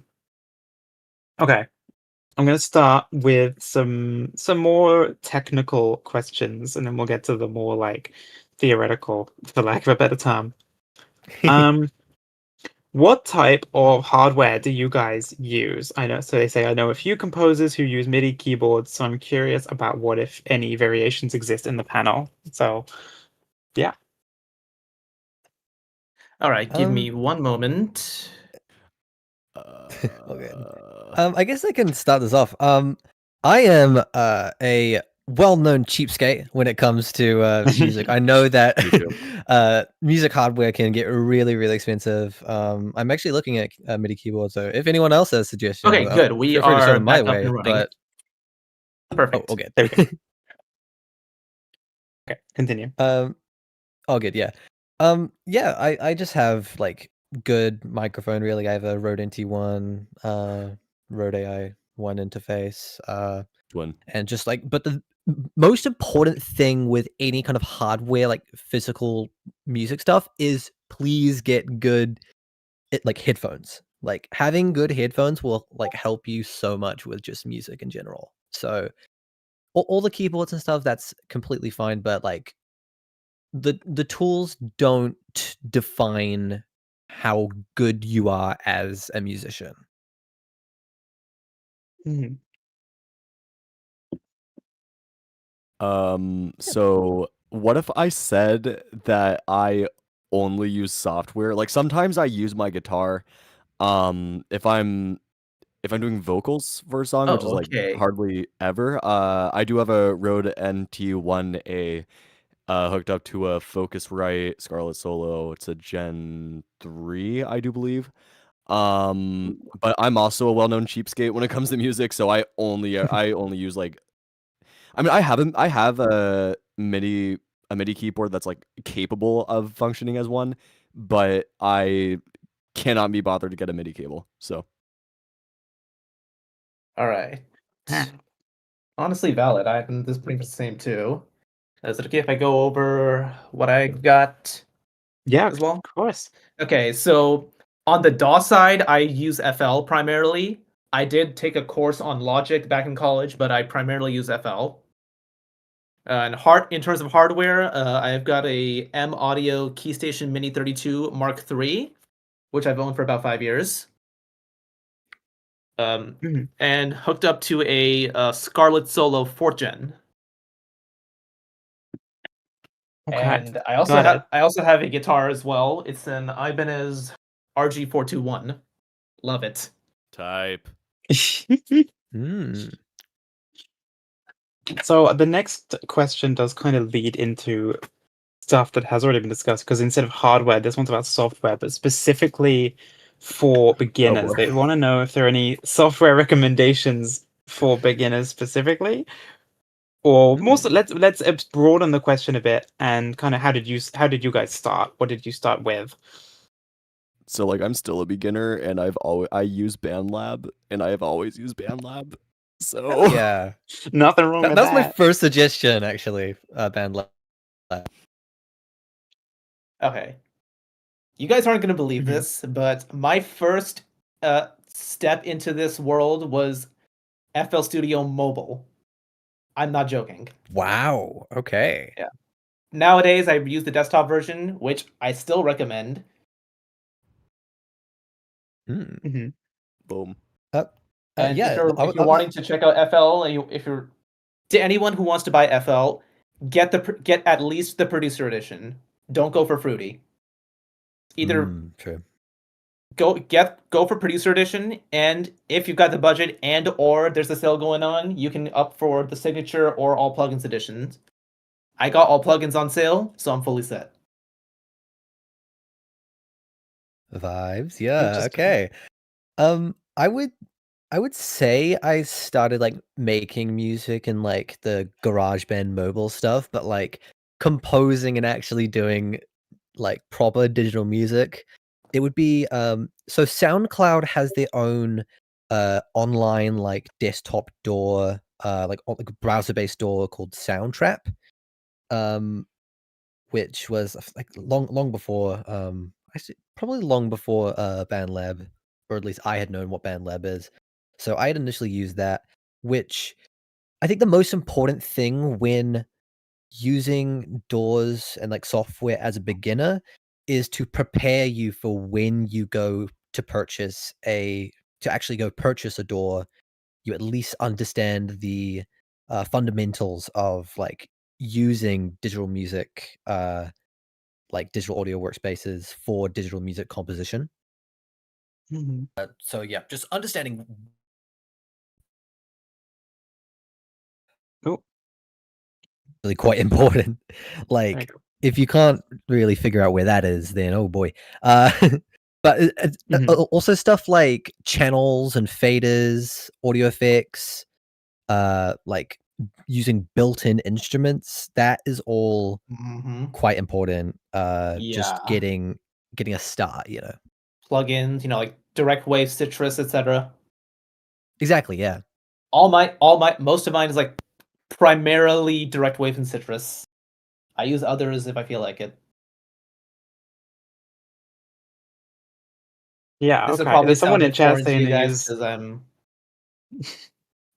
the someone in chat only. saying to use Soundtrap too. So that seems like a common thing, which is cool. Oh, yeah. Okay. So yeah, there's kind of a multitude of options. There's not really a one set thing to go to if you're trying to get into music creation. Everyone is different, and Oh, exactly, yeah. Yeah. It's like I'd say that there are numerous different like softwares that are like popular in like industry. However, like none of it is like the foundation of what you need to be doing. Like FL Studios is perfect for like electronic and even like hip hop based stuff is like perfect for that kind of music. Typically or personally I use Ableton, which is like along a similar path of just like using like or like playing electronic music. But of course like Pro Tools, Logic, Cubase as well. Yeah. Okay. Sounds good. Yeah, there's loads of options for people to get into, and it's really cool seeing how everyone starts. Which is kind of the next question as well, but it's which is the best place to start when composing, but less so in terms of the software and the hardware, and more so in terms of a song. If you are composing something from scratch, where do you personally find the best place to start that would be?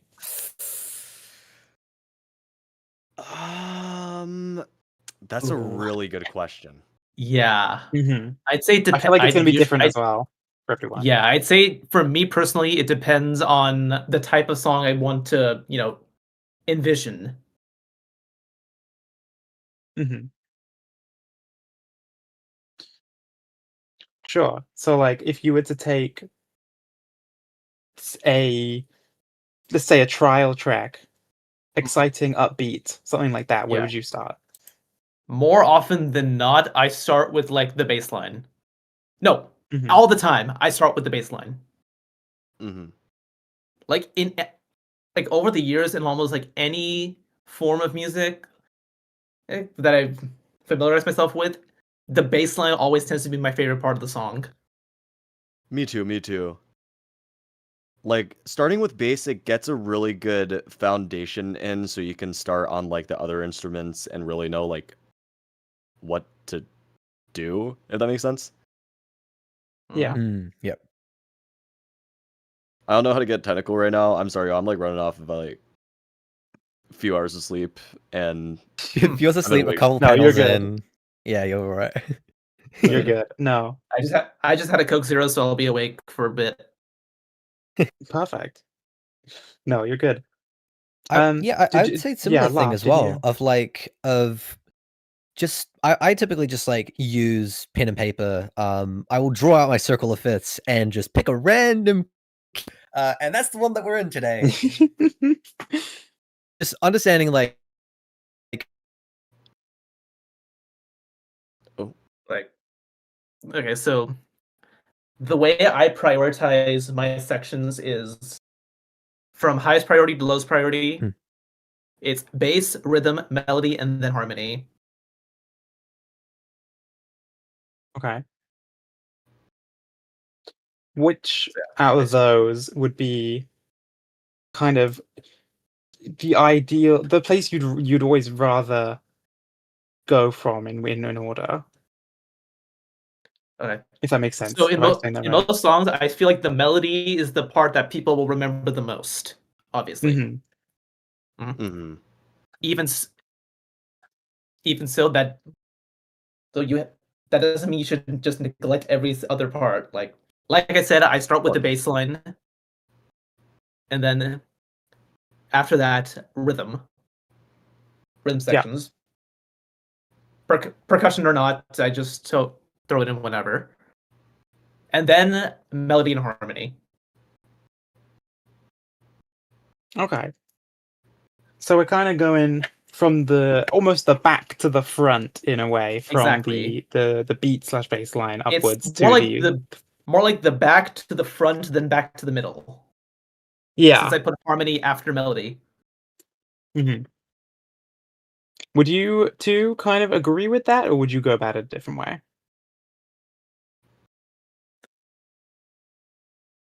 I'm cutting out initially, so I'm going to switch to. I'm now using AirPods. What was the question? Gotcha. Yeah. So Yash is talking about how the order in which they develop a track. They go from like the bass line, and then to the front, to the middle, kind of in that direction. That kind of putting a track together. Would you kind of Vibes, agree, or would yeah. you do it differently?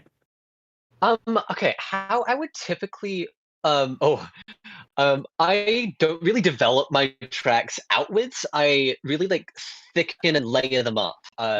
Like really just what is it, polyphonics?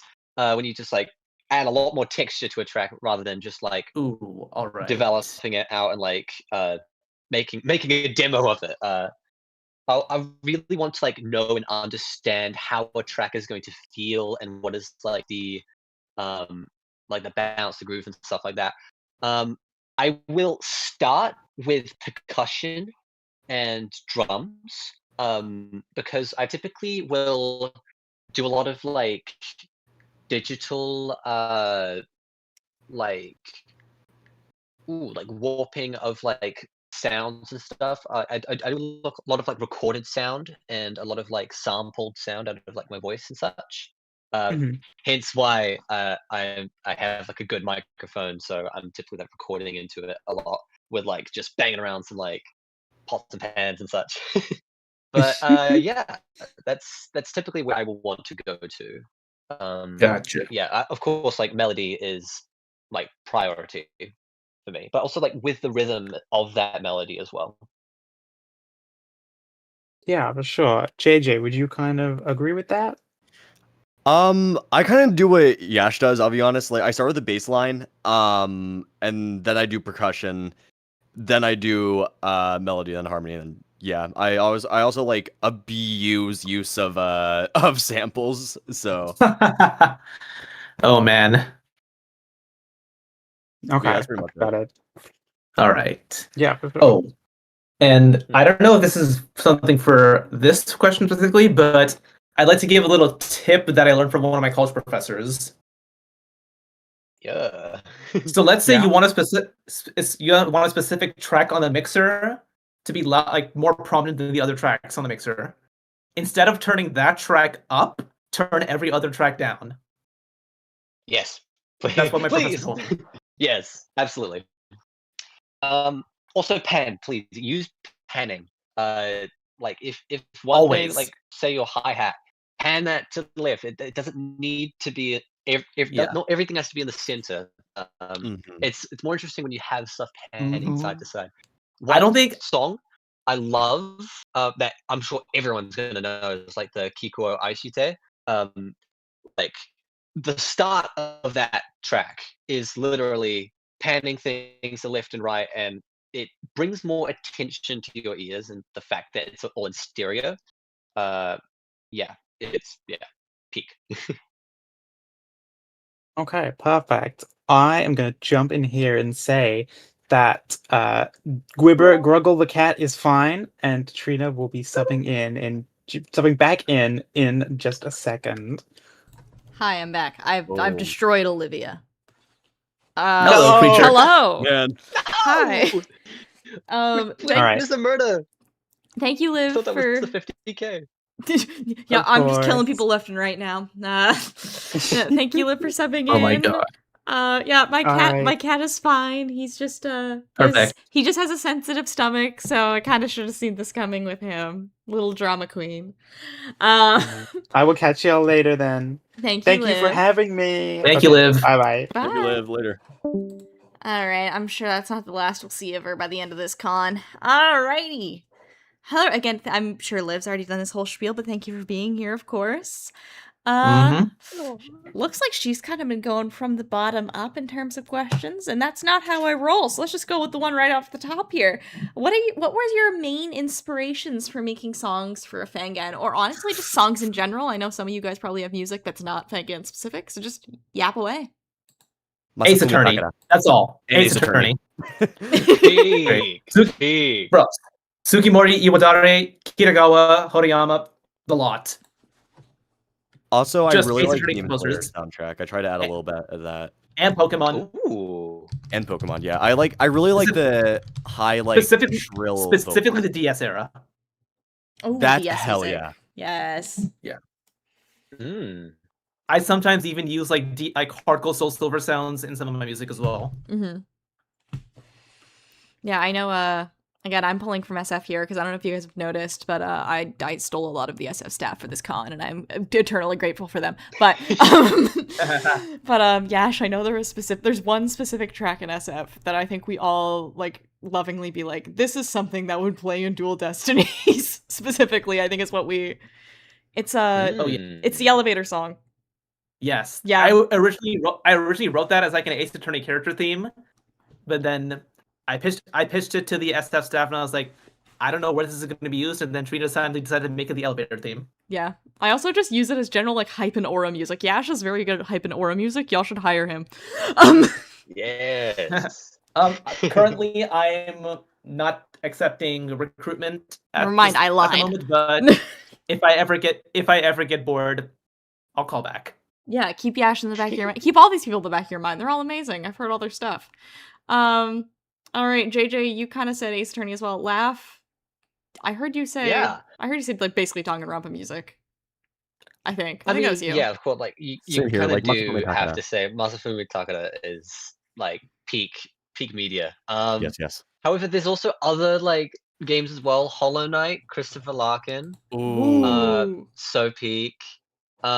Persona 5 is one of the main inspirations for like a lot of tracks going into like specific, like when I go into Fangans, I will typically draw from Persona 5 just because of how like stylized and like rebellious it is, that it just makes sense for Danganronpa as well. So yeah, Shoji Meguro is absolutely peak Ooh. there. Meguro mention. Like, absolutely. My personal style is very influenced from like Kikuo Dekonina, who does the Milgram soundtracks as well. I'm obsessed with Milroom. Sorry, go on. Yeah, and you do kind of have to talk about Hans Zimmer as well. However, I know him from the Skylanders soundtrack, which is I Peak. freaking love that game. I know Liv is And mad she's not here anymore. She is like, Yes. did you see the picture she sent in the convention server? She has like a whole Skylanders collection. Oh my god! Hell yeah! You gotta see. I have to see the collection. Liv, I have to see the. Liv, if you're listening, send it again. Send it again. We gotta see the collection now. Yes, please. Basically, I am really inspired by these like composers because they're like masters of matching audio with visual and like thematic content of video games and like whatever video game they're in. Like anything you hear, you will picture this like game immediately. Like Green Path of Hollow Knight is like I immediately am taken to this. Like the scenery of Green Path is Yes. chills. Yeah. So That my goes- I also feel the same way when it's like the Xenoblade soundtrack. Yes. You bring- Like let's like you bring like Garplane, more Arcane. Let me think of another area theme. Any music related to Morag, yeah. Yeah, Noctilum. I'm telling you, anyone who's played Xenoblade X, do not debate me. Noctilum is the best area theme. I see nothing in chat. I see nothing in chat because obviously it's not cut up yet. But I'm also taking that as we all agree. Obviously, Okay. Totally unbiased. If you don't, get out! But also stay. 'Cause... Yeah, also please stay. Yeah. Also please stay. So like I try for my style of composing, I try to be like a fusion, not like a fusion, but I take a lot of inspiration from again like the vocals and like the Demon Slayer / Naruto soundtrack. Like I don't know what it's called specifically, but I try to add a little bit of that into some of my soundtrack. And Cyberpunk 2077. Ooh. I don't know why. I really feel like it just fits. I like it, so I try to like sort of draw from its style. Obviously, Masafumi Takeda as well because it's Danganronpa soundtrack. I just again, I really like Cyberpunk's original score. So Yeah, awesome. I know just like from the pieces I remember from other panels, I know AC has mentioned Raincode as a big inspiration for the entire aesthetic of Genocide Masquerade, and there's like a couple other Danganronpa adjacent games that I think a lot of composers pull from as well. So whatever you think is cool, that's what matters.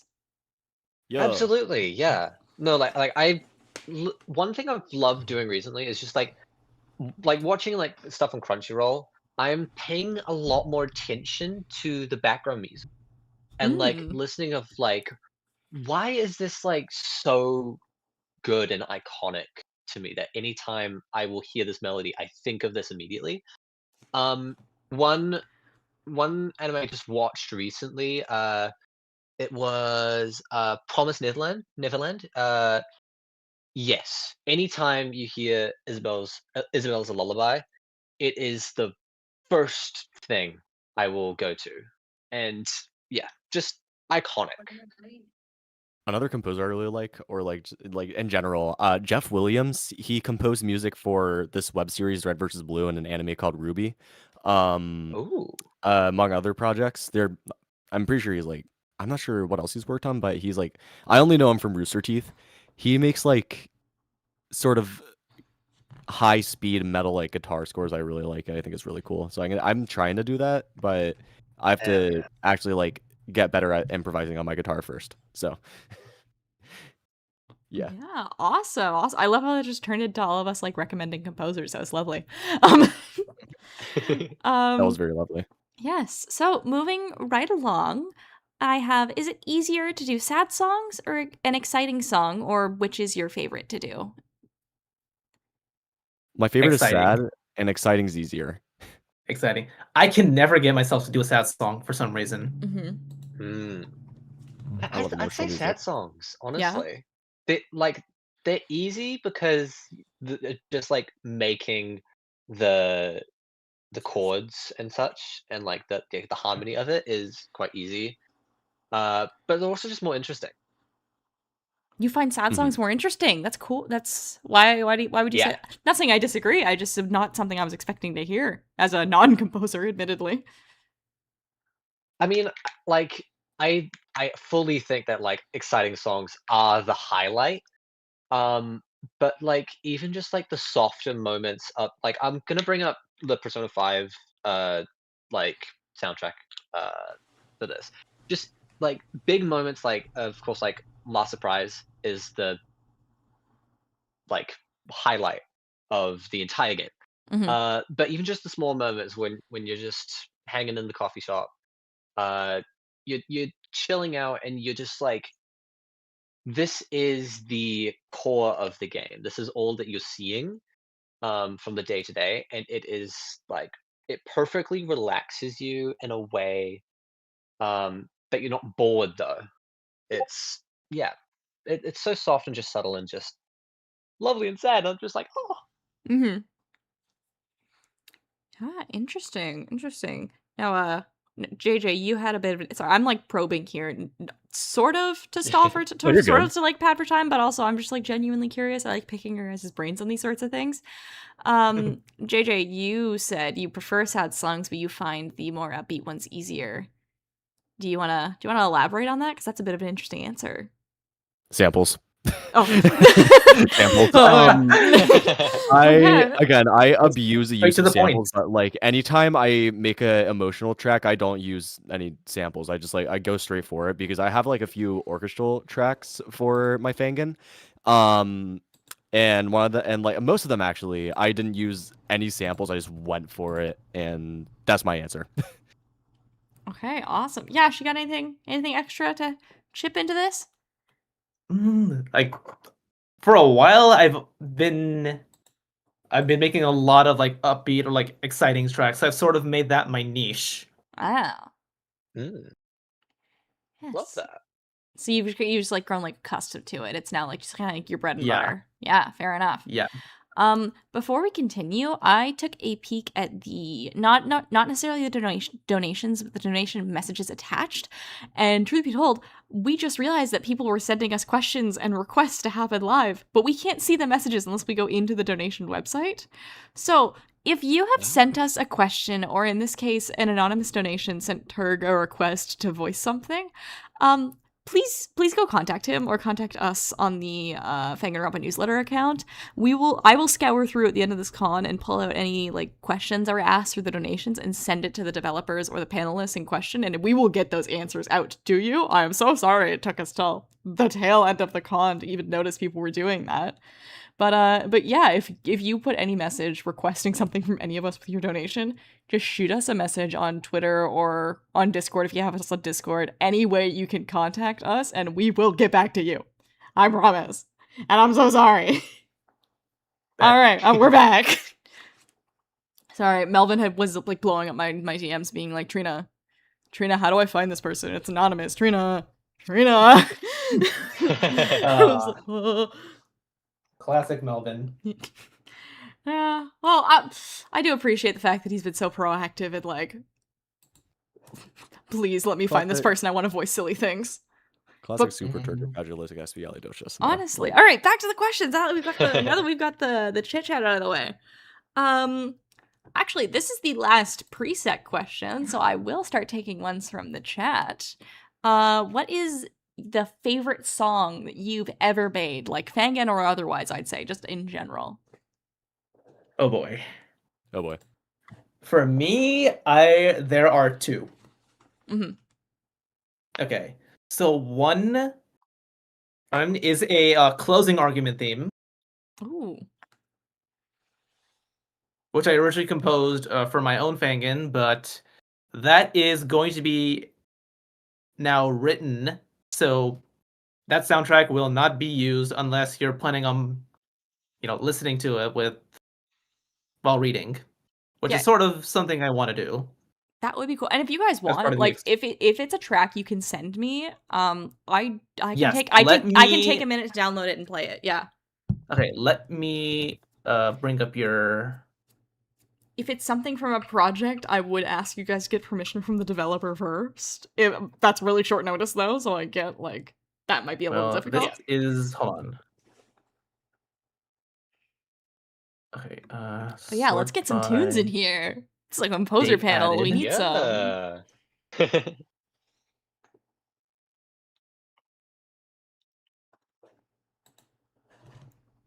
So like I have two. One of them's like a trial theme. Ooh. Well, at least on mine. So none of them are released. So you'll be seeing these early. Or you'll be hearing them early. I'm probably going to release the discussion one today.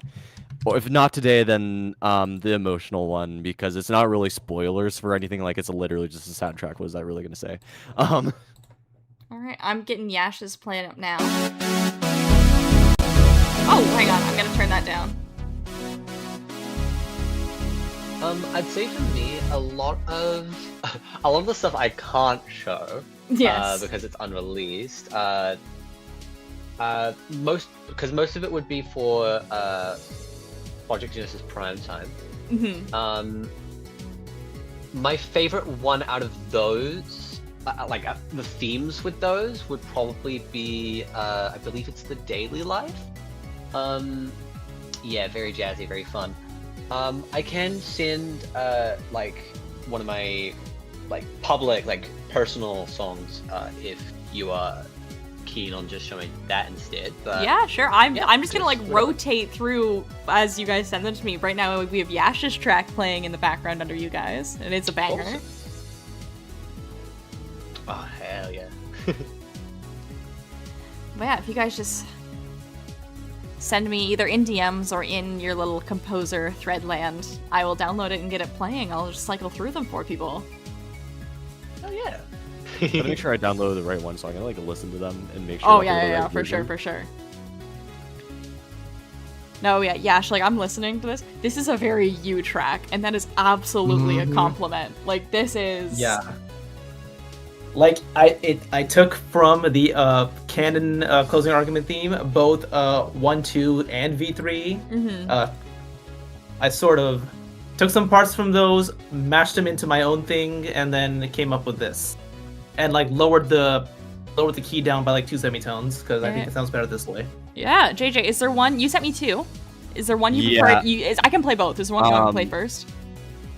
Yeah, just play the first one. Only play 30 seconds or a little more than 30 seconds of the second one because it's a looping track. Right, yeah, is there anywhere I can see the stream stuff live without the delay? Or is that? Yeah, let's just have fun here. I'll just share my screen. You guys get to see what I see for a minute. Alright, I'm gonna mute Yash's track so that I can go ahead. I can put in JJ's without.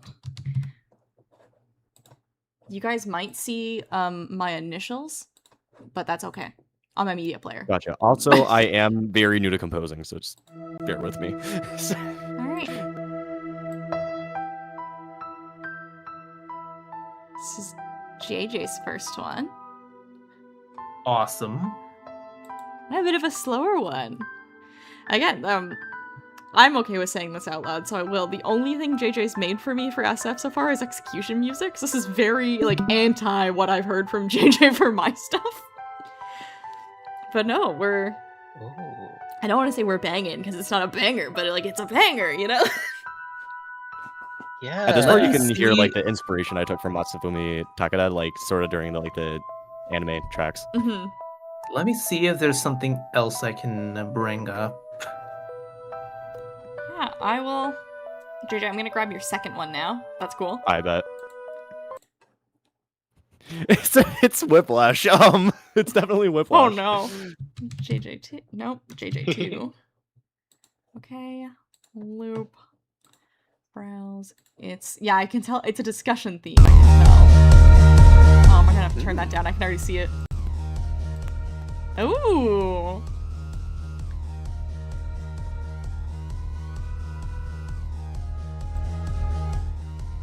Sorry, me playing with the audio slider so I can make sure we're all still audible. No, you're good. I actually made this track like a year ago, so I'm like surprised it still holds up. All right, let me see. And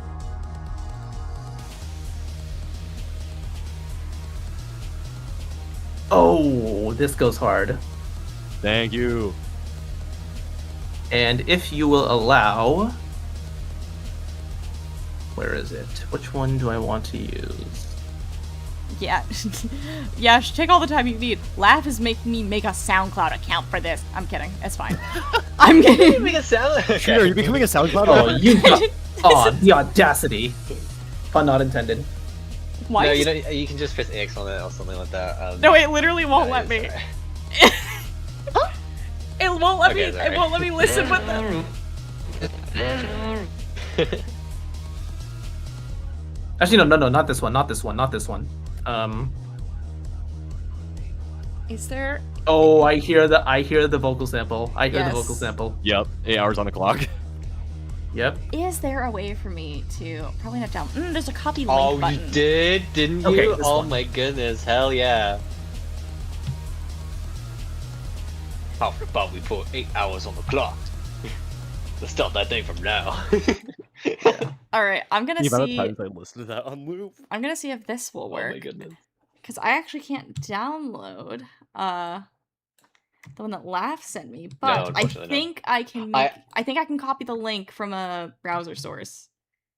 Is what my thoughts are. Control audio via OBS. Yeah, see, I would Well, send the let's- WAV. I don't know if the Discord Premium, whatever it is. So I'd be like compressing Nothing it is into playing. Hang on. MP3, but that's so If sad. I do, hang on. Ooh, I do actually, interact. after these Cool. tracks, is it okay if I show off a cinematic track that I made for Fangans? Absolutely. All right. All right, I'm gonna like put that off screen so you guys don't see me log into the We SoundCloud are the account that I just SoundCloud made. links. Please feed us. Yes. Come on, lock in. Hang on. There we go. I use no sample print, I think, too. Oh, I got Ooh. it. I got it. I got it working. Who cheered?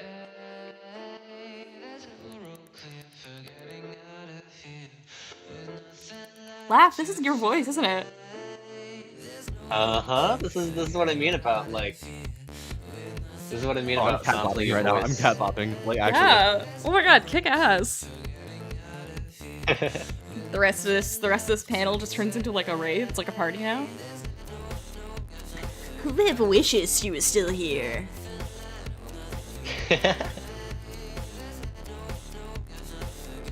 Okay. Yeah, I'm jamming. Wait, this is heat. Wait, this is heat. Yeah. Yeah, so a lot of influence just from the house genre. I mean, basically, Danganronpa in a nutshell, yeah, a lot of what would they be? Like just digital synthesis, like and synthesizers and such like that.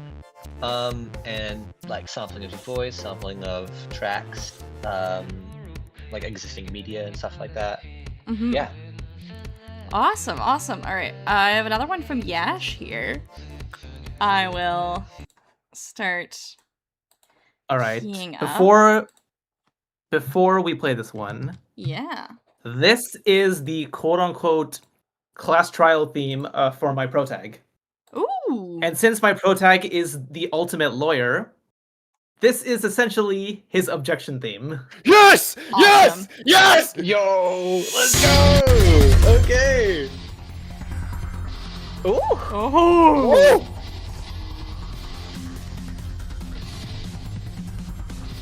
No, Yeah, Sarah in chat is right. This is turning into a real party over here. Thank Hell you for yeah. You're absolutely correct, Sarah. Thank you. This has like pursuit energy. I love it. Oh my god, Yes. yeah. No, you can hear like the Ace Attorney inspiration you were talking about earlier, for sure. While we're listening to this, I'm gonna go download JJ's one. Hear that? See, this is why we had the one that was running tech run this stream, Lance, because put I on kind table. of figured we'd get to this point. Okay, Barack Van Zeeks, calm down there. But valid. Oh, I can hear the the Danganronpa. Yes!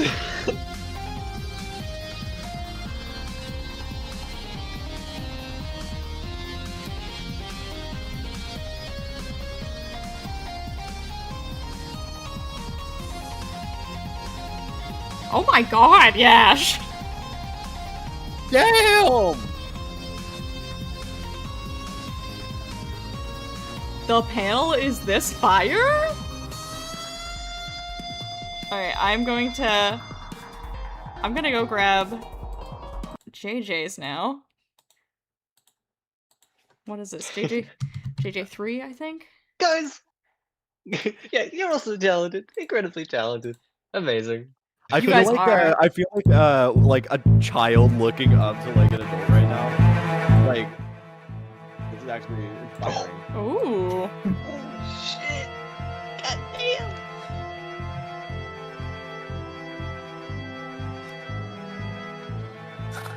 When the whole gang comes together to defeat the mastermind.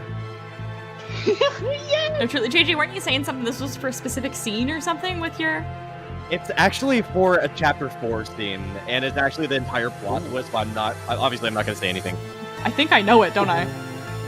You probably do. I'll DM it to you. Okay. I was gonna say I think I know. Does bro know? Imagine if the song just had the spoiler like just stand aloud and it's just like this person died. By the way, yeah. Music cuts, the beat drops. I Just like- died in this chapter.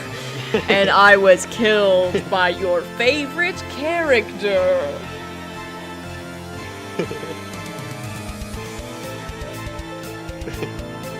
And I died via a Rube Goldberg machine. Ooh, oh, I can hear the Danganronpa motifs in here now, like that.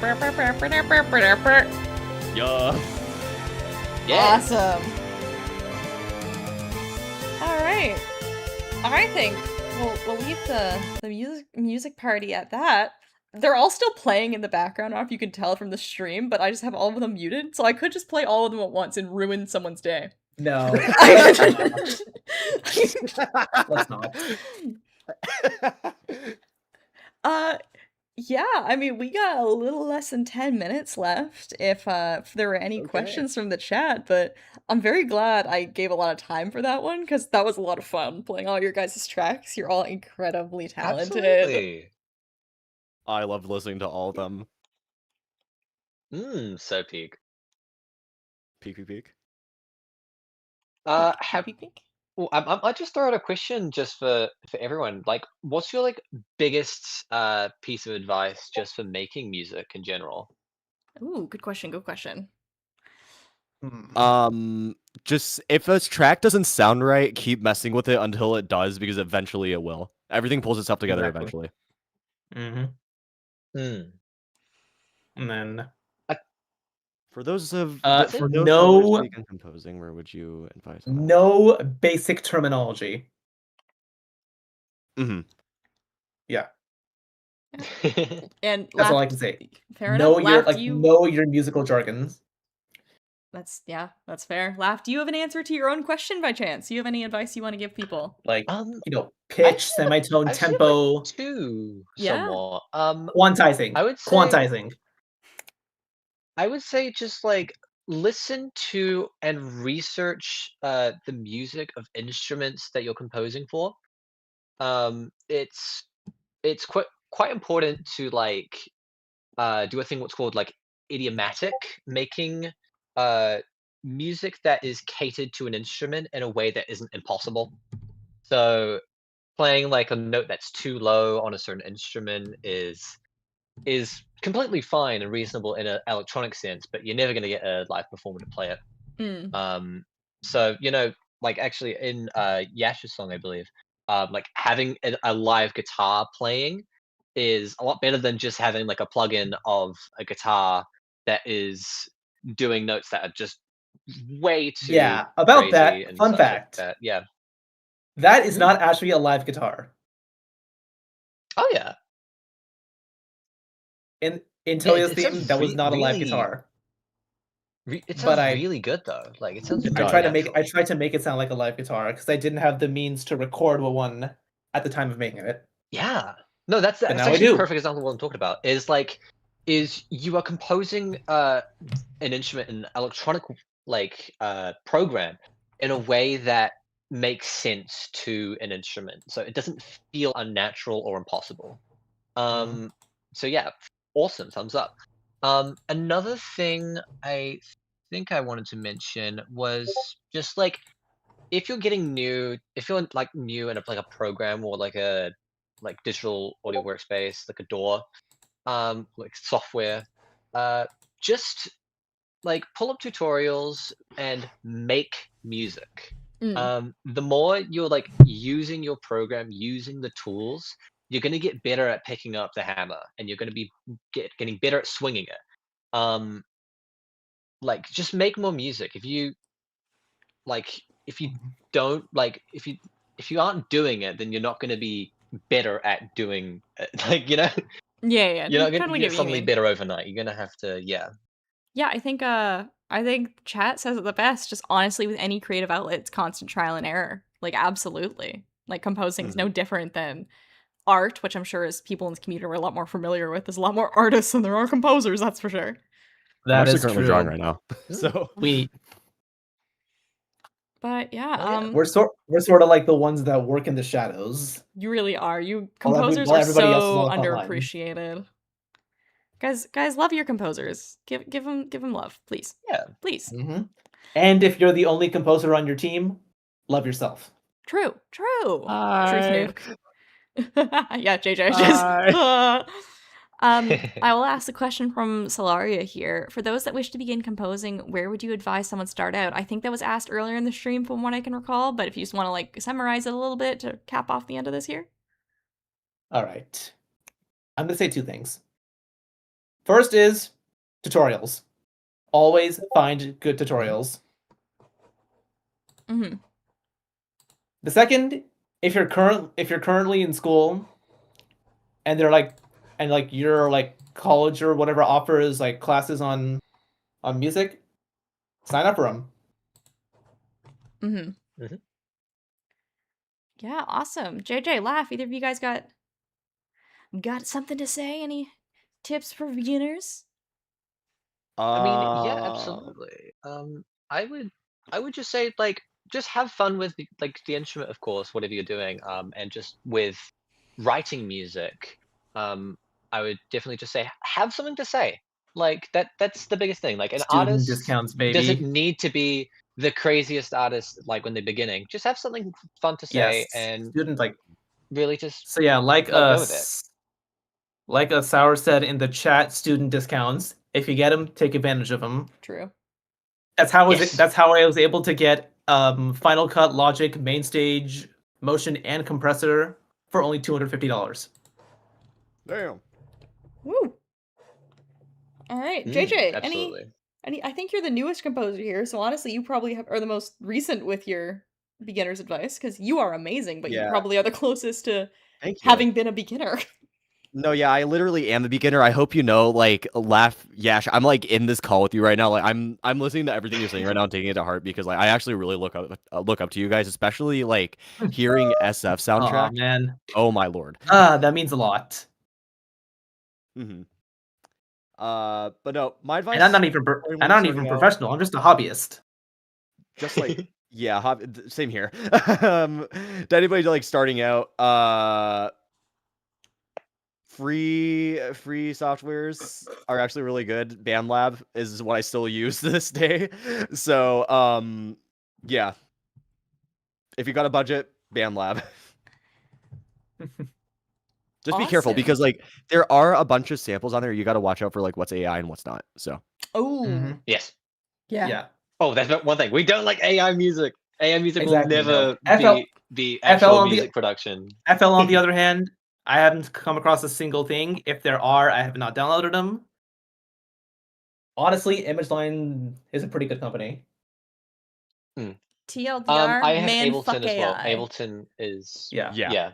absolutely. I'm on the FL subreddit, and like many people who started off like using it like a pirated version of FL, they end up buying it legitimately later down the line. Mm-hmm. Yeah. Awesome. All right. Well, that kind of brings us to time, guys. Thank you all for being here. I want to give a special shout out to JJ for being here very, very last minute. Legan unfortunately could not make it, and we wish him all the best. It was just a scheduling conflict. But JJ came in last minute, really saved my ass, if we're honest. Hell yeah, And you came in clutch, man. Yeah, and thank you, Yash and Laugh, for being here as well. It's been great having you guys. And again, shout out to Liv for taking over the first 15-20 minutes of the panel while I dealt with my cat. How is your cat right now? Oh, he's Yeah, fine. how's he's, Quiver? he's taking a nap. Like, he's fine. He's Okay, good. literally a drama queen. Okay, that's good. Glad to hear. But yeah, this is the last you're gonna see of all of us. I mean, you'll see me at the end of the con for a little bit, but we're about to send it over to Melvin with the voice actors. Great. I have one more thing to say. I have one more thing to say. Yeah. Before I do, I have to say something one more time.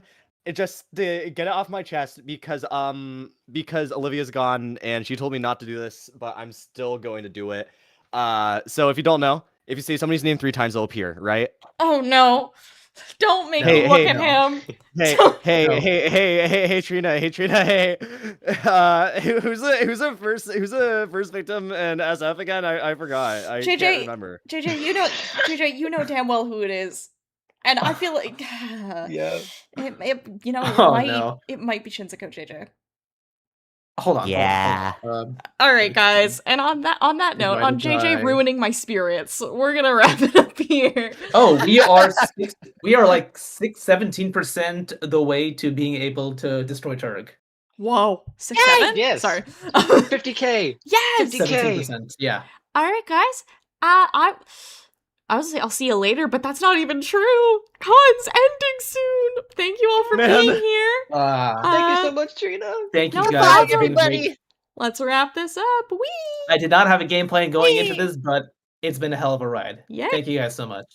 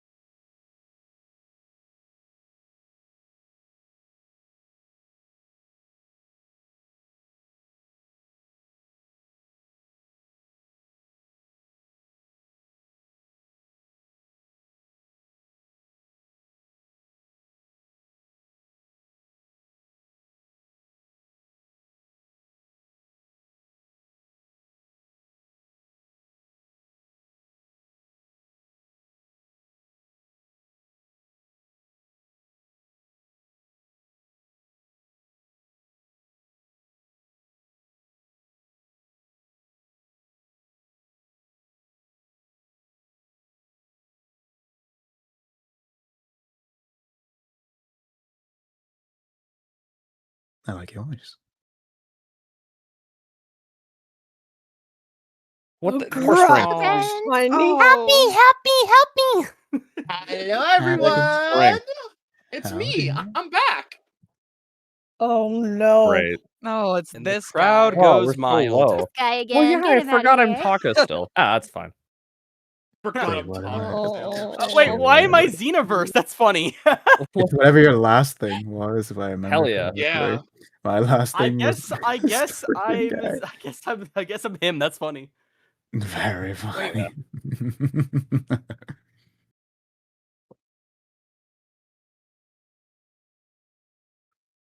Even better. Yeah, there's a Well, lot of let's us. go. We get the red carpet. Oh, there's Spring. Why are you up there? Good Oh question. my Why are you god. down there?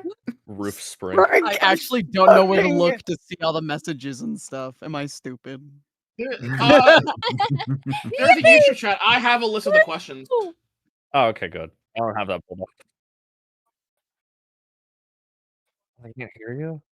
That's why you're being so Right. mean to all of us, because it's off Slide screen. time, and we'll go in order for introductions. All right. Oh boy. Wait, who's first on the Fancy table. Oh no. Well, it looks like you're first, Deegan. Megan? Oh, hi. I'm Deegan VG. The only thing I'm really known for right now that's public and not NDA or canceled is just Danganronpa Antebellum as the voice of Taka Hero. That's really all I gotta say introduction wise. I think that's it. Who's next? You go. James. Hi, I'm James Ashton. I am in a lot of Fangans. You've probably heard my voice before. My most sought after upcoming Fangan right now, I guess, is Systems Trial, where I play Koji Nishihara. I liked that. Okay, next, Piper. Let's see, Piper. I'm gonna like Piper JG in the community.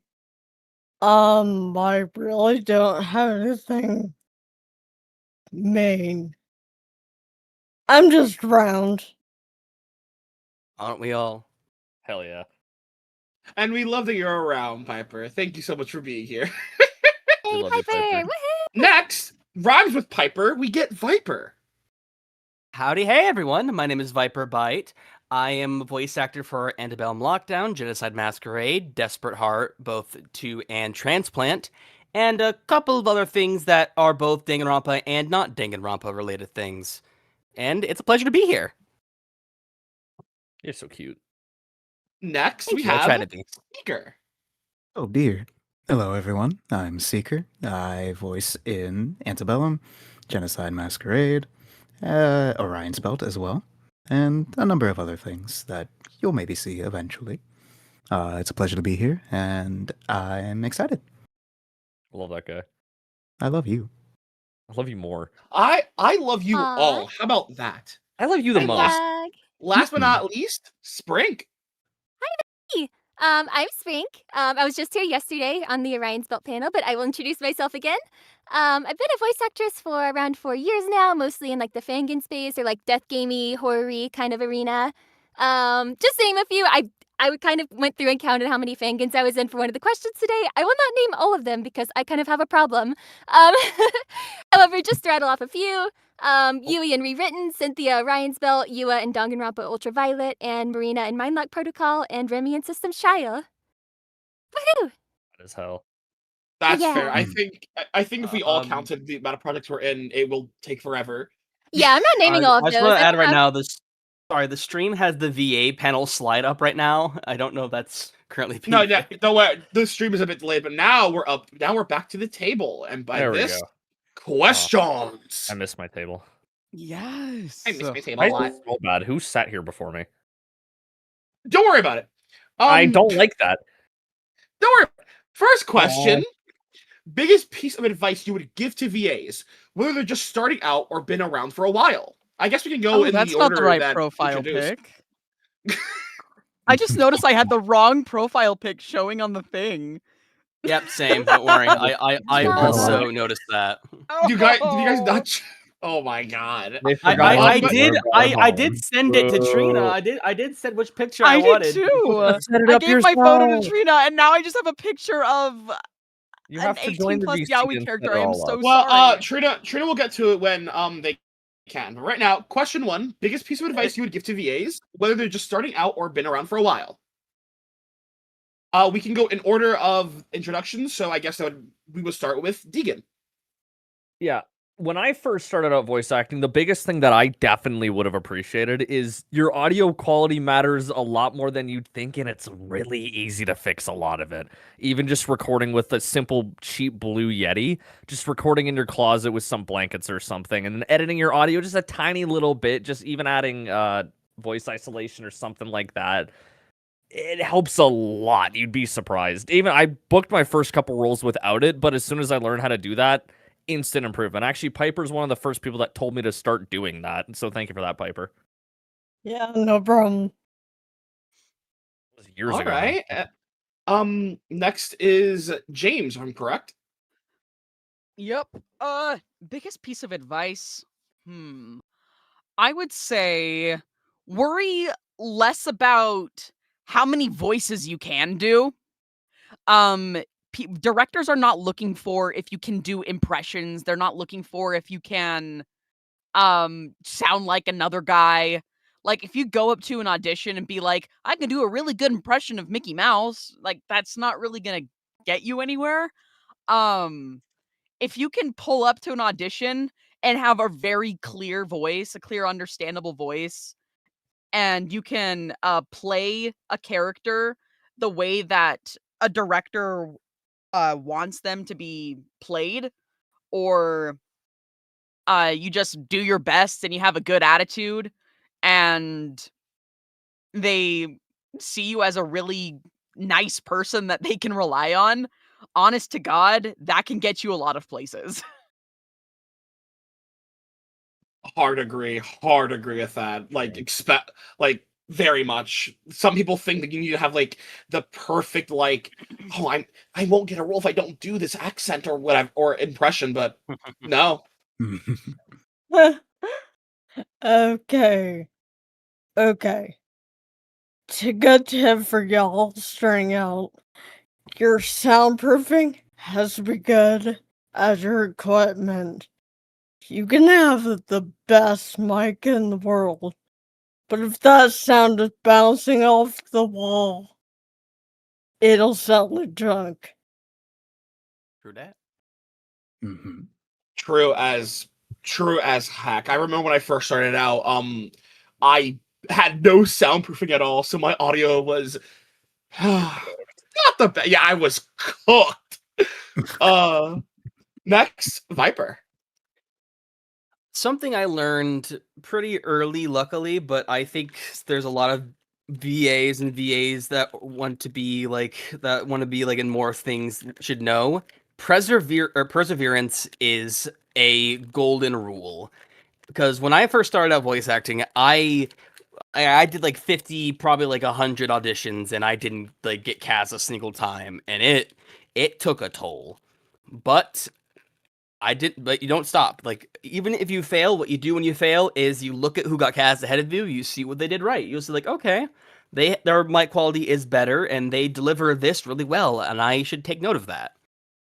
Basically, from your failures, you should learn from them, because if you learn from your failures, you will improve. And with those improvements, you will eventually get better. And eventually, well, maybe you'll land yourself a role. Yeah, every audition you do, regardless if you get rejected, you get cast, it doesn't really matter. Everything you record is a learning experience, and knowing why someone got cast and how you can improve upon your own skills is what's going to help you land more roles and be more confident in yourself as a voice actor. I will say that can also be applied to anywhere as well. Though I especially tell it to voice actors, because voice actors get told they fail a lot more than most other places, but you can apply it to like artists and editing and all that stuff too. That is true. That's okay. Next, if I'm correct, is Seeker? You are correct. Honestly, I agree with all of the points made prior, so I'm going to be a bit of a broken record, but obviously make sure that everything is well treated, because that is primarily the thing that you want. Otherwise, things are not going to sound very good. In regards to like the audition processes and whatnot, understand that you are going to majority of the time you are going to not land the role. But just because that happens doesn't mean that you are not good or your audition was bad or anything of that sort. It's just there are other factors that played into somebody else's audition being just a little bit better. But don't get discouraged from that. If you give up before you're able to do anything, then you're not going to be able to do much. So you have to learn to be patient. Be patient and be forgiving of yourself, because it can be very easy to fall into the trap of I'm not good enough. I don't compare to my peers, etc., etc. You are talented and you will be somebody else's voice at some point. You just have to keep going and you have to, always be improving because of it. Especially if this is something that you want to make a proper career out of. Yeah, totally right. Like, most of the time you're going to get rejected, and it is fully normal to feel dejected when you don't land the role. And like Viper said before, perseverance is key, and just I know hopes feel like keep moving forward, but especially with voice acting, if you just keep moving forward, if you keep trying at it, eventually you will land the role, because there is no such thing as your voice doesn't fit a character. Every voice fits a certain character. And sometimes sometimes you just don't get a role because not because you're bad. Like, no. Like, it is never clear black and white. And you should always keep going. And if you want to make a career, like how Seeker said, perseverance, hope keeps moving forward. Dark mentioned hope. Scratch out the bingo card. No! Oh, man! What the hell? Sprink, you're next. I am Turkey next. sandwich. Hello. Everybody else has already covered all of the sound treatment stuff, so I won't go into my whole spiel there. But another favorite piece of advice that I've gotten is like, there's this common misconception that just because you're like a voice actor in your little booth means that you don't have to physically act as you would on stage, and that is not true at all. I mean, it can be. You don't physically have to act, but people can hear a smile in your voice. They can hear like if you're actually physically sitting there, like trying to lift a heavy object versus if you're faking it. So really, don't be afraid to get physical when you're recording. And similarly, on that vein of thought, don't be afraid to like, I don't want to use the word improvise, but for example, just because a script doesn't have in it a laugh, for example, or a grunt, that doesn't mean you can't do it, right? So you really have to think like not just about the words on the page, but also like, what would this character sound like if they're exerting themselves? What kinds of noises would they make? Would they be breathing harder? If they're happy, would there be a laugh? Is there like a laugh in their voice as they're speaking? So there's so much more to think about rather than just like reading the words. You really have to like get creative with it as if you were a stage actor. That is such a good one. That is such a good one. Yeah, that is such a good one. I call it the Jack Black approach because I saw a video of him recording in Kung Fu Panda one time, and I was like, that is gonna be me as a voice actor. And I've used that approach especially for like my more energetic characters. And I don't know if anyone can hear it in my more energetic characters, but a lot of the times I get really, really active while recording, and I'll like throw my arms around and stuff like that. No, it helps, yeah. The main downside is like some props do make noise when you use them. Like there was one time whenever I was trying to like swing a pen in a booth for like a sword, and you could hear it like whipping through the air. So you do have to Why be were you using mindful. a pan of all items? I'm gonna use a sword. You think we have swords lying around? I think that would have been more authentic. Thank you so much for saying that, Spring, because I feel less embarrassed for saying this. When I recorded for DH2 as Emiliano Russi, I would literally, like, when saying certain lines, hold my finger, like, a bit away from my face, like I'm holding a cigar. And I swear down that helped. And I We're can't extremely describe to you genuine. why. It's so real. It just That helped is get so me into the real. character. And I'm so glad I'm not just a weirdo for that. No, no. Literally, like, I hit my character's poses sometimes, like the Yui wink. I was literally Yes! talking to Paradise the other day where he pulls the Riz face for Shoji. Like, it helps. When I started recording for Ashigaka Fuyuki in Ultraviolet not too long ago, I had to do this thing. I did this thing where it's like, okay, I don't change my voice very much for this character. It's a mindset. So I turned on music like anime nightcore music, the kind that really stresses me out. No. And I listened to it the whole time I was doing the thing, and I like debated on moving my like most risque anime figures to next to my desk, like next to my computer, and I haunched over the entire time. Phenomenal. No, I do Oh, the exact God. same thing with like other roles and stuff. Like I fully get it. Mhm. And I think with that we can move on to the next question. Hold on, before we move on, can I tack something on the end real quick? Oh, of course. Go ahead. Please, please, please. This applies to every single voice actor, new, veteran, mid-level, etc. Please, please, please, take care of your voice. Ah, It's very important that you properly take care of yourself before, during, and after. Water. Yeah, that's very much true. Take care of your voice, because it's you. Like, take care of it. It is your instrument. That's your moneymaker. Mm-hmm. All right, next question, which I think, at least for me, like this is a question that I would have an answer to immediately. But next question, what unvoiced lines in a project that you wish were voiced? Ooh.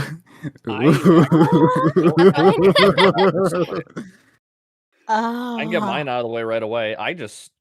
Most of the scenes I get voiced in anything, I'm just happy with. Like, yeah, I'm satisfied with that. And then every once in a while when I'm playing through something or watching something I'm in that it's not voiced, I'm just like, oh well, I could have done it, but I'm like too upset by it. Yeah, I don't really have a real answer for that one then. Somebody else, yeah. All right, James, you're next. Shout out to Olivia Westermoreland, Beb from Agarasia. I wish I could have read more of those lines, but I don't know if I can say them because some of them are pretty out there. You know what? That is fully fair, especially with Beb's character. I don't know if I can say the C word here. Then you know what? Fair. Maybe next time. It would be fun. Oh my. Would be a word of all time. It would be. Your turn, Piper. Word of all time. It'd be kind of funny. I don't know if we more motions when there's a body. I'd like to be able to emote more when there's a body. It's like, yo, there's a dead body right there. Maybe I need to react to that. You know what? That is fair, because I know most Fangans don't do that at all, and we're like, like most Fangans, like, oh my god, PDA. And died. and Oh after. man. See, most of us just scream. Most of us just scream. There's not usually a guy going, "Oh, hey, a dead body." Oh man, not again. Oh, that's a dead body. Oh man. Oh man. Oh man, what's wrong with me, dead body? I guess I kind of have one. I'm kind of in the same boat where I feel pretty satisfied with all the lines I voice, and the ones I don't voice, I kind of don't remember because I just have bad memory. But there's one I can think of on the top of my head while kind of just like looking at Fangans. I'm gonna pull Desperate Heart 2 again because I think it's a very funny line. It's because it's not only a callback to a different Fangan, but it's also just a fun line to yell.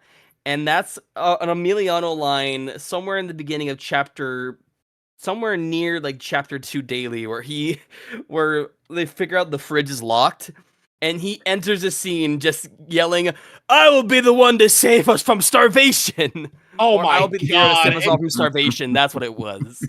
That is a spoof from Trina's Project Salvation Spheres.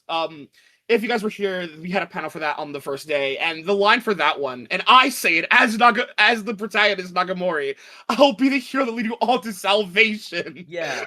Yeah, it's quite literally the same line, except I say, "I'll be the hero that will lead us all from starvation." Oh right. Oh, It's that's something similar that's to that. beautiful. Seeker, what about you, bro?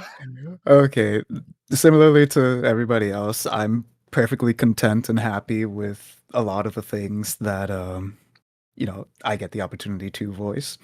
However, there is one thing that I would have really liked to do because I know I would have had a lot of fun doing it. Is Ryan's Belt. I voice an interesting fellow by the name of Grant Mitchell, and it would have been amazing if I could have voiced his intro scene. Oh my god, that would have been fantastic. If you know, you know. Nothing says you Yeah. can't. The day is still You have a young. line from That's it? true. It's him just being a general like snob as well as just not being a very unsavory individual, especially when talking to Anita. But what a individual of all time he is. Can't say a lot of the things he says. It would have been fun. You know what? That's fair. I'm a LARPer. I have You're not a watched the LARPer. Rise of prologue. I have not watched the LARPer, LARPer, LARPer. Yeah, I'm a LARPer. You can go ahead and like burn me at the stake. Tomato. But knowing as someone who did audition for Orion's Bell and knowing the character that you play, yeah, I can see how fun. Like, I can imagine what the lines are gonna be. Sprink, you remain. I do.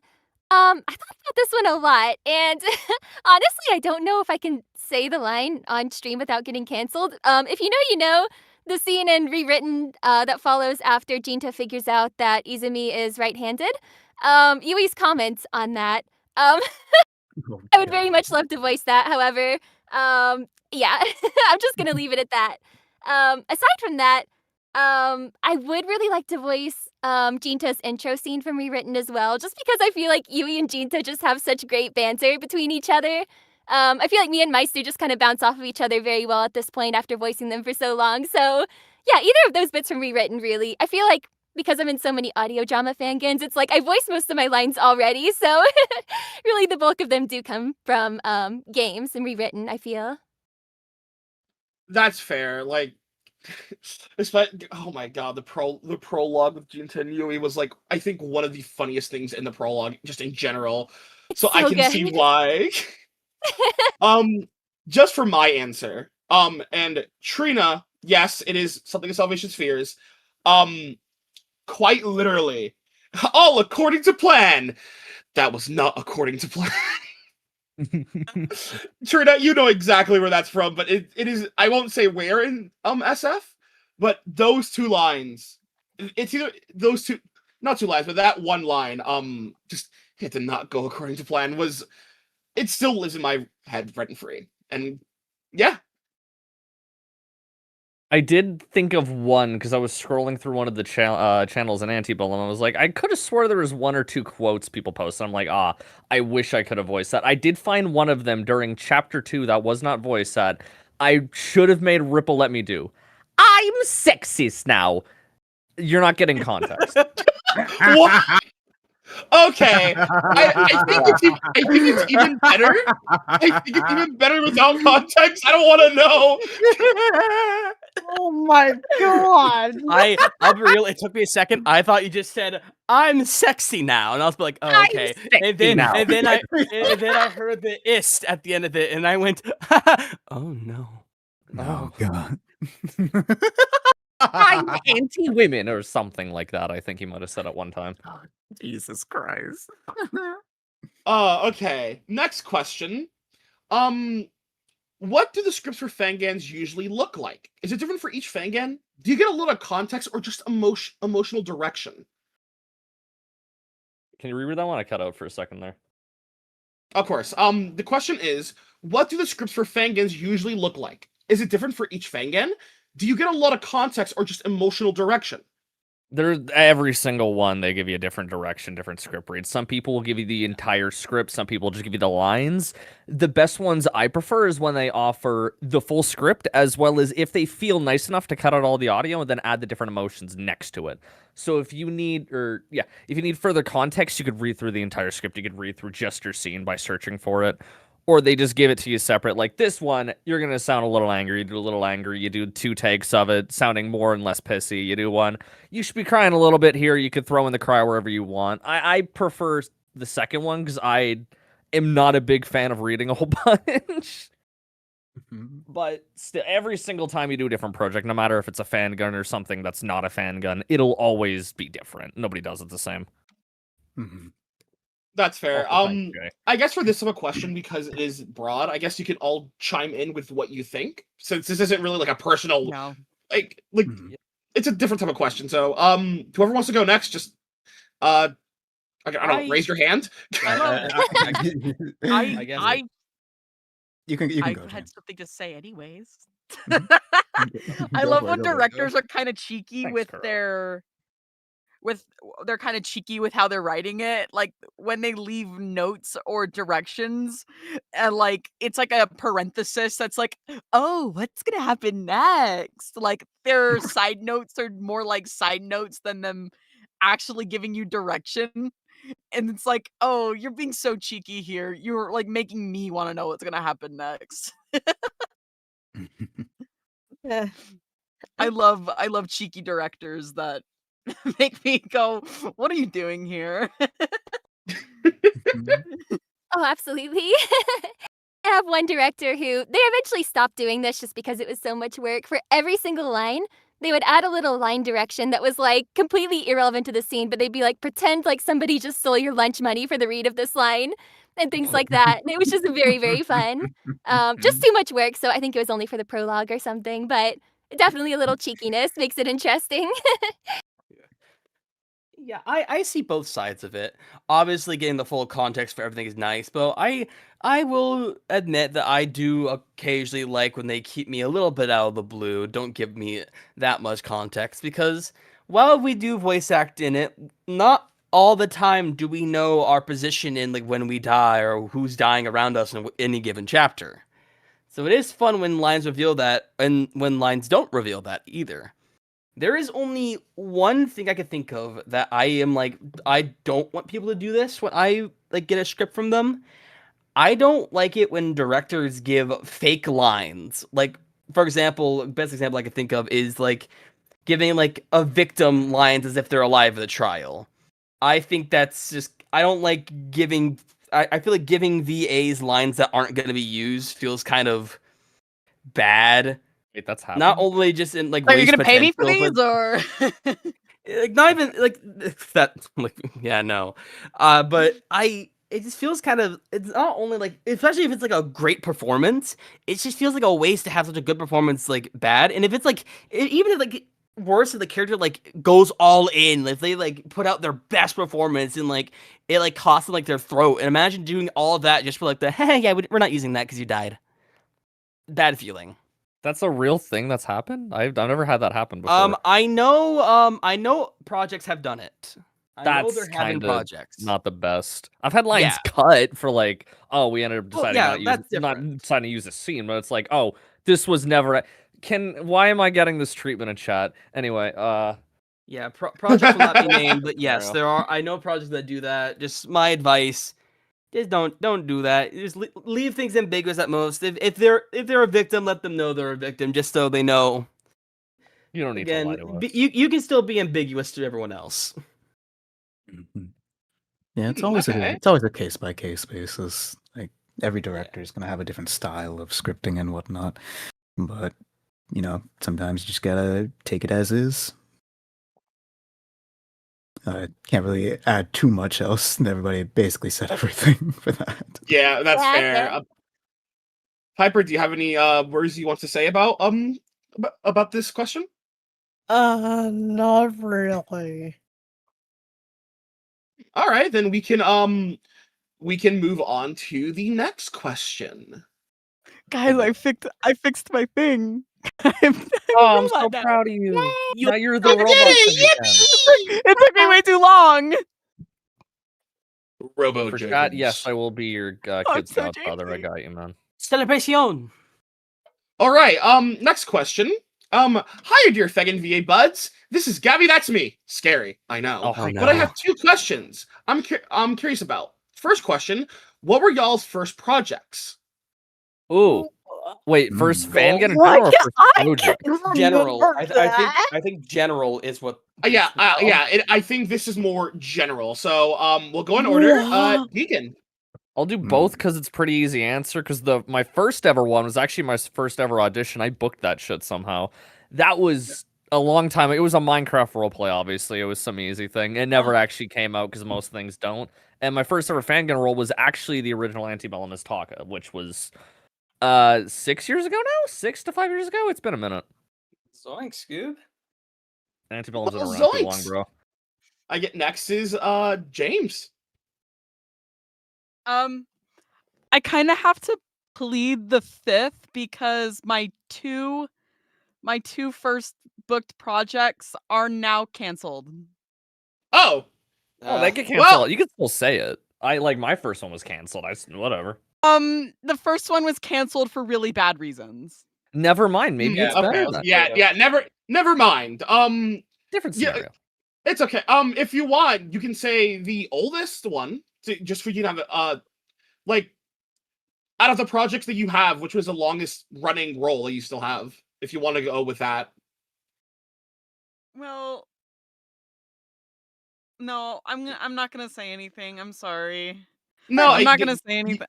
It's a lot Yeah, right now. You're all good. You're all good. Don't worry. You're all good. Piper. Oh God, that's embarrassing. Okay. I was my first voice acting role was for Roblox SCP thing Oh my in god. 2015. Holy Oh my fuck. god. Oh wow. Yeah. You're a veteran. I forgot you're old sometimes. That's crazy. Wow! That's crazy. Wow! Twitter will be hearing about this. It's fine. I love Piper. It's okay. To Twitter with you. Yeah, I called all go over a like a live Twitter. stream. Do you want to show your first Fangan or just move on to the next person? Let's see, Fangan, ooh, that was,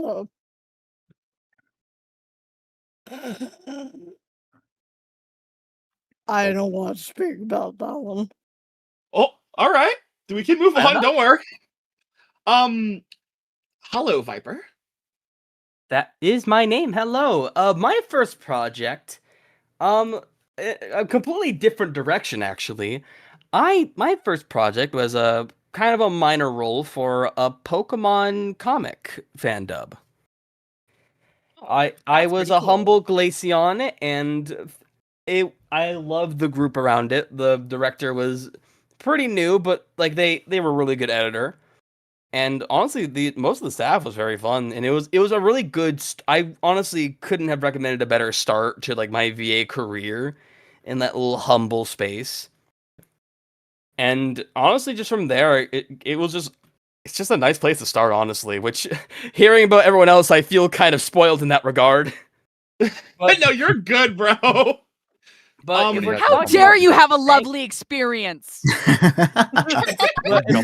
But if we want to Yeah. talk about first Fangan, not including projects that were Fangans but turned into original projects, which I don't want to count because I will say I think the first one was of ones that aren't discontinued or canceled. I think the oldest one would be Wilting Lotus, which is an audio, actually a shockingly old audio Danganronpa project from 2022, I think, where I Yeah, voiced 2022. probably my most shitpost character, Haruka Shohei. Give us a bar real quick, prove it. This is Haruka Shohei! Lights, camera, attraction. Yeah, okay. I don't like Oh that. my god. Yeah, All yeah. right. Oh All my right. Get him out of here. goodness. Unfortunately, I'm that was very shaking. good. I'm shaking right now. I'm literally shaking. I apologize. Actually, no, I don't. That's a lie. I Oh don't. my Yeah, it was God. kind of Hi, funny. I'll give you Hi, that. At least it was funny. Seeker.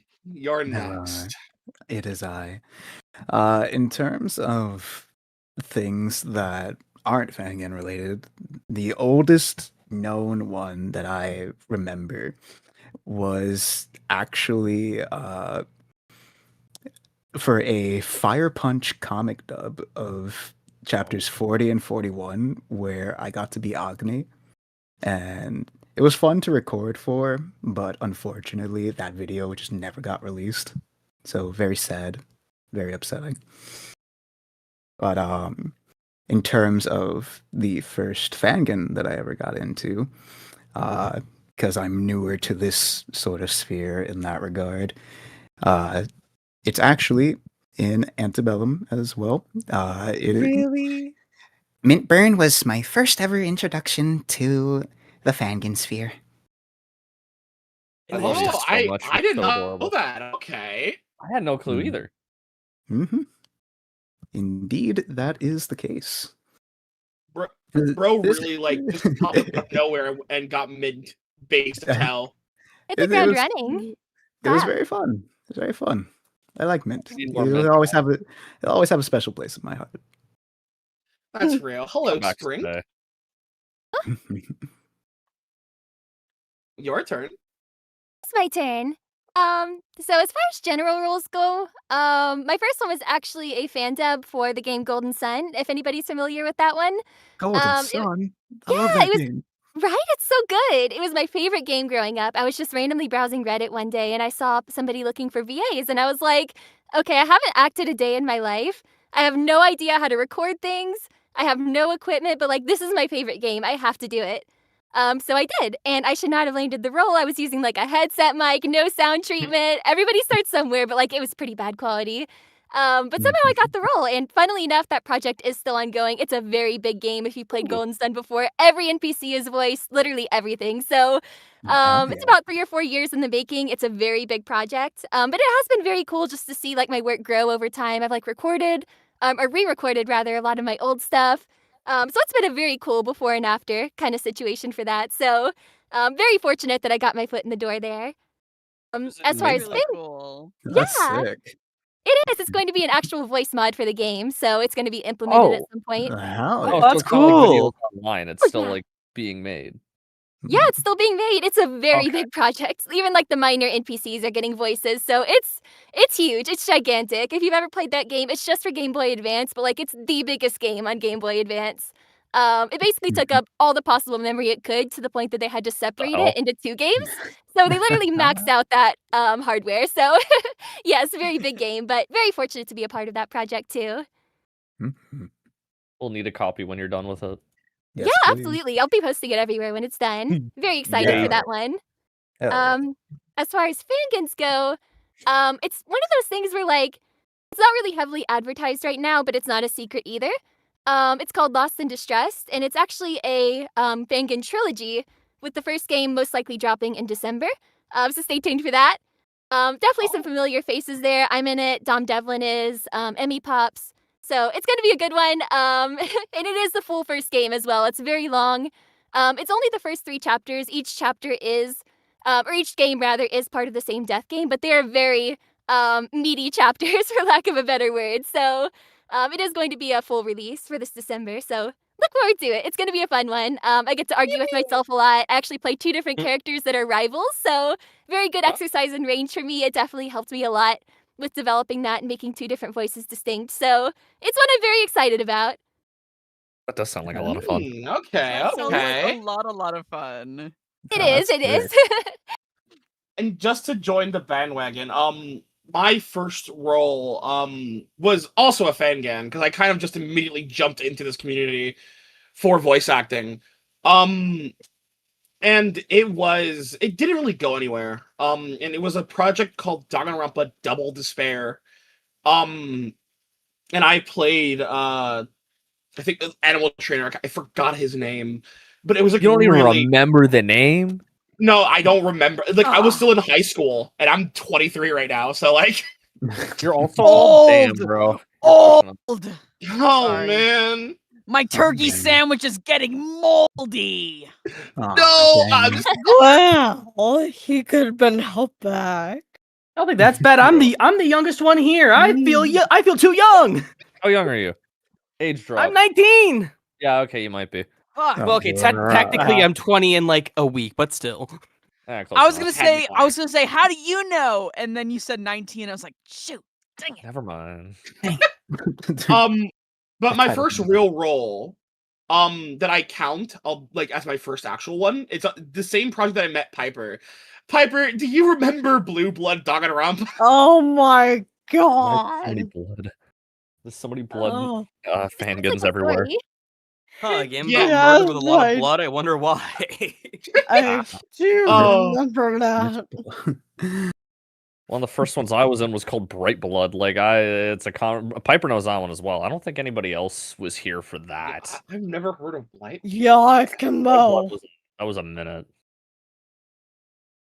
All right, Yuck, next Mo. question. I guess we'll do part 2 to this question. Huh. So same from Gabby.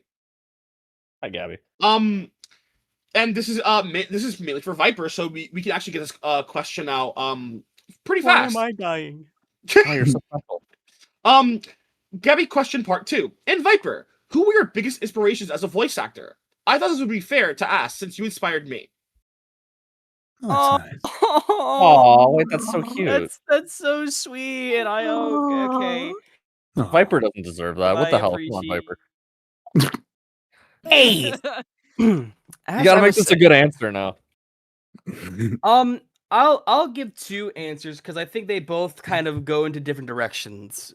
When it comes to like starting my voice acting journey, I honestly think like very old, like ironically enough, Undertale or like very similar Pokemon like comic dubs were kind of like my gateway to that because when I first saw videos like that, I was kind of like, whoa, these voices are so cool. And that first got me to dip my toes into things like impressions and doing fun, silly voices. Like even just kind of like staring at like little plush toys and giving them silly characteristics and voices in my room.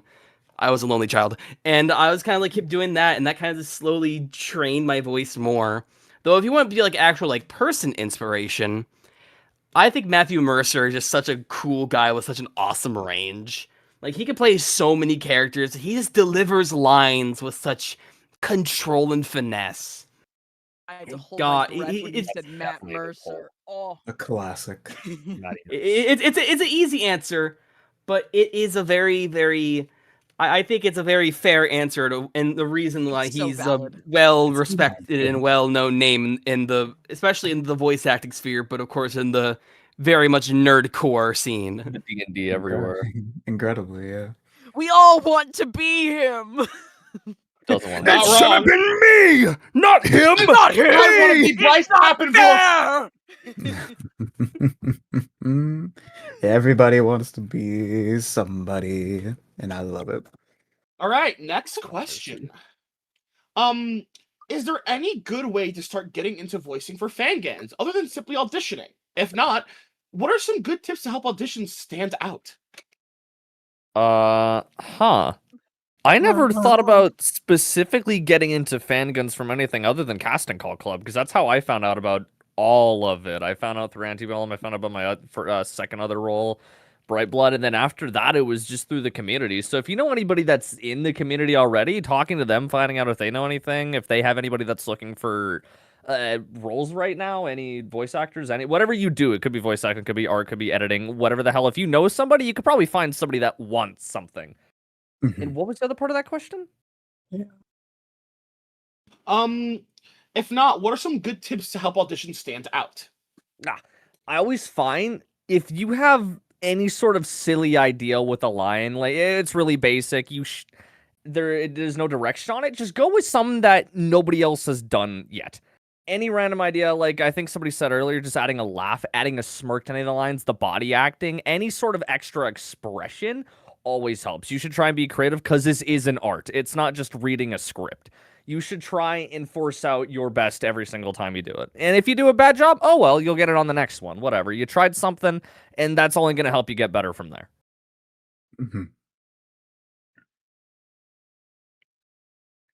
Okay, anyone want Hi, to I'm add on James. to and with their own things?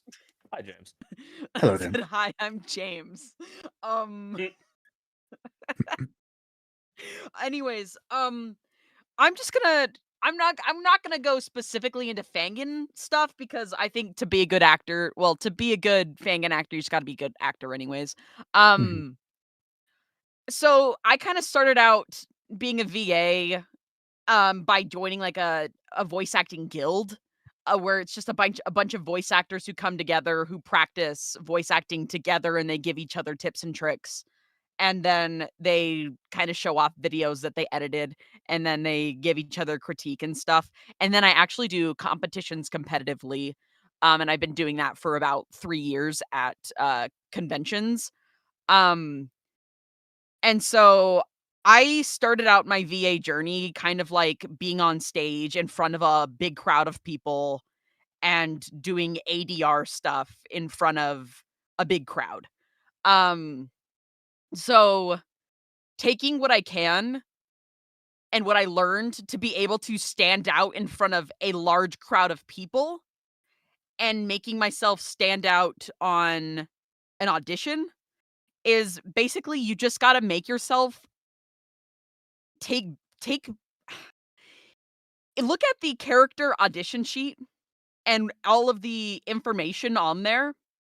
Um Pick out all of the character archetypes, and I do something called the My Little Pony approach, where you think of the character's talent and most defining traits, and then you kind of reduce it to its most core concepts. And I think, okay, now what would a My Little Pony with these core concepts sound like? And Wait, that's then funny. I tweak it as needed. So if someone's like, I need a really energetic character who does this talent, who does this and this and this, I'll be like, okay, who's a My Little Pony with that talent? And why do they act the way they do? And it works really, really well for Fangans because those characters basically are their talents. They are what they do and their way of life, whatever. So all of my auditions I do can be traced back to some kind of My Little Pony character. And I think that's really, really funny. And it also makes them stand out because I already have a very clear description in my head of what I want to be doing without having to think too hard about it. So you're I outing never go yourself in into an audition going, I have no clue what I'm doing because I already know exactly what I'm doing.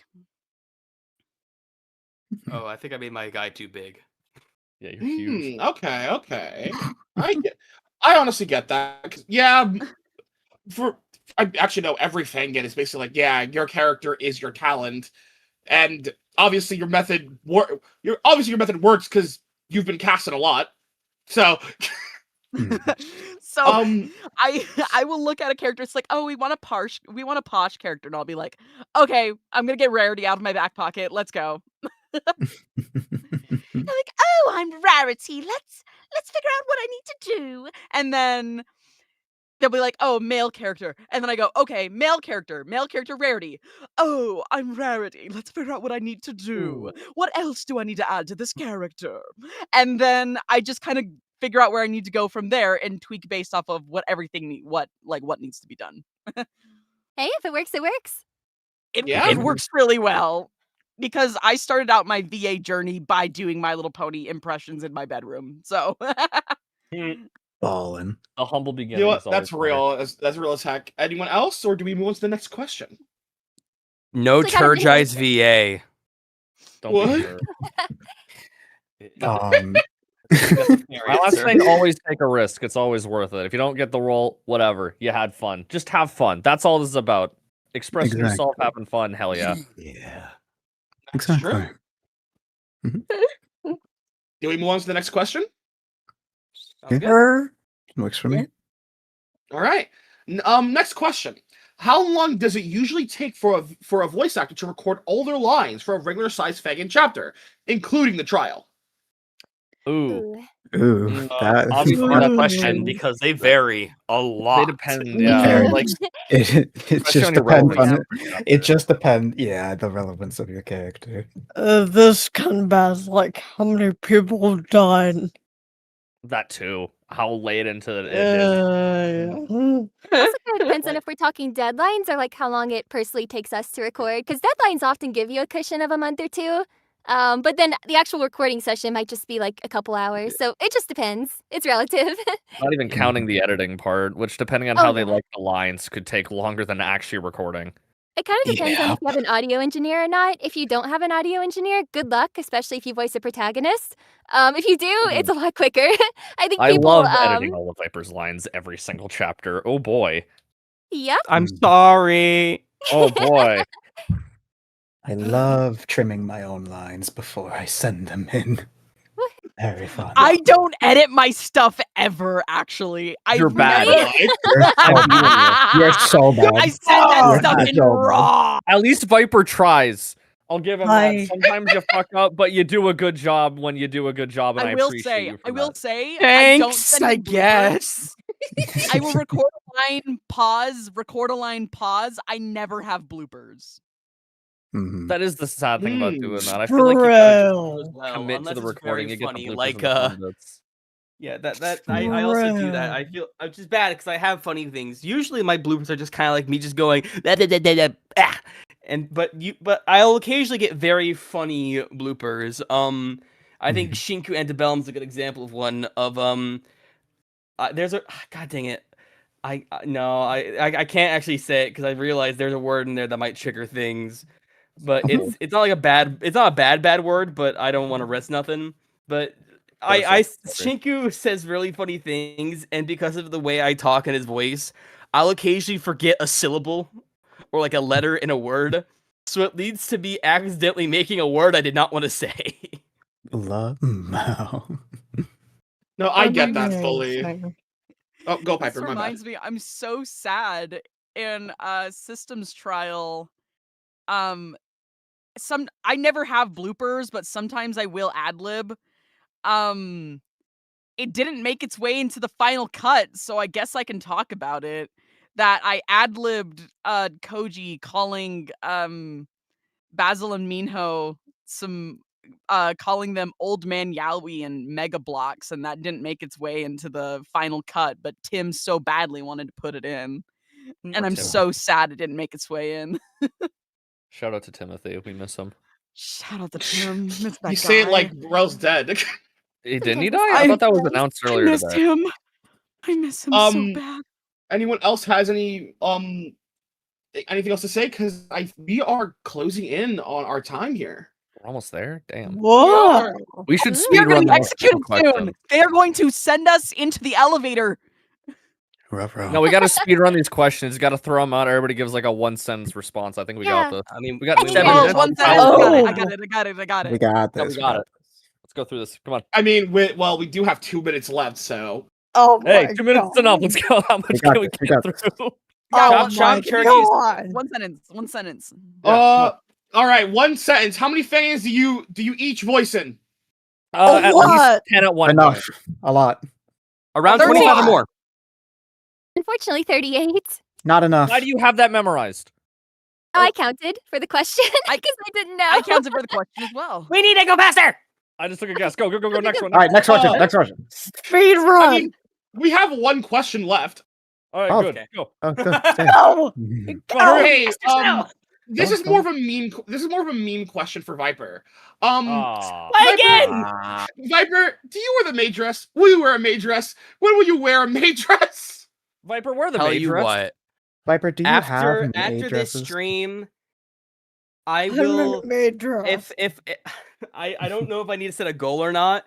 I will within the year I will order a maid dress online and I will post a picture of it either to my Twitter or somewhere. You will see me in a maid dress. Yeah! Oh, You reached oh, sorry, I got a little 8,500 excited there. I before got the a end of the little stream. excited there. Viper You will heard buy it. a You maid heard it dress here, and wear it folks. live. And 8,500. That's the goal. with Get that, all Viper buys a questions are maid dress. done. Yeah. And we are out of time. Thank you all. Thank you all so much for being here for the voice actor panel and answering the questions. Thank you Thank for you having for me. inviting us. on that. We did it. Twas a pleasure. Nice meeting Indeed. some of you. I haven't talked to half these people before. It was very great. It's always a Right? pleasure to talk to. Any parting words that you want to give to the chat before we end this? Everybody take care of Happy yourselves. Pride Month! There you go. We're Yeah, there we go. yeah, there it is. There it is. There it is. Happy All right. Pride. Bye, everyone, and happy Pride Month. Remember to Take check your air fun fryer. yourself, baby. Have fun. Love you all very much. Everybody Have a take good care night. of yourselves.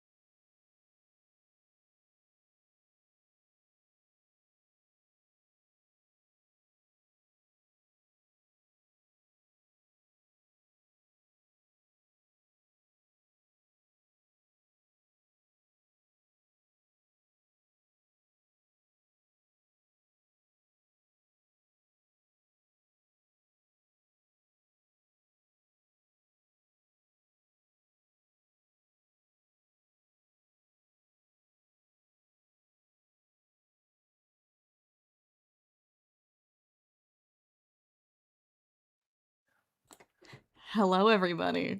There have been some Hello, everyone. revelations. So God, fuck. I might have done a thing again.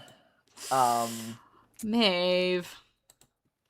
I might have rigged all this. I mean, look at what I'm wearing. I mean, honestly, can you guys honestly blame me? Look at what I'm wearing. Truly. In fact, Maeve, there's something I need to do. You're standing what? out. You're standing out a little here, Maeve. No, but I win. I'm the mastermind. See, but I win. Danganronpa and Fangans usually end with the mastermind dying. Despair? Maeve, and I don't think we can let despair win. There at can't be any FanganCon. hope. We have to crush Oh, despair. God damn it. All right, Hope moves forward. there we go, guys. It's punishment time for me. I can reset us back to normal in a minute when we're actually saying our thank yous. That just took out all the rest of energy I had. Oh my god. All right, I will work on setting us back if you guys want to start closing out the Yeah. stream. All right. Yeah. Thanks for yeah. coming, guys. We've Thanks raised for a total coming. of 8,345.67 cents. But apart from that end number, that is an incredible amount, and we cannot thank you all That is an enough. incredible amount of money that we have raised. Thank you guys so much, especially with what this organization is for. My brain is mush right now, Yeah, but real. I'm We need going to go to bed. try. It's only 4:58 We're all gonna go to PM. bed after this, probably apart I'm from not. Tug. It's only 4:58 PM. That's Hey, true. Mal, why am I getting called out? Oh god. But yeah. Oh my god. No, don't fucking in the chat. Thank you, Spring. Thank you. Yes, we have raised that amount, and it is an insane amount of money. This con was super fun. It was really fun to interact with so many of you. Thank you all so much for those who have been here or those who have just popped in here and there for the panels. You guys are great. Yeah. I think I mentioned this at the start of the con, but this charity means a lot, especially with what has been happening in our community. Mhm. And this money going to this charity means a lot, and it shows me with that money, looking at that massive number, it shows that there is good in this community. Not to say that there isn't bad, but there is good. Mhm. And that's what I think is most important. Yeah, and I think it's important There to is note. hope. Okay. Shut All right. up. Sorry. Okay. I'm already dead. You don't I- have to fucking rub the wound. I have in. revived all of us. Don't you worry. No, We are I just, alive, we are I just alive. wanted to. It's like a housekeeping thing. The actual link for the donations will be up until Wednesday, because I believe Izu and the team at Rewritten are going to be answering those questions because they sadly couldn't appear because of a scheduling conflict. So they are going to be answering all the questions that were sent previously. I believe tomorrow, but again, that's a question for Izu. Last I heard, it was going to be on a Monday. Oh, Liv, did you Yeah. just donate to get us off of a 6-7 number? I have fixed it. I have fixed it. Yeah. All right. So our You're now welcome. total yeah. is Not 6-7. Not 6-7. So you know, Yeah. I just want to say, yeah, the We're- donation link is going to stay up until Wednesday. So if you still would like to donate, you are encouraged to do so until then. In which case, we will be closing the charity stream and sending all that money away. Yup, yup. If I can say something I've written as a well. whole. Yeah, for sure. Yeah, go for it. Very much things have been bad in the community, and we all know that. But remember, and as cheesy as it sounds, and I know I'm gonna get lambasted for this by the others, Oh, keep brother. hope alive. Like genuinely, my no matter God. how bad it gets, Alright. there is No. there is only a select few bad apples, but there's a lot of good apples that want to do I- things like this and make the community much better. So no matter what, just keep your head up high. He wants to be the hero that leads as us much to as I salvation. want to, as much as I as much as I want to like fucking be like, oh, this fucking guy.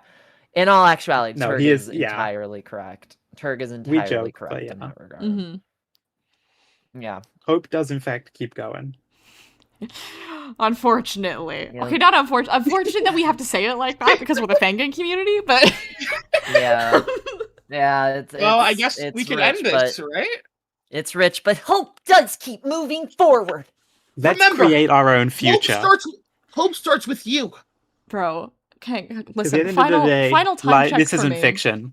Okay, final time check for me. I've been doing this for almost 21 hours now, and hearing these bozos go, hope keeps on going, is about to be my breaking point. Keeps on going. Maybe this Don't is my lose hope secret now. plan to bring Oh, you to man. despair. Turg. No!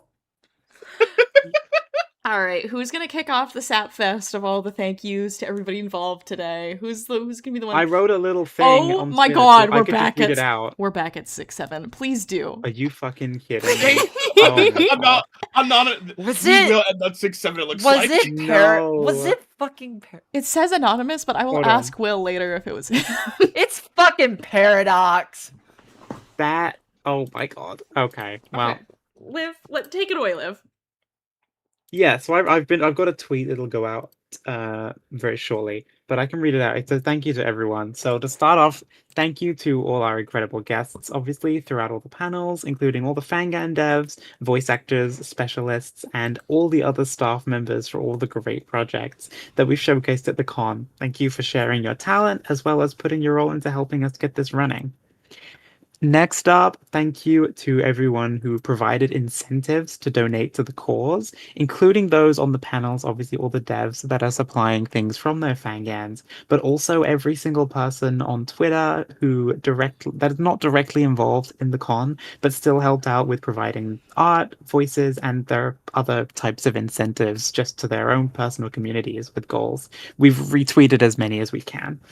Thank you to everyone who submitted trailers for the Fangan for You segments. There are so many cool upcoming projects shown, and we hope that you follow all of them. Thank you to us. I gotta put it there for hosting the panels, of course. Directly, Maeve, thank you for editing the Fangans for You segment. Seriously, it came out so damn well. It did. It was Thank you phenomenal. to me for making every art asset and all the little sprites that you see on screen right now. Thank you to Melvin for always being there for us, no matter what. You're our little punching bag, but we also love you so dearly, and we're grateful that you put up with us. We gotta be nice And to Melvin. yes, and of course, thank you Ah. to Trina for all of the fucking tech on the side. And obviously, real, this was your yeah. idea to begin with. It wouldn't exist without you. I Cannot didn't realize appreciate we were you enough. saying that out loud. I was totally willing to be like, it was all four of us. No, Well, we have to all give four of props us to did her our own too. things, No. but no. Yeah. And finally, thank you to the community. As Tug and everyone has said, it's been a rough year for the space, but seeing everyone come together for such a good cause has made us so extremely happy. Thank you for donating, and thank you to those who didn't donate but are still watching the stream and getting involved regardless. Putting this together has been a ton of work, stress, and patience, but we couldn't be happier with the end result, and we hope that you've enjoyed the weekend. And that is all I gotta say. We'll be going back to our newsletter and taking a fucking break. Yeah, we're all cool with no newsletter this month, right? We're all gonna understand yeah, that. no newsletter. We all understand that. Y'all get it, right? Right? Yeah.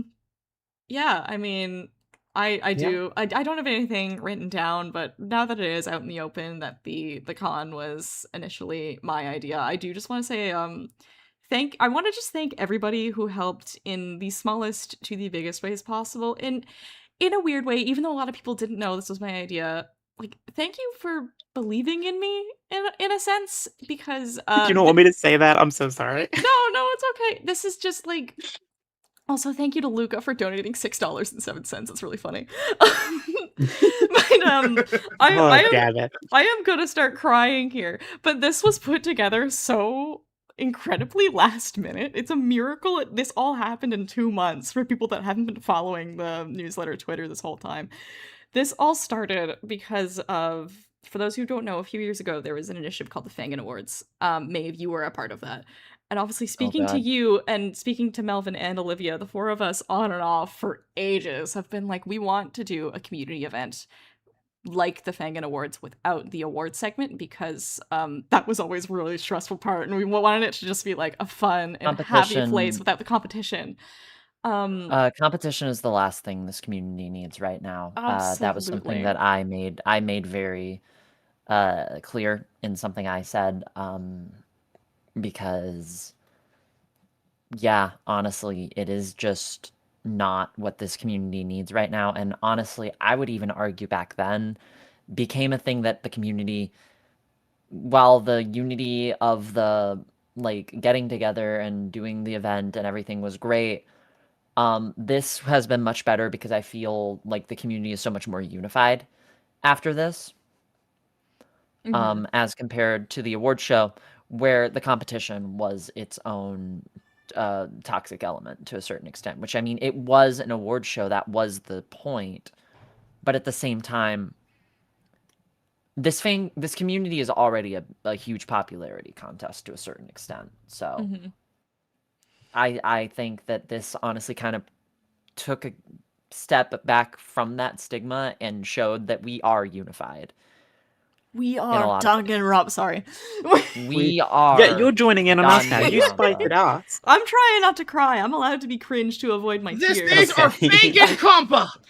All right, guys, we gotta get rid of Melvin. We are Fanganconpa. Hey, you can't kill me. We haven't reached the goal. Oh my fucking god, Paradox just got us back to 6-7. All right. Oh God's sake, I keep having to update the Twitter thing. I got a post ready. I keep having to update the number. That's amazing. All right, no, we gotta end this. We gotta wrap this up. I could be here for hours thanking everybody. But seriously, keep donating until Wednesday, guys. Love ya. Have a great rest of the day. Enjoy the Fangans that are being made by everyone here and everyone in the community, and just have fun. Truly have fun. I think that's the thing you got to take away from this entire panel. It was said by almost every specialist and every developer and every staff member. If you're not having fun making your stuff, what are you doing and what are we doing? And I think if we all just focus on making our own projects the best for ourselves, it will make it the best for everybody and make the community the best it can be for everybody. That is a great Totally ending agree. statement. However, can I say one last thing? Yes, of course. Bye-bye, everyone! All right, For goodbye, one everybody. fine All right, Melvin, Sure. get on the chopping Hope block. starts with you. Bye-bye. There's still time to hit the 50K. Bye-bye. No, there's no. No. No. Bye, everyone. Bye-bye. Keep hoping. Bye. Shut